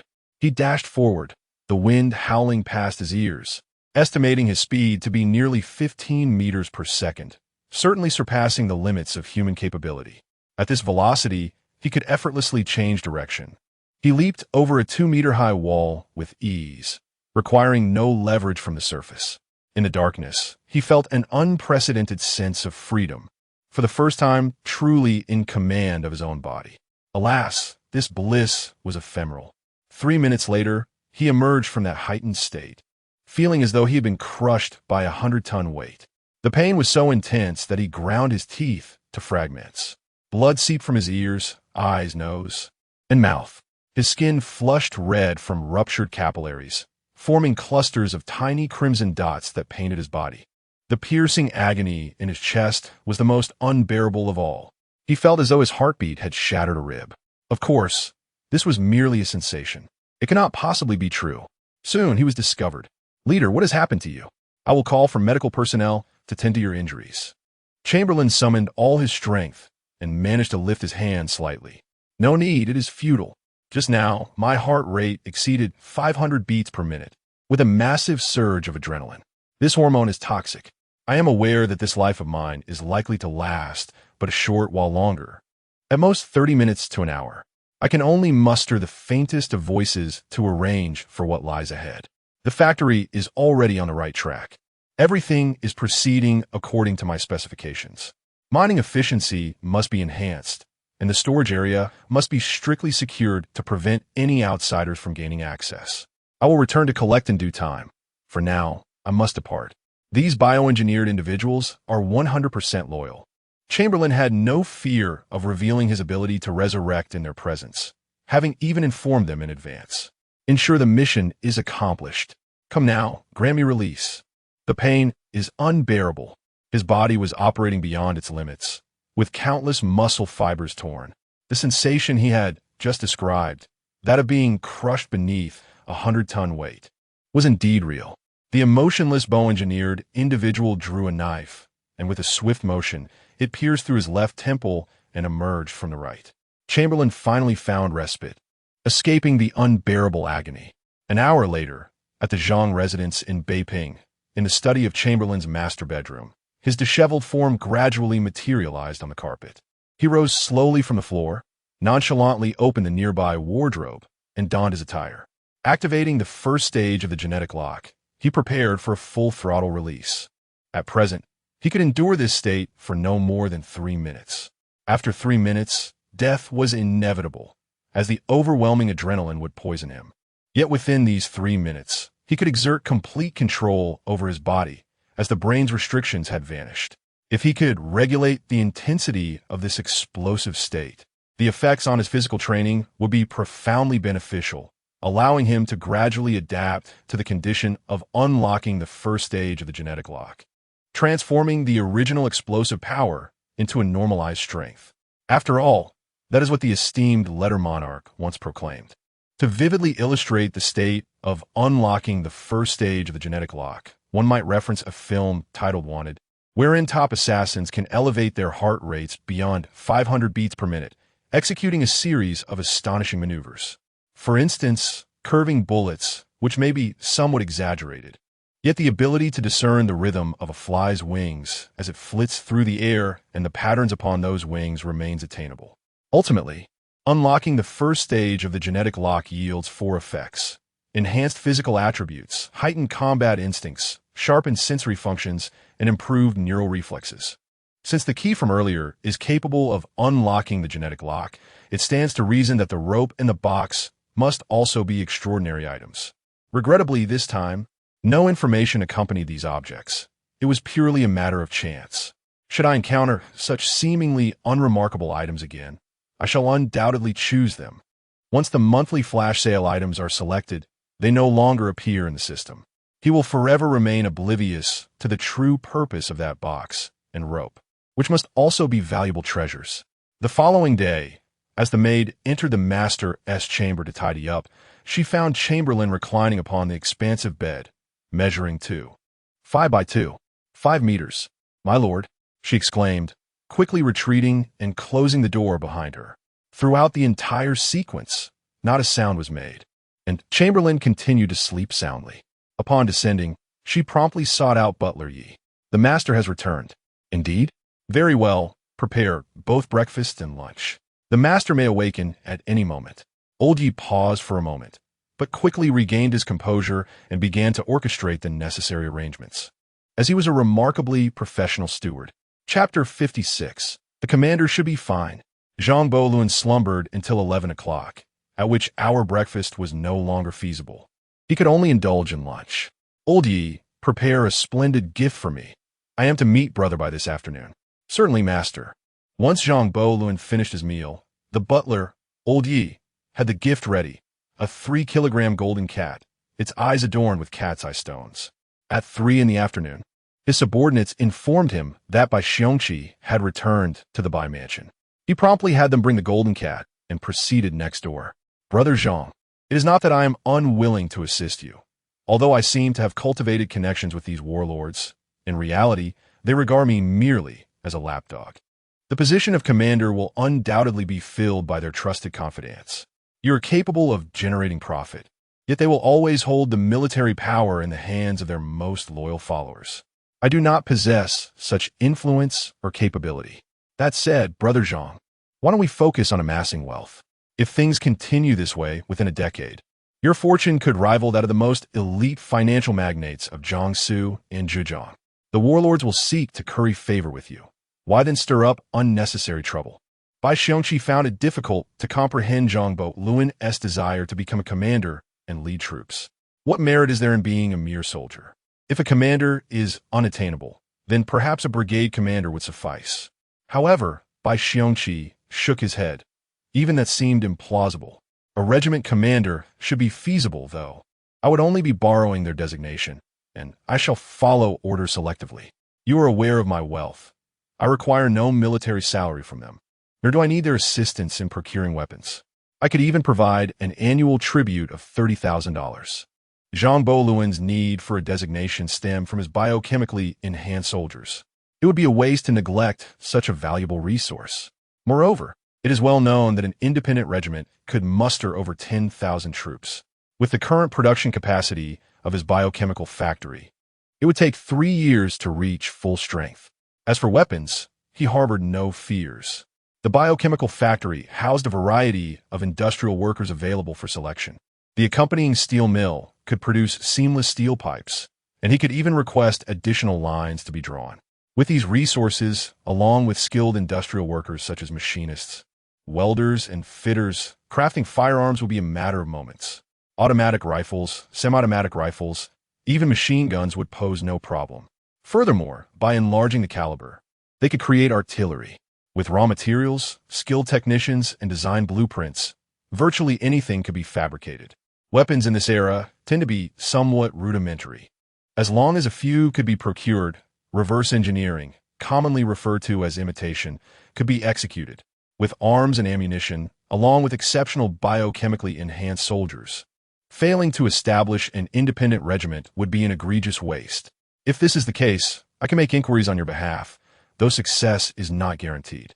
After contemplating, Bai Xiongqi found this proposition quite feasible. All I require is a designation for an independent regiment, along with a county to establish as my territory, and I shall ensure the annual tribute of $30,000 remains unaltered. If it truly comes to that, We can add a little more, but must not exceed 50,000 coins. I am not one to be easily taken advantage of. Very well, await my message. I shall rely on you, Brother Bai, should this matter succeed, in the event, though I say only in the event, of any unforeseen circumstances befalling the Bai family. At least we shall have a fallback plan. Thus, this arrangement is mutually beneficial for both our families. After Zhang Buluan departed, Bai Xiongqi continued to ponder. Rather than serving as a lackey to a warlord, he considered the prospect of becoming one himself. This young Zhang possesses ambition and wealth. He may yet rise to prominence. However, it is imperative that he and Xiuzhu quickly solidify their relationship. Whom should I approach for assistance? Perhaps General Yuan, as he is the most avaricious. He would surely relish the prospect of effortlessly receiving 30 to 50,000 coins annually. With this thought in mind, he picked up the phone to dial, but reconsidered. Placing it back down, he glanced at the golden cat on the table and turned to have it repackaged. Furthermore, he instructed his men to wrap up some paintings and antiques as well. Brother Bai, in facilitating this matter, I too must invest a little. Were it not for the millions you bring to the Bai family each year, I would be at a considerable loss. Bai Xiongqi had a car prepared and drove his exceptionally luxurious Rolls-Royce Silver Ghost, arguably the most opulent vehicle in the world today. The car headed directly toward the government office. The subsequent events are not for outsiders to know. Upon returning home, Zhang Buluan made his way to the backyard. In the corner near the northeast, his subordinates had transformed the area into a training ground, equipped with stone locks, plum blossom poles, and a series of sandbags suspended from a large frame. These tasks were completed within 2 hours, showcasing remarkable efficiency. Until dinner time, no one was to enter the backyard. Zhang Buluan dismissed all the servants and released 10 bioengineered individuals. 8 were soldiers skilled in hand-to-hand combat, standing at a uniform height of 1.8 meters and weighing a solid 100 kilograms, remarkably robust, with astounding physical prowess. The remaining 2 were medical personnel proficient in massage therapy and nutrition. Zhang Buluan activated the first stage of the gene lock, standing motionless with closed eyes, desperately controlling his heartbeat. He ultimately forced it to remain around 200 beats per minute. Though this imposes a significant burden on his body, it is far more bearable than his previous experience. A heartbeat of 200 per minute yields only a limited enhancement to his physical capabilities, approximately 50% above his normal state. His reaction speed and sensory perception are similarly augmented. When he opened his eyes once more, they reflected not a trace of human emotion, resembling those of a wild beast on the hunt. He instructed his men to set the sandbags in motion while he maneuvered through the array of bags, occasionally making use of the plum blossom poles. After a thorough warm-up, he began to train with the stone locks, focusing on building strength. Thus, 20 minutes passed. He was forcibly withdrawn from the state of the gene lock, collapsing lifelessly like a defeated dog, only capable of shallow breaths. Even the slightest movement of his fingers felt laborious. 2 medical personnel swiftly approached his side, administering massage and manipulation to accelerate the metabolism of lactic acid within his muscles, thereby alleviating his fatigue. After the passage of an hour or so, Chamberlain rose and stretched languidly, the sound of his bones cracking echoing in the air. Based on my level of physical exertion, please design a meal plan for my training, but ensure it is palatable. Do not serve me boiled meat in plain water, as I would find it utterly unappetizing. He instructed the 2 biomedical staff. Yes, leader. Chapter 57. Taking Office in Goose City. To transform such tough and unpalatable chicken breast into a dish of exquisite flavor. What remarkable culinary skill. Each member of the kitchen received $1, and the head chef bestowed an additional $5. Such a modest expenditure to win the hearts of the people is indeed a shrewd investment. After all, the promise of rewards encourages everyone to strive for excellence in the hope of further bounties. Following a brief respite of an hour, Chamberlain gathered his comrades and ventured to the backyard. This time, they engaged in close-quarters combat training. Although these bio-soldiers were robust and possessed exceptional combat skills, nearly maxed out, Chamberlain's activation of a gene lock was tantamount to cheating. His formidable battle instincts effectively overshadowed their technical advantages. The ensuing competition hinged on who could react swiftly, move with speed, and withstand blows. From his initial discomfort, managing to spar with only one opponent, he progressed to handling 3 adversaries simultaneously within half an hour. Were it not for the limitations imposed by his body, compelling him to exit the gene lock state, his advancement would have been even more pronounced. In the following 2 days, he devoted himself to rigorous training, dedicating half an hour each morning, afternoon, and again post-dinner. It must be said that the results of training after unlocking the first-tier gene lock were outstanding. By the 3rd day, he suddenly recalled that the physical techniques taught by the mindless mage had previously seemed ineffective. However, they now bore fruit due to his newfound state. In a single attempt, he appeared to unlock a new realm. With the first-tier gene lock engaged, he could now completely master his body, effortlessly executing movements that had once eluded him, yielding remarkable training gains. Of course, no matter how strong one's physique, it cannot withstand gunfire, nor can one inflict damage upon an enemy from 800 meters away. Thus, mastering marksmanship remained paramount. Given the efficacy of his physical training post-gene lock activation, he resolved to dedicate one of his 3 daily half-hour sessions to physical conditioning, while the remaining 2 would focus on marksmanship and close-quarters combat. With ample nutritional support and excellent medical conditions, he perceived visible progress each day. This regimen continued for 4 more days. He discovered that while maintaining a heart rate exceeding 200 beats per minute, he could sustain this effort for an astonishing 50 minutes, an increase of 20 minutes. Furthermore, with his heart rate reaching around 300 beats per minute, he could endure for half an hour. Such advancements were indeed remarkable. One midday, Bai Xiong arrived at the Zhang residence, beaming with excitement. "Brother Zhang, your affairs have come to fruition." "Really?" "Indeed. With the approval of Generals Yuan and Tian, you are authorized to form an independent regiment. However, you're required to pay each of them $30,000 annually. This is the decree for your appointment in Gu City, duly signed by both generals. Therefore, this Gu City is located in Dongshan. Indeed, it has been said that the vicinity of Gu City is not particularly peaceful, plagued by bandits and the local militia. Otherwise, General Tian would not have entrusted you with this territory. It is worth noting that this area is also near the sea, although the waters are not very deep. One could still establish a shallow water port. While large vessels may not dock, smaller boats would certainly suffice."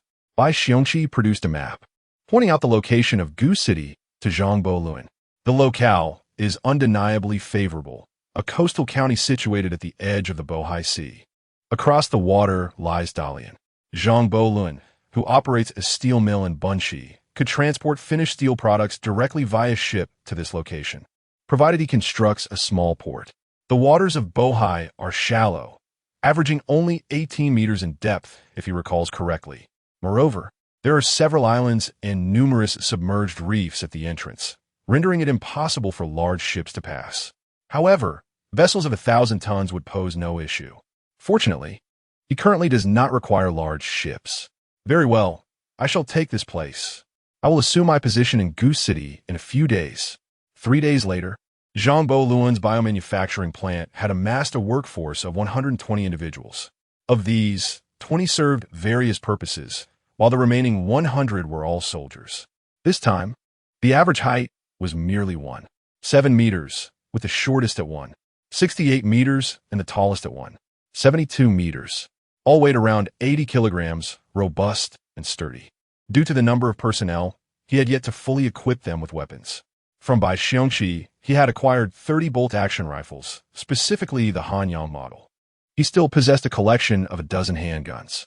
At present, even 2 individuals could not share a single weapon. He boarded a train with these 120 individuals, swaying along the journey until they reached Gu City. On his appointment, he was not only the commander of the Gu City Independent Regiment, but also the county magistrate, effectively merging military and political authority. Upon arriving at the gates of Gu City, a peculiar scene unfolded, with elderly women adorned with rouge-banging drums on either side. The atmosphere was quite surreal. As soon as they approached the city gates, Zhangbo Luan activated his genetic lock. Bai Xiongqi had already warned him of the chaos here, and he needed to be vigilant against potential assassination attempts. Indeed, as the crowd's attention was drawn to the elderly women, a dark muzzle of a gun emerged from a corner of the city wall. In this heightened state of awareness, Zhangbo Luin swiftly drew his handgun from his waist, disengaged the safety, and fired 2 shots in rapid succession toward that direction. 2 men, arm yourselves, Zhangbo Luin commanded, gesturing with a tilt of his head. The 2 soldiers dashed forward, quickly ascending to the city wall. One of them soon tossed a corpse down, while the other conducted a search nearby. 5 minutes later, they returned to Zhangbo Luin's side. Report, Commander. There was only one assailant. The weapon is a Hanyang model, nearly new with pristine rifling. Sever the head, divide the body in 2, and hang it at the city gate. The rest, follow me into the city. In times of turmoil, stringent measures are imperative. Presently, he possesses but a scant arsenal and few men. To command respect, he must first instill fear. As this group entered the old county office, several individuals clad in brocade robes approached the county gate, each adorned with exuding an air reminiscent of local magnates, assertive and imposing. This individual appears formidable. Our dispatched men did not even fire a single shot before meeting a gruesome fate. Their remains cruelly severed and displayed at the city gate. Initially intended to serve as a warning, the tables have now turned. Lord Huang, does this not seem a case of unintended consequences? Lord Wu, Lord Hu, do you not find this predicament all the more intriguing? Since 1912, there have been 9 county magistrates, each of whom extended a formal greeting upon their appointment. Yet this one is different. Not only is he a magistrate, but also a regiment commander, wielding both authority and military might.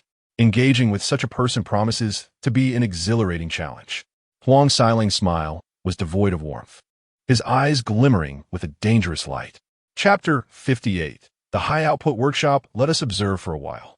Huang Xiling and his companions departed from the city gate, unaware that granting Zhangbo Luin an additional day would only amplify his prowess. Upon arriving at the county office, Zhangbo Luin promptly began preparations for the military camp and armaments factory. He harbored no intention of cultivating relationships with local gentry or engaging in conflicts with them. Such endeavors seemed utterly unnecessary. Establishing a large-scale armaments factory was beyond his current capabilities due to a lack of tools. However, leveraging the expertise of highly skilled technicians, superior even to 8th-level machinists, acquired from the biochemical factory, alongside the seamless steel pipes produced by his portable ironworks, they swiftly established a modest workshop. Each worker focused on a specific component, ultimately assembling the parts, thus enhancing production efficiency through this assembly line approach. By the 3rd day, the first batch of rifles, dubbed Blackheart rifles, had been formally assembled. These firearms were not the antiquated bolt-action Hanyang models, but rather semi-automatic rifles, their design reminiscent of the later 56 model. Thanks to the high-quality seamless steel pipes provided by the portable ironworks, this batch of firearms boasted remarkable accuracy and extended range, proving robust and reliable with a minimal failure rate. In addition to the rifles, they commenced the production of ammunition. As the portable ironworks could not fabricate brass, the bullets were comprised of brass casings and steel projectiles, filled with nitrocellulose smokeless powder, and primed with a compound of mercuric fulminate and potassium nitrate. All these materials had to be procured, which is why he refrained from attempting to replicate automatic rifles. The challenge of securing sufficient ammunition was formidable. While automatic rifles excelled in suppressive fire, their advantage relied heavily on the consumption of a vast quantity of bullets. Conversely, semi-automatic rifles offered a faster rate of fire than bolt-action models and were easier to aim than automatics, making them the optimal choice when ammunition was scarce. 10 days after Zhangbo Luin's arrival in Icheng, this small workshop had expanded to employ 50 industrial workers, half dedicated to producing firearms and the other half to ammunition. They were capable of manufacturing approximately 30 highly competent semi-automatic rifles and 3,000 rounds of ammunition daily. The limitations in tools hindered further efficiency. Otherwise, production could easily triple or quadruple without issue. Achieving such output for a modest workshop was commendable. Moreover, Zhangbo Luin's forces had grown by an additional 50 soldiers, having completely replaced the outdated Hanyang rifles, which had fulfilled their historical role. All personnel were now equipped with semi-automatic rifles, each possessing a magazine capacity of 10 rounds. They could be loaded manually or via a clip, with manual loading being slower, while the clip allowed for simultaneous loading of 10 rounds. None of the semi-automatic rifles were fitted with sights, as all soldiers under Zhang Boluan's command were exceptionally skilled marksmen. Compared to those true sharpshooters who can effortlessly eliminate targets from a distance based solely on instinct, there exists an undeniable disparity. However, it is noteworthy that virtually anyone can be utilized as a marksman. This capability represents merely one facet of their military acumen: close combat, armed swimming, stealth operations, and various tactical maneuvers such as flanking and breaching require no formal training, as they are innate skills. They can be likened to the most formidable light infantry of the 1950s. Most significantly, these individuals are devoid of sentiment, driven solely by an indomitable will to fight, each a veritable machine of war. On this particular day, a man known as Marshal Champion, one of Huang Xiling's subordinates, arrived at the county office, presenting an invitation. Esteemed county magistrate, Master Huang requests your presence. Master Huang? You mean Huang Xiling? Zhang Boluan picked up the invitation, glanced at it, and casually tossed it onto the table. Indeed, my lord wishes to host you this evening. A belated welcome. Very well. That night, Zhang Boluan, accompanied by 50 armed soldiers, marched towards Huang Xiling's stronghold outside the city. From the top of the stronghold, Huang Xiling observed Zhang Boluan and his troops through a monocular. They moved with precision and discipline, a formidable force indeed. In 1912, Huang Xiling had participated in the Northern Expedition, albeit not in combat. He had merely contributed funds to the cause, which he considered participation. Owing to past camaraderie, he enjoyed a degree of favor with General Tian, from whom he procured a substantial arsenal. Being a local tycoon engaged in the opium trade, his wealth was considerable. The affluent, however, are often gripped by the fear of death. Thus, he amassed nearly 200 armed retainers through a combination of weaponry and lavish provisions, even enlisting a company commander from General Tian's ranks to train them for 6 months. These men could be regarded as elite forces. Yet, when compared to Zhang Boluan's soldiers, the disparity became glaringly evident. The difference was palpable. This commander was undoubtedly capable, and it was imperative to eliminate him swiftly. Otherwise, the future of Icheng would be uncertain under his influence. Observing the disciplined march of Zhang Boluan's men, Huang Xiling recognized that Zhang could not be allowed to live. However, openly assassinating a county magistrate along with an independent commander would be tantamount to rebellion. Even if he survived, Huang would face severe repercussions, likely losing half of his substantial fortune to the ever-greedy General Tian, that amounted to millions in silver. The fruits of 10 generations of the Huang family's commerce. Such wealth could not be relinquished so easily. Thus, the decision was made. Should Zhang be eliminated, it would be best done outside the city, ideally under the guise of a bandit ambush. Whether the bandits were genuine or fabricated was of little consequence. Upon arriving at the Huang residence, Zhang Boluan instructed his 50 soldiers to disperse and vanish into the surroundings. He then sauntered in with a relaxed gait, hands clasped behind his back, exuding an air of nonchalance. Mayor Zhang and Captain Zhang's visit to my humble abode truly brings an air of brilliance to it. Huang Xiling personally welcomed them, his face beaming with an expansive smile, revealing his gums. His demeanor oscillated from arrogance to humility, reminiscent of an exemplary citizen. Esteemed Lord Huang, I should have presented my respects upon my first day in the city, but alas, my official duties have kept me preoccupied, and I have yet to establish even the military camp. Though I hold the title of mayor, I am also a captain, and the demands upon my time are overwhelming. I beg your pardon. Mayor Zhang, your courtesy is greatly appreciated. It is an honor that you have taken time from your busy schedule to visit a mere commoner like myself. I could not possibly wish for more. Please, do come in. Huang Xiling slightly bent at the waist, gesturing for them to enter. I am unworthy, he replied, and the two men wore smiles that suggested they were akin to old friends reuniting after 8 centuries apart. Chapter 59. Digging pits for each other. Zhang Boluan and his companion entered the dining hall, where a grand circular table, 2 meters in diameter, was laden with an abundance of dishes.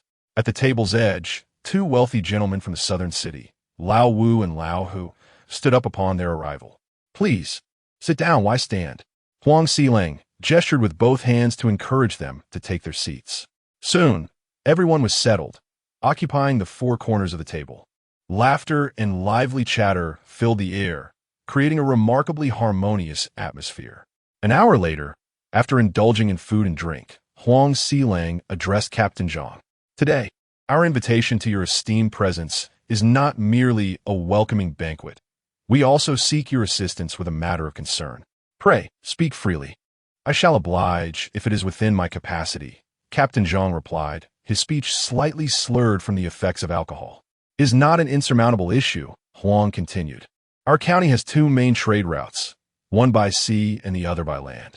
However, both ultimately traverse a treacherous gorge. This gorge has become the stronghold of a band of ruthless brigands led by one Zhang Mazi. This individual is notorious for his heinous acts.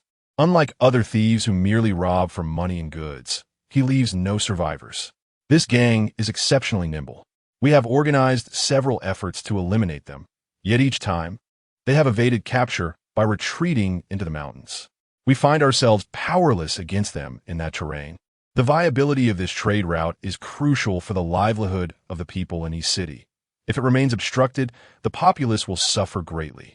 Their harvested grains, handmade goods, and livestock will remain unsold. Thus we, three humble souls, dare to implore you, Captain Zhang, to lead an expedition to eradicate these bandits and secure a living path for the people of East City." Huang Xilang's eyes glistened with tears as he prepared to kneel. His performance was indeed commendable. His earnest demeanor could easily mislead one to believe he was a benevolent figure. Indeed, Captain Zhang, with bandits rampant, the common folk find themselves without a means to survive. This region, Dongjiaominxiang, has never known a rebel emperor, yet it has seen its fair share of banditry. The legendary water margin heroes are a prime example. However, the plight of the bandits pales in comparison to the plight inflicted by wealthy landowners. Without their land monopolies, the common people would not be driven to banditry. Who among them would risk their lives if they had enough to eat? It is but a trivial matter. Should these brigands dare approach, I shall ensure they return from whence they came. Captain Zhang furrowed his brow slightly. But what? But you have mentioned their exceptional agility. Once they retreat into the mountains, no one could track them down. If that is the case, I could lead my troops. It would be futile if we cannot locate them. What can be done? Huang Xilang exchanged knowing glances with his companions. How fortuitous! For we have pondered this dilemma ourselves and have devised a potential solution, he proclaimed, exuding confidence. "Oh, esteemed Lord Huang, what insight do you possess? I am all ears." While not a profound insight, I believe that since these individuals have chosen the path of banditry, their primary desire is, indeed, wealth. Thus, we shall offer them money. Offer money? Not in the literal sense, but rather let them perceive the allure of wealth. We three shall collectively contribute a substantial sum, and then rally the common folk to donate under the pretense of funding the eradication of the bandits. Ultimately, we shall leak word that this money will be deposited in the bank on Qingdao Island. Upon hearing this, the bandits will undoubtedly mobilize en masse. At that moment, Commander Zhang will surround them and annihilate them in one fell swoop. Huang Xilang clenched his fists, envisioning the bandits as mere flies within his grasp. The strategy requires bait, something they cannot resist, followed by a predator-prey dynamic. Thus it is. However, if the bait lacks sufficient weight, it will surely fail. To entice them all, we must present a compelling lure. How much are you willing to contribute? Zhang Boluan surveyed the room, his gaze lingering on each face for nearly a second before settling on Huang Xilang. Since we conceived this plan, we must offer an irresistible bait. I propose a sum of 8 million silver dollars, with Lao Wu and Lao Hu each contributing 900,000, totaling 6 million. We will then encourage the entire city's populace, along with small merchants and affluent households, to contribute, aiming to gather 4 million silver dollars. Should they manage to seize this sum, they could live freely thereafter, no longer needing to engage in banditry. I'm certain they will not be able to refuse such bait. Zhang Boluan was taken aback by Huang Xilang's audacity. For million silver dollars could purchase 20 airplanes. Such wealth could be amassed by the local landowners of a mere county. The common folk, as blood, must have been thoroughly drained by now. And what if the bandits are successfully eradicated? Zhang Boluan gently tapped his fingers on the table. Then our funds would be reclaimed, and any surplus would be entirely dedicated to Commander Zhang. That, too, would be a considerable sum. Compared to Commander Zhang's grand ventures, it may seem trivial. It would serve as a gesture of goodwill. Your Wanjia supermarket is indeed a gold mine. Previously, I dispatched someone to procure a watch for 12,000. This very piece on my wrist. Huang Xilang rolled up his sleeve to reveal the watch on his left wrist. Zhang Boluan quickly shook his head. Not at all. I am merely an intermediary, earning but a modest margin. Lord Huang, from your 12,000, I would be fortunate to pocket 200. The lioness share has been taken by foreigners. Commander Zhang is correct. These profits have been siphoned away by outsiders. I have long recognized this reality. If they can profit from us, we too can capitalize on their wealth. Hence, I ventured into the opium trade, possessing 80% of the land in each city, half of which is dedicated to opium, selling it to the Japanese and reaping their profits. Therefore, this trade route must be established, and the bandits must be eradicated. We cannot afford to delay our earnings from foreigners. Should this campaign against the bandits prove successful, I am willing to offer a 10% stake as a token of gratitude. We too are prepared to contribute a 10% share. Zhang Boluan, with his nostrils flaring and breath quickening, raised a glass and drained it in one gulp. He then set the cup down, slapped the table, and rose to his feet. Given the generosity displayed by the three of you, should I fail to acquiesce, it would reflect my own cowardice and incompetence. After all, the endeavor to eradicate the bandits is inherently my responsibility. Thus, it is settled. When do the three of you intend to execute this plan? Naturally, the sooner the better. This band of marauders has severely disrupted the lives of the citizens of each city, instilling fear that keeps them from venturing beyond the city limits. Within 3 days, the funds will be secured, and we shall be poised to carry out the plan and eliminate the bandits. Huang Xilang mimicked a knife with his hand and forcefully brought it down. Very well, I shall return and promptly organize the troops. Once the bait is in place, we shall march forth from the city. Chapter 60. A single effort, then diminishing, finally exhausted, the three wealthy merchants escorted Chamberlain to the entrance, where he stood for less than 30 seconds. In that brief moment, a contingent of 50 soldiers had already assembled, lined up in an orderly fashion.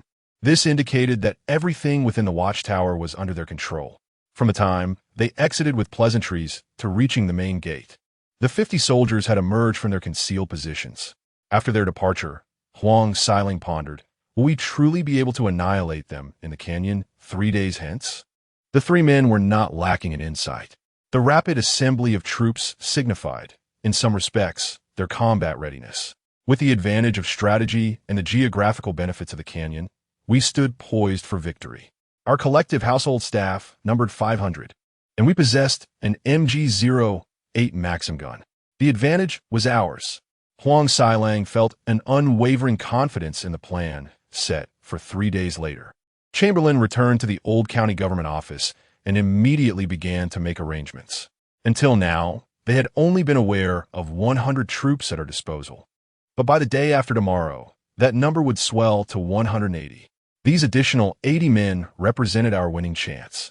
They were armed with machine guns, and a frontal assault on the watchtower was patently unrealistic.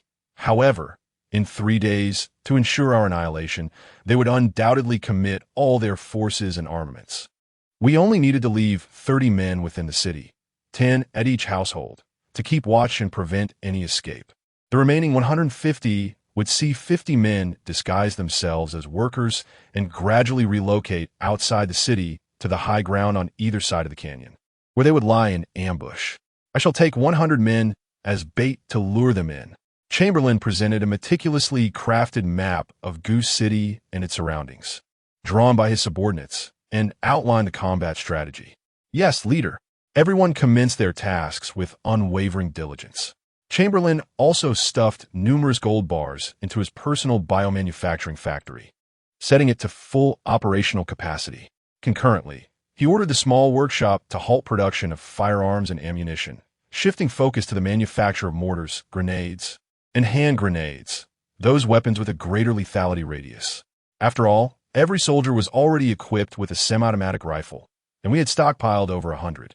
Even if 30 bioweapon soldiers arrive in the next 3 days, it would suffice. Before long, the 3 days elapsed. Throughout this period, Chamberlain had brought 100 soldiers to drill around Goose City daily, creating an illusion that he commanded merely 100 men.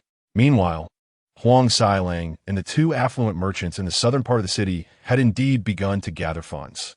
The impoverished populace, already beleaguered, had been drained of their last coins, plunging Goose City into chaos and disarray.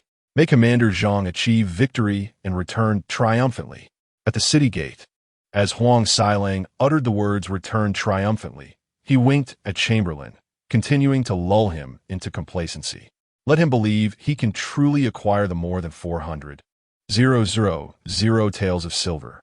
In recent days, he has indeed gathered a total of 4 million taels, although this figure encompasses not merely silver dollars, but also a mix of ancient ingots and fragments of silver. Even the cart bears the weight of a deadly silver melon, a term for the method by which local wealthy individuals store their silver. Each of these hefty melons weighs approximately 300 pounds, equating to around 5,000 taels. A single thief, unless part of a larger gang, would find it utterly impossible to abscond with such a burden. Thieves, by nature, must be as light as a feather. They typically do not exceed 100 pounds in weight. To expect someone weighing less than 100 pounds to lift over 300 pounds is a feat that would surely cost them their life, let alone carry it away. Thus, Zhang Boluan and his entourage, alongside the coachman, commenced their journey with great pomp. After all, they were transporting silver worth an astounding 4 million taels, a weight that was indeed extraordinary. The wooden wheels of their cart creaked ominously, as if threatening to disassemble under the immense load. Throughout the march, they maintained a demeanor of vigilance rather than relaxation, refraining from idle chatter or laughter. As was customary, they dispatched 3 scouts a kilometer ahead of the main force to assess the road conditions, while other soldiers kept a watchful eye on both sides. Exuding a palpable sense of alertness, Huang Xilang stood atop the city wall of East City, peering through a monocular, observing intently. "Zhang, my dear Zhang, why did you not pay me a visit on the very first day?" He mused. "You are a remarkable talent. Such a pity, such a pity." Shaking his head and smacking his lips, he awaited the vanishing of the figures from his sight before he turned away, hands clasped behind his back, striding forth with an air of authority. The demeanor he exhibited 3 days prior during his dinner with Zhang Boluan, where he had been both haughty and deferential, was now completely transformed. This was the true Huang Xilang, the esteemed Lord Huang. "By the heavens of East City," he exclaimed, addressing his steward, known by the moniker Scholar, informed Jiamazi that the individuals have passed. They must prepare themselves. The Scholar promptly approached a small radio transmitter, commencing its operation. Although the equipment was rather antiquated, the proximity rendered any shortcomings negligible. Upon receiving the intelligence, Jiamazi swiftly set up a Maxim machine gun, covering it with dry branches for concealment. "Listen closely, everyone," he announced. "If we can capture this County Chief Zhang today, our 3 lords are prepared to distribute 100,000 taels of silver among the brethren. That is a staggering 100,000 taels. Each person would receive 200 taels, and when the time comes, the maidens of Xiaohong Building and Itsue Pavilion will be at our disposal. When it comes to those devoid of any martial conviction, appealing to their desires for wealth and women proves to be exceedingly effective.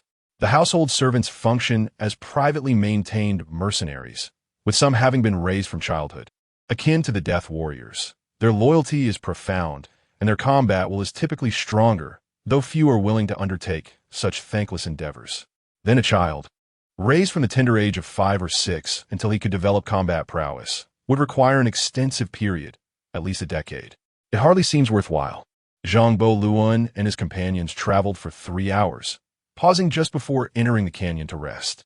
The retainers hidden high on both sides of the canyon began to concentrate their attention, their hearts racing with anticipation. This act of focusing is inherently exhausting. In their student years, brimming with vitality, even a 45-minute class could not guarantee 100 concentration without a moment of distraction. Meanwhile, Zhang Luan and his group were preparing a meal. Their respite, coupled with dining, lasted an ample hour and a half. Just as they were ready to continue, they advanced another couple of 100 meters when the first wagons could no longer bear the weight and collapsed, scattering silver ingots, broken coins, and silver dollars across the ground. These would need to be redistributed among the remaining wagons, consuming yet another half an hour. The foe bandits, witnessing their departure, immediately regained their spirits, only to find themselves waiting in vain for over half an hour. The initial burst of energy waned, leaving them fatigued. Chapter 61. Ambush and counter-ambush. As they entered the gorge, Zhang Luan and his companions gradually veered from the center line, drawing closer to the right side. By the time the entire group had fully entered the gorge, they were almost pressed against the rock wall. Kill!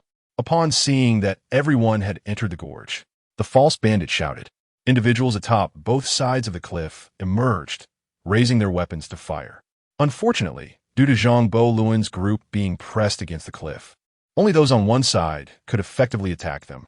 The assailants on the cliff directly above them were unable to launch an assault, primarily due to the steepness of the gorge's sides. It was not merely a matter of a 90-degree angle. The uppermost portion even jutted slightly outward. Consequently, the false bandits on their side could not see them at all. Zhang Luan was fortunate. Perhaps it was due to activating his gene lock before entering the gorge, which heightened his sense of danger. He instinctively chose the right side. At that moment, an MG-08 Maxim machine gun was positioned directly above them, effectively neutralizing their most formidable threat. Of course, this meant that while one side could not attack, the opposite side still boasted over 200 men armed with more than 200 rifles. Even bolt-action rifles wielded from above possessed considerable destructive power.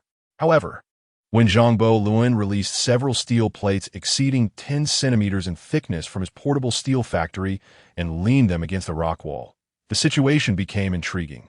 Though not the bulletproof steel produced decades later, such as FD95 or 616 steel, ordinary firearms would find it impossible to penetrate 10 centimeters of cold-rolled steel. When bullets struck the steel plates, they produced a resounding, clanging sound, akin to a symphony. Yet this symphony was short-lived. It was time. The eastern side of the gorge commenced a 3-round attack with grenade launchers, while the western side engaged in free fire with rifles. As the false bandits concentrated their attention within the gorge, they remained oblivious to the fact that behind them, 25 well-equipped and well-trained soldiers were stealthily advancing.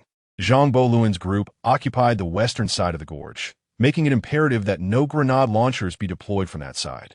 Should the weathered rock above be detonated, the men below could easily become entombed. This contingent of 50 had lain in ambush, skillfully avoiding detection from the gorge's top by maintaining a distance of 100 meters. Coupled with their exceptional camouflage and concealment skills, the false bandits had only arrived to set up their ambush late the previous night, unaware of their presence. When these 50 soldiers finally opened fire, the false bandits were caught off guard, as they too were firing, resulting in a cacophony of gunfire. Although the gunfire from the people atop the western side of the gorge was ineffective and failed to reach their targets, they continued to shoot, convinced of their inevitable victory. Thus, should they return and find that not a single bullet had been discharged from their weapons, it would be a grave embarrassment. Do the rewards still belong to them? It is likely that the 3 wealthy masters will impose punishments upon them. Even if they merely serve as placeholders, they must exhaust nearly all the ammunition in their firearms before anything else. By the time they realize that gunfire is erupting behind them, half of their number will have perished. The foe captain still wishes to redirect the Maxim machine gun to suppress the fire from behind. Regrettably, the positioning of the gun was too far to the edge last night, aimed at maximizing damage to those at the canyon's bottom. A direct pivot is unfeasible. 2 individuals must lift and shift it backward. Yet, who would dare expose themselves facing 25 bioengineered soldiers capable of sniping? To do so would be to invite certain death. Out of over 200 men, fewer than 100 remain alive, all cowering behind a small earthen embankment, too terrified to move. They have undergone military training but have never seen actual combat. Thus, they cannot be deemed true soldiers. They are merely armed retainers, possessing minimal martial prowess and the ability to fire a weapon. However, even hiding proves futile. The bio soldiers employ a 3x3 formation, advancing with precision. Half of them wield semi-automatic rifles to suppress the fire from bolt-action rifles, while the other half stealthily approaches. The fragmentation grenades, though not highly powerful due to their limited explosive charge, contain numerous shards and steel balls, rendering them deadly to human targets, even more so than high-explosive grenades. Several of these grenades land among the group of retainers behind the embankment, becoming the final straw that breaks their resolve. The carnage is horrendous. Those near the grenades are left unrecognizable, their bodies mangled beyond repair. The remaining individuals are paralyzed by fear, surrendering in a panic. Their fighting spirit is utterly shattered. Ultimately, the number of captives does not exceed 50. The rest are either dead or severely injured. In contrast to the retainers on the western side of the canyon, those on the eastern side fare even worse. The 10 launchers unleash 3 rounds of attack, totaling 30 grenades. These retainers have never encountered such an onslaught. Typically, they only bully the common folk, occasionally masquerading as bandits to rob caravans. The 30 grenades overwhelm them, disorienting them to the point of losing all sense of direction. With many suffering ruptured eardrums, like headless chickens running amok, they become easy targets on the battlefield. Those frozen in place are even more vulnerable, serving as stationary targets. The bio soldiers, devoid of any emotional burden, experience no guilt. Even if they were capable of feeling, they bear no moral qualms towards the henchmen of these local tyrants. One after another, they are picked off. Soon, the gunfire dwindles into sporadic shots before falling silent altogether. The entire engagement concludes in under 10 minutes, shaped by strategic positioning, surprise assaults, and a myriad of other factors. Chamberlain retrieves the thick iron plates of 10 centimeters and ensures that all the drivers are subdued and under control. These individuals were merely pawns sent forth by 3 wealthy patrons, and simultaneously, they were the assassins raised under their guidance since childhood. Initially, Zhang Bojun had no intention of ending their lives. However, having witnessed that which was not meant for their eyes, there was no recourse left. One could only lament their ill fate. My apologies to you all, but now, let us proceed. In total, dozens of drivers were executed. Half an hour later, the 50 bio soldiers at the summit of the canyon escorted the remaining captives to stand before Zhang Bojun. Report the casualties, he commanded. Chief, 0 losses. Excellent. You shall escort these captives, along with the several carts of silver, back to Yi City. I still have use for these prisoners, so ensure they do not perish. The rest of you, march swiftly back to Yi City with me. We must deal with the 3 affluent patrons. Chapter 62. The Melody of Blades. The worth of foreign coins, Zhang Boluan and his entourage commenced a vigorous march. Fortunately, they were not encumbered by many possessions. Each carried a semi-automatic rifle and a handgun, along with 2 ammunition belts. Their physical prowess was inherently exceptional, allowing for a commendable pace. Atop a peak overlooking the canyon stood a stately pine tree, upon which a woman of striking elegance was poised. Despite the autumn chill, she donned a cheapao complemented by a stylish crop jacket. This was indeed peculiar, for navigating trees or even stairs in such attire would be arduous. Yet, upon beholding her visage, all seemed justified. She was none other than the amalgamation of Bai Ying and Si Tong. Over a month prior, Bai Ying had ventured south to the bustling metropolis, unleashing a barrage of 70 shots that rendered Si Tong momentarily weakened. Bai Ying, entwined with Si Tong, journeyed to a place named Dana, where they once thrived as a singular white vine. Here, the 2 personalities reconstituted into a new entity, neither distinctly dominant nor subordinate, but rather a harmonious blend. Regardless, both Bai Ying and Si Tong harbored fondness for Zhang Boluan, particularly Bai Ying, who had effectively become his wife. Following their fusion, Si Tong embarked northward, traversing via trains and ships from the southwest to the northeast, only to discover that Zhang Boluan had already departed.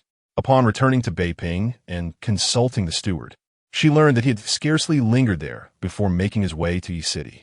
Thus, Xitang finally arrived at Yi City. Upon her arrival, she witnessed the fierce battle unfolding in the canyon, with Zhang Bulun among the fray. Initially intending to offer assistance, she soon realized it was unnecessary. Observing Zhang Bulun's march alongside his formidable subordinates, she vanished from the pine tree's perch. Thanks to the exceptional abilities and unwavering loyalty of his subordinates, Zhang Bulun maintained his rigorous training regimen throughout his stay of over 10 days. His physical condition now surpassed that of his bioengineered soldiers. The effects of unlocking his genetic potential were undeniably potent. A mere 10 kilometers of rapid marching posed no challenge, and he scarcely broke a sweat. Upon reaching the gates of Yi City, he was suddenly struck by the sight of a familiar figure. "Buying, what brings you here?" he inquired. "Now that my affairs are resolved, I naturally came. However, do not call me Buying. Refer to me as Xitang." Zhang Bulun felt a jolt in his heart at her words. Had Xitang's persona ascended to the dominant identity? Would their previous intimacies still be possible? However, this was not the moment for such contemplations. "Very well, Xitang. I have pressing matters at hand. We shall reminisce later. This is the perfect opportunity. We cannot allow these 3 local magnates to escape." Zhang Bulun divided his forces into 3 groups, leading 40 men towards Huang Xilang's stronghold. The remaining 60 were split into 2 teams of 30, charging towards the 2 wealthy landlords in the southern part of the city. Their defenses were alarmingly weak, unable to withstand the ferocious assault of Zhang Bulun's genetically enhanced soldiers, especially with the addition of some specially crafted grenade launchers. These weapons served as formidable tools for breaching defenses, as they could circumvent barriers from above rather than through them. Upon entering the battlefield, Zhang Bulun activated his genetic lock, elevating his heart rate beyond 300 beats per minute. Although he did not push the first tier of the genetic lock to its absolute limit, his physical prowess was barely short of that peak, having already undergone significant enhancement. He began by deploying the grenade launchers for firepower suppression and then executed a simple yet effective 3-pronged encirclement maneuver. Huang Xilang and the other 2 landlords were caught completely off guard and failed to organize any meaningful resistance. Their combat capabilities mostly diverted to the canyon to masquerade as bandits. Previously, Zhang Bulun had stationed 10 men near each of the landlords' residences, ensuring that no unusual movements went unnoticed. No one attempted to flee or send word. Within 10 minutes, all had surrendered. Huang Xilang, who had nurtured banditry and disrupted trade by robbing passing merchants, monopolized the economy of Yicheng alongside the other landlords. He had colluded with 9 former county magistrates to levy taxes that would not be due until 90 years hence, and had repeatedly extorted bandit suppression fees from the common people under the guise of combating crime. "You have committed grave offenses. In the name of the county magistrate of Yicheng, I hereby sentence you to death. Rest assured, you will be well fed and comfortably housed tonight. Tomorrow, I shall publicly declare your crimes before the citizens of Yicheng, and you along with your sycophants shall face execution. Take him away and imprison him. Unjust. There truly is a bandit named Ma outside the city." Huang Xilang cried, tears streaming from his eyes. Observing his cowardice, Zhang Bulun suddenly had a realization. "You are not the true Huang Xilang. The real Huang Xilang would not display such weakness. Speak. If you reveal the whereabouts of the genuine Huang Xilang, I shall spare you." He recognized that this was merely a substitute. I know. He is at number 49 in the market," the false Huang Xilang stammered, recalling an incidental remark he had overheard. Zhang Bulun immediately signaled to his genetically enhanced soldiers. 10 of them formed a line and swiftly departed. "Now may I go free? County magistrate, I am merely a substitute. I have done no wrong." "Very well, you are free to go." Zhang Bulun turned to leave, mimicking a gesture across his throat. Bang! The false Huang Xilang collapsed in response. After all, he had not personally executed him, thus not violating his promise. Upon returning to the county office, the true Huang Xilang and the 2 other landlords were already subdued and brought before him. "Director Zhang, please spare us. We are affluent, exceedingly so. We are willing to exchange our wealth for our lives. The money in the watchtower merely constitutes a fraction of our fortune. I possess an additional $500,000 in the bank. The currency of foreigners is indeed valuable. Yet, I am not a greedy individual. Possessing 4 million taels of silver suffices for me. As for the rest, what is destined to be ours will inevitably come, and what is not meant for us should not be forcibly sought after. Take them away and confine them, ensuring they are well fed and cared for, at least allowing them to depart with a semblance of dignity tomorrow. These three are respectable individuals. Ha ha! The three local tycoons lay sprawled on the ground as though their very skeletons had been extracted, their gazes vacant, allowing the soldiers to drag them away. Subsequently, Zhang Bo returned to his residence. Bye. Situ, what was the urgent matter that compelled you to rush to the magic city alone last time? He approached and embraced Situ tightly, whispering gently in her ear. Chapter 63. The Return of Si-Tung and the Development of Goose City. In truth, the individual you first encountered was Si-Tung, while the subsequent encounters were with Bai-Ying. We may be considered the same entity, yet simultaneously distinct. However, we have now rejoined as one. I am both Si-Tung and Bai-Ying. Regardless of my identity, I now bear another title, your wife, which remains unaltered. Si-Tung tightly embraced Zhang Boluan's waist, gradually elucidating the prior circumstances. This time, she confessed entirely, revealing her origins as a half-demon catalyzed by Qiu Shan using the nine-eyed heavenly pearl. She explained the emergence of her dual personas, Si-Tung and Bai-Ying, without concealing any detail. It is fortuitous that we have not met in quite some time, and today has brought us a windfall. These three local magnates contributed nearly 8 million taels of silver along with some gold, amounting to over 10 million in total. Previously, I believe my earnings were substantial, only to discover that such wealth had been amassed over generations by mere county landowners. Without further ado, let us celebrate. Zhang Boluan lifted Si-Tung in his arms and carried her into the bathroom. Si-Tung used her magic vines to secure the doors and windows. 2.5 hours later, the door finally opened. Zhang Boluan, nearly famished, would have otherwise remained until dusk. Today's ambience felt markedly different. This woman appeared even shyer, likely a consequence of the merging of Si-Tung's essence. The following day, Zhang Boluan instructed that a loudspeaker announce to the citizens of Goose City to gather in the Grand Square for the trial of the three magnates and their sycophants. However, he did not return the additional 400,000 taels to them, as that money was not extorted but allocated for bandit suppression. With the bandits now eradicated, he felt justified in keeping it. With the sound of gunfire, many citizens approached, bread in hand, to partake in the bloodshed. Indeed, Ru Shaoxing was correct. Enlightening the populace is paramount. From that day forward, Zhang Boluan became the revered magistrate of Goose City, especially when he declared that as long as he remained in Goose City, no agricultural taxes would be levied, and there would be reductions in commercial taxes as well. The lands held by the three magnates were entirely redistributed, though the opium poppies cultivated upon them were uprooted. The common folk were elated. Never before had an official shown them such benevolence.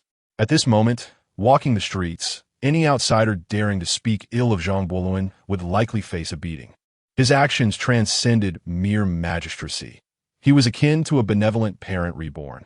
The only lamentation was that Zhang Boluan's biomanufacturing facility lacked a civil service system, which posed a challenge. Fortunately, these bioengineered individuals were not mere automatons. They possessed the capacity to learn. Nonetheless, certain roles still necessitated the involvement of ordinary humans, as the bioengineered lacked emotions, often resulting in an absence of the so-called warmth in law enforcement. Some individuals may commit unlawful acts, and one can empathize with them. For instance, consider the 5- or 6-year-old orphans who resort to pilfering a bun from a shop. This behavior is understandable, as without stealing that bun, they may face starvation. The entire city of Icheng is in dire need of revitalization, encompassing essential establishments such as nursing homes, schools, orphanages, sewage systems, urban transportation, and even the transit connections beyond the city. These are matters that Chamberlain must contemplate, for this is his inaugural territory, albeit modest in size. The initiation of various construction projects will necessitate a considerable workforce, and significant sums of money will be expended.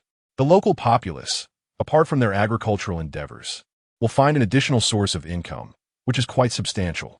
With newfound wealth in their hands, merchants will inevitably gravitate towards this area, drawn by its consumer potential. Soon, 10 days will have elapsed, and the first structure to be completed will be the military barracks, located outside the city. This expansive complex spans an area of 400 meters in length and 200 meters in width. Naturally, it cannot consist solely of buildings, otherwise, its construction would not progress so swiftly. Most of the area will be open space and training grounds, reserved for future housing developments. Currently, there is no pressing need for numerous structures, given the limited population. The primary task is to level the land and spread some cinder. Even bioengineered individuals are still human. If they do not engage in physical activity for an extended period, their bodily functions will deteriorate. The predominant feature within the buildings will be dormitories. Due to a scarcity of construction materials, local resources must be utilized, employing steel bars from the nearby factory, along with cinders, soil, lime, and stones from the surroundings. They managed to construct a few single-story houses, while erecting multi-story buildings remains an impossibility. It would require significantly more time and superior materials, particularly cement. Once completed, Chamberlain will dispatch nearly all bioengineered soldiers to the barracks, leaving only a handful to maintain order within the city. Small workshops will continue to produce weaponry, primarily focusing on 3 types: semi-automatic rifles, semi-automatic pistols, and grenade launchers, along with their corresponding ammunition. Hand grenades will also be manufactured, albeit in smaller quantities, as they are not in high demand. Recently, a new project has been introduced, the Maxim machine gun. The number of bioengineered soldiers is gradually increasing at a rate of 10 per day. As for the local able-bodied youth, he has recruited a contingent, primarily intended to serve as militia and subsequently replace the bioengineered soldiers in maintaining internal security. He has resolutely decided that the primary military force must consist of his bioengineered soldiers. Beyond the military barracks, he has also constructed a larger factory where the small workshops will eventually relocate. This expansion will enable the production of a broader range of weaponry. These bioindustrial workers and engineers may lack independent research and development capabilities, yet they possess exceptional skills in reverse engineering. In due course, when large items are procured, they will be able to replicate them, albeit limited to the technological standards of this era. However, reverse engineering advanced fighter jets of the 3rd, 4th, or 5th generation would be utterly implausible. They would have no difficulty with propeller-driven aircraft. However, after a long day, Zhang Beihan returned to Huang Xilang's watchtower, which had now become his residence. Initially, a grenade launcher had indeed caused some damage, but it was swiftly repaired, as there had been no significant resistance to warrant extensive artillery use. In the evening, after spending 2.5 hours exchanging sentiments with Si Tong, he bathed and changed, lighting incense as he had done previously. This ritual had previously granted him a key to unlock the first tier of his genetic lock, a boon he greatly appreciated. Time soon advanced to 11:30. Darling, why aren't you heading back to sleep? Still here burning incense? Is there a special occasion today? Perhaps a day for ancestral worship?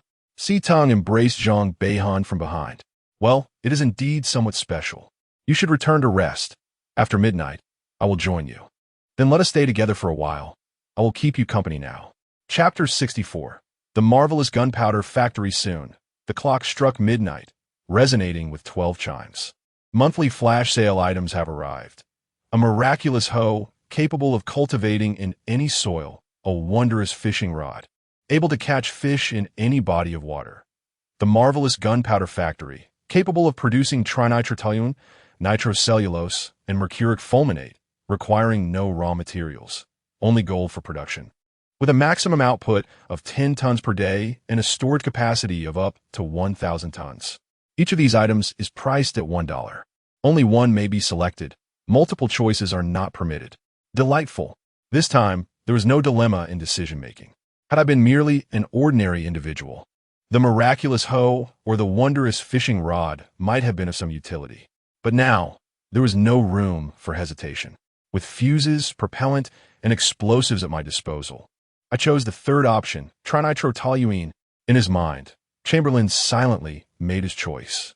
Instantly, a coin vanished from his grasp, and he discovered that his consciousness could connect to a new factory.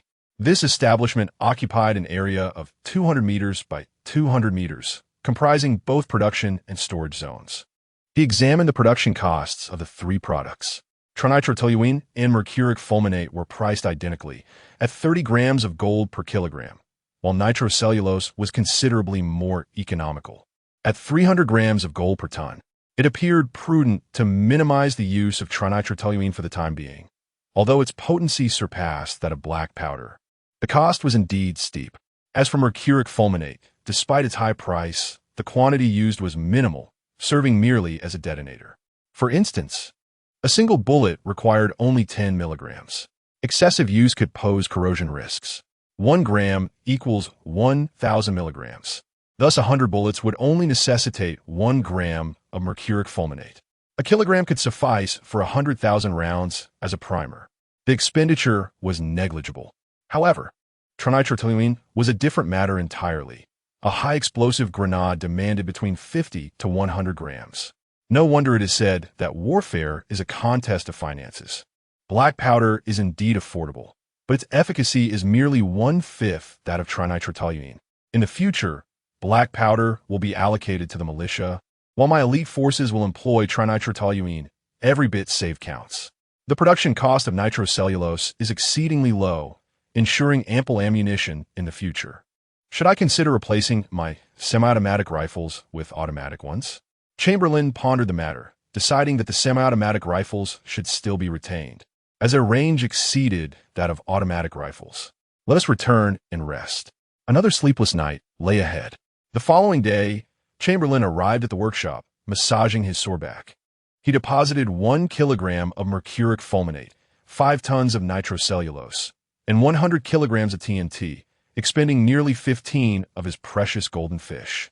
It was not that he wished to procure more, but the current output capacity of the workshop was exceedingly limited.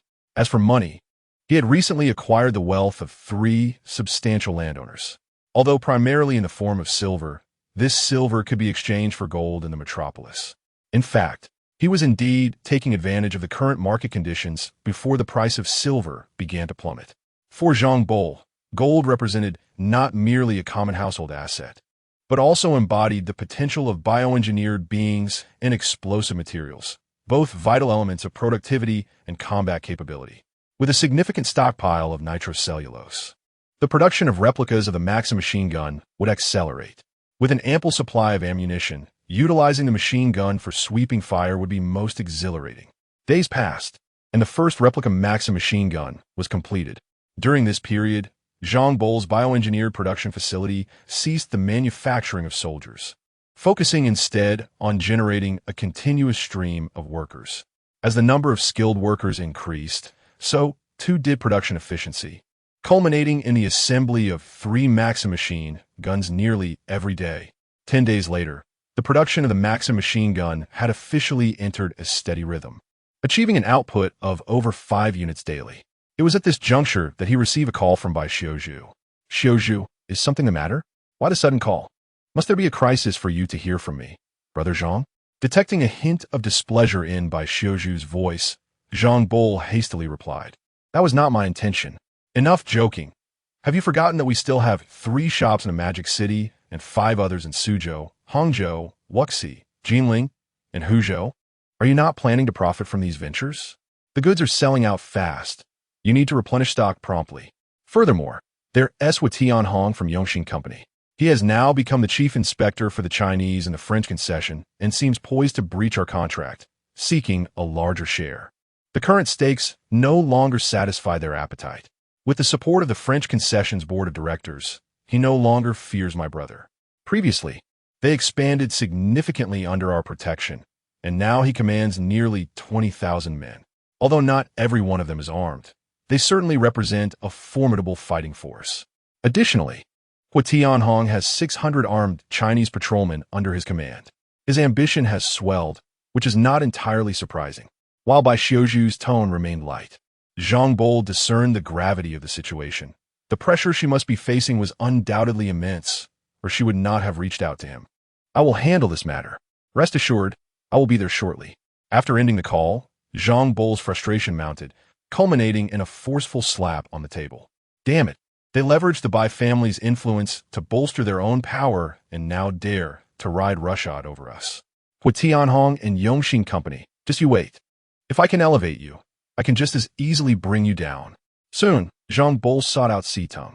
Keep an eye on matters here in Iching. This is my foundation, and it must not be disturbed. Let things develop as they are.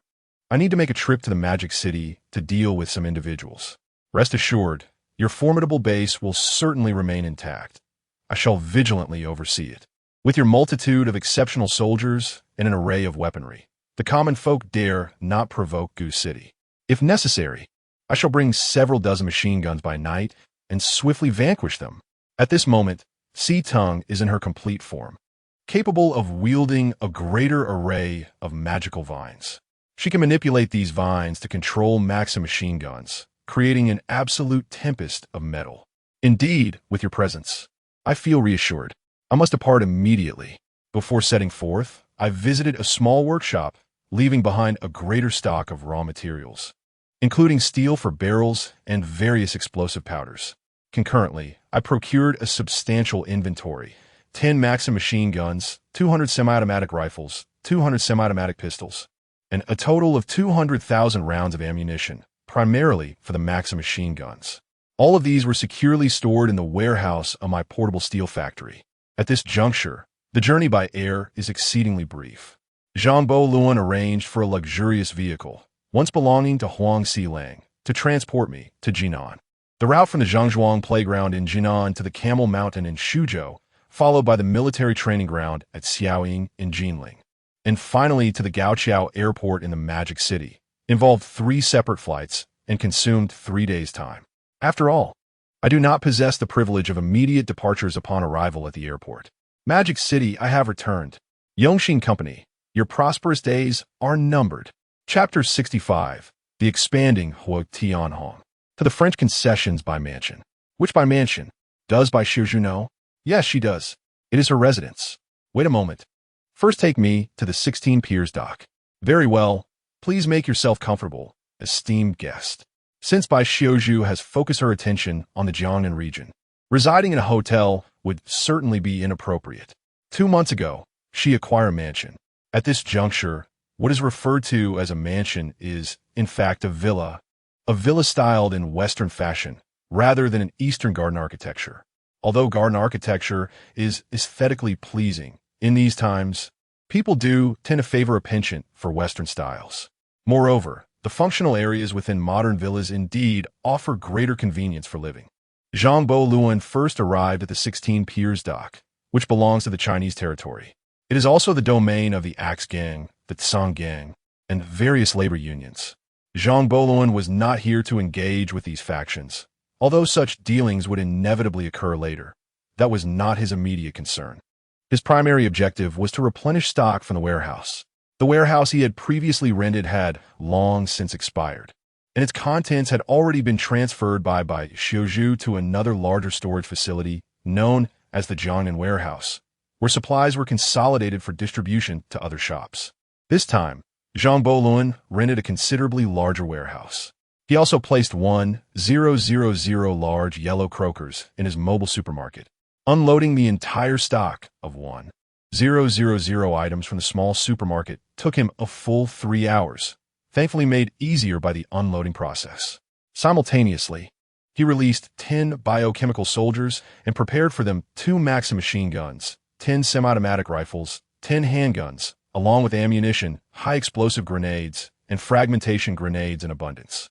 Previously, he had no choice, but now he had to ensure the security of this warehouse. On the surface, it appeared that there were goods worth 1,000 gold bars. However, in reality, not only would selling them yield a substantial profit, but merely collecting the shipping price from Bai Xiuzhu could almost yield a 20-fold return.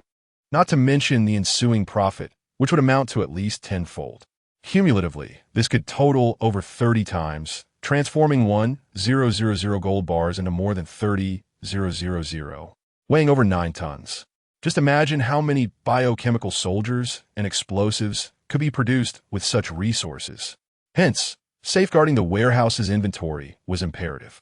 During his 3 days on the road, he had already amassed 30 biochemical soldiers, having only released 10 thus far.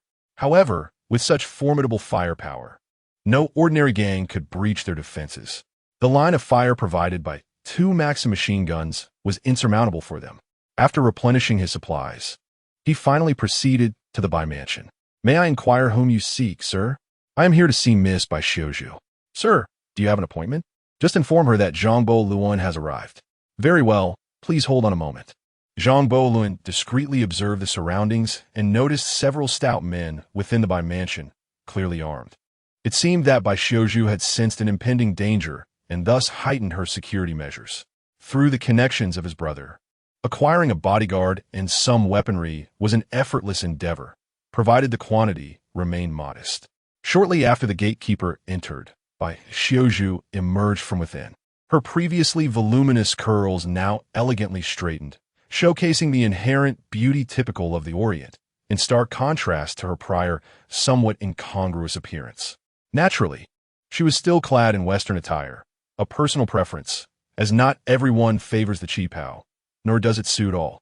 Furthermore, there was no revival of Hanfu at this time, with no Ming, Song, or Tang styles in vogue. The qipao, indeed, demand a certain physique, and most cannot wear it gracefully. As for the garments from the Qing dynasty, they are quite unappealing, with both long and short gowns lacking aesthetic appeal. Bai Xiuzhu approached Zhang Buluan without reducing her speed, crashing into his embrace. He instinctively stepped back a couple of paces, cushioning the impact to spare her some discomfort. Although she possessed her own resilience, it was significantly less than that of Si Tong, so the cushioning effect was somewhat inadequate. "Brother Zhang, I didn't expect you to arrive so swiftly. After receiving your call, I rushed to Jinan to catch a flight, transferring 3 times and taking 3 days to get here. By the way, prior to arriving, I had arranged for the goods to be delivered to Warehouse 66 at Shirlu Wharf, and I have stationed personnel there. You simply need to send someone with this receipt to retrieve all the items." Zhang Buluan released Bai Xiuzhu and retrieved a receipt from the pocket of his suit jacket, handing it to her. "At last, we have replenished our stock. The shelves have been quite bare, forcing me to procure alternative goods to fill the gaps. I understand you must be exceedingly busy since taking office in East City, which is why I haven't contacted you sooner. However, I find myself in an urgent predicament. Let's discuss inside." Zhang Buluan glanced around, interrupting Bai Xiuzhu's subsequent remarks. He could not be entirely certain that none of Yongxin Company's insiders had infiltrated the premises, given that they had a formidable force of 20,000 men. It would be relatively easy for them to discreetly place a few individuals within. The two proceeded to the study, where Zhang Buluan securely locked the door. "I have gathered a general understanding of the situation over the phone, but I require further details. For instance, how much equity do they desire?" "Currently, Yongxin Company seeks half of the shares of Wanjia Supermarket, along with all the shares of Zenmug," Bai Xiuzhu replied. "Their appetite is quite substantial." Zhang Buluan scoffed coldly. "Indeed it is." With Hua Tianhong assuming the role of chief inspector for the Chinese and the French concession and advocating for self-governance, his 20,000 subordinates each wield considerable influence, effectively acting as half a patrol. They operate across both the underworld and legitimate realms, extending their power into the public concession and the Chinese community. It is said that after midnight, he reigns as the king of the entire metropolis. At this moment, his strength could barely be regarded as that of a semi-warlord, especially with the French backing him and their interests intricately intertwined. Even in this magical metropolis, warlords dared not offend him excessively. I found myself at a loss. As Bai Xiuzhu spoke of these matters, her frustration was palpable, her teeth clenched in anger. Yet, solutions did exist. My purpose here was to address him. Zhang Buluan wore a mysterious smile, exuding an air of confidence as if victory were assured. Bai Xiuzhu seized Zhang Buluan's arm, pressing him for details. "What is the solution?" "The serpent has its path, and the mouse has its way. Hua Tianhong currently possesses 2 identities that shield him from reproach. This is why no one dares to cross him. Should he lose either of these identities, he would merely be an inconsequential pawn. Given the deep-seated interests of the French, it is undoubtedly impossible to dislodge him from his position as the chief inspector of the Chinese in the French concession. Hence, we must pursue an alternative route. Chapter 66. A visit to the Axe Gang. Are you referring to Yongxin Company? But they have 20,000 subordinates. This is utterly unmanageable, Bai Xiuzhu exclaimed in disbelief. The City of Magic, after all, is not solely dominated by Yongxin Company. It is also home to the 8-Power Gang, the Axe Gang, labor unions, and myriad other factions such as the Crocodile Gang and the Little Knife Society, many of which are unfamiliar to you. With a population of 3 million, it is estimated that around 500,000 individuals are involved in these gangs. This is an immigrant city where many gangs originated as hometown associations formed to unite their strength, generate wealth, and protect themselves from oppression. Yongxin Company may be the largest, but that does not imply that other gangs are feeble. They simply lack support. As the saying goes, a golden-scaled fish cannot remain in a pond. When it encounters a storm, it transforms into a dragon. Thus, let's create some turbulence for them. At this, Zhang Buluan snapped his fingers. Whom do you intend to support? Bai Xiuzhu, typically preoccupied with profit, had not encountered any gang-related issues since establishing the Wanjia supermarket, and thus paid little attention to such underground forces. I actually have 2 choices, but I must evaluate further before deciding on one or both. Which 2? Currently, the factions at odds with Yongxin Company are the Axe Gang and the labor unions. The union, comprised of workers, was formed in response to the brutal exploitation by Yongxin Company. However, they are still inexperienced, lacking the resolve needed for conflict. Their primary concern is merely to work 2 hours less each day and earn an extra $1 each month. Unless they awaken to their plight, the union remains too disorganized. Nevertheless, I will continue to observe, as they may eventually gain insight. In contrast, the Axe Gang boasts a more cohesive structure.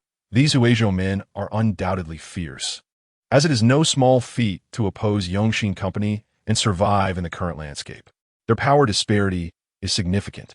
The Axe Gang lacks even decent weapons. Otherwise, they would not bear such a name. Their typical skirmishes involve wielding axes to confront their adversaries.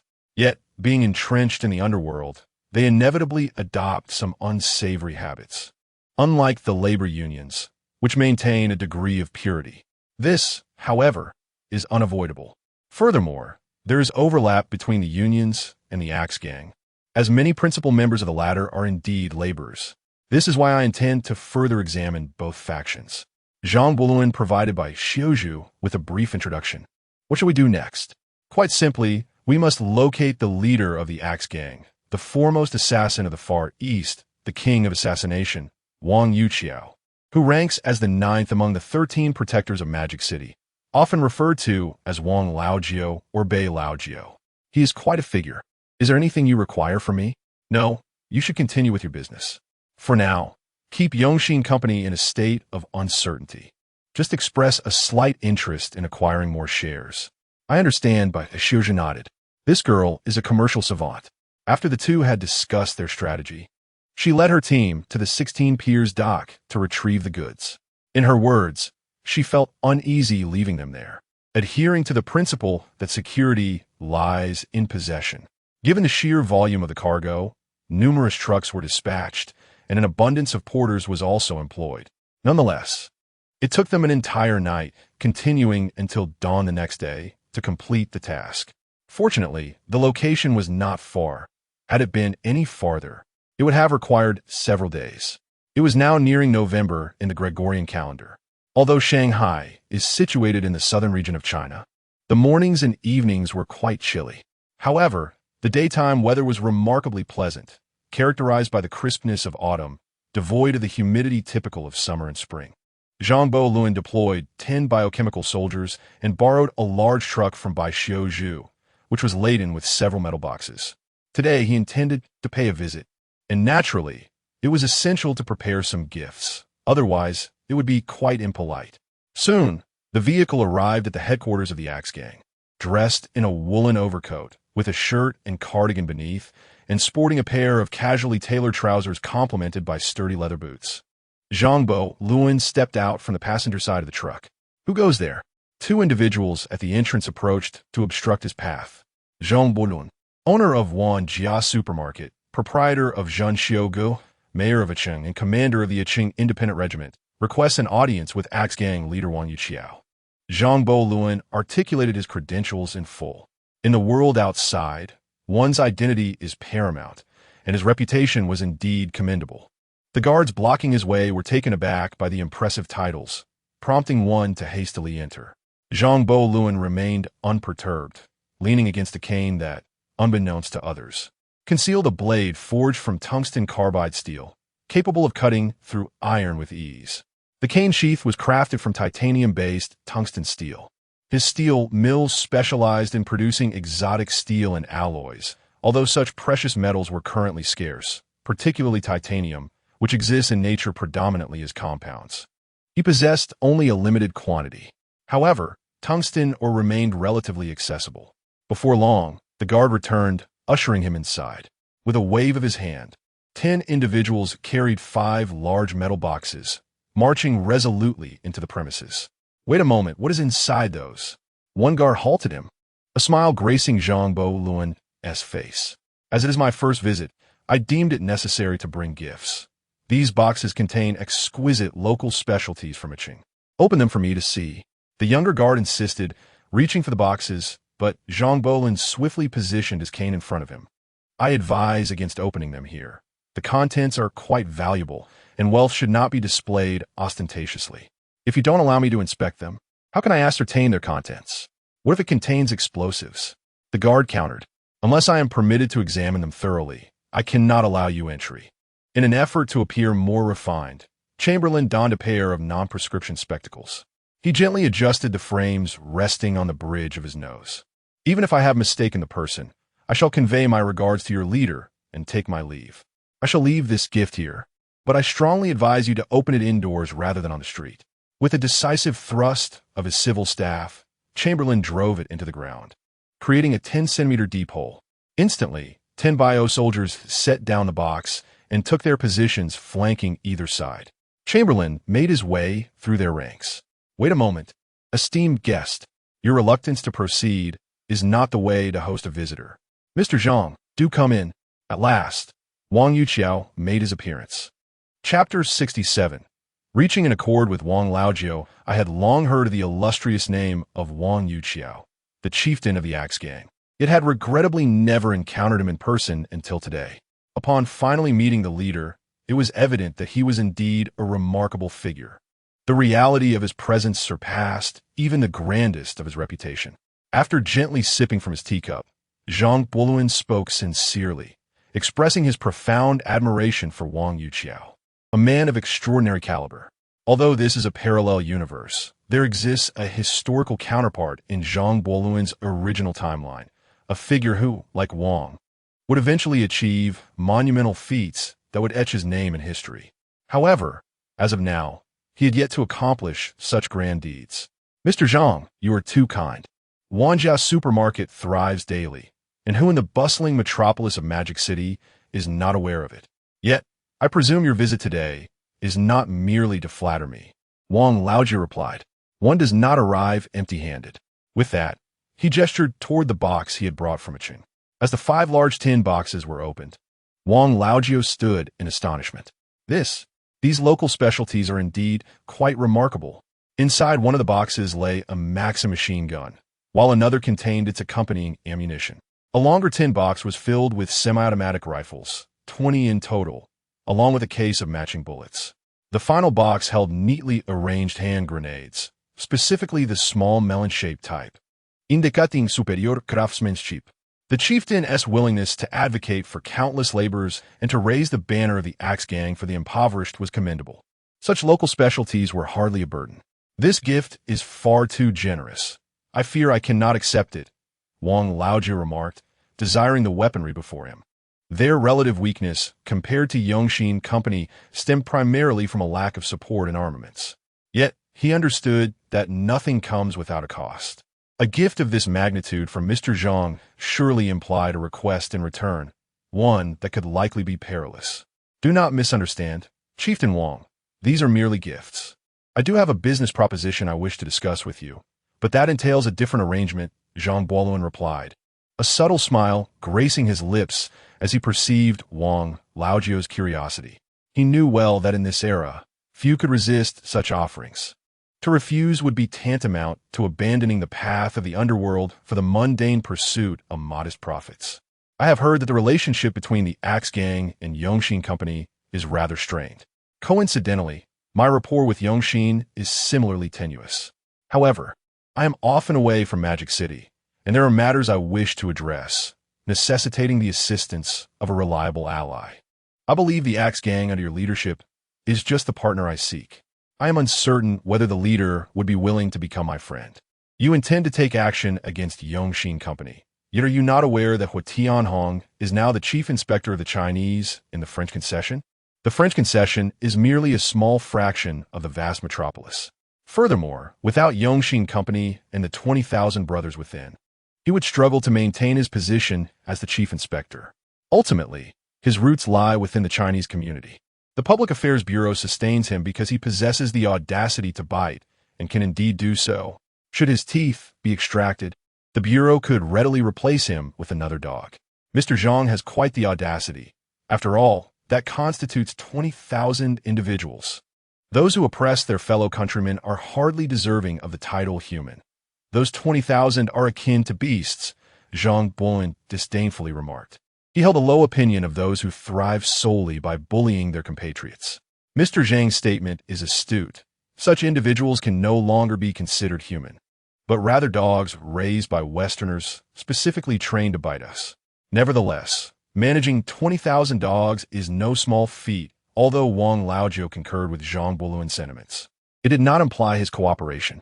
The disparity in strength was far too great.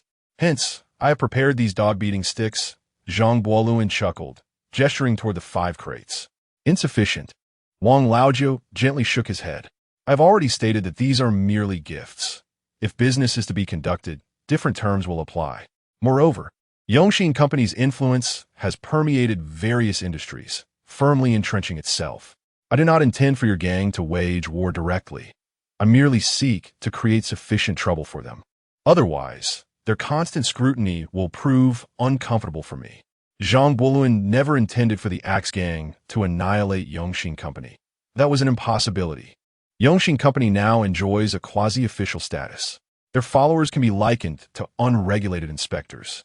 However, causing them significant inconvenience is certainly feasible.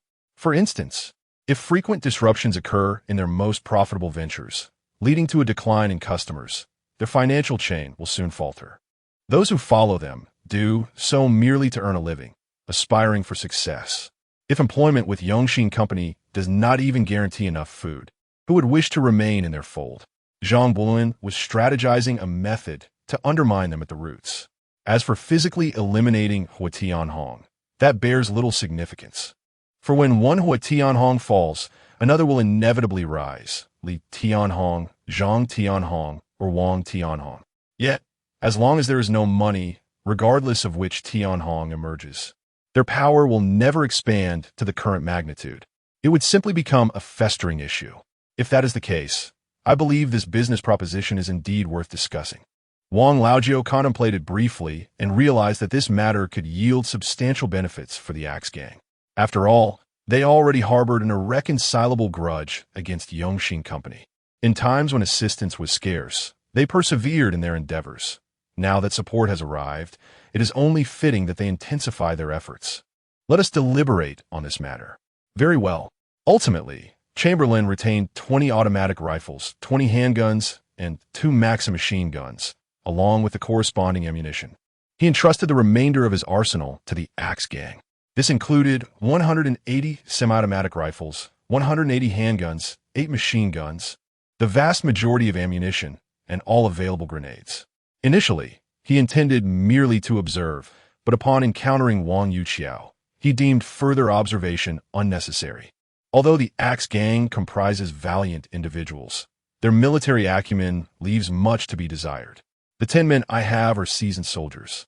I can retain them for a time to assist in training your subordinates, while also enabling them to partake in the activities of Yongxin Company. Chapter 68.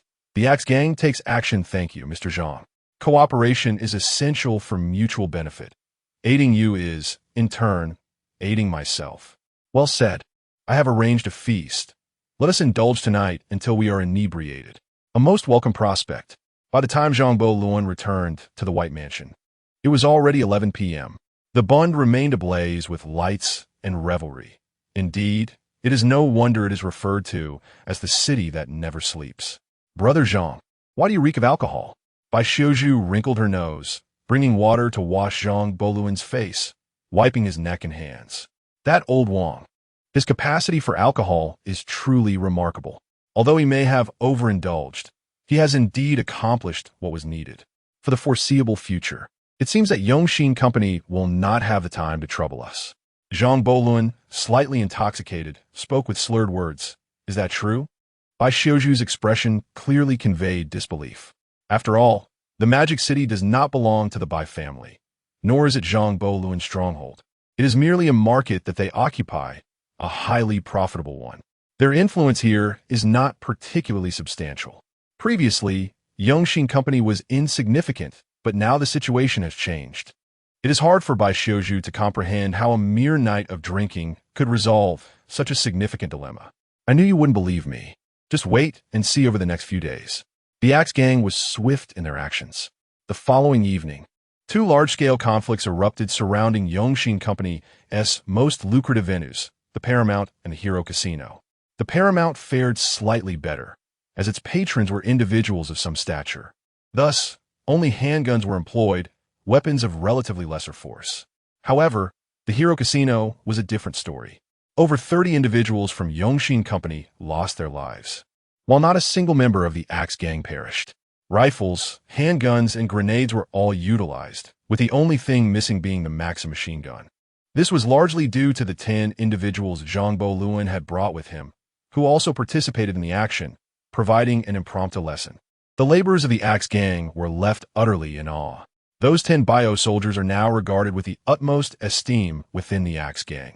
On the third day, Zhangbo Luan and Wang Yuqiao met discreetly in a tea house. Mr. Zhang, those 10 individuals you brought are indeed formidable. No wonder you claim they were seasoned soldiers. Their marksmanship is impeccable.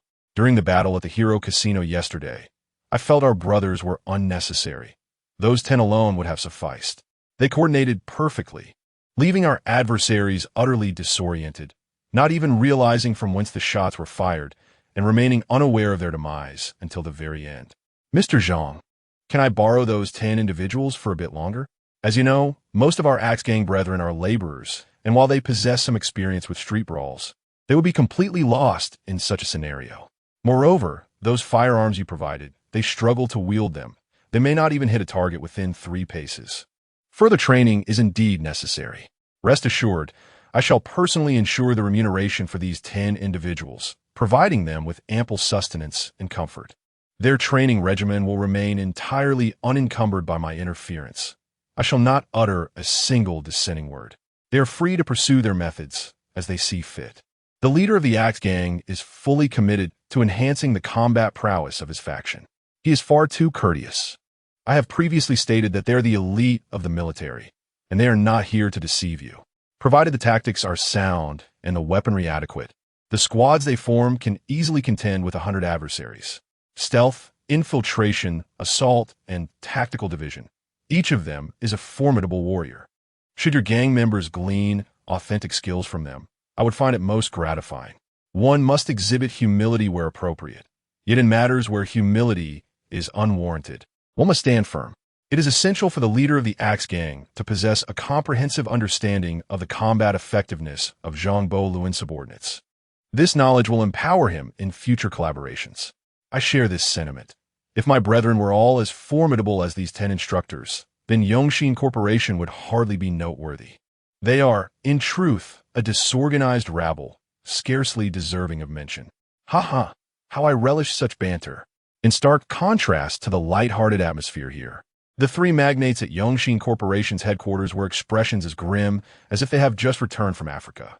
Have we uncovered who was responsible for yesterday's incident? The advisor stands nearby, trembling with trepidation. From the fragments of evidence we have gathered, All clues point towards the Axe Gang. Impossible, absolutely impossible. Zhang Wanlin slammed the table and rose to his feet. The Axe Gang comprises mere laborers, often without the means to afford shoes. The individuals from yesterday were well-equipped and possessed exceptional combat skills. Our men were utterly taken aback. Not a single opponent fell. It was a complete rout. I suspect a small elite unit from a warlord-s ranks may be involved. Old Zhang, please sit down and allow the advisor to finish. Hua Tianhong maintains his composure. Indeed, the clues do lead to the Axe Gang, as some of our brothers observe that these cloaked figures ultimately entered the Axe Gang's territory. The advisor, steeling himself, continued. But where did they acquire their firearms? Handguns are one thing, but they also wield semi-automatic rifles and a type of grenade with immense destructive power. Their combat demeanor resembled that of a military force. It appears our rapid expansion at Yongxing Corporation has provoked certain warlords. They have utilized the Axe Gang to deliver a lesson to us. It is even conceivable that they are bolstering the Axe Gang to challenge us in a contest. Lu Yuxing, a person of considerable calmness and the one with the greatest foresight among the three magnates, understands that even if the Axe Gang is responsible, there are undoubtedly other warlords lurking in the shadows, for the Axe Gang could not possess such combat capabilities unaided. What shall we do now? Hua Tianhong still wears a lethargic expression. We wait. Wait? Indeed, should warlords intervene, their motives cannot be devoid of self-interest. It is quite possible that in a few days, someone will approach us for negotiations. Once we find ourselves at the negotiating table, matters will become considerably more manageable. However, what if no one seeks to engage us? Zhang Wanlin has always been known for his volatile temperament. His ascent to the position of the second among the three magnates is largely attributed to his audacity and tenacity. A glint of ferocity flashed in Lu Yuxing's eyes. If that is the case, we must eradicate the Axe Gang and uncover the true power lurking behind them. Nevertheless, regardless of the circumstances, we must exercise caution in our recent actions. Otherwise, we risk failing to neutralize one adversary only to attract another. In such a scenario, our ability to withstand multiple foes would be significantly compromised. Chapter 69. New grudges and old hatreds resolve. The Hero Gambling House serves as our most vital source of funding. Tonight, we must deploy more personnel. Brother, this time I require you to provide some firearms and ammunition. Lu Yuxing turned to Hua Tianhong, his leader, as the chief detective of the Chinese community in the French concession, possessed a substantial arsenal of standard weapons. Occasionally borrowing these, with timely returns, would not raise any issues with the Labor Bureau. That is no problem, but is 100 men truly sufficient? Over 30 brothers perished in just a brief moment yesterday. Certainly not enough. However, you still have 600 patrolmen at your disposal. Let us discreetly lie in ambush within the surrounding residences, using the Hero Gambling House as bait to ensnare them. A cunning smile adorned Lu Yuxing's face. Excellent. A brilliant trap. As long as they dare to enter the French concession, they shall undoubtedly meet their demise. By the way, a shipment needs to be transported back from the Chaobang tonight. Remember, this cargo belongs to the Nichin Company, and there must be no errors. Let us take line 3. Steward, you shall personally lead the team. Understood, boss. Yongxing Company commenced its operations. Unfortunately, all their movements were closely monitored by the biochemical soldiers dispatched by Chamberlain. These infiltrators were highly skilled in disguise. Commander, boss. Yongxing Company has begun assembling personnel, and it seems the patrol house in the French concession is also stirring. Meanwhile, their steward is driving around the streets with a group, likely with some intent. Aside from the 10 biochemical soldiers lent to the Axe Gang, all personnel originally sent by Chamberlain to guard the warehouse had returned. Moreover, an additional 10 have been released. These were Chamberlain's elite, determined their purpose. Yes, Commander. Impressive. This individual possesses the same aura as those 10 instructors, suggesting he is indeed a formidable figure in the military. You are aware that I am not only the owner of Wanja Supermarket, but also the commander of the Goose City Independent Regiment, with a few soldiers under my command. This is quite normal. Chamberlain displayed a nonchalant demeanor, gesturing with his hands. Such conversational style makes it difficult for others to engage. The two sipped tea while awaiting news. An hour later, As twilight descended, the report came in. Commander, we have ascertained that 10 minutes ago, a shipment of weapons was delivered to Yongxing Company. Approximately 100 rifles were involved, and the patrol house has divided its forces, lying in wait around the hero gambling house. The steward, despite taking a considerable detour, ultimately directed his team to the Yangpu dock. All right, I understand. You may leave now. Boss Wang, it seems the hero gambling house has now laid an intricate trap. Do you dare to make a bold move tonight? Chamberlain regarded Wang Laojiao with a hint of provocation in his tone. Boss Zhang, this is no jest. The Chinese patrolmen number around 600 to 700, and over 100 rifles have been delivered to Yongxing Company. This evening, the hero gambling house is expected to host at least 700 firearms, and this time, it is the genuine constabulary taking action. Striking them would be tantamount to slapping the face of the public council, and there are still their warships stationed near Chongming.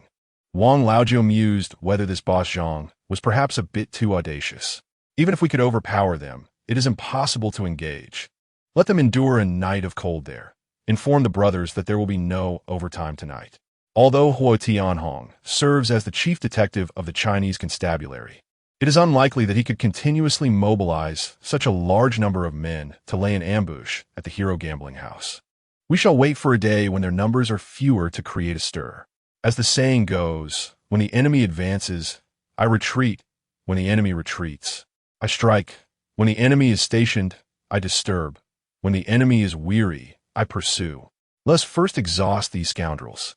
Certainly, Zhang Boluan cannot afford a clash with the French concession at this moment. If word gets out that he is behind this, though he may escape unscathed, his enterprises will be lost. Not to mention, should the French warships enter Bohai Bay and bombard Gu City with their naval artillery, who could withstand that? He must wait until he has grown stronger. However, a visit to the Yangpu Wharf this evening seems promising. If memory serves, Yongxing Company has a lucrative venture involving opium smuggling. Although the lawyer is not one of the three magnates, he is the foremost individual beneath them. His personal involvement, coupled with a feigned distraction, likely indicates that he is there to receive opium tonight. Perfectly timed, since after unlocking his genetic potential, he has been training diligently and feels a yearning to test his combat prowess. Zhang Boluan donned a simple outfit and rode his bicycle to Yangpu Wharf. It is indeed less bustling than the 16 piers. From a distance, he spotted the lawyer through his binoculars. There were over 20 individuals by the dock, observing the riverside. An hour passed, and darkness enveloped the area. A few flashlights flickered rhythmically, casting red light, presumably wrapped in red cloth. Shortly thereafter, a small boat drifted across the river. Utilizing the dim light, Zhang Boluan observed them unloading cargo from the boat, wooden crates adorned with cherry blossom designs. Nichen Corporation. Ah, how delightful it is that you have fallen into my hands. Tonight, old grievances and new grudges shall be settled. Zhang Boluan still vividly remembers his first demise, which stemmed from this Nichen Group, or rather, Nichen Corporation, whose headquarters are in Tianjin. He never anticipated they would have dealings in the Magic City. And given the high probability of opium smuggling, a small boat's cargo can't be just ordinary items. It must be something of considerable profit. He took out a cloth and covered the lower part of his face. Although he had no intention of sparing anyone present, it is always wise to prepare for the unforeseen. By the time he stealthily approached, the cargo had already been unloaded and loaded onto a vehicle. The small boat departed from the dock once more, its destination shrouded in uncertainty. At the precise moment, the truck roared to life. A semi-automatic rifle materialized in Zhang Cheng's hand. He had now entered the initial stage of the gene lock activation. His heart raced to an astounding 400 beats per minute. Bang, bang, bang, bang. Two trucks, one filled with personnel and the other with cargo. He fired 4 shots, obliterating the wheels on one side of the vehicle. Both trucks immediately came to a halt. Enemy attack. Take caution.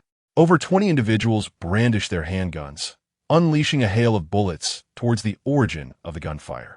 Yet, by the time Zhang Cheng had discharged his 4 rounds, he had already repositioned himself. Following a barrage of gunfire, silence enveloped the surroundings once again. Bang!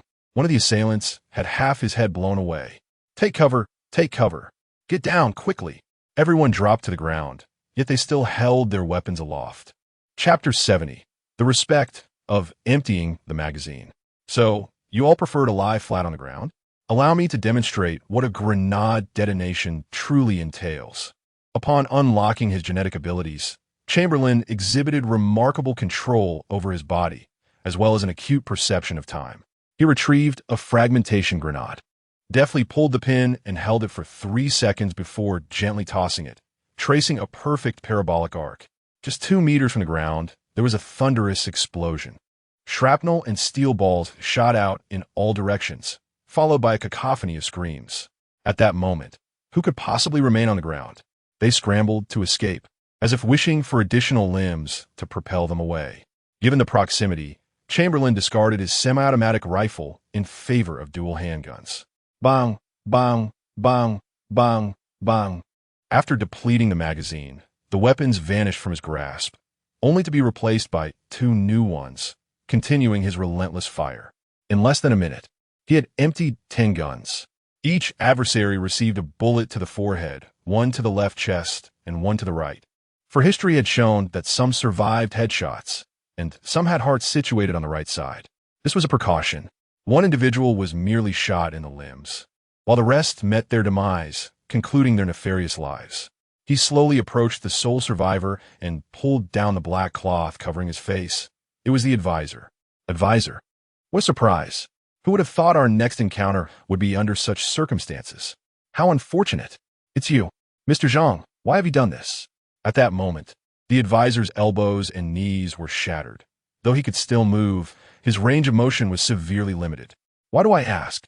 I wonder why you all would betray a fruitful partnership. Just because your superior, Hua Tianhong, received a promotion and a raise, you suddenly became insatiable, seeking to devour half of the Yuan Jia supermarket shares and seize control of the Jinfu Pavilion. Do you not fear the consequences of overindulgence? Allow me to share some news. It was I who instigated the Axe Gang's assault against you. Well, I suppose I have shown you enough mercy. At least you won die in confusion. I wish you well for your future, 18 years hence. Farewell. Bang, bang, bang, bang, bang, bang, bang. Chamberlain pulled the trigger 7 times, clearing the entire magazine. After all, he was the 4th in command of Yongxin Company, the top figure among the 3 tycoons, worthy of respect. However, that head of his, oh dear, recovering the body will prove somewhat challenging. Chamberlain approached the 2 trucks, and with a mere wave of his hand, they vanished as if they had never been there. The opium had already been cast into the furnace of his portable steel mill as fuel. The vehicles remained intact. With a little tire repair, they could be used again in the future. When the small workshop eventually relocates to the large factory, productivity will rise, allowing it to serve as a model for reverse engineering. With a total of 40 boxes of opium, the Nishan Corporation is likely to feel the pinch for some time. Under the moonlight, Chamberlain departed from the Yangpu dock, returning to the Baigong mansion. In the ensuing days, armed with intelligence regarding Chamberlain's biochemical soldiers, the Axe Gang executed each of their operations with remarkable success. As the saying goes, there are 1,000 days of thievery, but not 1,000 days of guarding against thieves. The Yongxin Company was utterly incapable of defending against such a well-equipped and formidable team. Brother Zhang, it seems that the Yongxin Company has indeed refrained from bothering me for the past 2 weeks. They are entangled in their own troubles. Although they have not lost any territory or industry, their ranks are dwindling, and the morale of their men is increasingly fragile. It is said that they now sleep with one eye open, fearing they might meet their end in their own beds. In the master bedroom of the Baigong mansion, Bai Xiuzhu joyfully clung to Chamberlain's arm, her eyes brimming with excitement, nearly inscribing the words, "I am so happy," upon her forehead for the world to see. As I have always said, snakes have their paths, and rats have theirs. To deal with such individuals, the Axe Gang is necessary. Our own hands would only become soiled. As Bai Xiuzhu articulated, the atmosphere within the Yongxin Company had grown exceedingly tense and oppressive. They were even beginning to harbor doubts about their internal affairs due to the precision of the attacks.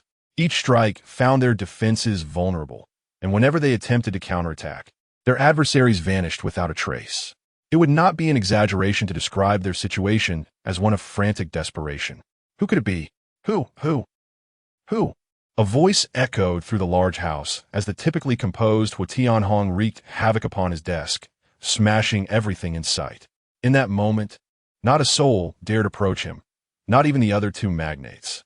Only after he had vented his frustration did Zhang Wanlin and Lu Yuxing finally signal for the remnants on the floor to be cleared away. Brother, I believe we need not investigate further. Regardless of who is behind this, the entire affair is inextricably linked to the Axe Gang. Even if they are not the culprits, they must be involved. Tonight, gather all the brothers, bring ample equipment, and launch a direct assault on the Axe Gang's stronghold. Eliminate them all. If this continues, the spirit of our men will surely dissipate. With morale in disarray, the Yongxin Company will collapse without outside intervention. Lu Yuxing remained focused on the crux of the matter. The third brother is right. We must retaliate regardless. After all, the Axe Gang has always been at odds with us, so striking them is hardly unjust.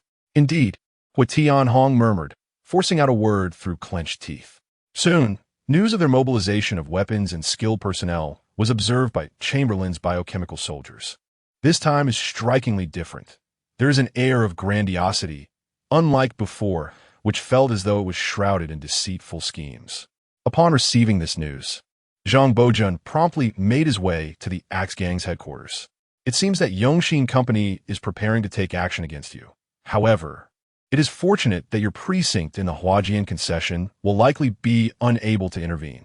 Based on observations over the past few days, they can marshal no more than 800 firearms. Although we may be outnumbered in terms of guns, we possess Maxim machine guns, and this time, I shall also provide you with some valuable supplies. Bring them forth. Once again, 5 large iron boxes are presented. One of the boxes contains 10 grenade launchers, while the remaining 4 are filled with grenades, amounting to over 100 rounds. Grenade launchers? A splendid asset, though regrettably, we lack the expertise to utilize them. Wang Laojiu's eyes gleamed with excitement. In comparison to firearms, artillery represents true weapons of mass destruction, the genuine sovereign of land warfare. Even tanks are merely artillery mounted upon a mobile steel fortress. Chapter 71. The annihilation of 801 battle. As evening descended at 8 p.m. on this late November day, the sun had already set by approximately 5:30. The city of Shanghai, save for the Bund area, was cloaked in darkness. A procession of over 20 trucks, accompanied by a throng of individuals, formed an elongated arc resembling a serpent, slithering through the profound shadows from the French concession to the Chinese district. These individuals, oblivious to the lurking dangers, gradually approached the headquarters of the Axe Gang. Unbeknownst to them, figures had long been concealed on the rooftops flanking the streets nearby, while vantage points were occupied by observers and snipers. 2 blocks away from the headquarters, 20 bio soldiers of Chamberlain, paired in teams of 2, were meticulously adjusting the angles of their grenade launchers. Stealth is paramount. Firearms are unnecessary, whispered a man clad in a complete suit, a golden silk handkerchief tucked into his breast pocket. The vehicles halted a block away, and the occupants disembarked, laden with equipment. Once they had inspected their gear, they proceeded cautiously into the darkness. Although their movements had been completely exposed, the Axe Gang remained eerily silent, with even the concealed figures on the rooftops betraying no sign of agitation. As the group amassed 100 meters from the headquarters, poised to charge, a piercing whistle shattered the stillness. "We've been spotted. Charge!" bellowed the lead enforcer. Tragically, before they could react, they were met with the onslaught of 10 grenades, meticulously spaced 10 meters apart, with deviations not exceeding half a meter, remarkably precise. The ears of all present from the Yongxin Company buzzed from the explosions, with some unfortunate souls already scattered across the street. The lead enforcer met a grim fate, his upper body on one side of the street and his lower half on the other. Had there been a connection, his height would have surpassed 20 meters. The bio soldiers offered no respite. Grenades rained down one after another, as the throng attempted to flee into the buildings lining the street. 8 Maxim machine guns suddenly emerged from behind sandbags at the headquarters, unleashing a torrent of fire. On the rooftops, the ambushers commenced a crossfire, with those on the left targeting the right and vice versa. Due to the overwhelming density of the crowd, even blind shots were likely to find their mark. Even those fortunate enough to reach the buildings found themselves thwarted, as not a single door could be forced open. Each entrance was not only tightly secured, but also barricaded from within. The cacophony of explosions echoed far into the tranquil night, reaching the ears of the three magnates awaiting news at the Yongxin Company headquarters. Hua Tianhong's countenance shifted dramatically, for among the equipment he had prepared, there were no cannons. Grenades were available, but they could not produce such a deafening uproar. This indicates that the cannon fire did not originate from their ranks. Alas, they have fallen into an ambush. Although they are acutely aware of this peril, there is no alternative but to send forth individuals as mere fodder destined to be lost. Those weapons and equipment shall never be reclaimed. This sorrow weighs heavier on him than the loss of over 700 brothers. After all, at this moment, the City of Magic, being the largest metropolis for immigrants in the country, is teeming with people. Finding a three-legged toad is a rare feat, while bipedal humans are abundantly scattered about. Yet, firearms are a different matter. Among them lie some weapons not of their own possession, but rather belonging to the police bureau. Consequently, Gabriel, the head of the Public Affairs Bureau, will demand a hefty sum from him once more. Furthermore, this operation has inflicted a severe blow to his reputation. Having recently taken on the role of the chief inspector for the Chinese community in the French concession, he has scarcely enjoyed his newfound status before encountering such misfortune. Previously, he had already incurred considerable losses due to the disappearance of opium from the Nishan Corporation. His misfortune is overwhelming. He is contemplating a visit to Jing'an Temple to offer prayers. Sigh, it is best to return and rest. Their fate is sealed. Liu Yuxing is consumed by frustration. At the Axe Gang's headquarters, numerous manpower carts have emerged onto the streets to commence the cleanup. Others are stationed at the intersections along the thoroughfare. Detective Huang, we were merely setting off firecrackers earlier. The air is now thick with smoke, and we must ensure no one gets harmed. Take this money and buy supper for your comrades. It is quite exhausting to patrol at this hour. Eat well to replenish your strength. 3 large yellow fish find their way into Detective Huang's pocket unbeknownst to him. Henceforth, do refrain from setting off fireworks at such a late hour. Others must work tomorrow. Although you engage in gang activities, it is imperative to possess a sense of social responsibility and not disturb other slumber. Wouldn't you agree? Detective Huang's words resonate with wisdom. Now, swiftly clean up the remnants of those firecrackers. I shall return in the morning, and this street must be spotless. It is crucial that nothing objectionable is visible to the public. Certainly, Detective Huang, take care. Inside, efforts are fervently underway to clear away fragments of the populace, along with various shrapnel and bullet casings. Some individuals wield buckets and large hog bristle brushes, scrubbing the stains from the ground.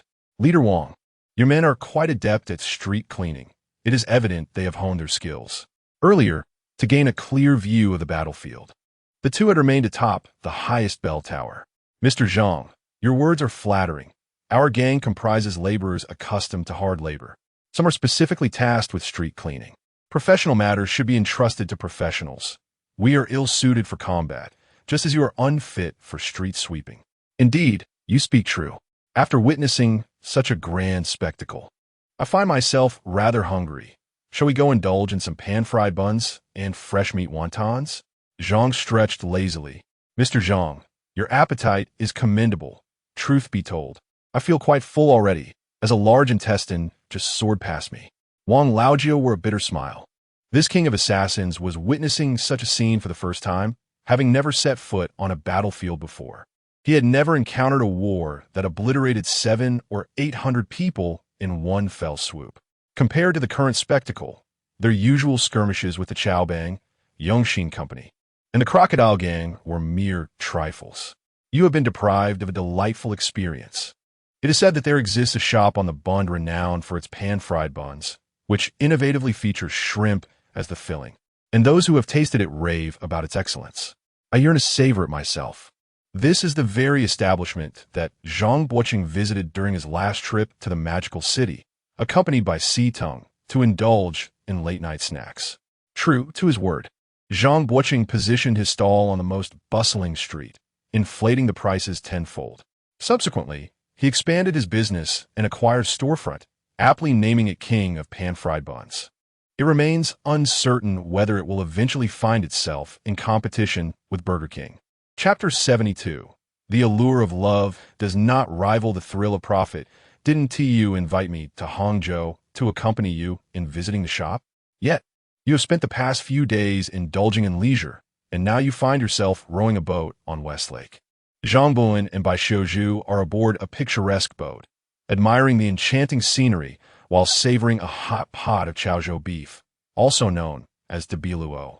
The choice of dish, rather than indulging in the famed Westlake vinegar fish, is quite telling. He lacks the curiosity for it and is not particularly fond of sour flavors. The beauty of the surroundings is breathtaking. Just look at the Leifeng Pagoda, which has stood for over a millennium. It should be on the verge of collapse. In less than 4 years, this tower will be hollowed out by those who believe the bricks can dispel evil spirits and grant sons. The specific date is September 15th, 1924 at 1:40 p.m., which coincidentally is the birthday of Liu De. On that day, the leader of the New Culture movement, Old Hu, was sipping tea by the lakeside. When the pagoda fell, he glanced at his watch, 1:40. At that time, patrols were already stationed here daily, but their efforts were in vain.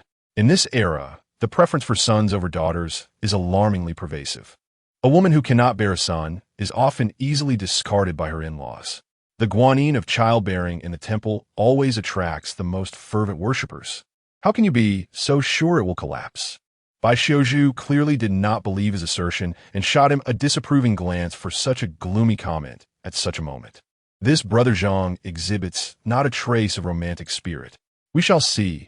It will surely fall within 4 years. Very well, I shall await that day. Later, let us visit the nearby Mingguang Temple, which is said to be extraordinarily effective in matters of romantic destiny. This is a parallel world where many elements are familiar, yet differ in certain respects. For instance, in Hangzhou, there is no Lingyin Temple nor Jing Temple. Instead, there exists a notably famous one called Mingguang Temple, which seemingly has taken the place of Lingyin Temple. Observing Bai Xiuzhu's eager expression, Zhang Buoyan could only acquiesce. Were it up to his nature, he would pursue love directly. If that proved unfeasible, he would resort to monetary means. If even wealth could not sway the heart, then it would be best to move on, for the world is replete with beautiful women. The same logic applies to men as well. As the boat glided to a halt in the depths of the lake, they found themselves in the deepest part of the entire lake district. Here, the reality diverges. In the actual world, the deepest waters measure merely around 5 meters. However, in this parallel universe, the depths of West Lake astonishingly reach nearly 40 meters. Brother Zhang, are we truly leaving the bustling metropolis behind? Is everything at Yongxin Company truly well? Bai Xiuzhu remained concerned about their enterprise in the metropolis. Rest assured, they are presently preoccupied with their own affairs. Their foremost priority is to safeguard their foundational interests. More than 800 of their most elite members have perished, along with over 800 firearms lost, leaving them unable to stir up significant turmoil for the next 2 years. Chamberlain, brimming with confidence, regarded them merely as a gang, rather than an army. Such a severe blow could not be easily recovered from. That is well. In light of this, I intend to continue expanding my business southward. I plan to establish stores in Yangsheng, Xiangjiang, and Quanzhou. This seemed feasible. Although the warlords are embroiled in conflict, their primary pursuits are territory and wealth. At worst, I may concede a small share, which poses no significant issue, as mutual profit is essential for sustainable business. Moreover, the fiercest battles are currently occurring in the Hunan and Hubei provinces, while the coastal regions remain relatively tranquil. Over the past decade, Hunan and Hubei have endured considerable suffering due to their central location, being pivotal for transport from all directions. Both the Beiyang and southern factions vie for control of these areas, resulting in relentless confrontations. One day, a faction rises to power. The next day, another takes its place, with each wave conscripting soldiers. Consequently, the youth population in these provinces has dwindled. In contrast, the coastal areas serve as the stronghold of the southern faction, while the north is the bastion of Beiyang. Internally, there is relative stability, although it is not uncommon for skirmishes to arise. Large-scale warfare is rare, typically limited to disputes over a few counties rather than entire provinces.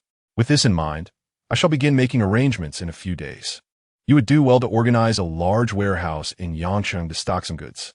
This is no problem. I will arrange for a replenishment of at least the same quantity as this shipment. If we only establish 3 stores, it should suffice for 6 months. In such a poetic setting, it is rather amusing that we are discussing business, when one would expect romantic entanglements instead. Bai Xiuzhu expressed a hint of reproach. What is the allure of romance when one can profit? Indeed, that is true, he replied. Moreover, there is no necessity for us to indulge in romance. Given the profound ties of our interests, should we not marry, it would defy all reason. Rest assured, as soon as you turn 20, I shall seek your brother's permission for marriage. You may then anticipate a grand wedding. Chamberlain smiled at Bai Xiuzhu. Huh, who says I must marry you? She retorted, her cheeks flushed, enhancing her beauty. The ship is sinking. The ship is sinking. Chamberlain heard the boatman shouting from outside. The two swiftly exited the cabin. Indeed, less than 30 meters away, another pleasure boat was gradually submerging. Vaguely, they could discern figures within. Chamberlain immediately activated his first-tier genetic lock, enhancing his vision several-fold. He could clearly see that only 2 individuals remained on the vessel. One, somewhat effeminate with an unusual hairstyle, donned a long coat, resembling a dandy. A woman with an alluring hourglass figure, almost ethereal in her beauty, lay amidst the chaos. The doors on both sides of the cabin were bound tightly with heavy iron chains, clearly indicating a murder had occurred. Chamberlain, wielding his civilized staff, shed his coat and leapt into the lake with remarkable agility. He propelled himself through the water like a fish, swiftly heading towards the submerged pleasure boat. Perhaps the pale-faced man had struggled too fervently, depleting his oxygen too quickly. He now lay motionless beneath the surface, verging on lifelessness. Yet, the woman seemed to have relinquished her fight, though she still exhibited unmistakable signs of life. Drawing forth a tungsten carbide blade from within his staff, he severed the chains with a single stroke. He then wrapped his arm around the woman's underarm, exerting force against the boat to launch himself upward. In that moment, he soared towards the lake's surface like an arrow released from its bow. During this ascent, a fleeting shadow caught his eye. Chapter 73. This woman is useful to Zhang. The unexpected revelation that he could swim proficiently and even rescue others was quite astonishing. Bai Xiuzhu, however, was indifferent to the appearance of the individual he had saved. As Zhang had previously articulated, the entanglement of their family's interests was far too profound. The position of the primary wife was undeniably hers. Even if the rescued individual possessed a body sculpted by the gods and a visage as enchanting as an angel's, should she wish to offer herself in gratitude, Zhang would merely regard her as a trinket, especially since she herself was not lacking in allure. These possibilities remained uncertain and thus unworthy of her attention. You are unaware of many things.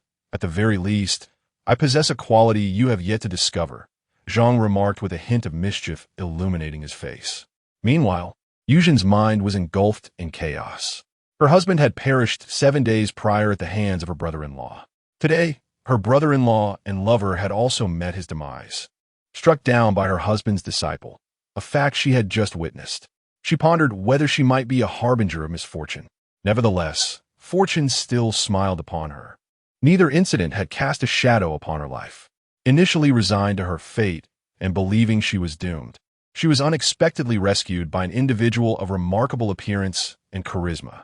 Indeed, every strand of Zhang's being resonated with Yuzhen's aesthetic sensibilities, especially following the heroic act of saving her. The trope of a hero rescuing a damsel often leads to expressions of gratitude that transcend mere words, a phenomenon attributed to the suspension bridge effect.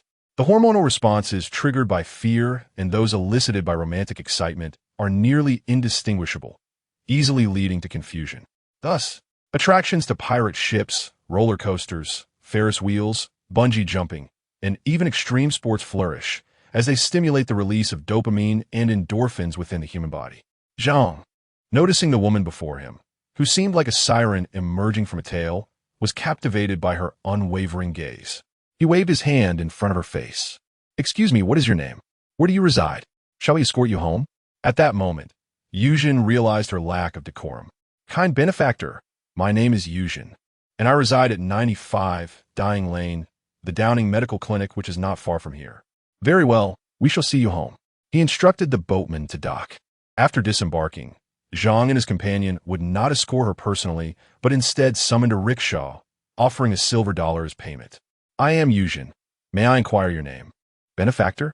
"Zhang," he replied. "Ah, so you're the owner of Wanjia Supermarket, frequently mentioned in the newspapers. Once again, I express my profound gratitude for your life-saving intervention. Might we have the chance to meet again?" "Madam, it seems rather improper to entice my husband in my presence," Xiaozhu interjected, entwining her arm with Zhang's and giving a gentle pinch as a warning, her eyes conveying a subtle admonition. Originally, she was indifferent to the life of the person she had saved.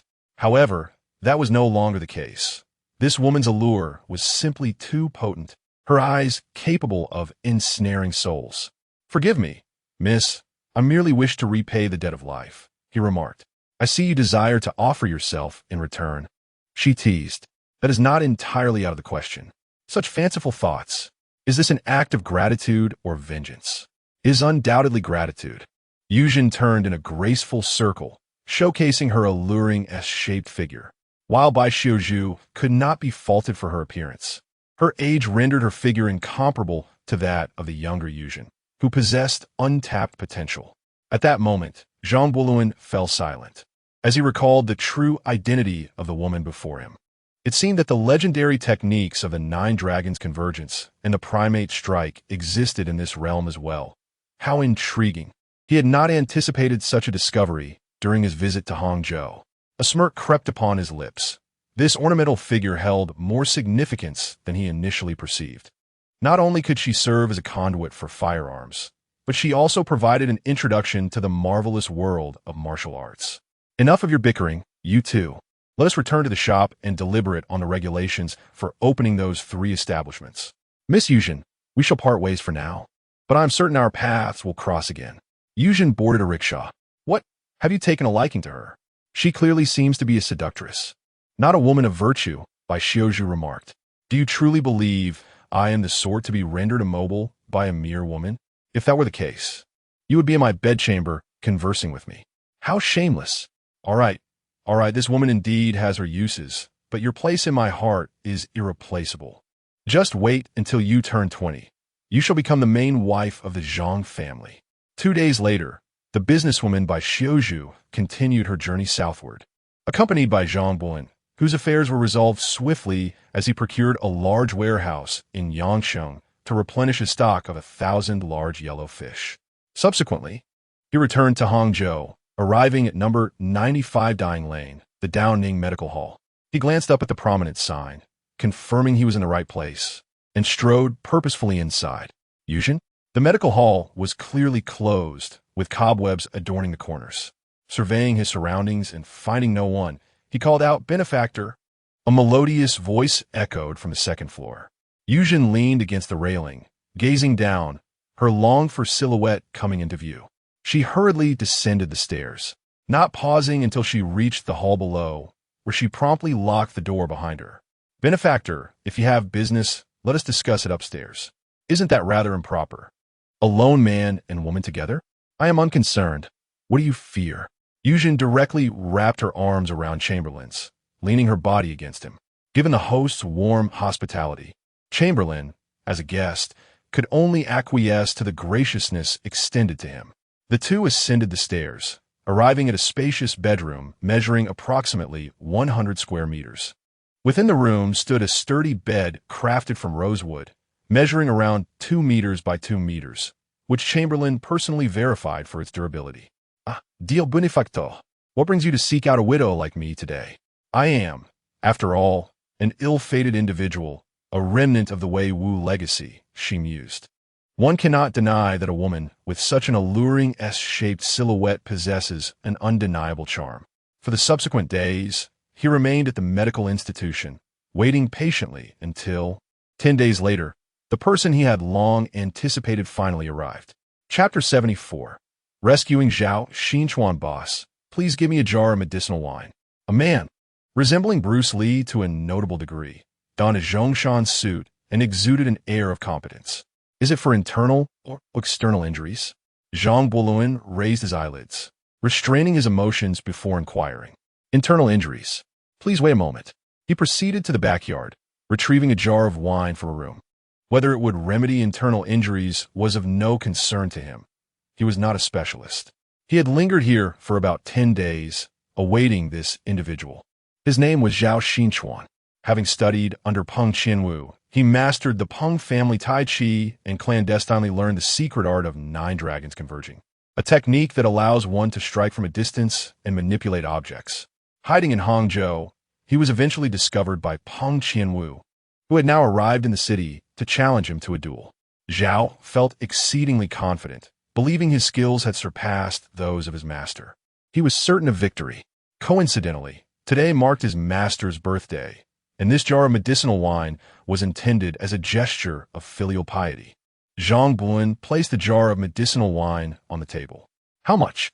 $3 silver. That must be fine wine then. Indeed. Zhao Xinchuan placed $3 silver on the table, effortlessly cradled the small jar of medicinal wine, and departed. Once he left, Zhang Buoluan ascended to the rooftop, initially observing with the naked eye and then employing binoculars to track Zhao's direction, maintaining a distance of over 500 meters throughout. He continued to watch until night fell, eventually noticing that Zhao arrived at a basketball court. In recent years, numerous basketball courts, soccer fields, and badminton courts had emerged. This surge was partly due to the past, when the Chinese were derogatorily labeled as the sick man of East Asia by foreign powers. Many speculated that the nation's frailty stemmed from poor physical fitness, thus giving rise to the ideology of sports as a means of national salvation. This notion had even become mainstream. It was a time of flourishing ideas, with everyone searching for ways to rescue their nation. Naturally, some methods were appropriate, while others were not, and some even proved counterproductive. Certain approaches were undoubtedly correct, but would offend vested interests, provoking widespread condemnation. The concept of sports as a means of national salvation, however, posed no threat to anyone's interests. Landowners, capitalists, compradors, warlords, and traditional bureaucrats occasionally found it advantageous to invest in the construction of training grounds, reaping both reputation and the ability to align themselves with new ideologies, a win-win situation. Winter rains were dismal. During his 10 to 15 days in Hangzhou, it had rained intermittently for 5 days, cold and damp. It was December, and he found himself in the dense woods beside the court, sheltering under an umbrella, wielding a semi-automatic rifle equipped with an optical scope. The barrel of this semi-automatic rifle extended 20 centimeters longer than usual, though the caliber remained the same. The ammunition was slightly longer, indicating a greater powder load, thus enhancing both initial velocity and range. It could almost be considered a sniper rifle. These types of firearms have also been produced in small batches in workshops. In reality, the utility of sniper rifles on the battlefield is rather limited. Firearms simply cannot compare to artillery. Within a distance of 20 meters, there are no living targets, and beyond that, one can only inflict severe injuries. They are merely occasionally employed to target the enemy's strongholds. Zhang Beihan observed 2 individuals engaged in a fierce altercation amidst the curtain of rain. Each strike was vicious and displayed remarkable power. Ultimately, Zhao Xinchuan unleashed a move called 9 dragons converging, manipulating dozens of basketballs to strike Peng Qianwu, causing him to spit blood and sustain minor injuries. Yet, they soon appeared to reconcile, as if their earlier conflict had never transpired. Peng Qianwu allowed Zhao Xinchuan to walk ahead while he followed closely behind. Suddenly, the tip of his umbrella extended a sharp blade, poised to launch a surprise attack. In an instant, Zhang Beihan activated the first tier of his genetic lock and shot the umbrella away. Zhao Xinchuan glanced at the severed blade on the ground. instantly realizing the gravity of the situation. Master, you intend to kill me. If you do not perish, it will be challenging for us, the Peng family's descendants, to rise. Especially since you have clandestinely learned my 9 dragons converging. Thus you must die. However, today fortune smiles upon you, for someone is here to assist. At that moment, Peng Qianwu hesitated to act, aware of a marksman lurking in the shadows. It is often said that no matter how skilled one is in martial arts, a knife can still pose a threat. Similarly, a single bullet can fell even the most adept fighter. This was no mere saying, especially considering the prowess of this marksman hidden in the dark. He felt as if a venomous serpent had him in its sights. After uttering this, he swiftly employed his skills and vanished in a matter of moments. Friend, come forth. I am grateful for your timely assistance. Zhao Xinchuan called out, scanning his surroundings. Zhang Beihan emerged from the thicket, holding his small umbrella and firearm. It is you, the owner of the medical clinic. Initially, I was merely curious after hearing your words. Wishing to observe your martial arts, please do not misunderstand. I wield this gun mainly to utilize the scope as a telescope. I never anticipated that your master would stoop so low as to attempt a sneak attack. I cannot stand by and watch, Zhang Beihan explained. I am exceedingly grateful for your curiosity, otherwise I might have lost my life today. I never imagined my master harbored such hatred towards me, wishing to take my life. Zhao Xinchuan replied with a bitter smile, feeling utterly bewildered. I hold a profound interest in martial arts. Might you be willing to teach me? Of course. I am open to becoming your disciple. To him, face was of little value. If he could master the techniques displayed by those two, along with the ability to manipulate objects from a distance, what was the harm in seeking a mentor? He envisioned controlling 20 firearms or several Maxim machine guns with 9 dragons converging, or simultaneously removing the safety pins from dozens of grenades and launching them all at once. The spectacle would render him a one-man combat unit. On the battlefield, he would be invincible. However, in terms of large-scale military operations, such skills were less applicable. It is indeed the true military strength that prevails. Individual prowess pales in comparison. He deems this to be a reasonable conclusion. After all, the leader of his woman was defeated by him and his modest team of 10. It is not merely skill in martial arts that one possesses. There are also mystical arts at play, which ultimately succumb to the might of firearms. There is no need for apprenticeship. You have saved my life, and I am willing to impart my knowledge of martial arts to you. However, such disciplines are typically learned from a young age, and given your advanced years, it may be quite challenging for you to master them. No matter, as long as you are willing to teach me, that is sufficient. Zhang Buluan now enters the state of Jin Lock 3 times daily, diligently practicing the body, strengthening techniques imparted to him by the former sorcerer. His physical condition continues to improve remarkably. With a single arm, he can effortlessly lift 600 kilograms, undeniably placing him within the realm of a strong man. Thus, he possesses a solid foundation for practicing martial arts, and it is indeed quite profound. The martial skills of Zhao Xinchuan are formidable, yet his physical attributes likely do not surpass Zhang Buolan's. Chapter 75. Return to E-City. Production of new rifles. Having completed my affairs here, I now intend to return to E-City. If you are inclined, you may accompany me. If not, I can provide you with some financial support to ensure a relatively comfortable life moving forward. For the enchanting Yuzhen, Chamberlain offered her 2 choices. I do not desire money, Yuzhen replied, resting against Chamberlain's chest, counting his abdominal muscles. The funds left by my late husband are more than sufficient for a lifetime. I can relinquish all that wealth, provided you take me with you. Keep that trifling sum for yourself. However, should you choose to follow me, your loyalty must be unwavering. I am aware of the kind of person you were. Should old habits resurface, I will have you test the might of the new rifle. Before departing E-City, Chamberlain had initiated upgrades to weapons at a small workshop. With ammunition now plentiful, it was evident that automatic rifles would surpass semi-automatic ones in terms of firepower, at least for the purpose of suppression. To this end, he procured numerous automatic rifles and submachine guns, including the German MP-18, the Austro-Hungarian Steyr 1915, the German Fedorov, and the Italian Villaperosa in 1915. These firearms underwent disassembly and reverse engineering to extract their merits while discarding their flaws. Chamberlain also shared some concepts that would later influence the legendary AK-47. Collaborating with biochemical engineers and industry workers, several models of automatic rifles have been designed, albeit still in the testing phase and not yet fully realized. Having been away for nearly a month, the testing should be nearing completion. Upon my return, it is likely that the new automatic rifle will have entered the production stage. I swear, if I ever do anything to wrong you, may I meet a most untimely demise. Yuan had become wholly devoted to Chamberlain, particularly due to his evident strengths, which were unparalleled by any she had previously encountered.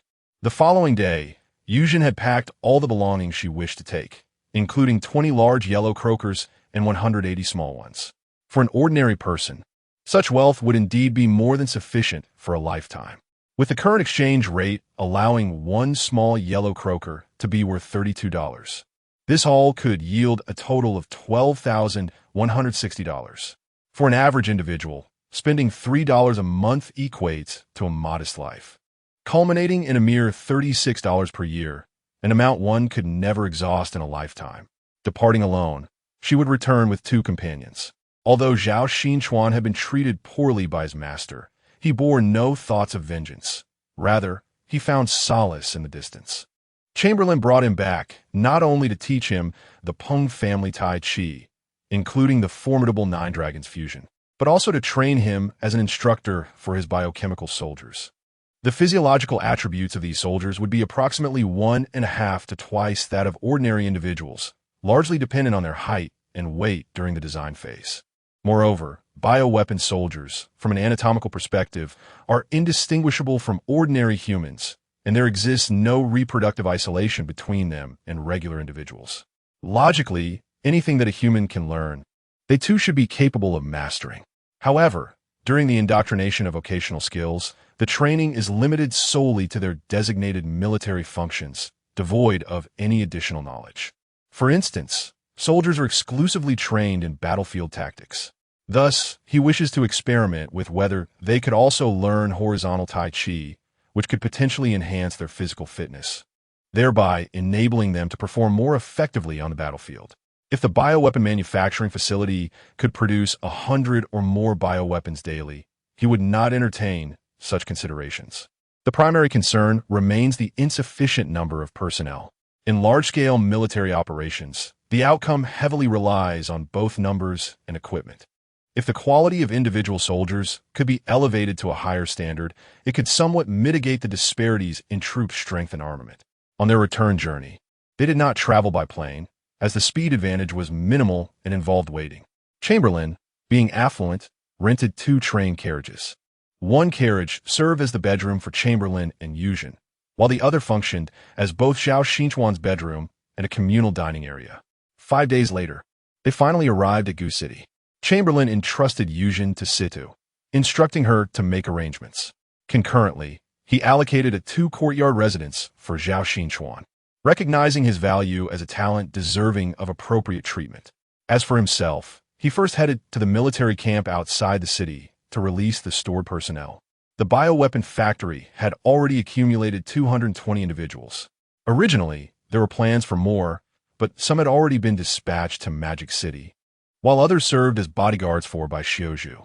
Notably, all the bodyguards surrounding Xiuzhu were female, each standing over 1.8 meters tall and weighing more than 160 pounds, exhibiting formidable physical prowess, approximately 1.5 times that of an average adult male. Their military skills in the protective domain were fully developed. In Goose City, Chamberlain initially had only 190 bioweapon soldiers, but this influx had exceeded the total he previously possessed, effectively doubling his forces and then some. After visiting the military camp, he proceeded to the armaments factory. With a significant increase in production capacity, the previous small workshop was no longer sufficient. Fortunately, a new armaments factory had been completed and was ready for operation, prompting a complete relocation. Report to the leader, the new automatic rifles are now in mass production, and the Army has replaced the original semi-automatic rifles with the newly issued automatic models. Allow me to introduce them. The new rifle has a dry weight of 4 2 kilograms and is equipped to use either a 30-round magazine or a 60-round drum. It employs a 7.62 39mm intermediate cartridge, achieving an effective range of 350 meters in automatic mode and 500 meters in semi-automatic mode. The theoretical rate of fire reaches 700 rounds per minute. Most importantly, the reliability is exceptionally robust. Whether submerged in water or buried in mud, it remains operational without issue, demonstrating remarkable adaptability to varied environmental conditions, making it highly suitable for the unpredictable nature of the battlefield. Excellent. Moving forward, 90 of our firearm production capacity will be dedicated to automatic rifles, while the remaining 10 will be allocated to semi-automatic rifles. Although semi-automatic rifles may seem obsolete to us, they still hold considerable value in this era and can generate a substantial income. How is the research on the lightweight, drag-able, small-caliber howitzer that I mentioned to you previously progressing? Over the past month, we have produced over 30 design blueprints, drawing inspiration from some of the mainstream howitzers available on the market, and we are now poised to enter the validation phase. Indeed, artillery is the true king of the battlefield. We possess an ample supply of gunpowder, and the strategy of bombardment is optimal for us. Every soldier is invaluable, and their lives must not be squandered. We must ensure the successful completion of our mission. Chapter 76, A Marvel. After a long day of attending to various affairs that had accumulated over the past month, Chamberlain returned home, appearing somewhat fatigued. Upon entering, he observed the two women interacting harmoniously. At that moment, Yuan wore a submissive demeanor, unmistakably revealing her role as a concubine. Quite understanding, indeed. Chamberlain mom ulet softly. After your outing, you've returned with such a beautiful young lady. Henceforth, I shall think twice before letting you venture out. Siding jokingly remarked, no matter how many people I bring home, you will always be the most significant one. Chamberlain embraced, Siding warmly. Oh, spare me. How many times have you uttered those words? Absolutely none, I swear, he replied, suddenly recalling that he had, in fact, said something similar to Bai Xiuzhu. I truly am a scoundrel. No, I am merely generous in love. I only wish to provide these lovely women and fairies a home. Am I at fault? I am not. Chamberlain reassured himself. That evening, he found himself traversing between two rooms. The following morning, he arrived at the expansive grounds that had once belonged to the Huang family, now transformed into the Zhang estate. Zhao Xinchuan awaited him. I must first assess your physical condition. Only then can I determine what to teach you. As a gesture of gratitude for the life-saving favor he had received from Chamberlain, and having accepted both a house and monetary assistance, Zhao Xinchuan was determined not to be perfunctory. The training ground was already equipped with various apparatuses, which Chamberlain diligently explored. You are far stronger than I had anticipated. It seems you have previously practiced external martial arts. In terms of physical prowess, you have indeed surpassed me. However, the Peng family Tai Chi is an internal discipline. As the saying goes, external training develops muscles and skin, while internal training cultivates breath. I lack experience with external arts, and I do not comprehend them. Nevertheless, with your robust physique, practicing internal martial arts would surely yield remarkable results. I will demonstrate a set of movements first. Absorb as much as you can, and I shall correct any errors. After activating his genetic lock, Chamberlain exhibited exceptional control over his body. Learning these techniques came effortlessly to him, and his movements mirrored Zhao Xinchuan's perfectly. Yet, mere imitation does not guarantee accuracy, as each individual's height and weight differ. Fortunately, Zhao Xinchuan proved to be a commendable instructor, renowned as the most outstanding disciple among the third generation of the Peng family Tai Chi. He made slight adjustments to accommodate Chamberlain's height, weight, and skeletal structure. Chamberlain, too, was among the finest disciples. Following the modifications, he quickly adapted to the Peng family Tai Chi within just a few repetitions. He became remarkably proficient, his actions solidifying into muscle memory. Your foundational stance is already well established. Your talent exceeds my expectations. Next came the true secret of the Peng family Tai Chi, the breathing technique. Only by integrating the breathing practice with the foundational stance could one cultivate their internal energy. Although practitioners of internal martial arts may not possess the same physical strength as those of external styles. The integration of qi transforms the entire experience. Qi is a form of energy imbued with intention. It can enhance physical attributes, enabling one to run swifter, leap higher, see further, and hear with greater clarity. Furthermore, once one achieves a certain mastery over qi, it can even be wielded for defense and manipulation of objects. Having conveyed the theoretical aspects, the focus shifts to practical application. Zhao Xinchuan demonstrated the technique known as 9 dragons merging. Without any physical contact, he made a stone mill hover and dance around him, leaving Zhang Baqin utterly captivated. "Zhao Xinchuan, I must learn this," he exclaimed. "Patience," Zhao replied. "To reach such a level, one must first cultivate qi. Qi is derived from the food you consume. So indulge heartily. This should pose no challenge for you, given your wealth. Cultivating qi requires time. Would consuming supplements expedite the process? Perhaps, like a century-old Heeshou Wu, a millennium-old ginseng, or a 10,000-year-old reishi mushroom. Zhang Baqin sought to shorten this phase of cultivation. "Who told you that?" Zhao countered. "Isn't it commonly stated in novels that these substances are potent tonics, infused with the essence of heaven and earth?" Zhang Baqin felt a flicker of doubt, as Zhao's demeanor suggested otherwise. That is indeed a misconception. As I mentioned, qi is energy derived from food. The body absorbs food, converting some into sugars, others into proteins for cellular repair, and some into fat for storage. The items you mentioned contain negligible energy.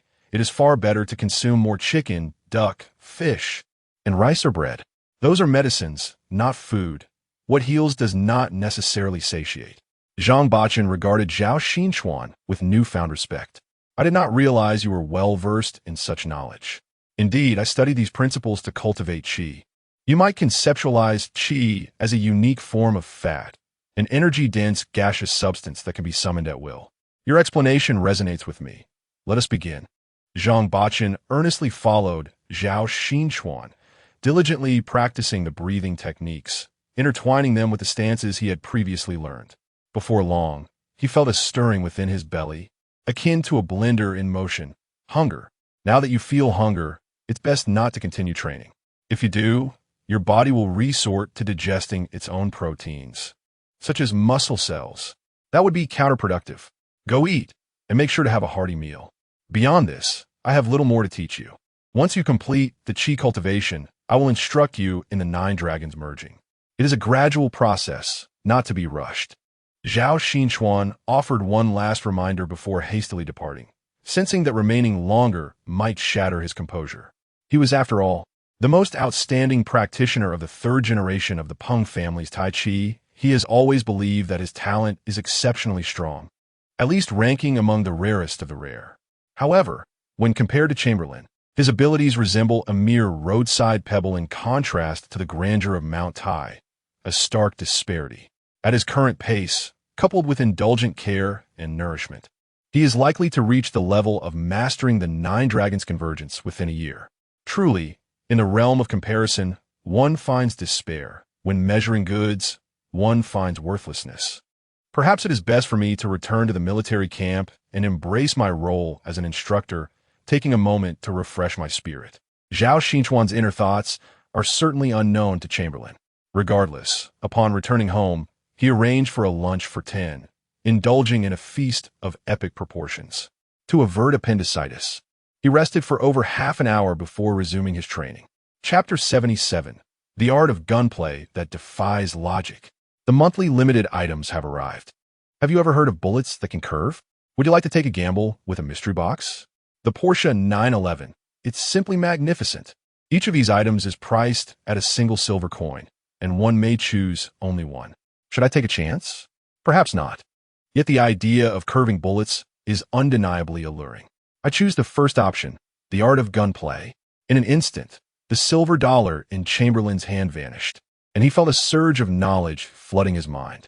His fingers, wrists, arms, and even his pectorals and abdominals seemed to undergo a remarkable enhancement. This is indeed impressive. Although it was the dead of night, Chamberlain extricated himself from the embrace of 2 delicate arms. He made his way to the grand playground, erecting another target before the original one. As he grasped the handgun, It felt as if it had melded with his very being. This inexplicable sense of familiarity was unlike anything he had ever experienced before, likely a gift of the art of gunplay. This sensation is the essence of the skill. In a moment, he activated the initial tier of the gene lock, raising the handgun with an effortless flick. Bang! The sound of the gunshot resonated, and he instinctively knew he had struck his mark. Remarkably, the bullet had curved around the front target, hitting the one behind it. Even before pulling the trigger, he had an uncanny certainty that he would succeed. However, sensing the potential for error, he approached the target for verification. The first target bore no marks. Yet, the small black dot at the center of the second target had been pierced cleanly. Ah, the system truly produces quality goods, regardless of its practical utility. It is undeniably impressive. With the infusion of the art of gunplay, he found he no longer needed to practice shooting, thus saving himself a considerable amount of time. It was indeed a remarkable boon. He proceeded to test his aim from distances of 10, 20, 30, 50, 100, and even 200 meters. Each time, he emptied a magazine, achieving perfect accuracy with each shot, leaving nothing but a single mark on the rear target. His marksmanship was nothing short of miraculous. Later, he also retrieved a rifle to test its capabilities, achieving the same results, except in automatic mode. Truly astounding.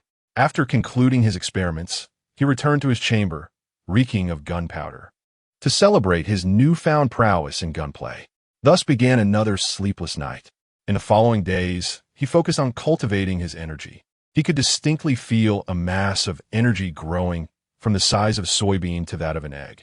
His appetite had surged dramatically. He could now consume food equivalent to what 30 individuals would eat daily.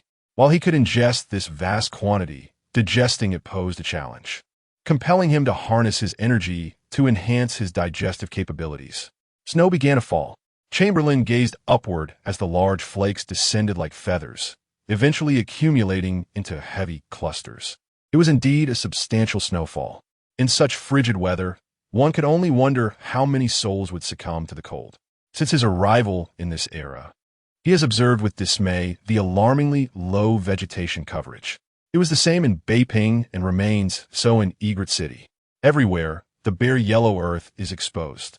The southern regions fare slightly better. However, the vegetation coverage in the Magic City is still quite poor. In contrast, Hangzhou boasts a commendable landscape, with its verdant hills in the suburbs, save for the areas near the city center. The numerous private estates along West Lake, under diligent management, contribute significantly to the local greenery. The scarcity of vegetation implies a limited supply of firewood. In ancient times, when discussing essentials, firewood was prioritized, underscoring the importance of fuel. Especially during such a winter with heavy snowfall, I find myself powerless in this situation. The common folk of Egret City currently enjoy a relatively prosperous life. Since Zhang Buluan assumed office, numerous large-scale infrastructure projects have emerged, providing ample opportunities for the populace to earn a livelihood. The only regret is that while the land has been distributed, it was done post the sowing season. Fortunately, a supplementary planting of winter wheat has taken place, ensuring that the harvest next year will stave off hunger, provided that the spring drought is not overly severe. The North China region has experienced 9 years of drought out of 10, with one particularly arid year. Reflecting on this, he concluded that constructing a reservoir is essential. Although the likelihood of flooding is relatively low here, it is not entirely absent. Thus, a reservoir would serve multiple purposes: flood control, irrigation, and power generation. His small workshop has transformed into a large factory, with numerous operations requiring electricity. The lack of power indeed constrains the scale of these factories and limits production capacity. That very day, he issued a notice seeking skilled water conservancy professionals, offering a generous salary of $300 per month, equivalent to that of a senior professor at a university. Regrettably, Egret City is still too small. The few applicants for the water conservancy positions possess only the ability to construct minor dams on small rivers. It seems he must seek out overseas students, as the domestic education system still leaves much to be desired. He made a call to Bai Xiongqi. Brother Bai, I urgently require a water conservancy engineer here. I can offer a monthly salary between 300 to 500 taels, I intend to build a hydroelectric power station. Are you short on electricity? Certainly. I have already established several factories, and the demand is acute.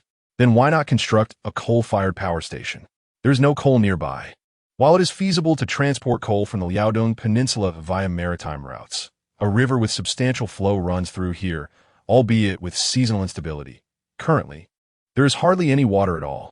By building a hydroelectric station, I can not only generate power but also store water for irrigation. The spring drought can be quite severe here, easily impacting grain yields. This solution addresses both my electricity and irrigation needs. It is a win-win situation. Of course, I will also construct a coal power station, as hydroelectricity ultimately cannot provide a stable supply. I desire to walk on two legs, for it is only then that I may journey further. Have you truly resolved to claim Goose City as your domain? That place is rather small. Moreover, with Qintao still under the grip of the enemy, your position there is far from secure. Why pursue it? Goose City is merely a playground for now, and in due time, I may offer you a more substantial territory. Bai Xiongqi struggles to comprehend Zhang Bojuan's reckless expenditure of wealth. Establishing a hydroelectric station requires not just a trifling amount of funds. It demands a significant investment. Matters of the future shall be addressed when the time comes. And as for territory, I prefer to seize it myself. Even the grandest of lands, bestowed by others, may not be easily defended. Given the profound chaos within the Beiyang government, Zhang Bojuan plans to wait until next year when the number of his bio-soldiers reaches a sufficient threshold to seize several surrounding counties. As for the commanding general above, a mere financial incentive will suffice. Furthermore, once he has developed to a certain extent, the general will find himself at a loss against him. The question of who fears whom remains uncertain. Chapter 78. All is prepared. 10 days later, a refined gentleman arrived at the Goose City County Government Office. Whom do you seek? I am here to see the county magistrate, Zhangbo Luan. May I ask your name? I am Lin Shuisheng, a former student of the University of Southern California, specializing in hydraulic engineering. Ah, a hydraulic engineer. Please come in. At present, Zhangbo Luan had relatively few matters to attend to. Most of the administrative tasks were entrusted to Si Tung, who demonstrated a remarkable aptitude for governance, handling affairs with exceptional orderliness. Zhang Bolin merely needed to provide a general direction, after which he could largely disengage from the minutiae concerning military affairs. His focus lay mainly on procuring weapons for the armory to reproduce. As for the training of soldiers, he remained entirely uninvolved. The biochemical soldiers were capable of training themselves. Their individual military skills were inherently robust, having been developed within a systematic framework, thus eliminating the need for inter-soldier acclimatization. As long as they maintained a certain level of physical exercise, their fitness would not diminish. Currently, in addition to this regimen, they were also learning a bit of Peng Tai Chi, further enhancing their already formidable physical prowess. Consequently, Zhang Boluan found himself with considerable free time. His daily routine involved entering the first stage of the gene lock 3 times, dedicating 2 sessions to physical training and 1 to cultivating internal energy. The stronger his physical constitution became, the shorter the duration of energy cultivation and the greater the amount of energy he could amass. However, he realized that since commencing this energy cultivation, the first stage of the gene lock was becoming somewhat inadequate. While it primarily governed the physical body, it had made no advancements in energy control. Thus, although he could generate substantial energy, achieving perfect control was beyond his current capabilities. Given this, he deemed it more prudent to allocate additional time to physical training. If what the Master Wuxin had once claimed were true, that this physical training could endow one with the strength of 9 bulls and 2 tigers, then according to ancient measurements, such strength equated to 2 elephant units. 1 elephant unit is 12,500 gene, translating to 12,500 kilograms, or 12,5 tons. A typical family car weighs between 1 and 2 tons. Should he indeed attain the strength of 9 bulls and 2 tigers, he could effortlessly overturn a car, even propelling it a considerable distance. Coupled with the first stage of the gene lock, which would enable him to fully master his body and unleash tremendous explosive power, his strength could potentially double, reaching around 37 to 38 tons. It is no wonder that ancient generals dared to charge into formations of 100,000 men with merely 1,000 armored soldiers. Such might transcended humanity, rivaling that of beasts. Physical training must not cease. In the courtyard of the county government office, Zhang Yuan practiced his physical training with vigor. At that moment, a biochemical soldier accompanied a young man wearing gold-rimmed glasses into the corridor of the courtyard. Zhang Yuan immediately halted his exercises, picked up a nearby towel, and wiped the sweat from his brow. In the depths of winter, the ground is still blanketed with snow, yet beads of sweat glisten on one's brow, indicating a considerable exertion from recent physical activity.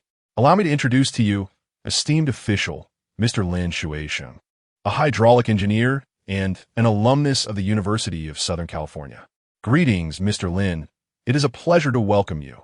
I have eagerly anticipated your arrival. Zhang, the county magistrate, brightened at the sight of Lin and promptly extended his hand in greeting. You are too modest, county magistrate, Lin replied. It is only fitting, as you are an intellectual of high caliber. I presume General Bai has enlightened you about my endeavors?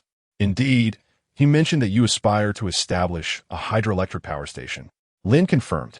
Yes, the spring drought in North China is notoriously severe, while during winter, the river's waters flow wastefully into the sea. It is disheartening to witness. If we could conserve this water until the next spring, it could irrigate thousands of acres of fertile land. Not only could it sustain the populace of a single county, but could also support two. The importance of hydraulic engineering cannot be overstated. Without substantial water conservancy projects, the common folk would be at the mercy of the whims of nature. When the heavens frown, the land becomes barren, yielding nothing to sustain its people. The plight of the commoners is indeed heart-wrenching.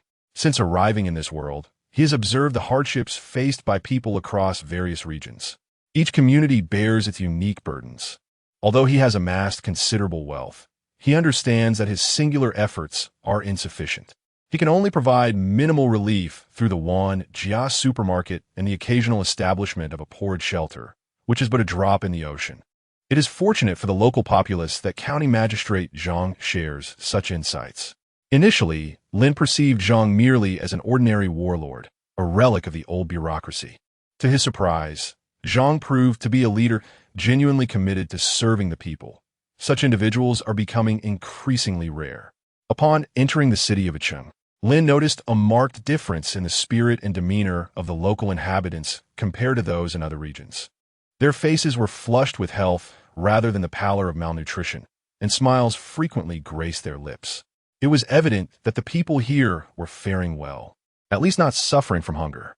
This prosperity can be attributed to the wealth of the locals, as well as Zhang's occasional trips across the sea to Bunxi, where he procured raw materials such as iron, ore, coal, and aluminum, while also bringing back grains. During prior trips to the south for supplies, he collected rice from the fertile grain-producing regions. Utilizing the sales network of Yuan Jia supermarket, he consistently secured affordable grains. The transportation of goods was remarkably efficient, practically devoid of shipping costs, allowing everyone access to inexpensive food. Whereas in other places, a dollar might purchase only 30 pounds of rice. In Yicheng, one could acquire 40 pounds for the same amount, a significant difference. While my thoughts on the matter may be inconsequential, what truly matters is that we are currently in the agricultural off-season, and the river's water levels are low. This period presents an opportune moment to construct a reservoir.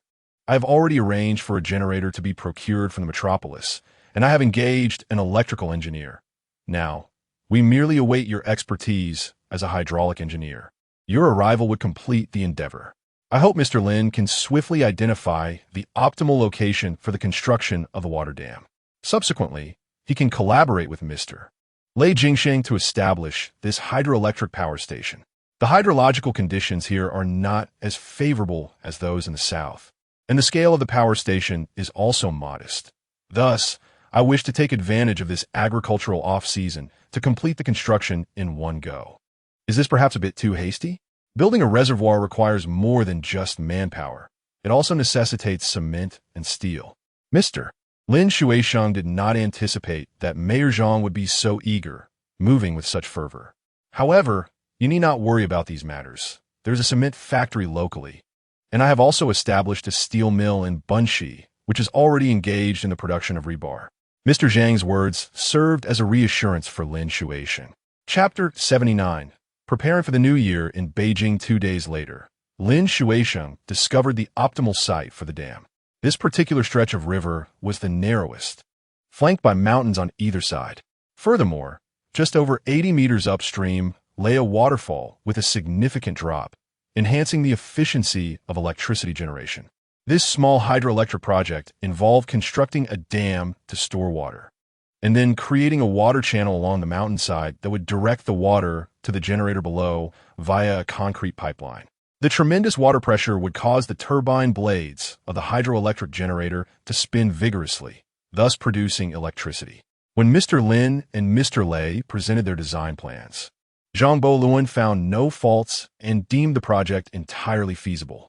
Very well, we shall proceed according to this blueprint. Inform me of the personnel and materials you require, and I will do my utmost to accommodate you. The following day, they commenced blasting the mountain to create the reservoir. Zhang Luan could readily supply a substantial quantity of TNT explosives, presenting no challenge at all. As he stated, he would fulfill any requests from the engineers, and should there be insurmountable needs, he would enlist the help of Bai Xiongqi. The local populace of Acheng, aware of the reservoir construction, voluntarily brought their farming tools to assist. Zhang Luan sought to compensate them with wages, but they resolutely refused, insisting that accepting payment would subject them to a lifetime of ridicule. Left with no alternative, he decided to provide them with hearty meals instead. Each day featured white rice, fluffy steamed buns, and generous portions of meat, larger than the later versions of braised pork, juicy and well-marbled, with each person receiving a substantial piece. However, this rich fare caused some to experience digestive discomfort, as many had not indulged in such fatty meat before. The intricate tasks were undertaken by Zhang Luan's skilled workers from the biochemical industry, all of whom were highly trained artisans. This revelation astonished the two engineers, as they had not encountered such a proficient workforce since returning from their studies abroad, let alone such a large group. The affluence of County Chief Zhang was evident. Once everything was on track, Zhang Luan stepped back to allow the project to proceed. Sometimes, in the midst of busyness, one loses track of time. With the new year approaching, he planned to visit Beijing briefly before returning after the festivities. Grasping the hands of Si Tung and Yu Zhen, he mused, "It has slipped my mind that your home is actually in Beijing. I've been so preoccupied lately. Tonight, I shall make it up to you. Come now. Isn't it you who enjoys this hustle?" Si Tung retorted playfully. "Well," interjected Yu Zhen, interrupting their banter, "I too wish to visit Beijing. This is my first time leaving Hangzhou, and I have yet to see Shanghai. I have always longed to visit Beijing, to behold the Forbidden City and the Great Wall." Yu Zhen felt a mixture of anticipation and trepidation, fearing that Zhang Luan might refuse her request. "Very well, since you wish to accompany me, I shall take you along." That evening, Zhang Luan remained in the room with Si Ting until dawn the following day, at which point he escorted Yu Zhen to the military camp on the outskirts of the city. The camp had finally reached a certain scale when he first arrived.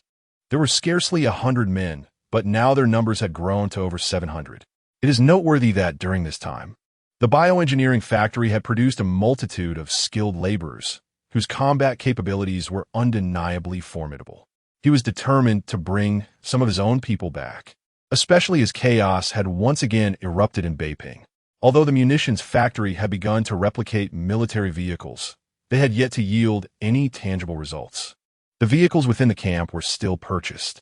However, he was confident that production would commence in the future. "First company, assemble," he commanded from the platform, projecting his voice through a megaphone. He glanced at his watch, preparing to time the assembly. According to his previous regulations, the troops were to form ranks within 2 minutes of receiving the order. Remarkably, they completed the formation in just 56 seconds. "Reporting, sir. 120 personnel are accounted for, with all present." Indeed, they were an elite group.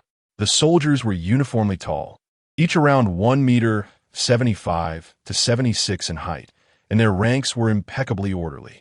Each soldier was equipped with an automatic rifle, and their uniforms were produced by the local garment factory, fashioned in the style of the Beiyang government's official military attire. A full company seemed excessive. The presence of so many armed men in Beiping could evoke a heightened response from those with sensitive nerves. Ultimately, he decided to take only a platoon, with each squad assigned a transport vehicle, in addition to his own jeep, modified by skilled technicians. In total, they had 4 vehicles. Departing from East City, they journeyed westward and northward. On this occasion, he donned military attire himself, while Yuan, beside him, wore a qipao complemented by a mink coat, presenting the quintessential image of a warlord's mistress. Whenever they passed through major cities, he would stop for a brief respite and allow Yuan, the Southern Belle, to experience the northern urban landscape. East City, after all, was rather small, merely a county town. Several days later, on December 28th, they finally arrived in Beiping just before New Year's Day. Master, Steward Yi, accompanied by several attendants, opened the villa gates wide, allowing the 4 vehicles to enter in succession. Quickly prepare a lavish dinner. The brothers are famished. Certainly, master. Please follow me. The villa included a spacious dining hall designated for the servants, accommodating the 30 members of the platoon comfortably. Zhang Luan, however, took Yuan by the hand and led her to the grand living room on the first floor of the villa. It was far superior to any residence in East City. The opulence of the Zhang mansion was truly resplendent, exuding a refined elegance, in stark contrast to the gaudy decor of Huang Xilang, the local tycoon, whose style was a jarring amalgamation of the unrefined and the eclectic. Undoubtedly, if the property were to be sold now, it would command a starting price of at least 200,000 silver dollars. At that time, I consider myself fortunate to have stumbled upon such a bargain. Do you know what kind of individuals reside in this vicinity? Diplomats from abroad, affluent merchants, and certain prominent officials from Beiping. At either end of the street, there is a police station, ensuring an atmosphere of safety. Even if the entirety of Beiping were to descend into chaos, nothing untoward would occur here. Should anyone dare to disrupt this place, it would escalate into a diplomatic incident. Whether under the previous regime or the current Beiyang government, such occurrences are inconceivable, as they are utterly fearful of foreign powers. Although Zhang Luan is now an official of the Beiyang government, he harbors no affection for it whatsoever. These individuals are incredibly domineering within their own circle, yet when faced with foreign powers, they behave like submissive children. You are truly remarkable. Able to establish yourself in such a place, Yuan gazed at him with admiration. One must admit, Yuan is indeed a person capable of maximizing emotional value. How exceptional I am. Did you not already know? What a ridiculous thing to say. Chapter 80, New Thoughts of Lung Qingxiu Day 2. Zhang Bojan arrived bearing a plethora of exquisite gifts, visiting all those connected to him. Prior to January 1st, the New Year's Day held little significance for the populace, as the Gregorian calendar was seldom utilized, with the lunar calendar being the norm. However, with the advent of the Republic, one could assert that a new era heralded fresh sentiments. New Year's Day swiftly transformed into a momentous occasion, akin to the celebration of the Spring Festival. Yet, for the common folk, it remained a day of little importance, primarily observed by intellectuals and officials who deemed it a fashionable celebration. Zhang Bojan, now a commanding officer of an independent regiment, could not escape the prevailing customs. From the break of dawn until 6 in the evening, he wore a constant smile, feeling as though the muscles of his face had become numb. Finally, the tiresome social engagements came to an end. Upon his return home, he discovered that Lung Qingxiu had already been received. Brother Zhang. The girl embraced him tightly, her grip fierce and unyielding. Since he had sent her to the northeast to establish a steel factory, nearly half a year had elapsed without their meeting. Sometimes, emotions resemble fine wine, becoming more fragrant with age.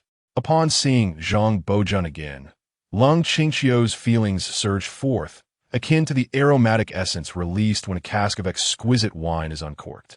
Brother Zhang, I have missed you dearly. I have missed you too. By the way, how are your studies progressing? Since you arranged for me to enter National Peking University, I have come to realize how narrow my previous perspectives were. The school is replete with new ideologies, although each individual holds differing viewpoints. The common goal is the revival and strengthening of our nation and people. It is reminiscent of the 100 schools of thought during the spring and autumn period. When it came to her studies, Lung Qingxiu had much to articulate. Which new ideology do you believe can genuinely save our country? Zhang Bojun inquired. I am uncertain, yet I find myself inclined towards one particular ideology. Which one? The Bolsheviks. What does that entail? Zhang Bojun feigned ignorance, fully aware of its meaning. The term Bolshevik signifies the majority. Historically, transformations among great powers emerge from the bourgeoisie. However, our circumstances diverge significantly. Our bourgeois class is inextricably linked to the feudal bureaucrats, rendering them exceedingly feeble. Relying on them for national salvation seems almost impossible. We must instead depend on the Bolsheviks.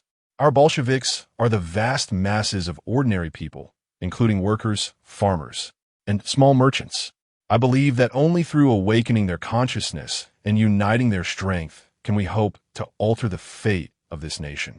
Zhang Bojun cast a thoughtful glance at the passionate Lung Qingxiu, surprised by the profound transformation she had undergone since her enrollment at National Peking University. Brother Zhang, do you think what I said is correct? Yes, and yet no.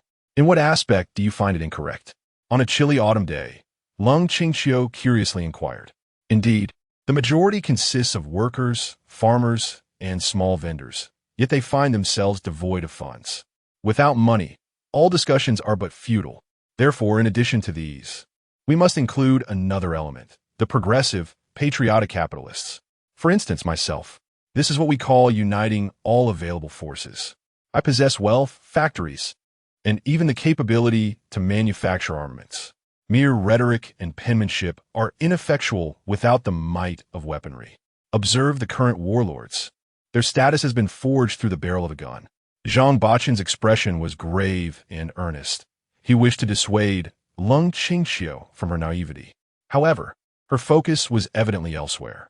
Brother Zhang, do you own an armaments factory? Indeed, all the weapons for my troops are produced in-house. I find myself in a precarious position. I am an independent regiment, unloved by relatives, lacking even uniforms, let alone military pay or weapons. Even if I wish to purchase arms, sellers are not always willing. Should I manage to procure them, they are often antiquated bolt-action rifles, some so worn that the rifling is entirely eroded. Such weapons may produce sound on the battlefield, but to achieve victory relies purely on fortune. Relying on mountains may lead to their collapse. Relying on people may result in abandonment. It is far better to depend on oneself. Thus, I established my own armaments factory. As you know, I also own a steel mill, making this endeavor not particularly daunting for me. Brother Zhang, you are truly impressive. You established an armaments factory and have successfully produced weapons. By the way, Brother Zhang, what types of weapons can your factory produce? This young lady has surprisingly learned to extract information from others. However, Zhang Bacchen had no intention of concealing the truth. His factory currently stockpiled a batch of semi-automatic rifles intended for sale. Utilizing this young lady's inquiry as a means to advertise was not a bad idea. Moreover, helping out now is akin to providing coal in winter, unlike the embellishments of future prosperity. They could produce semi-automatic rifles, automatic rifles, mortars, and related ammunition. He refrained from mentioning the true, devastating weaponry, namely the 105mm towed howitzers, as even if they could afford them, they would be rendered ineffective without the necessary expertise. It was better left unsaid. How remarkable! Since her exposure to a plethora of new ideologies, Lung Qingxiu had developed a keen interest in weaponry. Currently, the majority of the warlords are equipped with bolt-action rifles, which necessitate manual cycling after each shot. Only the elite guards and special units might have access to semi-automatic and automatic rifles. These are not produced domestically, but are entirely reliant on imports, with ammunition consumption being particularly high. Thus, only the Armée de la Armée can utilize them. To her astonishment, she discovered that her own brother Zhang's factory could produce such armaments. At the very least, they could manufacture semi-automatic rifles, and they even had cannons, albeit mortars. But after all, they were still cannons. The function of artillery is well understood. It is not without reason that this device is referred to as the king of the battlefield. Its vast killing range is unparalleled, and during sieges, The presence of cannons is imperative. Otherwise, one might as well concede defeat. Mediocre as it may seem, I had aspirations to construct aircraft and warships. Yet the production of steel is insufficient, as are the skilled technicians required. I firmly believe that Brother Zhang will eventually succeed in building both planes and ships. I appreciate your kind words. At that moment, Yuan approached from a distance. Master, Qingqiu, dinner is ready. Let's dine. Prior to Zhang Boluan's return, Lung Qingqiu and Yuan had already met. However, the common ground between them was remarkably scarce. Yuan was quite content with her current life and had no extraordinary ambitions. Her greatest desire might be to bear a child for Zhang Boluan, preferably a son, thus elevating her status. In contrast, Lung Qingqiu represented a progressive young woman.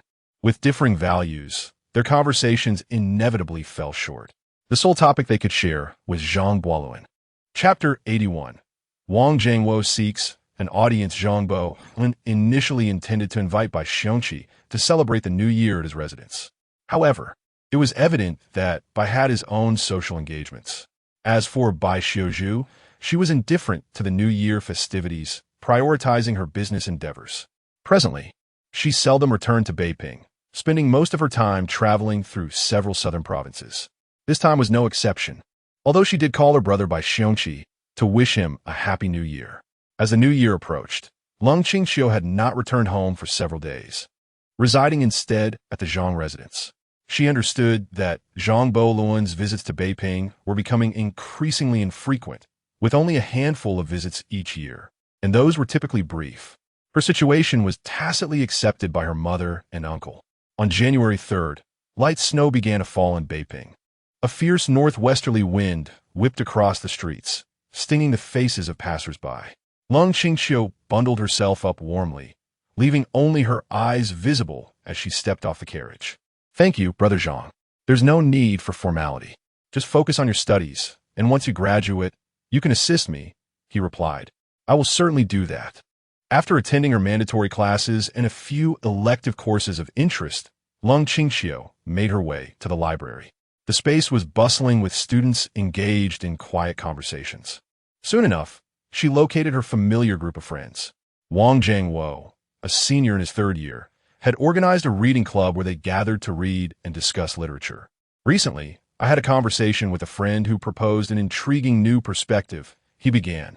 Lung Qingqiu recounted her earlier discussion with Zhang Boluan.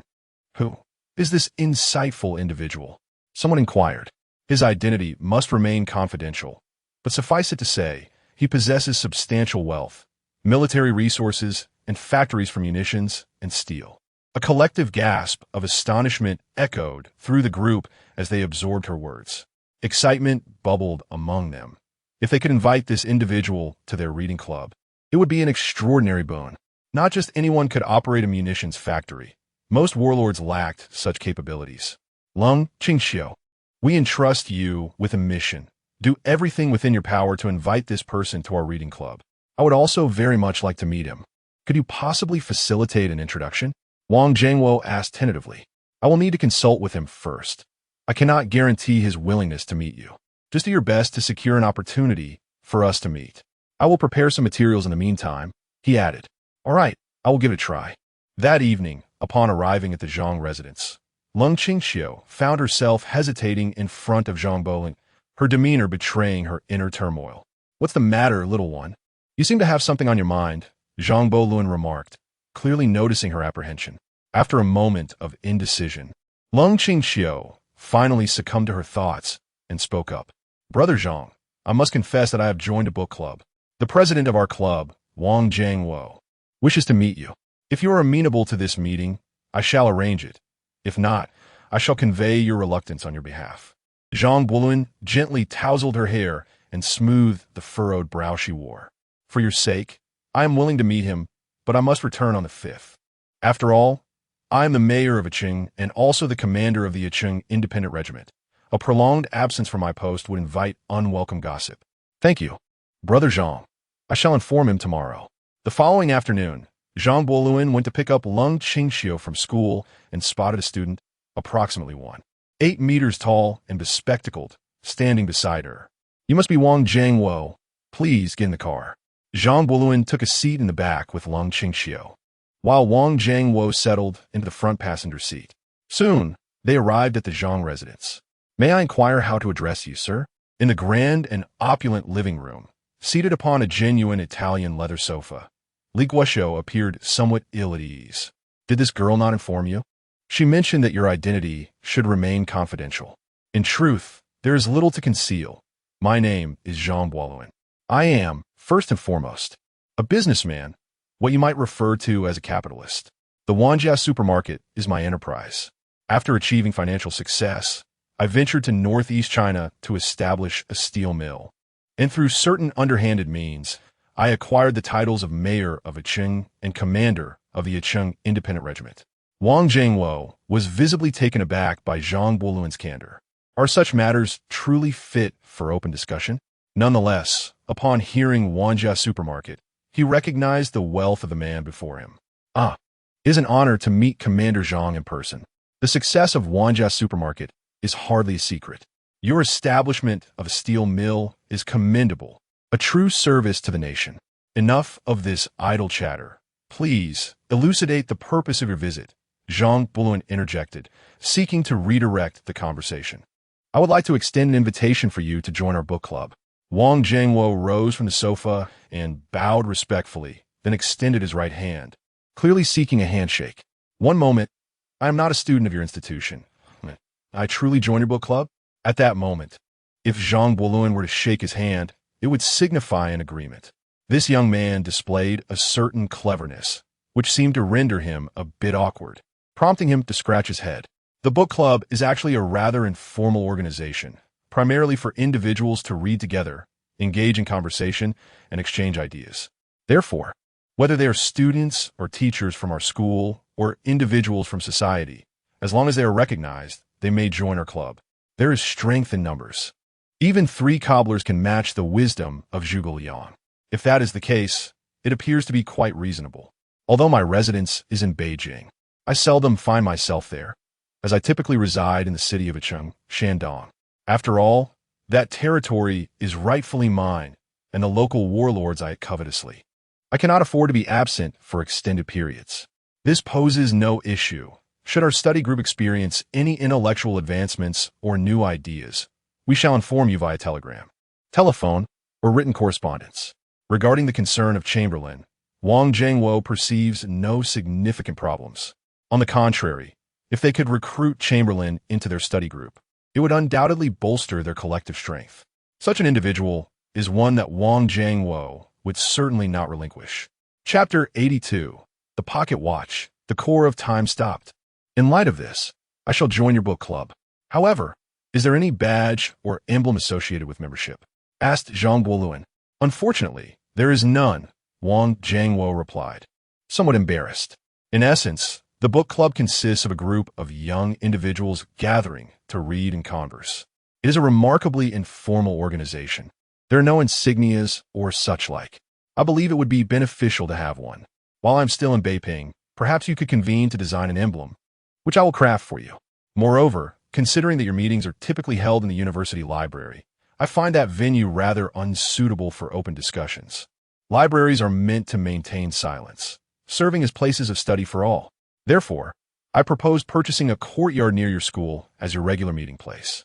Engaging in spirited debates within the confines of a library is ultimately too precarious. For the safety of Qingxiu, Zhang Buluan felt compelled to spend a little money.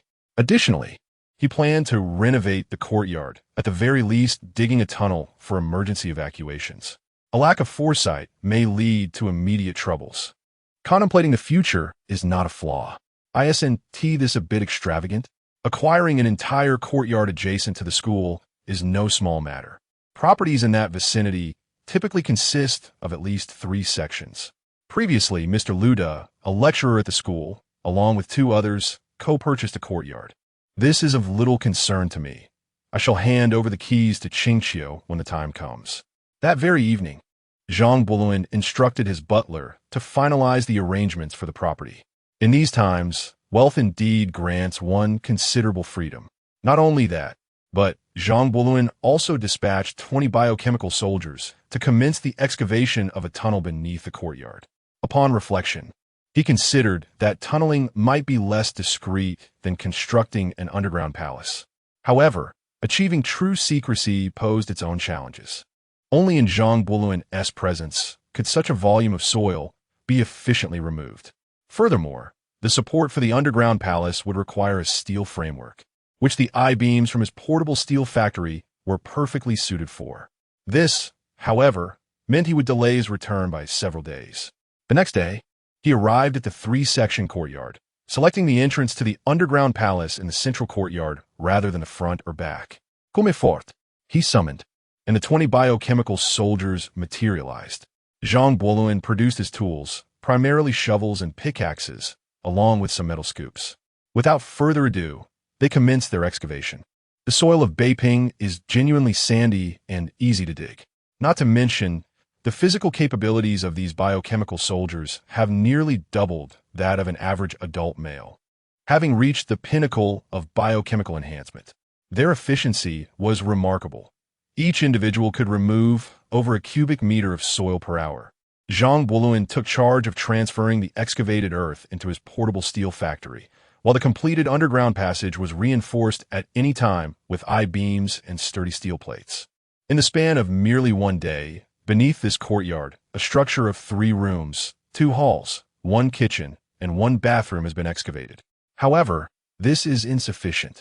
He intends to dig 1 more layer down, ultimately creating 2 subterranean levels. Furthermore, he plans to carve out 3 tunnels leading to distinct locations. Time passes swiftly, and in a month's time, it is once again the moment to make a choice. First, he dismisses the blind box, for under normal circumstances, it should yield nothing of value. The key he acquired previously unlocked the first tier of the genetic lock. Hence, this one might potentially unlock the second tier, but could also simply be an ordinary key, with the latter being the more probable scenario. Therefore, selecting the third option seems the most rational choice. As I refuse to believe that the inaugural appearance of the monthly flash sale item would be mundane, I choose the third item. In an instant, the coin in Chamberlain's hand vanished, replaced by an exceedingly ancient pocket watch, reminiscent of the 18th century, adorned with intricate engravings. Among the patterns were 4 obscure characters, core of time stoppage. Upon uttering these words, the information regarding the pocket watch flooded into his consciousness. Watch, core of time stoppage. It possesses a total of 12 notches. Each use consumes 1 notch and can halt time within a 10-meter radius for 30 seconds. Simultaneously extracting 10 years of vitality from the user, which is immediately manifested. Additional notches can be expended to prolong the time stoppage, with each notch extending the pause by 30 seconds, and a maximum of 12 notches may be consumed at once. To pause time, how extraordinary! Regrettably, it only affects a 10-meter radius. Otherwise, I would be a deity in this world. The vitality extraction aspect is of no consequence to me. Even if all my life force were to be drained in an instant, I could resurrect and revert to my prime state. Indeed, this is an essential item for home, travel, or even nefarious deeds. Chamberlain decided to test it. In the courtyard, several sparrows were pecking at grains scattered by the workers. Occasionally, they would flutter up from the ground. Chamberlain casually pressed the pocket watch. Indeed, the sparrows before him appeared frozen in time, motionless even in midair. He reached out to nudge one. Under normal circumstances, it would be immovable. However, as the bearer of the watch, he was an exception. Fascinating. As 30 seconds elapsed, he felt a wave of weakness wash over him, and a few strands of white hair appeared at his temples. 10 years of vitality had been siphoned away. Yet, he soon realized something was amiss. Previously, if he sustained an injury, the wound would heal slowly, akin to that of an ordinary person, dictated by the pace of his metabolism, typically requiring several days to a fortnight. However, he observed that the replenishment of his vitality occurred at an astonishingly swift rate. Approximately within an hour, his hair regained its lustrous, dark sheen, returning to a vibrant state. Having previously experienced immortality twice, this time he truly grasped the concept of agelessness. It seemed evident that as long as my life force was not entirely siphoned away in an instant, I would swiftly revert to my normal condition. Considering the human maximum lifespan of 120 years, I could utilize my abilities up to 9 times without facing immediate death, allowing for gradual recovery. Exceeding this threshold would result in death, followed by resurrection. In other words, I could freeze a location in time for 270 seconds, a duration in which many challenges could be resolved. Chapter 83. The Appeal of General Chao, January 7, 1921. Zhang Luan returned to Yi City once more.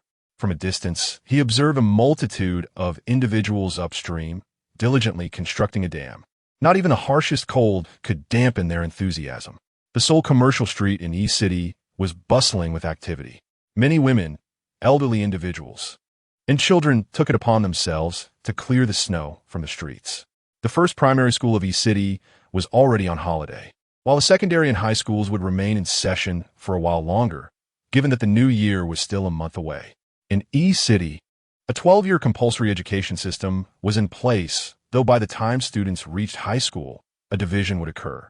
Some would continue their academic pursuits, while others, recognizing their unsuitability for theoretical studies, would engage in vocational training. At either end of the street, and in the center, soldiers from the county government had erected 3 large iron barrels, heated from below by fire. These barrels were filled with spicy noodle soup, rich and invigorating, enhanced with minced meat. For those engaged in voluntary labor, a warm bowl provided great comfort during the cold or tiresome moments. The scene was heartwarming. Zhang Luan took out his camera, capturing several photographs with a satisfying click. As the saying goes, a person's name is but a shadow of their deeds. He intended to send these images to the newspapers in Beiping and Shanghai. His intention was not solely to document the labor, but also to showcase the first hospital, the largest canteen, the premier nursing home, and the foremost orphanage in Yi City. Such places deserve to be captured. Zhang Luan was not one to perform good deeds anonymously. Having done something commendable, it was only fitting that the world be made aware of it. After all, reputation can serve as a powerful weapon.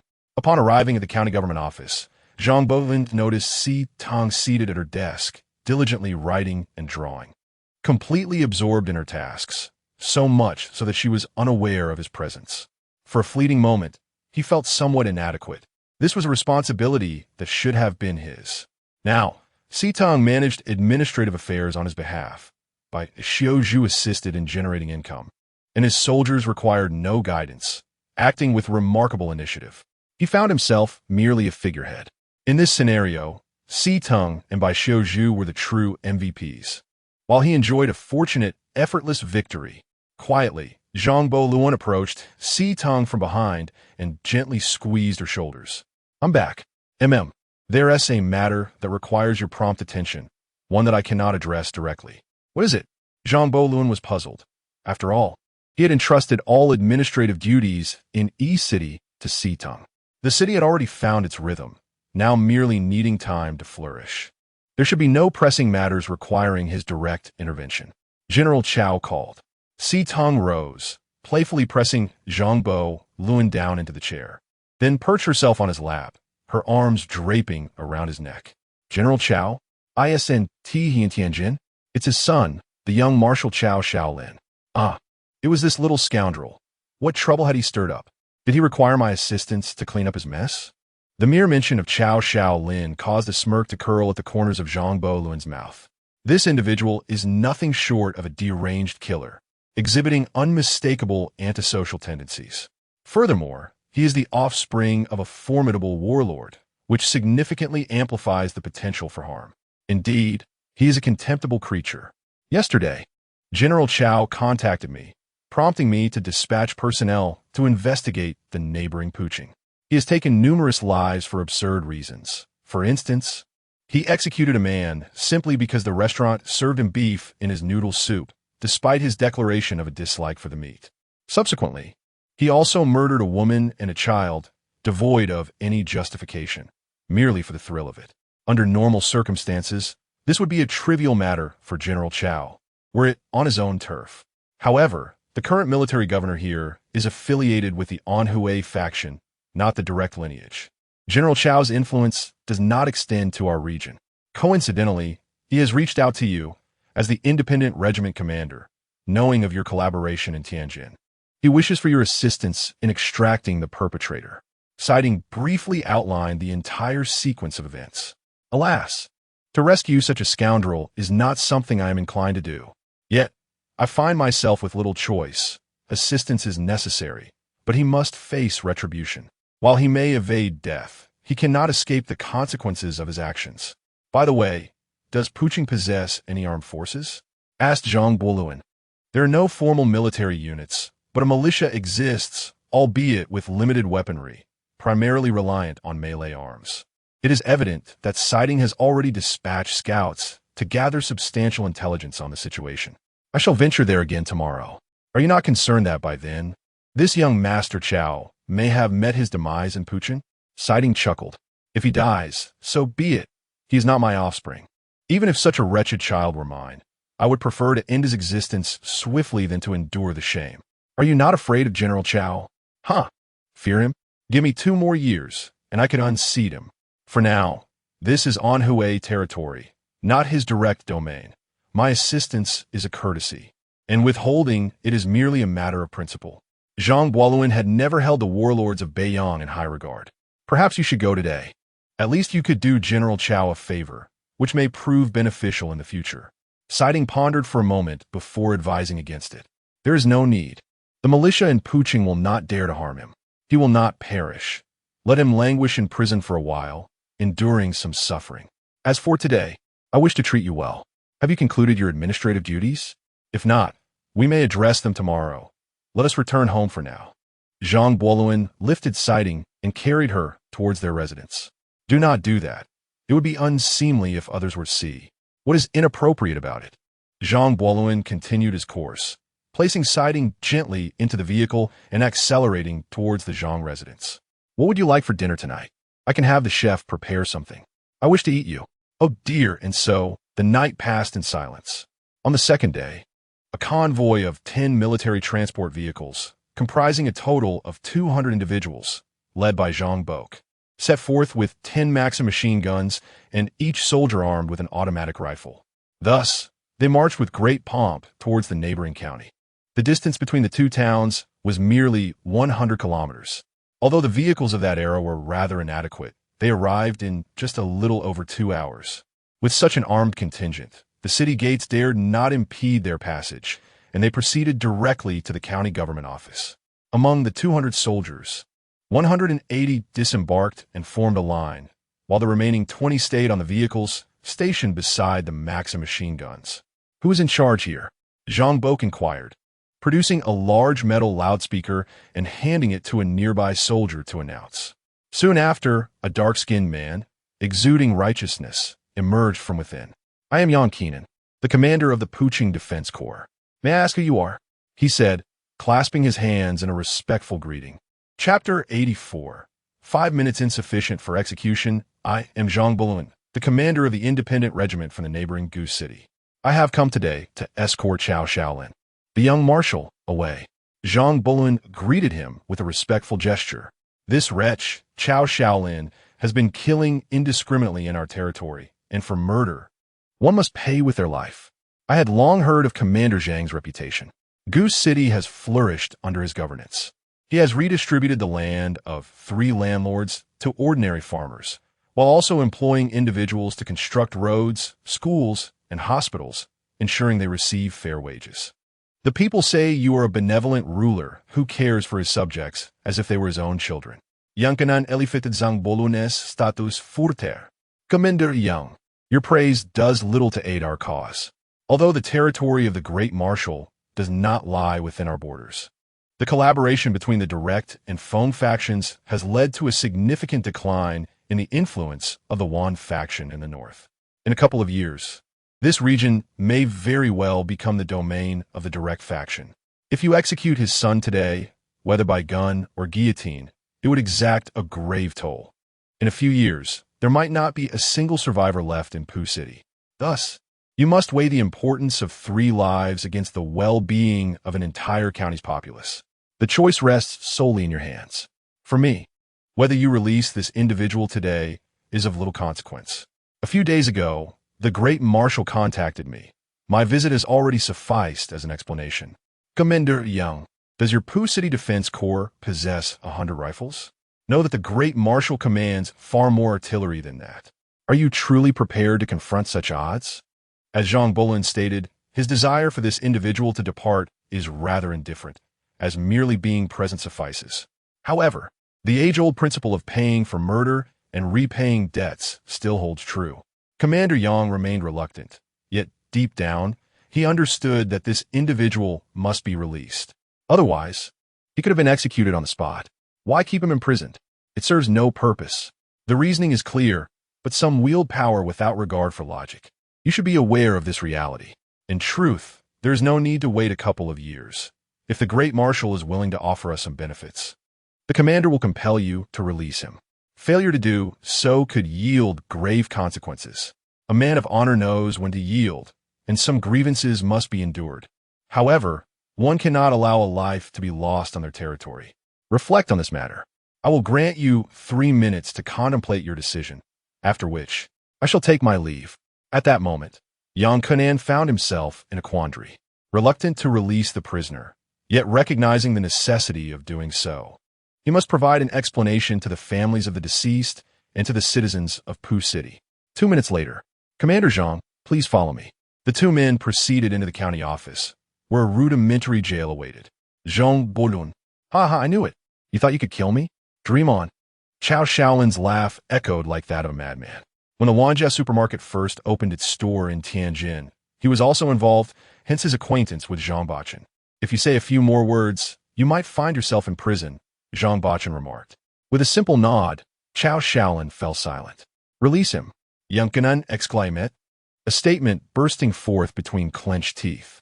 Captain, we cannot. Tinia's death was truly tragic. The guard stationed at the prison gate grew anxious. I said release him. Yang Keenan bellowed, his fury palpable. The guards, left with no alternative, reluctantly opened the prison doors. Come on, it's quite comfortable in here. After all, this is not your father's territory, Zhang Bachin called inside. Surely these shackles must be removed. Otherwise, I cannot leave. Chao Shaolin raised his hand and shifted his feet, producing the sound of chains scraping against one another. Since we are freeing him, let us do it thoroughly. Zhang Bachin turned to Yang Keenan. Unlock them. With a resigned closure of his eyes, Yang Keenan issued the command. Prior to exiting the county office, Chao Shaolin maintained an obedient demeanor behind Zhang Bachin. However, upon reaching the entrance, he was taken aback by the sight of Zhang Bachin accompanied by a significant number of soldiers, including 10 Maxim machine guns. The pretense was over. Zhang Bachin, eliminate them all. I want a city slaughter. He laughed maniacally. Ha ha, you lock me up and dare to think of killing me? It's merely a handful of lowly peasants, dreaming of my retribution. With a swift motion, Zhang Bachin struck him hard, sending him sprawling to the ground. You must understand, I am in partnership with your father, not one of his subordinates whom you can command. My purpose here today is solely out of respect for our partnership. In truth, a person like you deserves to be executed without hesitation. You are fortunate to have a powerful father. Zhang Bachin planted his foot on Chao Shaolin's face, applying just enough pressure to convey his strength, which for an ordinary person would feel as if all their might was exerted. Chao Shaolin felt as though his skin and skull were about to part, the pain excruciating. I realize my mistakes. Spare me, and I shall never repeat them. He was a man capable of humility when necessary. That's more like it. Acknowledging one's faults is the mark of a good child. I would rather not witness General Chao sending off his son with white hair for a black-haired one. Of course, you may choose to disregard this kindness or even report to your father that I struck you. It matters little to me, for my task is complete. Take him to Jinan and let General Chao send someone to fetch him. Before long, Chao Shaolin was escorted away. Captain Yang, although you have released him, the retaliation that is bound to come will surely arrive. With only a few firearms at your disposal, you certainly cannot withstand it. However, I do have a plan. Yang Keenan is indeed a remarkable talent. Moreover, Zhang Bachin is currently eager to expand his territory, for mere Gu City is far too small to realize his ambitions. Commander Zhang seeks my counsel. Yang Keenan nearly kneels before him, acutely aware that retribution is imminent. releasing that murderer would undoubtedly invite retaliation, as he would surely return with a vengeance. Yet, to resort to murder would mean a massacre. Weighing the two evils, one must choose the lesser. However, he is not inclined to meet his demise. It is quite simple. I can save you. Does Commander Zhang require our assistance? You are astute, and naturally, I will not extend my help without a price. I desire something in return. What is it that you seek? Whatever we possess, we shall willingly offer, even if it costs me my very life. What need have I for your life? I am not a pervert, kicking your head around like a football. What I desire is quite straightforward, the entirety of Puching. Once this territory is under my control, I shall undoubtedly safeguard every soul within it. Would you not agree with this reasoning? I shall grant you 3 minutes to ponder, after which I shall not wait. Chapter 85. Yang Ku's subjugation. Yang Ku gazed at the troop transport vehicle before him, adorned with a Maxim machine gun, stout soldiers, and their automatic rifles. He then turned his attention to his own brethren. Not only did they lack proper weaponry, but they also possessed no decent clothing. In their hands were spears, broadswords, and even manure forks. Only a few skilled marksmen bore the Hanyang rifles. Yet he knew that the rifling of these weapons was nearly worn out, each gun older than himself. The most respectable armament present was perhaps the revolver in his possession. In comparison, this trivial object was utterly insignificant. A mere touch could shatter it. Captain Zhang, if we were to align ourselves with you, would we also receive such weapons? The circumstances favored the stronger. The disparity between broadswords and spears versus automatic rifles and machine guns was indisputable. Of course, I am ever generous towards my own people, Zhang replied. Not only will you be equipped with these weapons, but artillery as well. I will also assign personnel to train you. This is merely the foundation. I will arrange for the renovation of schools, hospitals, and barracks, broadening the road connecting Iching and Puching to 7 meters. All of these projects will employ the labor force from Puching, paying daily wages of 2 dimes for men and 1 dime and 5 cents for women.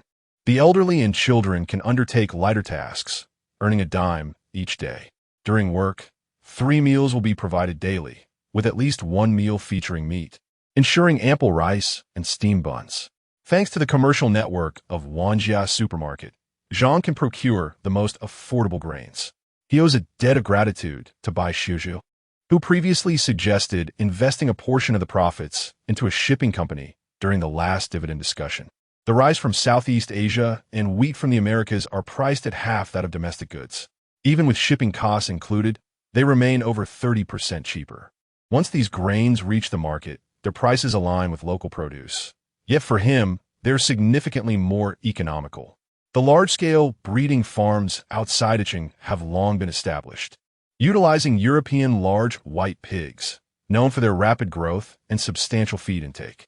Although they lack the quality of domestic breeds, such as the Taihu black pig or the Jinhua two-headed black pig, their high yield is unparalleled, ensuring that the large white pig dominates over 95% of the pork market decades later. This advantage is substantial, and Zhang's meat supply is assured. Regrettably, European white-feathered chickens are currently unavailable.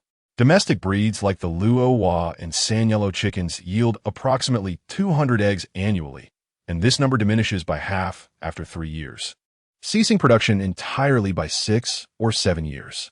The supply of eggs remains somewhat lacking. However, raising chickens is a task that every household can undertake in their own yards. Azicheng has become a community of chicken breeders. The county government will also uniformly purchase eggs, thereby providing an additional source of income for the citizens. It is precisely for this reason that Chamberlain dares to boast, having faced difficulties and hardships for half a lifetime without encountering a benevolent ruler. Young Gainan, in his earnestness, was about to kneel down. Chamberlain hastily interrupted him. Enough of that. I have also read the 3 Kingdoms. Do not imitate El Bu, for I am no Dongjua. Yang Kainan had intended to present himself as a learned individual, but now found himself in an awkward predicament. By the way, do you have a county magistrate here? No, we have been without a county magistrate for 3 years. We rely on our defense corps to manage our affairs, came the reply. No wonder things are in such disarray. It turns out to be a military government. Here is the plan. I will send someone to handle administrative matters in the future. Your most crucial task now is to enhance the combat effectiveness of the Defense Corps. I will send instructors to assist you with that. How many members does your Defense Corps have? Chamberlain inquired further. The Defense Corps is a militia organization. Theoretically, each household should contribute one member. However, we only train once every 7 days, and for merely half a day each time, thus lacking any real combat capability. Yuan replied candidly. Chamberlain paced a few steps. Let us begin with the selection process, eliminating the old, weak, ill, and disabled, retaining only the young and able-bodied. Then, based on the principle of voluntariness, those willing to enlist will do so, while those unwilling may return home. Regular soldiers will receive $6 a month, in addition to 30 pounds of flour or rice. Squad leaders will receive an extra $1, platoon leaders $2, and company commanders $3. As for you, the commander of this corps, you will receive $20 a month, along with an additional 10 pounds of meat and 5 pounds of eggs. In the event of combat, there will be additional rewards based on merit. Should one unfortunately perish, there will be compensation, and arrangements will be made for their children and elderly parents. Good treatment signifies rigorous training. If anyone cannot endure hardship, let them depart. By sweating more during peacetime, you will bleed less in war. I trust you understand this simple principle. Regarding military discipline, I will provide you with a manual. You are not the soldiers of old. To become true warriors, you must adhere to strict military conduct. Should anyone violate this, handle it as necessary, and do not show favoritism. This is of utmost importance. Sir, will the military pay be dispersed in full? Yuan could not help but ask. Of course. I am not lacking in those few coins from you. Is there a cap on the scale? I mean, regarding the number of recruits. In a place like Puching, how many qualified soldiers can there be? Rest assured, recruit as many as possible. After 3 months of military training, there will be an assessment. Those who do not meet the standards will be eliminated. Of course, they will receive pay during these 3 months. Chamberlain's words dispelled all of Yuan concerns, especially when Chamberlain unloaded 5 large boxes of silver dollars from the vehicle. Each box contained $10,000, weighing nearly 540 pounds altogether. Typically, it would take 3 or 4 adult men to lift such a load. However, the biochemical soldiers under Chamberlain's command easily lifted the silver dollars with just 2 individuals. He instructed them to open all the boxes, revealing a bounty of gleaming silver coins within. Here lies a total of 50,000 silver dollars. Even if you were to recruit 7 or 8,000 men, this sum would suffice for a month's military salaries. Rest assured, indeed, there is no need for concern. I have never encountered such a vast fortune in my lifetime, Yuan exclaimed, his lips quivering with excitement, even his toes fervently digging into the soles of his shoes. Such a small mindset. How trivial this amount seems. By the way, you ought to compile a list of all the unscrupulous landlords and wealthy merchants in Puching. In the past, the 3 affluent merchants of Achung contributed 4 million taels merely as bait for the extermination of bandits. Subsequently, upon their demise, the total wealth amassed exceeded 20 million taels. Although Puching may not possess the opulence of Achung, it surely harbors its own considerable riches. A campaign against the wealthy and a redistribution of land would undoubtedly be a sound strategy. Chapter 86. Conquering Puching Commander. Do you intend to take action against them? These individuals are not easy to deal with. They possess connections in the big city, and some even have ties to foreigners. Yuan was well aware of Zhang Boluan's previous actions. Do not concern yourself with that. These mere local tycoons are inconsequential in my presence. They are nothing more than pigs fattened for slaughter. It is an opportune moment to eliminate them for sustenance. There is no need for an inventory. None of the 5 major tycoons in Puching are virtuous.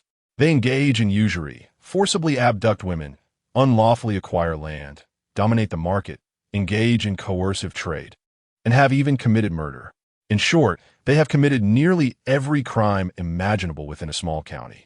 Yuan harbored resentment towards these 5 tycoons. When he first established the Defense Corps, he visited each of them, hoping they might contribute some funds to equip his brothers with decent weaponry. Even if it meant 3 or 4 men sharing a single gun, it would suffice. However, Each of them only donated a paltry sum of 100 silver dollars, then lamented their financial plight, feigning poverty as if they had no surplus. Ah, since that is the case, your task shall change. Go collect evidence against them and locate their victims. My men will infiltrate and apprehend them all. We shall conduct a public trial, and those deserving of death shall meet their fate, while others may be sentenced to labor reform. Gather a few brothers to guide the way. Each of the 5 tycoons will be allocated 2 Maxim machine guns and nearly 40 bio soldiers. Had it not been for the dispatch of 3 men to escort Chao Shaolin to Jinan, each could have had 40 men, machine guns, and automatic rifles against bolt-action rifles. Moreover, we have grenades and mortars. Even if they had tenfold the numbers, they would not withstand our assault. Indeed, 2 hours later, all 5 tycoons, along with their immediate relatives and collateral kin within 3 generations, were apprehended. Naturally, these individuals would undergo preliminary scrutiny. Those who had not participated in the oppression of the populace or profited from such tyranny would be released. The remaining individuals were scheduled for public trial that afternoon. An hour later, a report was made to the commander. All assets are estimated to exceed 15 million silver dollars, alongside vast tracts of land and commercial properties. All shops and their residences, along with their wealth, shall be confiscated. As for the land, it shall be redistributed. Understood, Commander. Soon noon arrived. The 5 tycoons were paraded onto the stage. Zhang Buluan and Yang Qinan ascended as well, each wielding a large tin horn. Zhang Buluan raised his automatic rifle and fired a burst into the air. The gunfire silenced the buzzing discussions below in an instant. He nodded at Yang Qinan. Greetings, esteemed elders and fellow townsfolk. You are likely familiar with my identity, yet few know the gentleman beside me. This is the county magistrate from neighboring Iching. Indeed, it is a renowned and just Zhang Buluan, as spoken of in many tales. Let us welcome County Magistrate Zhang to address us.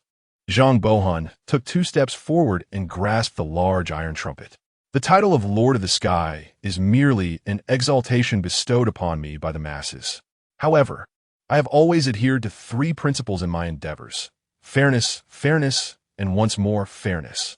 These 5 affluent landowners, who do not toil for their sustenance, indulge in opulent mansions and beautiful maidens, feasting daily on the finest delicacies. They possess nearly 80% of the land in the entire Poo City. Meanwhile, you toil relentlessly yet struggle to provide for your families. Look at your wives, your children, your parents. Are their cheeks not sunken, their bodies emaciated? For those with a lovely daughter, you would rather keep her locked away at home, fearing she might catch the eye of these men. Is this fair? Tell me, is this not unjust? In the end, Zhang Bohan even amplified his voice with the vigor he had recently cultivated. Unjust. This initial cry was orchestrated by Zhang Bohan, yet it undoubtedly resonated with the multitude. Unjust, unjust, unjust, rang out the voices of everyone in front of the stage, creating a powerful wave of sound that frightened the 5 wealthy landowners to the core. For within that sound lay a palpable threat. Indeed, this is unjust. However, had their wealth been acquired through honorable means, even if it was unfair, people would merely feel envious. Yet these 5 are different. They have seized and extorted, monopolized and coerced, and abducted the daughters of the people. Many among you once owned land, but due to a drought, you were forced to borrow at exorbitant interest rates from them, unable to repay, and thus relinquished your family's land.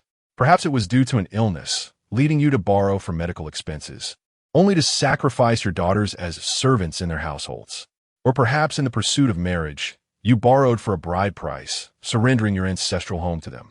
In the end, you had no choice but to labor as their serfs, toiling tirelessly throughout the year, yet barely managing a few full meals. Now, let us invite the aggrieved to the stage. Zhang Bohan was astonished by the sheer number of those who had suffered. The stage could scarcely accommodate them. This was merely a selection of 1 representative from each household. The grievance meeting lasted a full 3 hours, with individuals speaking while spitting in their direction. Fortunately, the 5 landowners still retained a shred of authority, and the crowd did not resort to violence. Otherwise, they would surely have perished. Even so, the spittle from all present drenched them as if they had been caught in a torrential downpour. The 5 had become like drenched chickens, soaked through, with puddles forming beneath them. In such a small county, to be the target of widespread condemnation, their fate is indeed deserved. Bring them forth to the execution ground. They shall be executed in 1 minute by a Maxim machine gun. Those remaining will face their fates according to their crimes. Execution for the deserving and labor reform for others. Soon, the sounds of firecrackers erupted from the execution site. Generally, the sound of gunfire instills a sense of fear in people. Yet on this occasion, everyone found the gunfire to be remarkably melodious. Commander, I am truly impressed. Yuan also witnessed this scene, succinctly encapsulating it in 4 words. The people's hearts are one. There remains much for you to learn. Thus, apply yourself diligently. By the way, seizing the moment, announce the terms for enlistment. We shall only accept candidates aged between 16 and 35. Others need not apply. Those with only 1 male heir at home are also ineligible. Among brothers, only 1 may be recruited, while if there are more than 3, 2 may be accepted. Those unencumbered by obligations may also enlist. Chamberlain reiterated the conditions for recruitment, which were easily comprehensible.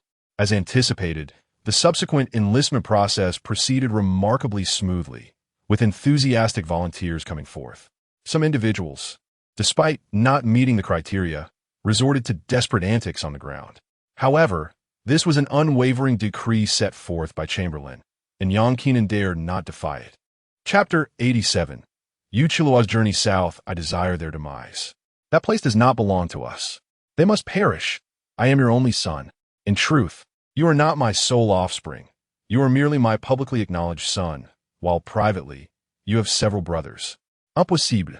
Did you not claim that after my birth, due to excessive horseback riding, you became incapable of fathering more children? That was merely because I did not wish to see your mother in my bed. At that time, I was but a humble company commander. Your mother was a princess, and your grandfather a noble. I could not take a concubine, so I resorted to keeping a few mistresses. The quarrel between General Chao and young General Chao echoed from behind the tightly shut study door. Ha ha, Gaozing, ha ha. Young General Chao laughed maniacally. No wonder you did not send your own men to rescue me. Instead, you had that scoundrel Zhang Boluan come to my aid. In your heart, I am of no significance. It matters not. If you will not assist me in avenging my grievances, I shall do it myself. I will first eliminate Zhang Boluan, and then I shall lay waste to the city. Gazing upon his son's twisted visage, a reflection of rage and despair, General Chao pondered what sins he must have committed in his past life to have borne such a creature. The lives he had taken were numerous, certainly more than those of his own son, yet he did not kill for mere amusement. Each act was driven by purpose, whether to set an example or to physically eradicate an adversary. You should not take a single soldier from my ranks. I do not require them. Young General Chao departed from the general's residence, careening through the streets of Tianjin, nearly causing fatal accidents. The onlookers could only seethe in silence. Soon, he arrived at the entrance of courtyard. Knock, knock, knock. Young General Chao composed himself, suppressing his manic expression, and rapped upon the door. Moments latte. The door creaked open. The 2 individuals who appeared bore expressions devoid of emotion, almost resembling automatons. I wish to see your master. Enter. The 2 gestured in a welcoming manner. Upon stepping into the courtyard, the door was shut behind him and bolted securely. Following the 2 figures, he traversed a corridor, passing through 2 doors until he reached the 3rd courtyard. He then crossed through a side door, arriving at the garden. In the garden's pavilion stood a woman clad in a qipao, draped in a mink fur cloak, leaning against the railing, gazing at the lifeless garden. In the depths of winter, young General Chao, a grown man, had donned a heavy coat, while this woman seemed utterly unfazed by the cold. She offered him only her back, never turning to face him. Young General Chao, what business do you have with this frail woman? If one considers you a frail woman, then no one in this world could be deemed strong. The memory of you single-handedly battling a squad of armed soldiers remains vividly etched in my mind. I come to request your aid in eliminating a certain individual. I am no assassin. 10 large yellow croakers, plus 10 robust men. Now, tell me who it is you wish to kill. Zhang Boluan, commander of the Goose City Independent Regiment. Zhang Woluan, the price you offered is insufficient. It must be doubled. The woman finally rose to her feet and approached Xiao Shaolin.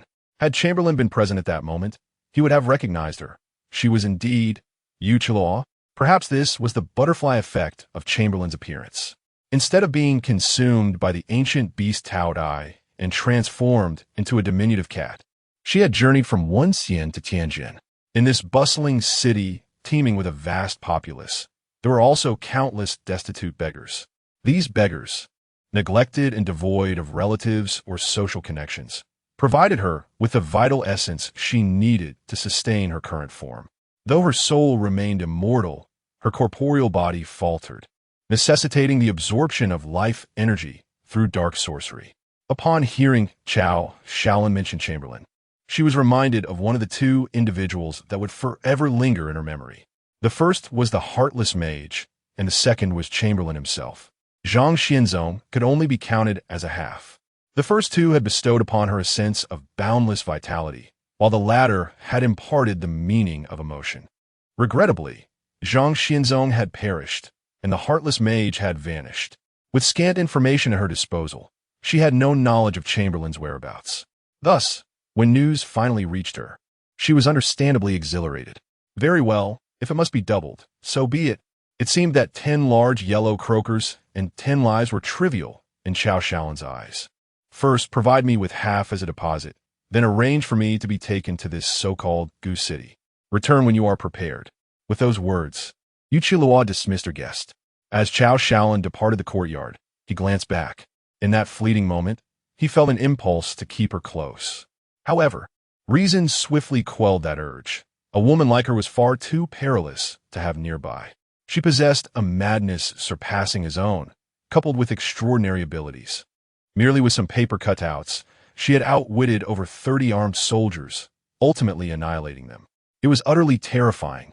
Her insanity disregarded the value of others' lives. Yet she held her own life in high regard. As the young commander, despite being unable to command his father's army, he enjoyed the loyalty of many sycophants due to his status. That very night, 10 dockworkers and 10 large yellow croakers were sent to the Yu residence, never to be seen again. The following day, Yu Qiluo boarded a southbound train, first arriving in Jinan, then taking a jeep arranged by Xiao Shaolin towards Goose City. Chamberlain, of course, remained oblivious to the fact that he had attracted the attention of this dark sorceress. Even if he were aware, it would matter little. With a complete version of Si Tong by his side, most extraordinary beings posed no threat to him. Moreover, he is not devoid of combat prowess. Through the cultivation of body refinement techniques and energy nurturing methods, should he activate the first tier of his genetic lock at this moment. Alongside the vast arsenal stored within his personal steel factory, any ordinary extraordinary being would meet their demise. At this juncture, Chamberlain is at the site of a reservoir construction, laboring alongside others in the task of stone lifting. This may appear as mere theatrics, yet one cannot deny the impressive efficacy of this performance, as he is genuinely engaged in the work, even surpassing the efforts of the average individual. After all, his formidable physique allows him to excel. While an ordinary adult male may manage to lift a mere 100 pounds throughout an entire day, becoming fatigued after a prolonged period, he casually handles weights of 200 to 300 pounds with remarkable ease. In fact, while lifting, he manages to multitask by practicing his energy-nurturing techniques. A county head who toils alongside us, lifting heavier loads than we do, such a leader is unprecedented. My great-grandfather had never heard of such a person. County Head Zhang is a paragon of virtue, distinctly different from the typical bureaucrat. It is said that recently, without a single soldier, he successfully annexed the neighboring Pu City. Just a few days ago, my father-in-law mentioned that their family has also received a share of land, promising them a brighter future akin to ours. I sincerely hope that County Head Zhang will conquer all surrounding counties, enabling everyone to enjoy a prosperous life. Chapter 88. Repelling Yu Qiluo, though the area is modest in size, it exudes an air of vibrant liveliness. Children dart about the streets, clutching candied hawthorns, their laughter echoing through the air. Some youngsters dismantle strings of firecrackers, setting off explosions upon the accumulated snow by the roadside. Others wield sticks as makeshift rifles, using mounds of dirt and snow as cover in their imaginative war games. A little girl engages in a game of jump rope with a large yellow dog, while elderly individuals, clad in thick cotton coats, bask in the sun within a glass structure, where several women busily engage in handicrafts. In summary, the scene can be encapsulated in 4 words: a harmonious and prosperous existence. The vitality of these people surpasses that of those residing in Tianjin city walls, evidently indicating their fortunate access to sustenance. Yu Chilua involuntarily extended her tongue to lick her upper lip. However, in pursuit of her mission, she refrained from making any rash moves, particularly with armed soldiers stationed at various sentry posts throughout the streets. There were also patrol officers dressed in black uniforms, their waistbands bulging, likely concealing sidearms. Although she felt unperturbed by their presence, the sound of gunfire could attract a larger force, leading to her demise. A small sacrifice could disrupt a grand plan. She sought refuge in a modest inn, opting to secure her accommodations first. As midnight approached, Yu Chilua finally opened the window, vanishing into the room amidst a faint crimson glow. Meanwhile, Zhang Luan had just exited Si Tong's chamber, proceeding to Yu Zhen's room to continue their endeavors. Suddenly, the sounds of a scuffle erupted outside. Hastily, he donned his clothing. "You must hide in the cellar. Wait for me to call you before you emerge," he instructed Yu Zhen, tossing her a coat before rushing out. Upon reaching the courtyard, he beheld 2 figures engaged in combat against the backdrop of the sky. One glimmered with a pale green light, while the other radiated a dark crimson hue. The green figure was Si Tong, and he recognized the dark crimson one as Yu Chilua. Instantly, Zhang Luan entered the first stage of his genetic lock, his heartbeat soaring to over 500 beats per minute. His pupils dilated, and his field of vision expanded. In an instant, he found a semi-automatic rifle in his hands, its barrel longer than standard issue, with a larger caliber.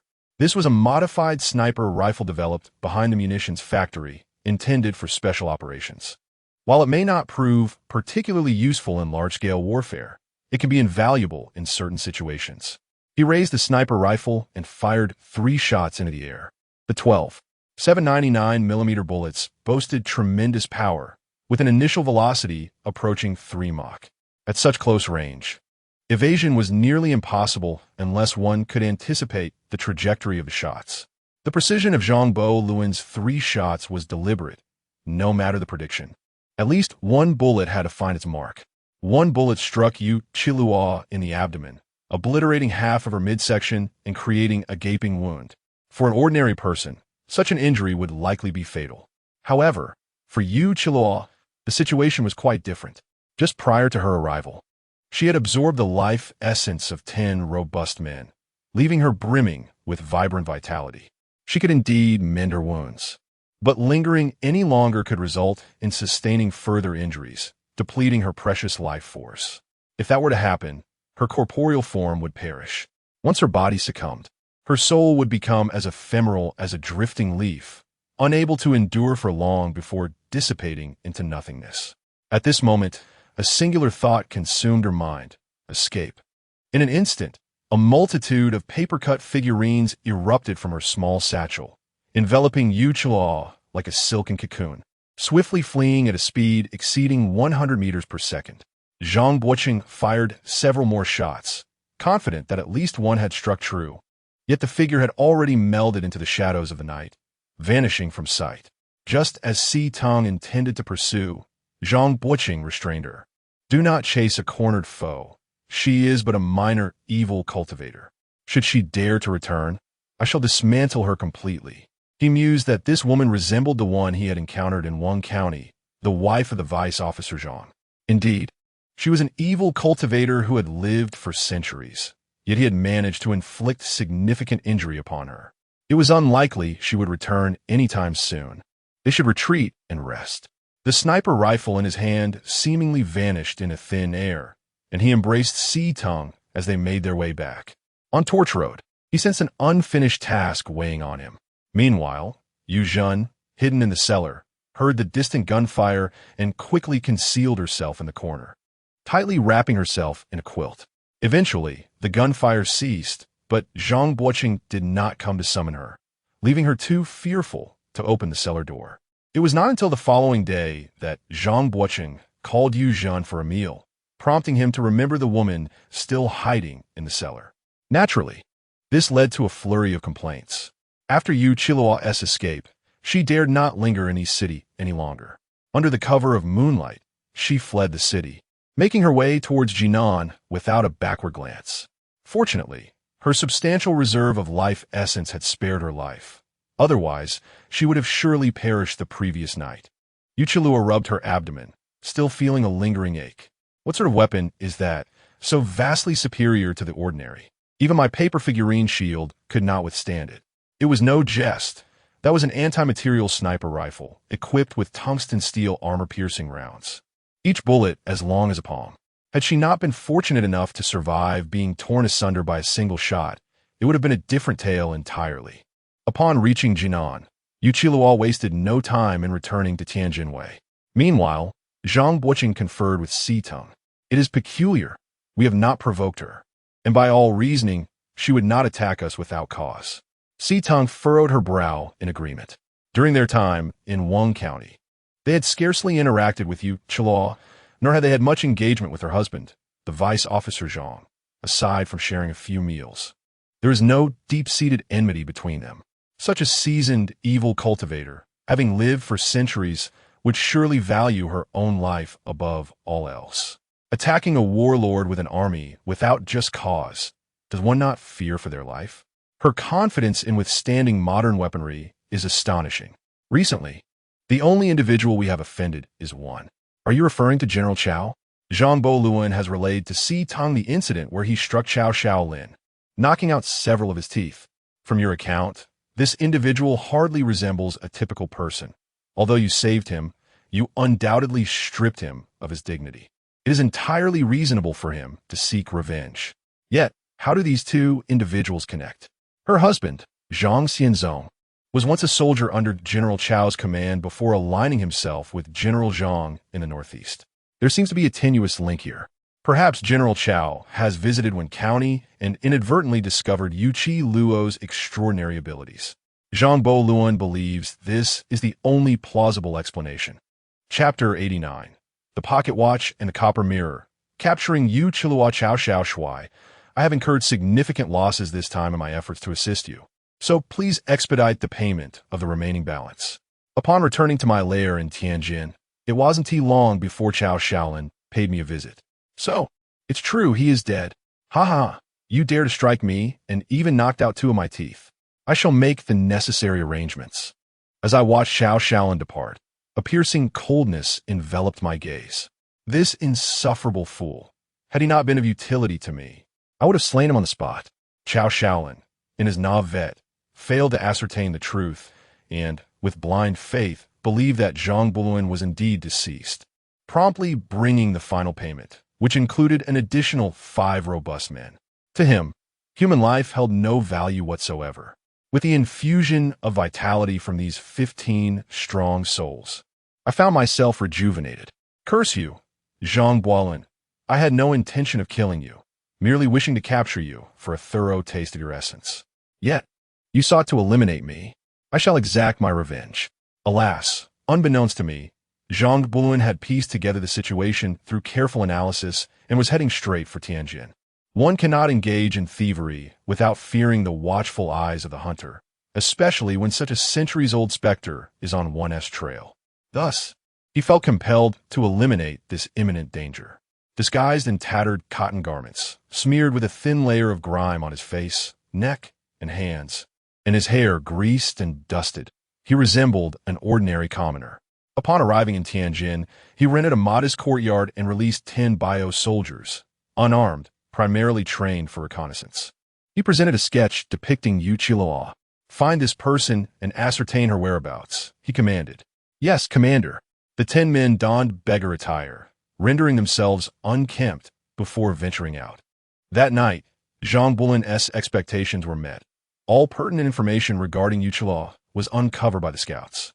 They discovered her residence, her daily haunts, and the individuals she had encountered, as well as those who had visited her. I was not mistaken. These two were indeed colluding. According to the intelligence gathered, Yu Chilua dined daily at a restaurant named Tianxuj, renowned for its authentic Shandong cuisine, particularly the signature dishes of nine-turn intestines and scallion braised sea cucumber. Although these dishes were seldom favored by locals, they nonetheless represented Shandong's culinary heritage, much like the West Lake vinegar fish, which locals also shun. Her route to Tianxuj took her through a narrow alley, and Zhang Buluan resolved to strike in that constricted space, where the environment would favor his endeavor. The following morning at 10:30, Zhang Buluan donned his beggar-esque disguise, meticulously applying the appropriate makeup, and set forth. Along the way, he donned a large felt hat that obscured half of his face, hunched over, leaning on a stick and holding a chipped bowl in his hand. Thus, he ambled slowly to the entrance of a narrow alley. Not long after, his peripheral vision caught sight of a richly dressed individual, followed closely by two maidservants. Zhang Buluan desperately concealed his hostility and also proceeded through the alley, which measured no more than 2 meters in width, approximately 1.8 or 1.9 meters. The two parties approached each other. Zhang Buluan intentionally leaned closer to the wall, feigning a desire to yield. As they drew nearer, Yu Chilua suddenly sensed a life force as fervent as the sun itself. This vitality she had only witnessed in two individuals, the heartless mage and Zhang Buluan. A subtle smile crept upon her lips. How swiftly you come seeking vengeance. Alas, without your enchanting lady, how could you possibly contend against me? However, her expression quickly reverted to neutrality. Both Zhang Buluan and Yu Chilua believed the other remained oblivious to their presence, each intent on closing the distance for a sudden strike. Just as they reached a mere 8 meters apart, several paper figures flew forth from behind Yu Chilua, indicating her intent to engage. Meanwhile, Zhang Buluan withdrew a pocket watch from his trousers and gently pressed it. Instantly, everything within a 10-meter radius of him became utterly still. The smile on Yu Chilua's face was similarly frozen in place. At this moment, Zhang Buluan raised his head. He observed the floating paper figures and wiped his brow in surprise at having been detected. Yet, the cunning of the fox cannot surpass that of a skilled hunter. Suddenly, a small copper mirror appeared in his hand. With the essence of metal and the spirit of fire, he intoned, Yu Chilua. As a flash of golden light erupted, Yu Chilua vanished. As for the two maidservants, Zhang Buluan had no intention of harming them. However, once time resumed its flow, the two maidservants turned to ash. It was evident that these were puppets conjured by Yu Chilua through her paper figure sorcery and the souls of the living. Now, Yu Chilua was sealed within the copper mirror, severed from the outside world, and those two souls dissipated into nothingness. Zhang Buluan smiled faintly as he exited the alley and returned to his rented courtyard. He locked the courtyard door behind him and secured the room door as well. Placing the copper mirror on the table, he invoked, with the essence of metal and the spirit of fire, open. A beam of golden light flashed, and Zhang Buluan vanished from his location. Upon reopening his eyes, he found himself within the mirror's confines. At this moment, Yu Chilua was bound by 4 chains of heavenly restraint. Despite her frantic struggles, they proved futile, much like when Sea Tongue had been ensnared. Yu Chilua, I bear you no grudge from the past, nor animosity of late. Why did you venture into my domain to attempt my assassination? Though he already had an inkling of the answer, he sought confirmation. You have offended someone, and they have offered 20 large yellow croakers for my demise. Pray tell, who could possibly refuse such a price? In truth, I had no intention of harming you. My sole desire was to confine you in some secluded place. You were referring to General Chao, were you not? I never imagined my life to be so inconsequential that it could be bartered for merely 20 yellow croakers. My daily earnings far exceed that sum. Yet, the fact that you did not intend to kill me must be mere fabrication. When you laid hands on my wife, you showed no mercy whatsoever. Chamberlain chuckled to himself, reflecting on his own predicament. Here he was a millionaire, yet his life was deemed so cheap, reducible to the cost of 20 yellow croakers. Was it that Chao Shaolin was impoverished, or is my life truly of so little value? Chapter 90. Chao Shaolin's transformation into a shadow of his former self. Believe it or not, I never intended to take your life. In this world, there are three individuals I would never harm. You, the unfeeling mage, and Zhang Xinzhou. Though bound, Yu Qiluo exhibited no trace of fear. After all, she endured a century of imprisonment and emerged unscathed. Ah, I understand, Zhang Xinzhou. After all, she is your spouse, and it is only natural that you would spare him. But what about my own status with the unfeeling mage? Zhang Guoluan pondered, somewhat perplexed. The matter of his immortal essence should be unknown to anyone, save for his bioengineered soldiers. Yet their loyalty is unwavering, 100. Not even through hypnosis or soul-searching could one extract his secrets from their minds. You and the unfeeling mage are exceptionally unique. In my eyes, your vitality radiates like the sun. With such formidable life force, you are essentially ageless and immortal. I once conducted an experiment where I severed half of the unfeeling mage's head and obliterated his body, yet he still resurrected. I suspect you're not so different. Your corporeal forms are undying, while my soul is eternal. Any one of us would complement the others perfectly. How could I possibly bring myself to kill you? Yu Qiluo explained slowly. No wonder you were preparing to cast a spell earlier. It seems I am utterly transparent in your eyes. However, I still hold the upper hand. You shall remain here, undisturbed. With the metal of Gung and the fire of Ding, emerge. Zhang Guoluan emerged once more from the bronze mirror. Just then, a bioengineered scout returned to the courtyard. Reporting, sir, we have uncovered Chao Shaolin's whereabouts. For reasons unknown, he has recently become infatuated with the pleasures of the brothel. Each night, he visits the Hu family courtyard to spend the night with the head courtesan, Xiao Tong. Descriptions from those who have encountered her suggest she bears a striking resemblance to Yu Qiluo, approximately 60% alike. Consequently, I allocated investigative resources and personally met with Xiao Taohong, confirming at least 70% similarity. It is surprising that this deranged killer has a penchant for women. In the past, he showed no mercy, regardless of gender or appearance. If he wished to kill, he would do so without hesitation. However, his wicked life draws to a close tonight. Let us find a place near the Hu family courtyard and beg for alms. His purpose for coming to Tianjin Wei is revenge, and he has already avenged part of it. The remaining portion will surely not be spared. Zhang Guoluan and his group of 11 arrived at the alley near the Hu family courtyard, dispersing in small clusters. They raised bowls in hopes of receiving money or food, resembling ordinary beggars. As dusk descended and the sun cast its final rays, an old-fashioned car arrived at the entrance of the Hu family courtyard. In an instant, Zhang Guoluan activated the first tier of his genetic lock, his heart racing to over 500 beats per minute. Around 10 individuals emerged from their tattered cotton coats, drawing forth automatic rifles. The formidable barrage of gunfire instantly transformed Chao Shaolin's bodyguards and driver into mere riddled corpses. The assailants swiftly reloaded their magazines, encircling Chao Shaolin in a tight formation. By the way, consider yourself fortunate. I shan't allow you to be a fool. You wish to kill me. Naturally, I shall respond in kind. Chao Shaolin immediately recognized the voice of Zhang Guoluan. Spare me. My father is General Chao. Your father, even if he were the king of heaven, would be of no consequence. In the next moment, the bolts were drawn back. 11 automatic rifles unleashed a relentless torrent of 330 bullets upon Chao Shaolin. The man was rendered utterly unrecognizable. Let us go. As the group hurried into a narrow alley, Zhang Guoluan waved his hand, summoning them back to the biomanufacturing facility's warehouse. Subsequently, he secured all vital items within his personal steel factory or supermarket.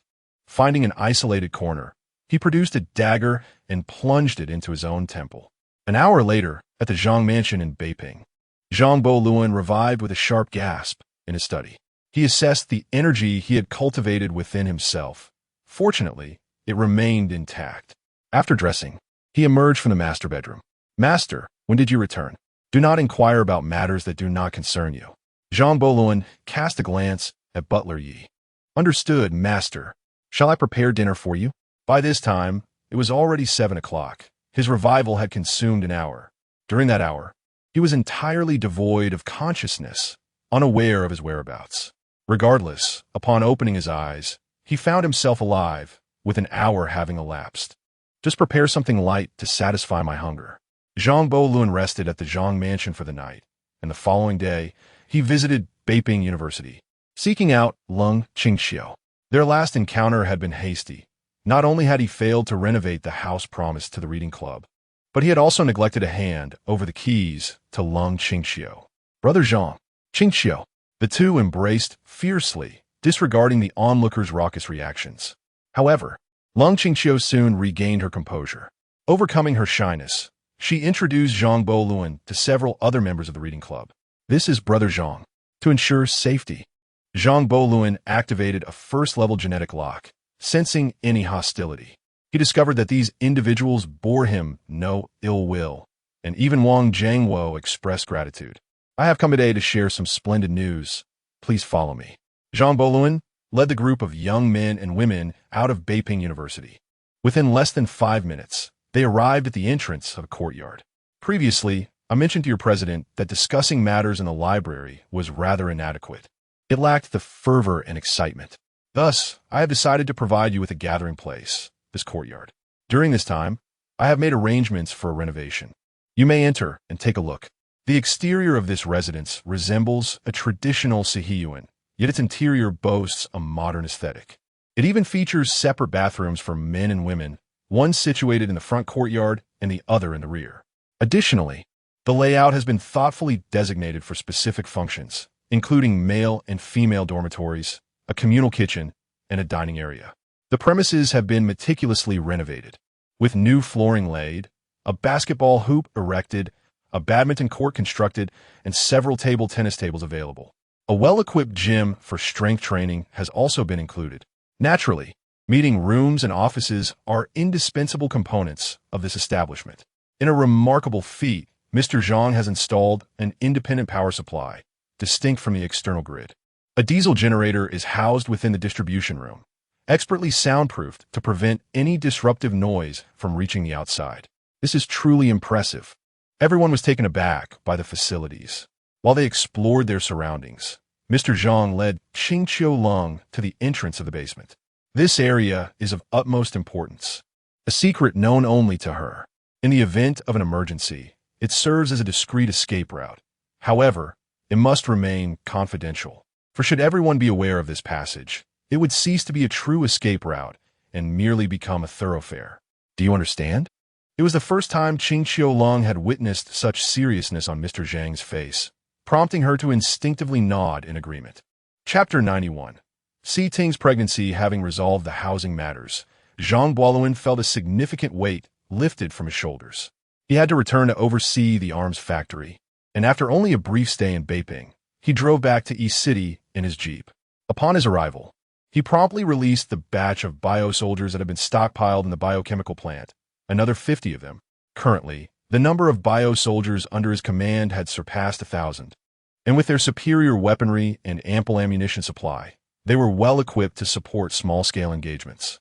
In addition to the bio-soldiers, there were also bio-industrial workers and biomedical staff. Although fewer in number, their contributions were equally significant. In this era, acquiring skilled medical personnel and advanced technicians was no simple feat often. These roles proved to be more crucial than that of professional soldiers, particularly the advanced technicians, who were invaluable assets. Upon taking charge of the arms factory, Zhang Luan found the workforce bustling with activity. These individuals were not only highly skilled technicians, but also possessed extraordinary physical capabilities, with strength and endurance approximately double that of an ordinary person. Working 14-hour shifts was commonplace. Of course, the bio-soldiers were still human and required sustenance and rest. Both the military camp and the arms factory maintained their own dining facilities, with chefs who were also skilled workers. While the biochemical plant could not directly produce master chefs, it could yield first-rate cooks. In 40 years, these individuals would be earning a monthly salary of $99. They not only excelled in culinary arts, but also understood nutrition, offering a diverse array of dishes, including Chinese, Western, and Middle Eastern cuisines. Essentially, their menus were so varied that they could go an entire year without repetition. With a balanced mix of proteins and vegetables, they ensured the bio-soldiers maintained a healthy diet while providing ample energy. However, The bio-soldiers were not entirely self-sufficient. They too required maintenance. They could fall ill, but the presence of biomedical personnel ensured they received appropriate treatment. This established a beneficial cycle. Most importantly, these workers did not require salaries from him. Zhang Buluan's primary purpose at the arms factory was to assess inventory and allocate raw materials. The weapons, equipment, and ammunition needed by the military camp were transported by the workers themselves. What remained was the stockpile. The arms factory had now reached a considerable scale, capable of producing over 100 automatic rifles daily. With the steel tubes for grenade launchers readily available, their production was simpler than that of rifles, yielding similar quantities each day. The improved air-cooled max machine guns could be produced at the rate of 20 per day. As for the 105mm howitzers, production was slightly more complex, yielding only 2 per day, and they were now shifting towards larger calibers. He intended to stockpile around 100 units of large-caliber howitzers, with calibers of 180, 200, 210, and even 260mm.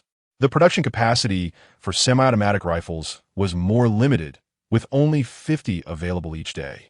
Certainly, if Zhang Buluan continues to produce these skilled technicians from the biochemical factory, production capacity can indeed be further enhanced, as raw materials will no longer pose a problem. Given the current level of productivity, which is yet to achieve full automation, human resources remain the only constraint. Upon returning home, Zhang Buluan received delightful news. "You're pregnant?" he exclaimed in astonishment at Si Teng's revelation. Logically, being from different species, reproductive isolation should exist. The day you went to Tianjin, I distinctly felt a strange life force stirring within me. It has become increasingly evident over the past few days. Soon, medical personnel will be able to confirm it. A maternal glow radiated from Si Teng. Wonderful. I'm going to be a mother. More than half a year has passed since entering this world, transitioning from early summer to the depths of winter, with only a few days until the new year. Who would have anticipated such splendid news before the festivities? Si Teng, do you think our child will be human, demon, or perhaps half-demon? Zhang Buluan inquired curiously, as he cradled Si Teng on his lap. It should be half-demon. According to genetics, the child will inherit half of each parent's traits. Have you taken up new studies? He asked. Of course. You mentioned that ballistics is a form of strategy, and marksmanship is a discipline, so naturally, I must learn some techniques. A smile flickered across Si Teng's face as she recalled her motivation. I was merely trying to provoke that Xiaoshan. With the advancement of productivity levels, it is evident that the realms of physics and chemistry surpass these techniques significantly. Now that you're expecting a child, you must nurture a few individuals for administrative duties. Biochemicals are lacking in this regard. Perhaps we should conduct a civil service examination to select some talent and provide training. We could start with some basic grassroots administrative personnel. At least that would alleviate the burden on you. I have long harbored this thought, as the majority of current grassroots officials are still entrenched in feudal bureaucratic ideologies, resulting in exceedingly low efficiency. When I issue a directive, it either becomes convoluted through layers of bureaucracy or is diluted in its execution, often leading to discrepancies in implementation. Selecting some capable individuals and providing them with new administrative training will undoubtedly lead to significant improvements in our current circumstances. The challenge, however, is that Acheng is a small locality, previously lacking even modern educational institutions, resulting in a severe shortage of talent. Si Teng furrowed her brow slightly, remarking that capturing the county was one thing, but governing it was an entirely different endeavor. Capturing it could be accomplished swiftly, decisively eliminating 3 local tycoons. However, governance requires meticulous attention. Such a blunt approach is untenable. The law must still consider human sentiments. After contemplating for a moment, Zhang Buluan's eyes brightened. There is indeed a solution. If local talent is insufficient, we can recruit from outside.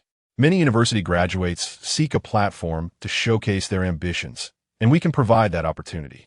It seems I must return to Beiping yet again. Si Teng believed that his approach was indeed commendable.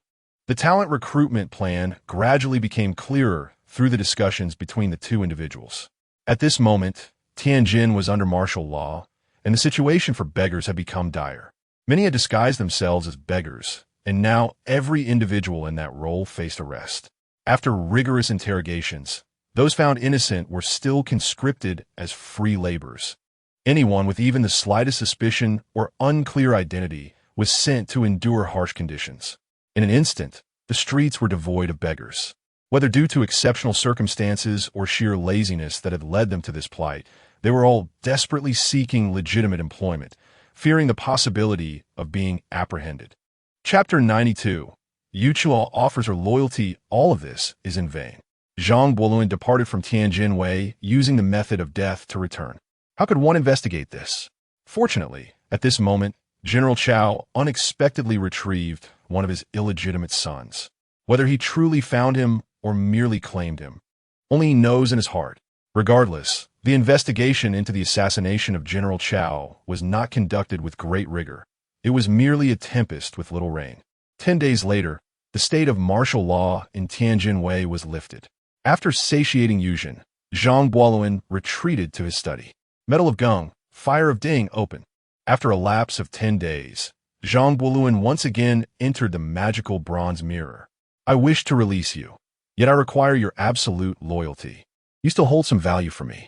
Should you fail to prove your allegiance, you shall remain confined here for eternity, until this body of yours perishes entirely. He stood before Yu Chilao, intending to grant this centuries-old figure a chance. It was not out of desire for her form, but rather a scheme he harbored. Currently, Qingdao remained under the control of the Little Sun faction, whose soldiers, alongside ordinary merchants, numbered at least 3,000. Such resources should not be squandered, should they? You do not wish to kill me, yet expect me to submit to you? In Yu Qilao's mind, the old dichotomy of righteousness and evil persisted. However, Zhang Buoluan did not share this perspective. What is righteousness and what is evil? Even the most nefarious, when wielded appropriately, may yield righteous outcomes. Do you not wish to live? Of course I do. Then you must devise a means for me to govern your life and death, so that I might consider releasing you. As a practitioner of dark arts, such a method surely exists. It is merely a matter of your willingness. I shall grant you 3 days to contemplate this. I shall return after 3 days, and should I not receive a satisfactory answer, I regret to say, it will not end well for you. With that, Zhang Buoluan began to recite the incantation to depart. Wait, no need for deliberation. This is a fragment of my true spirit. The path of dark cultivation I have chosen is due to the uniqueness of my true spirit, for it is indestructible. Now, I bestow this true spirit upon you, enabling you to genuinely control my life and death. Zhang Buoluan entered the first phase of the gene-lock state, and through an acute sense of danger, he discerned that Yu Chilao was not deceiving him. You have made a wise choice.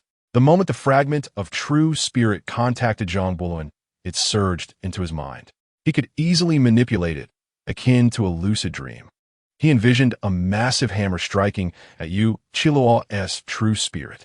Bound, Yu Qilao's face turned ashen, her countenance reflecting profound anguish. Subsequently, I shall assign you a task. Now unbind. The 8 chains of heaven vanished in an instant, and Yu Qilao fell to the ground, utterly weakened. Slumped on the earth, she propped herself up with her hands, gazing up at Zhang Buoluan with a pitiful expression. In a fleeting moment, Zhang Buoluan felt a pang of softness in his heart. But he quickly reminded himself that the figure before him was a cold-blooded killer, a malevolent cultivator. The souls of those she had slain were ensnared within paper effigies, serving as her puppet slaves, forced to carry out her bidding. Do not regard me with such eyes. I am well aware of your true nature. Do not presume that such a gaze will evoke my sympathy. Truly, you are a master of iron and stone heart. Yet I speak not in jest. Just moments ago, I divided my true spirit, rendering myself quite feeble, and I have not consumed sustenance for 10 days. Were it not for the vital essence sustaining me, I would have perished from hunger long ago. Yu Chilao had been sealed for a century, but in her state of confinement, her metabolism had ceased entirely, so starvation was not a concern. However, within this mirror, the situation was different. She was merely trapped, not sealed. I shall take you to dine. Indulge as much as you desire. It shall not be fatal. Yet what I yearn for most at this moment is you, my master. Do not misconstrue. Your life essence is simply too enticing. As I have stated before, both you and Wuxin exude vitality akin to the sun. Allow me but a single taste, as a token of my loyalty's reward. Alas, ultimately, it is mere desire for your form that drives me. Nevertheless, I shall acquiesce to your request. 2 hours later, Zhang Boujun infused Yu Qiluo with a sufficient amount of life energy. The previously weakened Yu Qiluo soon exhibited newfound vigor. Subsequently, the two emerged from the copper mirror. Zhang Boujun led Yu Qiluo before Situng. Situng, kindly instruct her on the rules of this place. Rest assured, I shall train her well. I have complete faith in your capabilities. By the way, the new year approaches. Please arrange the duty roster accordingly, allowing the others to take leave. Those within our own system need not take time off. As he reached the threshold, Zhang Boujun turned back to add, and Siting nodded slightly.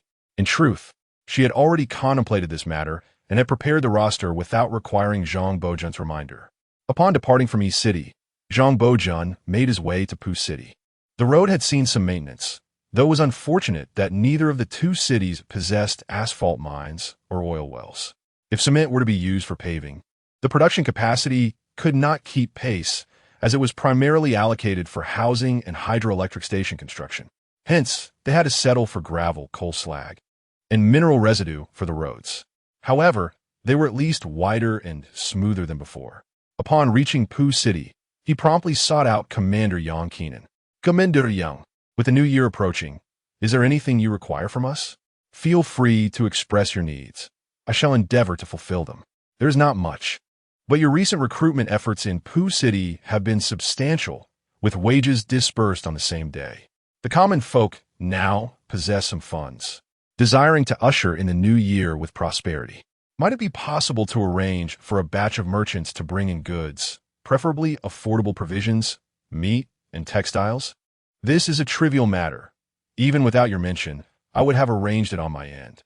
Furthermore, the military offers certain benefits. During the new year, each individual receives 10 pounds of flour, 1 pound of eggs, and 1 pound of meat. Please assess the number of participants and present the figures to me. Such a modest request is surely one that Chamberlain would acquiesce to. Engaging in the grain trade yields a modest profit. Yet through the principle of thin margins and high volume, the cumulative returns can become significant. It is a venture not to be overlooked. It is more prudent to profit ourselves than to allow others to benefit at our expense. There is no need for additional statistics, given the favorable conditions. The enthusiasm for enlistment is remarkably high. Although not all may ultimately qualify, the training attitude among the candidates is exceedingly positive. Currently, we have successfully recruited a total of 126 individuals. All these figures are meticulously stored in Yang Keenan's mind, as he is deeply invested in this matter. You inquire if this number is insufficient? However, we must adhere to the commander's policies. There are numerous individuals we cannot enlist. Otherwise, this figure could easily surpass 5,000. How could there possibly be so many? What is the total population of Puching? Chamberlain found this puzzling. The county's young and able-bodied population likely amounts to no more than this. And when accounting for those who do not meet the criteria, how could there possibly be over 3,000 individuals? Chapter 93. The approach of the new year. This tale unfolds with some complexity. Yang Keenan rubbed his hands together, seemingly a tad embarrassed. Let us keep it succinct. The situation is this. The conditions for serving in the military here are exceedingly favorable, prompting many soldiers to reach out to their relatives who are not merely from Puching. Some hail from beyond our province, even from the Central Plains. Zhang Boujun had not anticipated that even before the implementation of his talent recruitment program, soldiers had already been drawn from other regions. For a moment, he found himself momentarily taken aback. Noticing Zhang Boujun's silence, Yang Keenan grew increasingly anxious, fearing that his actions might contradict Zhang Boujun's intentions. Tentatively, he inquired, Commander, shall I give each of them a silver dollar to send them on their way? That won't be necessary. Even if you can recruit 10,000, that would be your achievement, and the benefits remain unchanged. Zhang Boujun possessed the financial means to sustain his troops. The same weaponry and equipment were sufficiently available, if needed. He could expand the munitions factory scale to enhance production capacity further or temporarily shift some capacity to semi-automatic rifles, pausing the production of automatic rifles. In doing so, the daily output of semi-automatic rifles could reach between 300 to 500 units.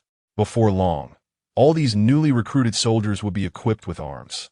With such a multitude at his disposal, he could even usurp the position of the military governor for himself. He believed that both the Direct Line and the Fengtian factions would welcome any diminishment of the Anhui faction's influence and territory. Once the affairs of Puqing were settled, Zhang Buluan returned to his grand estate in Icheng to continue his practice of body conditioning and energy nurturing techniques. That evening, after much effort, Zhang Buluan finally allowed himself a day of respite. Resting alone in the spacious chamber, in a state of half-sleep, he sensed a chill breeze wafting into his bedclothes. Subsequently, he found himself in a rather vivid dream. Upon awakening, the first sight that met his eyes was Yu Qiluo. "What are you doing? Get down from there." "Not a chance. My life and death are now in your hands. Can't you spare a bit of vitality for me?" Yu Qiluo pouted, adopting a demeanor of a wronged young girl. "Did I not just provide you with that yesterday? Why do you require more? Do you need to slay a few individuals daily?" Her vitality was remarkably robust compared to an ordinary person. In Yu Qiluo's words, a single infusion of life energy equated to the total vitality of 10 robust men. Sustaining oneself without succumbing to hunger and being fully satiated are two distinct matters. "I'm wholly yours. I shall do whatever you command. Am I not worthy of being well fed?" Though this reasoning was somewhat tenuous, it held a semblance of validity. Zhang Buluan, with no other recourse, spent another 2 hours bestowing upon her a measure of life energy. "You have nearly fully recovered. It is time to complete the task I have assigned to you. In a few days, preferably before the new year, you should proceed to Qingdao. There approximately 3,000 Japanese pirates await. You may wreak whatever havoc you desire, and rather than incurring sin, you shall earn merit." Zhang Bojun embraced the large young girl and bestowed a gentle kiss upon her cherubic face. "Rest assured, I shall fulfill your task. However, I remain skeptical about the notion that taking a life carries merit. Certainly, ending a life does not confer virtue, but dealing with vile creatures is an entirely different matter. These wicked beings require thorough rectification. Once I have grown stronger, the merit will no longer be yours to claim." A day passed, and Yu Qiluo departed from Gu City. Before her departure, she procured a substantial amount of life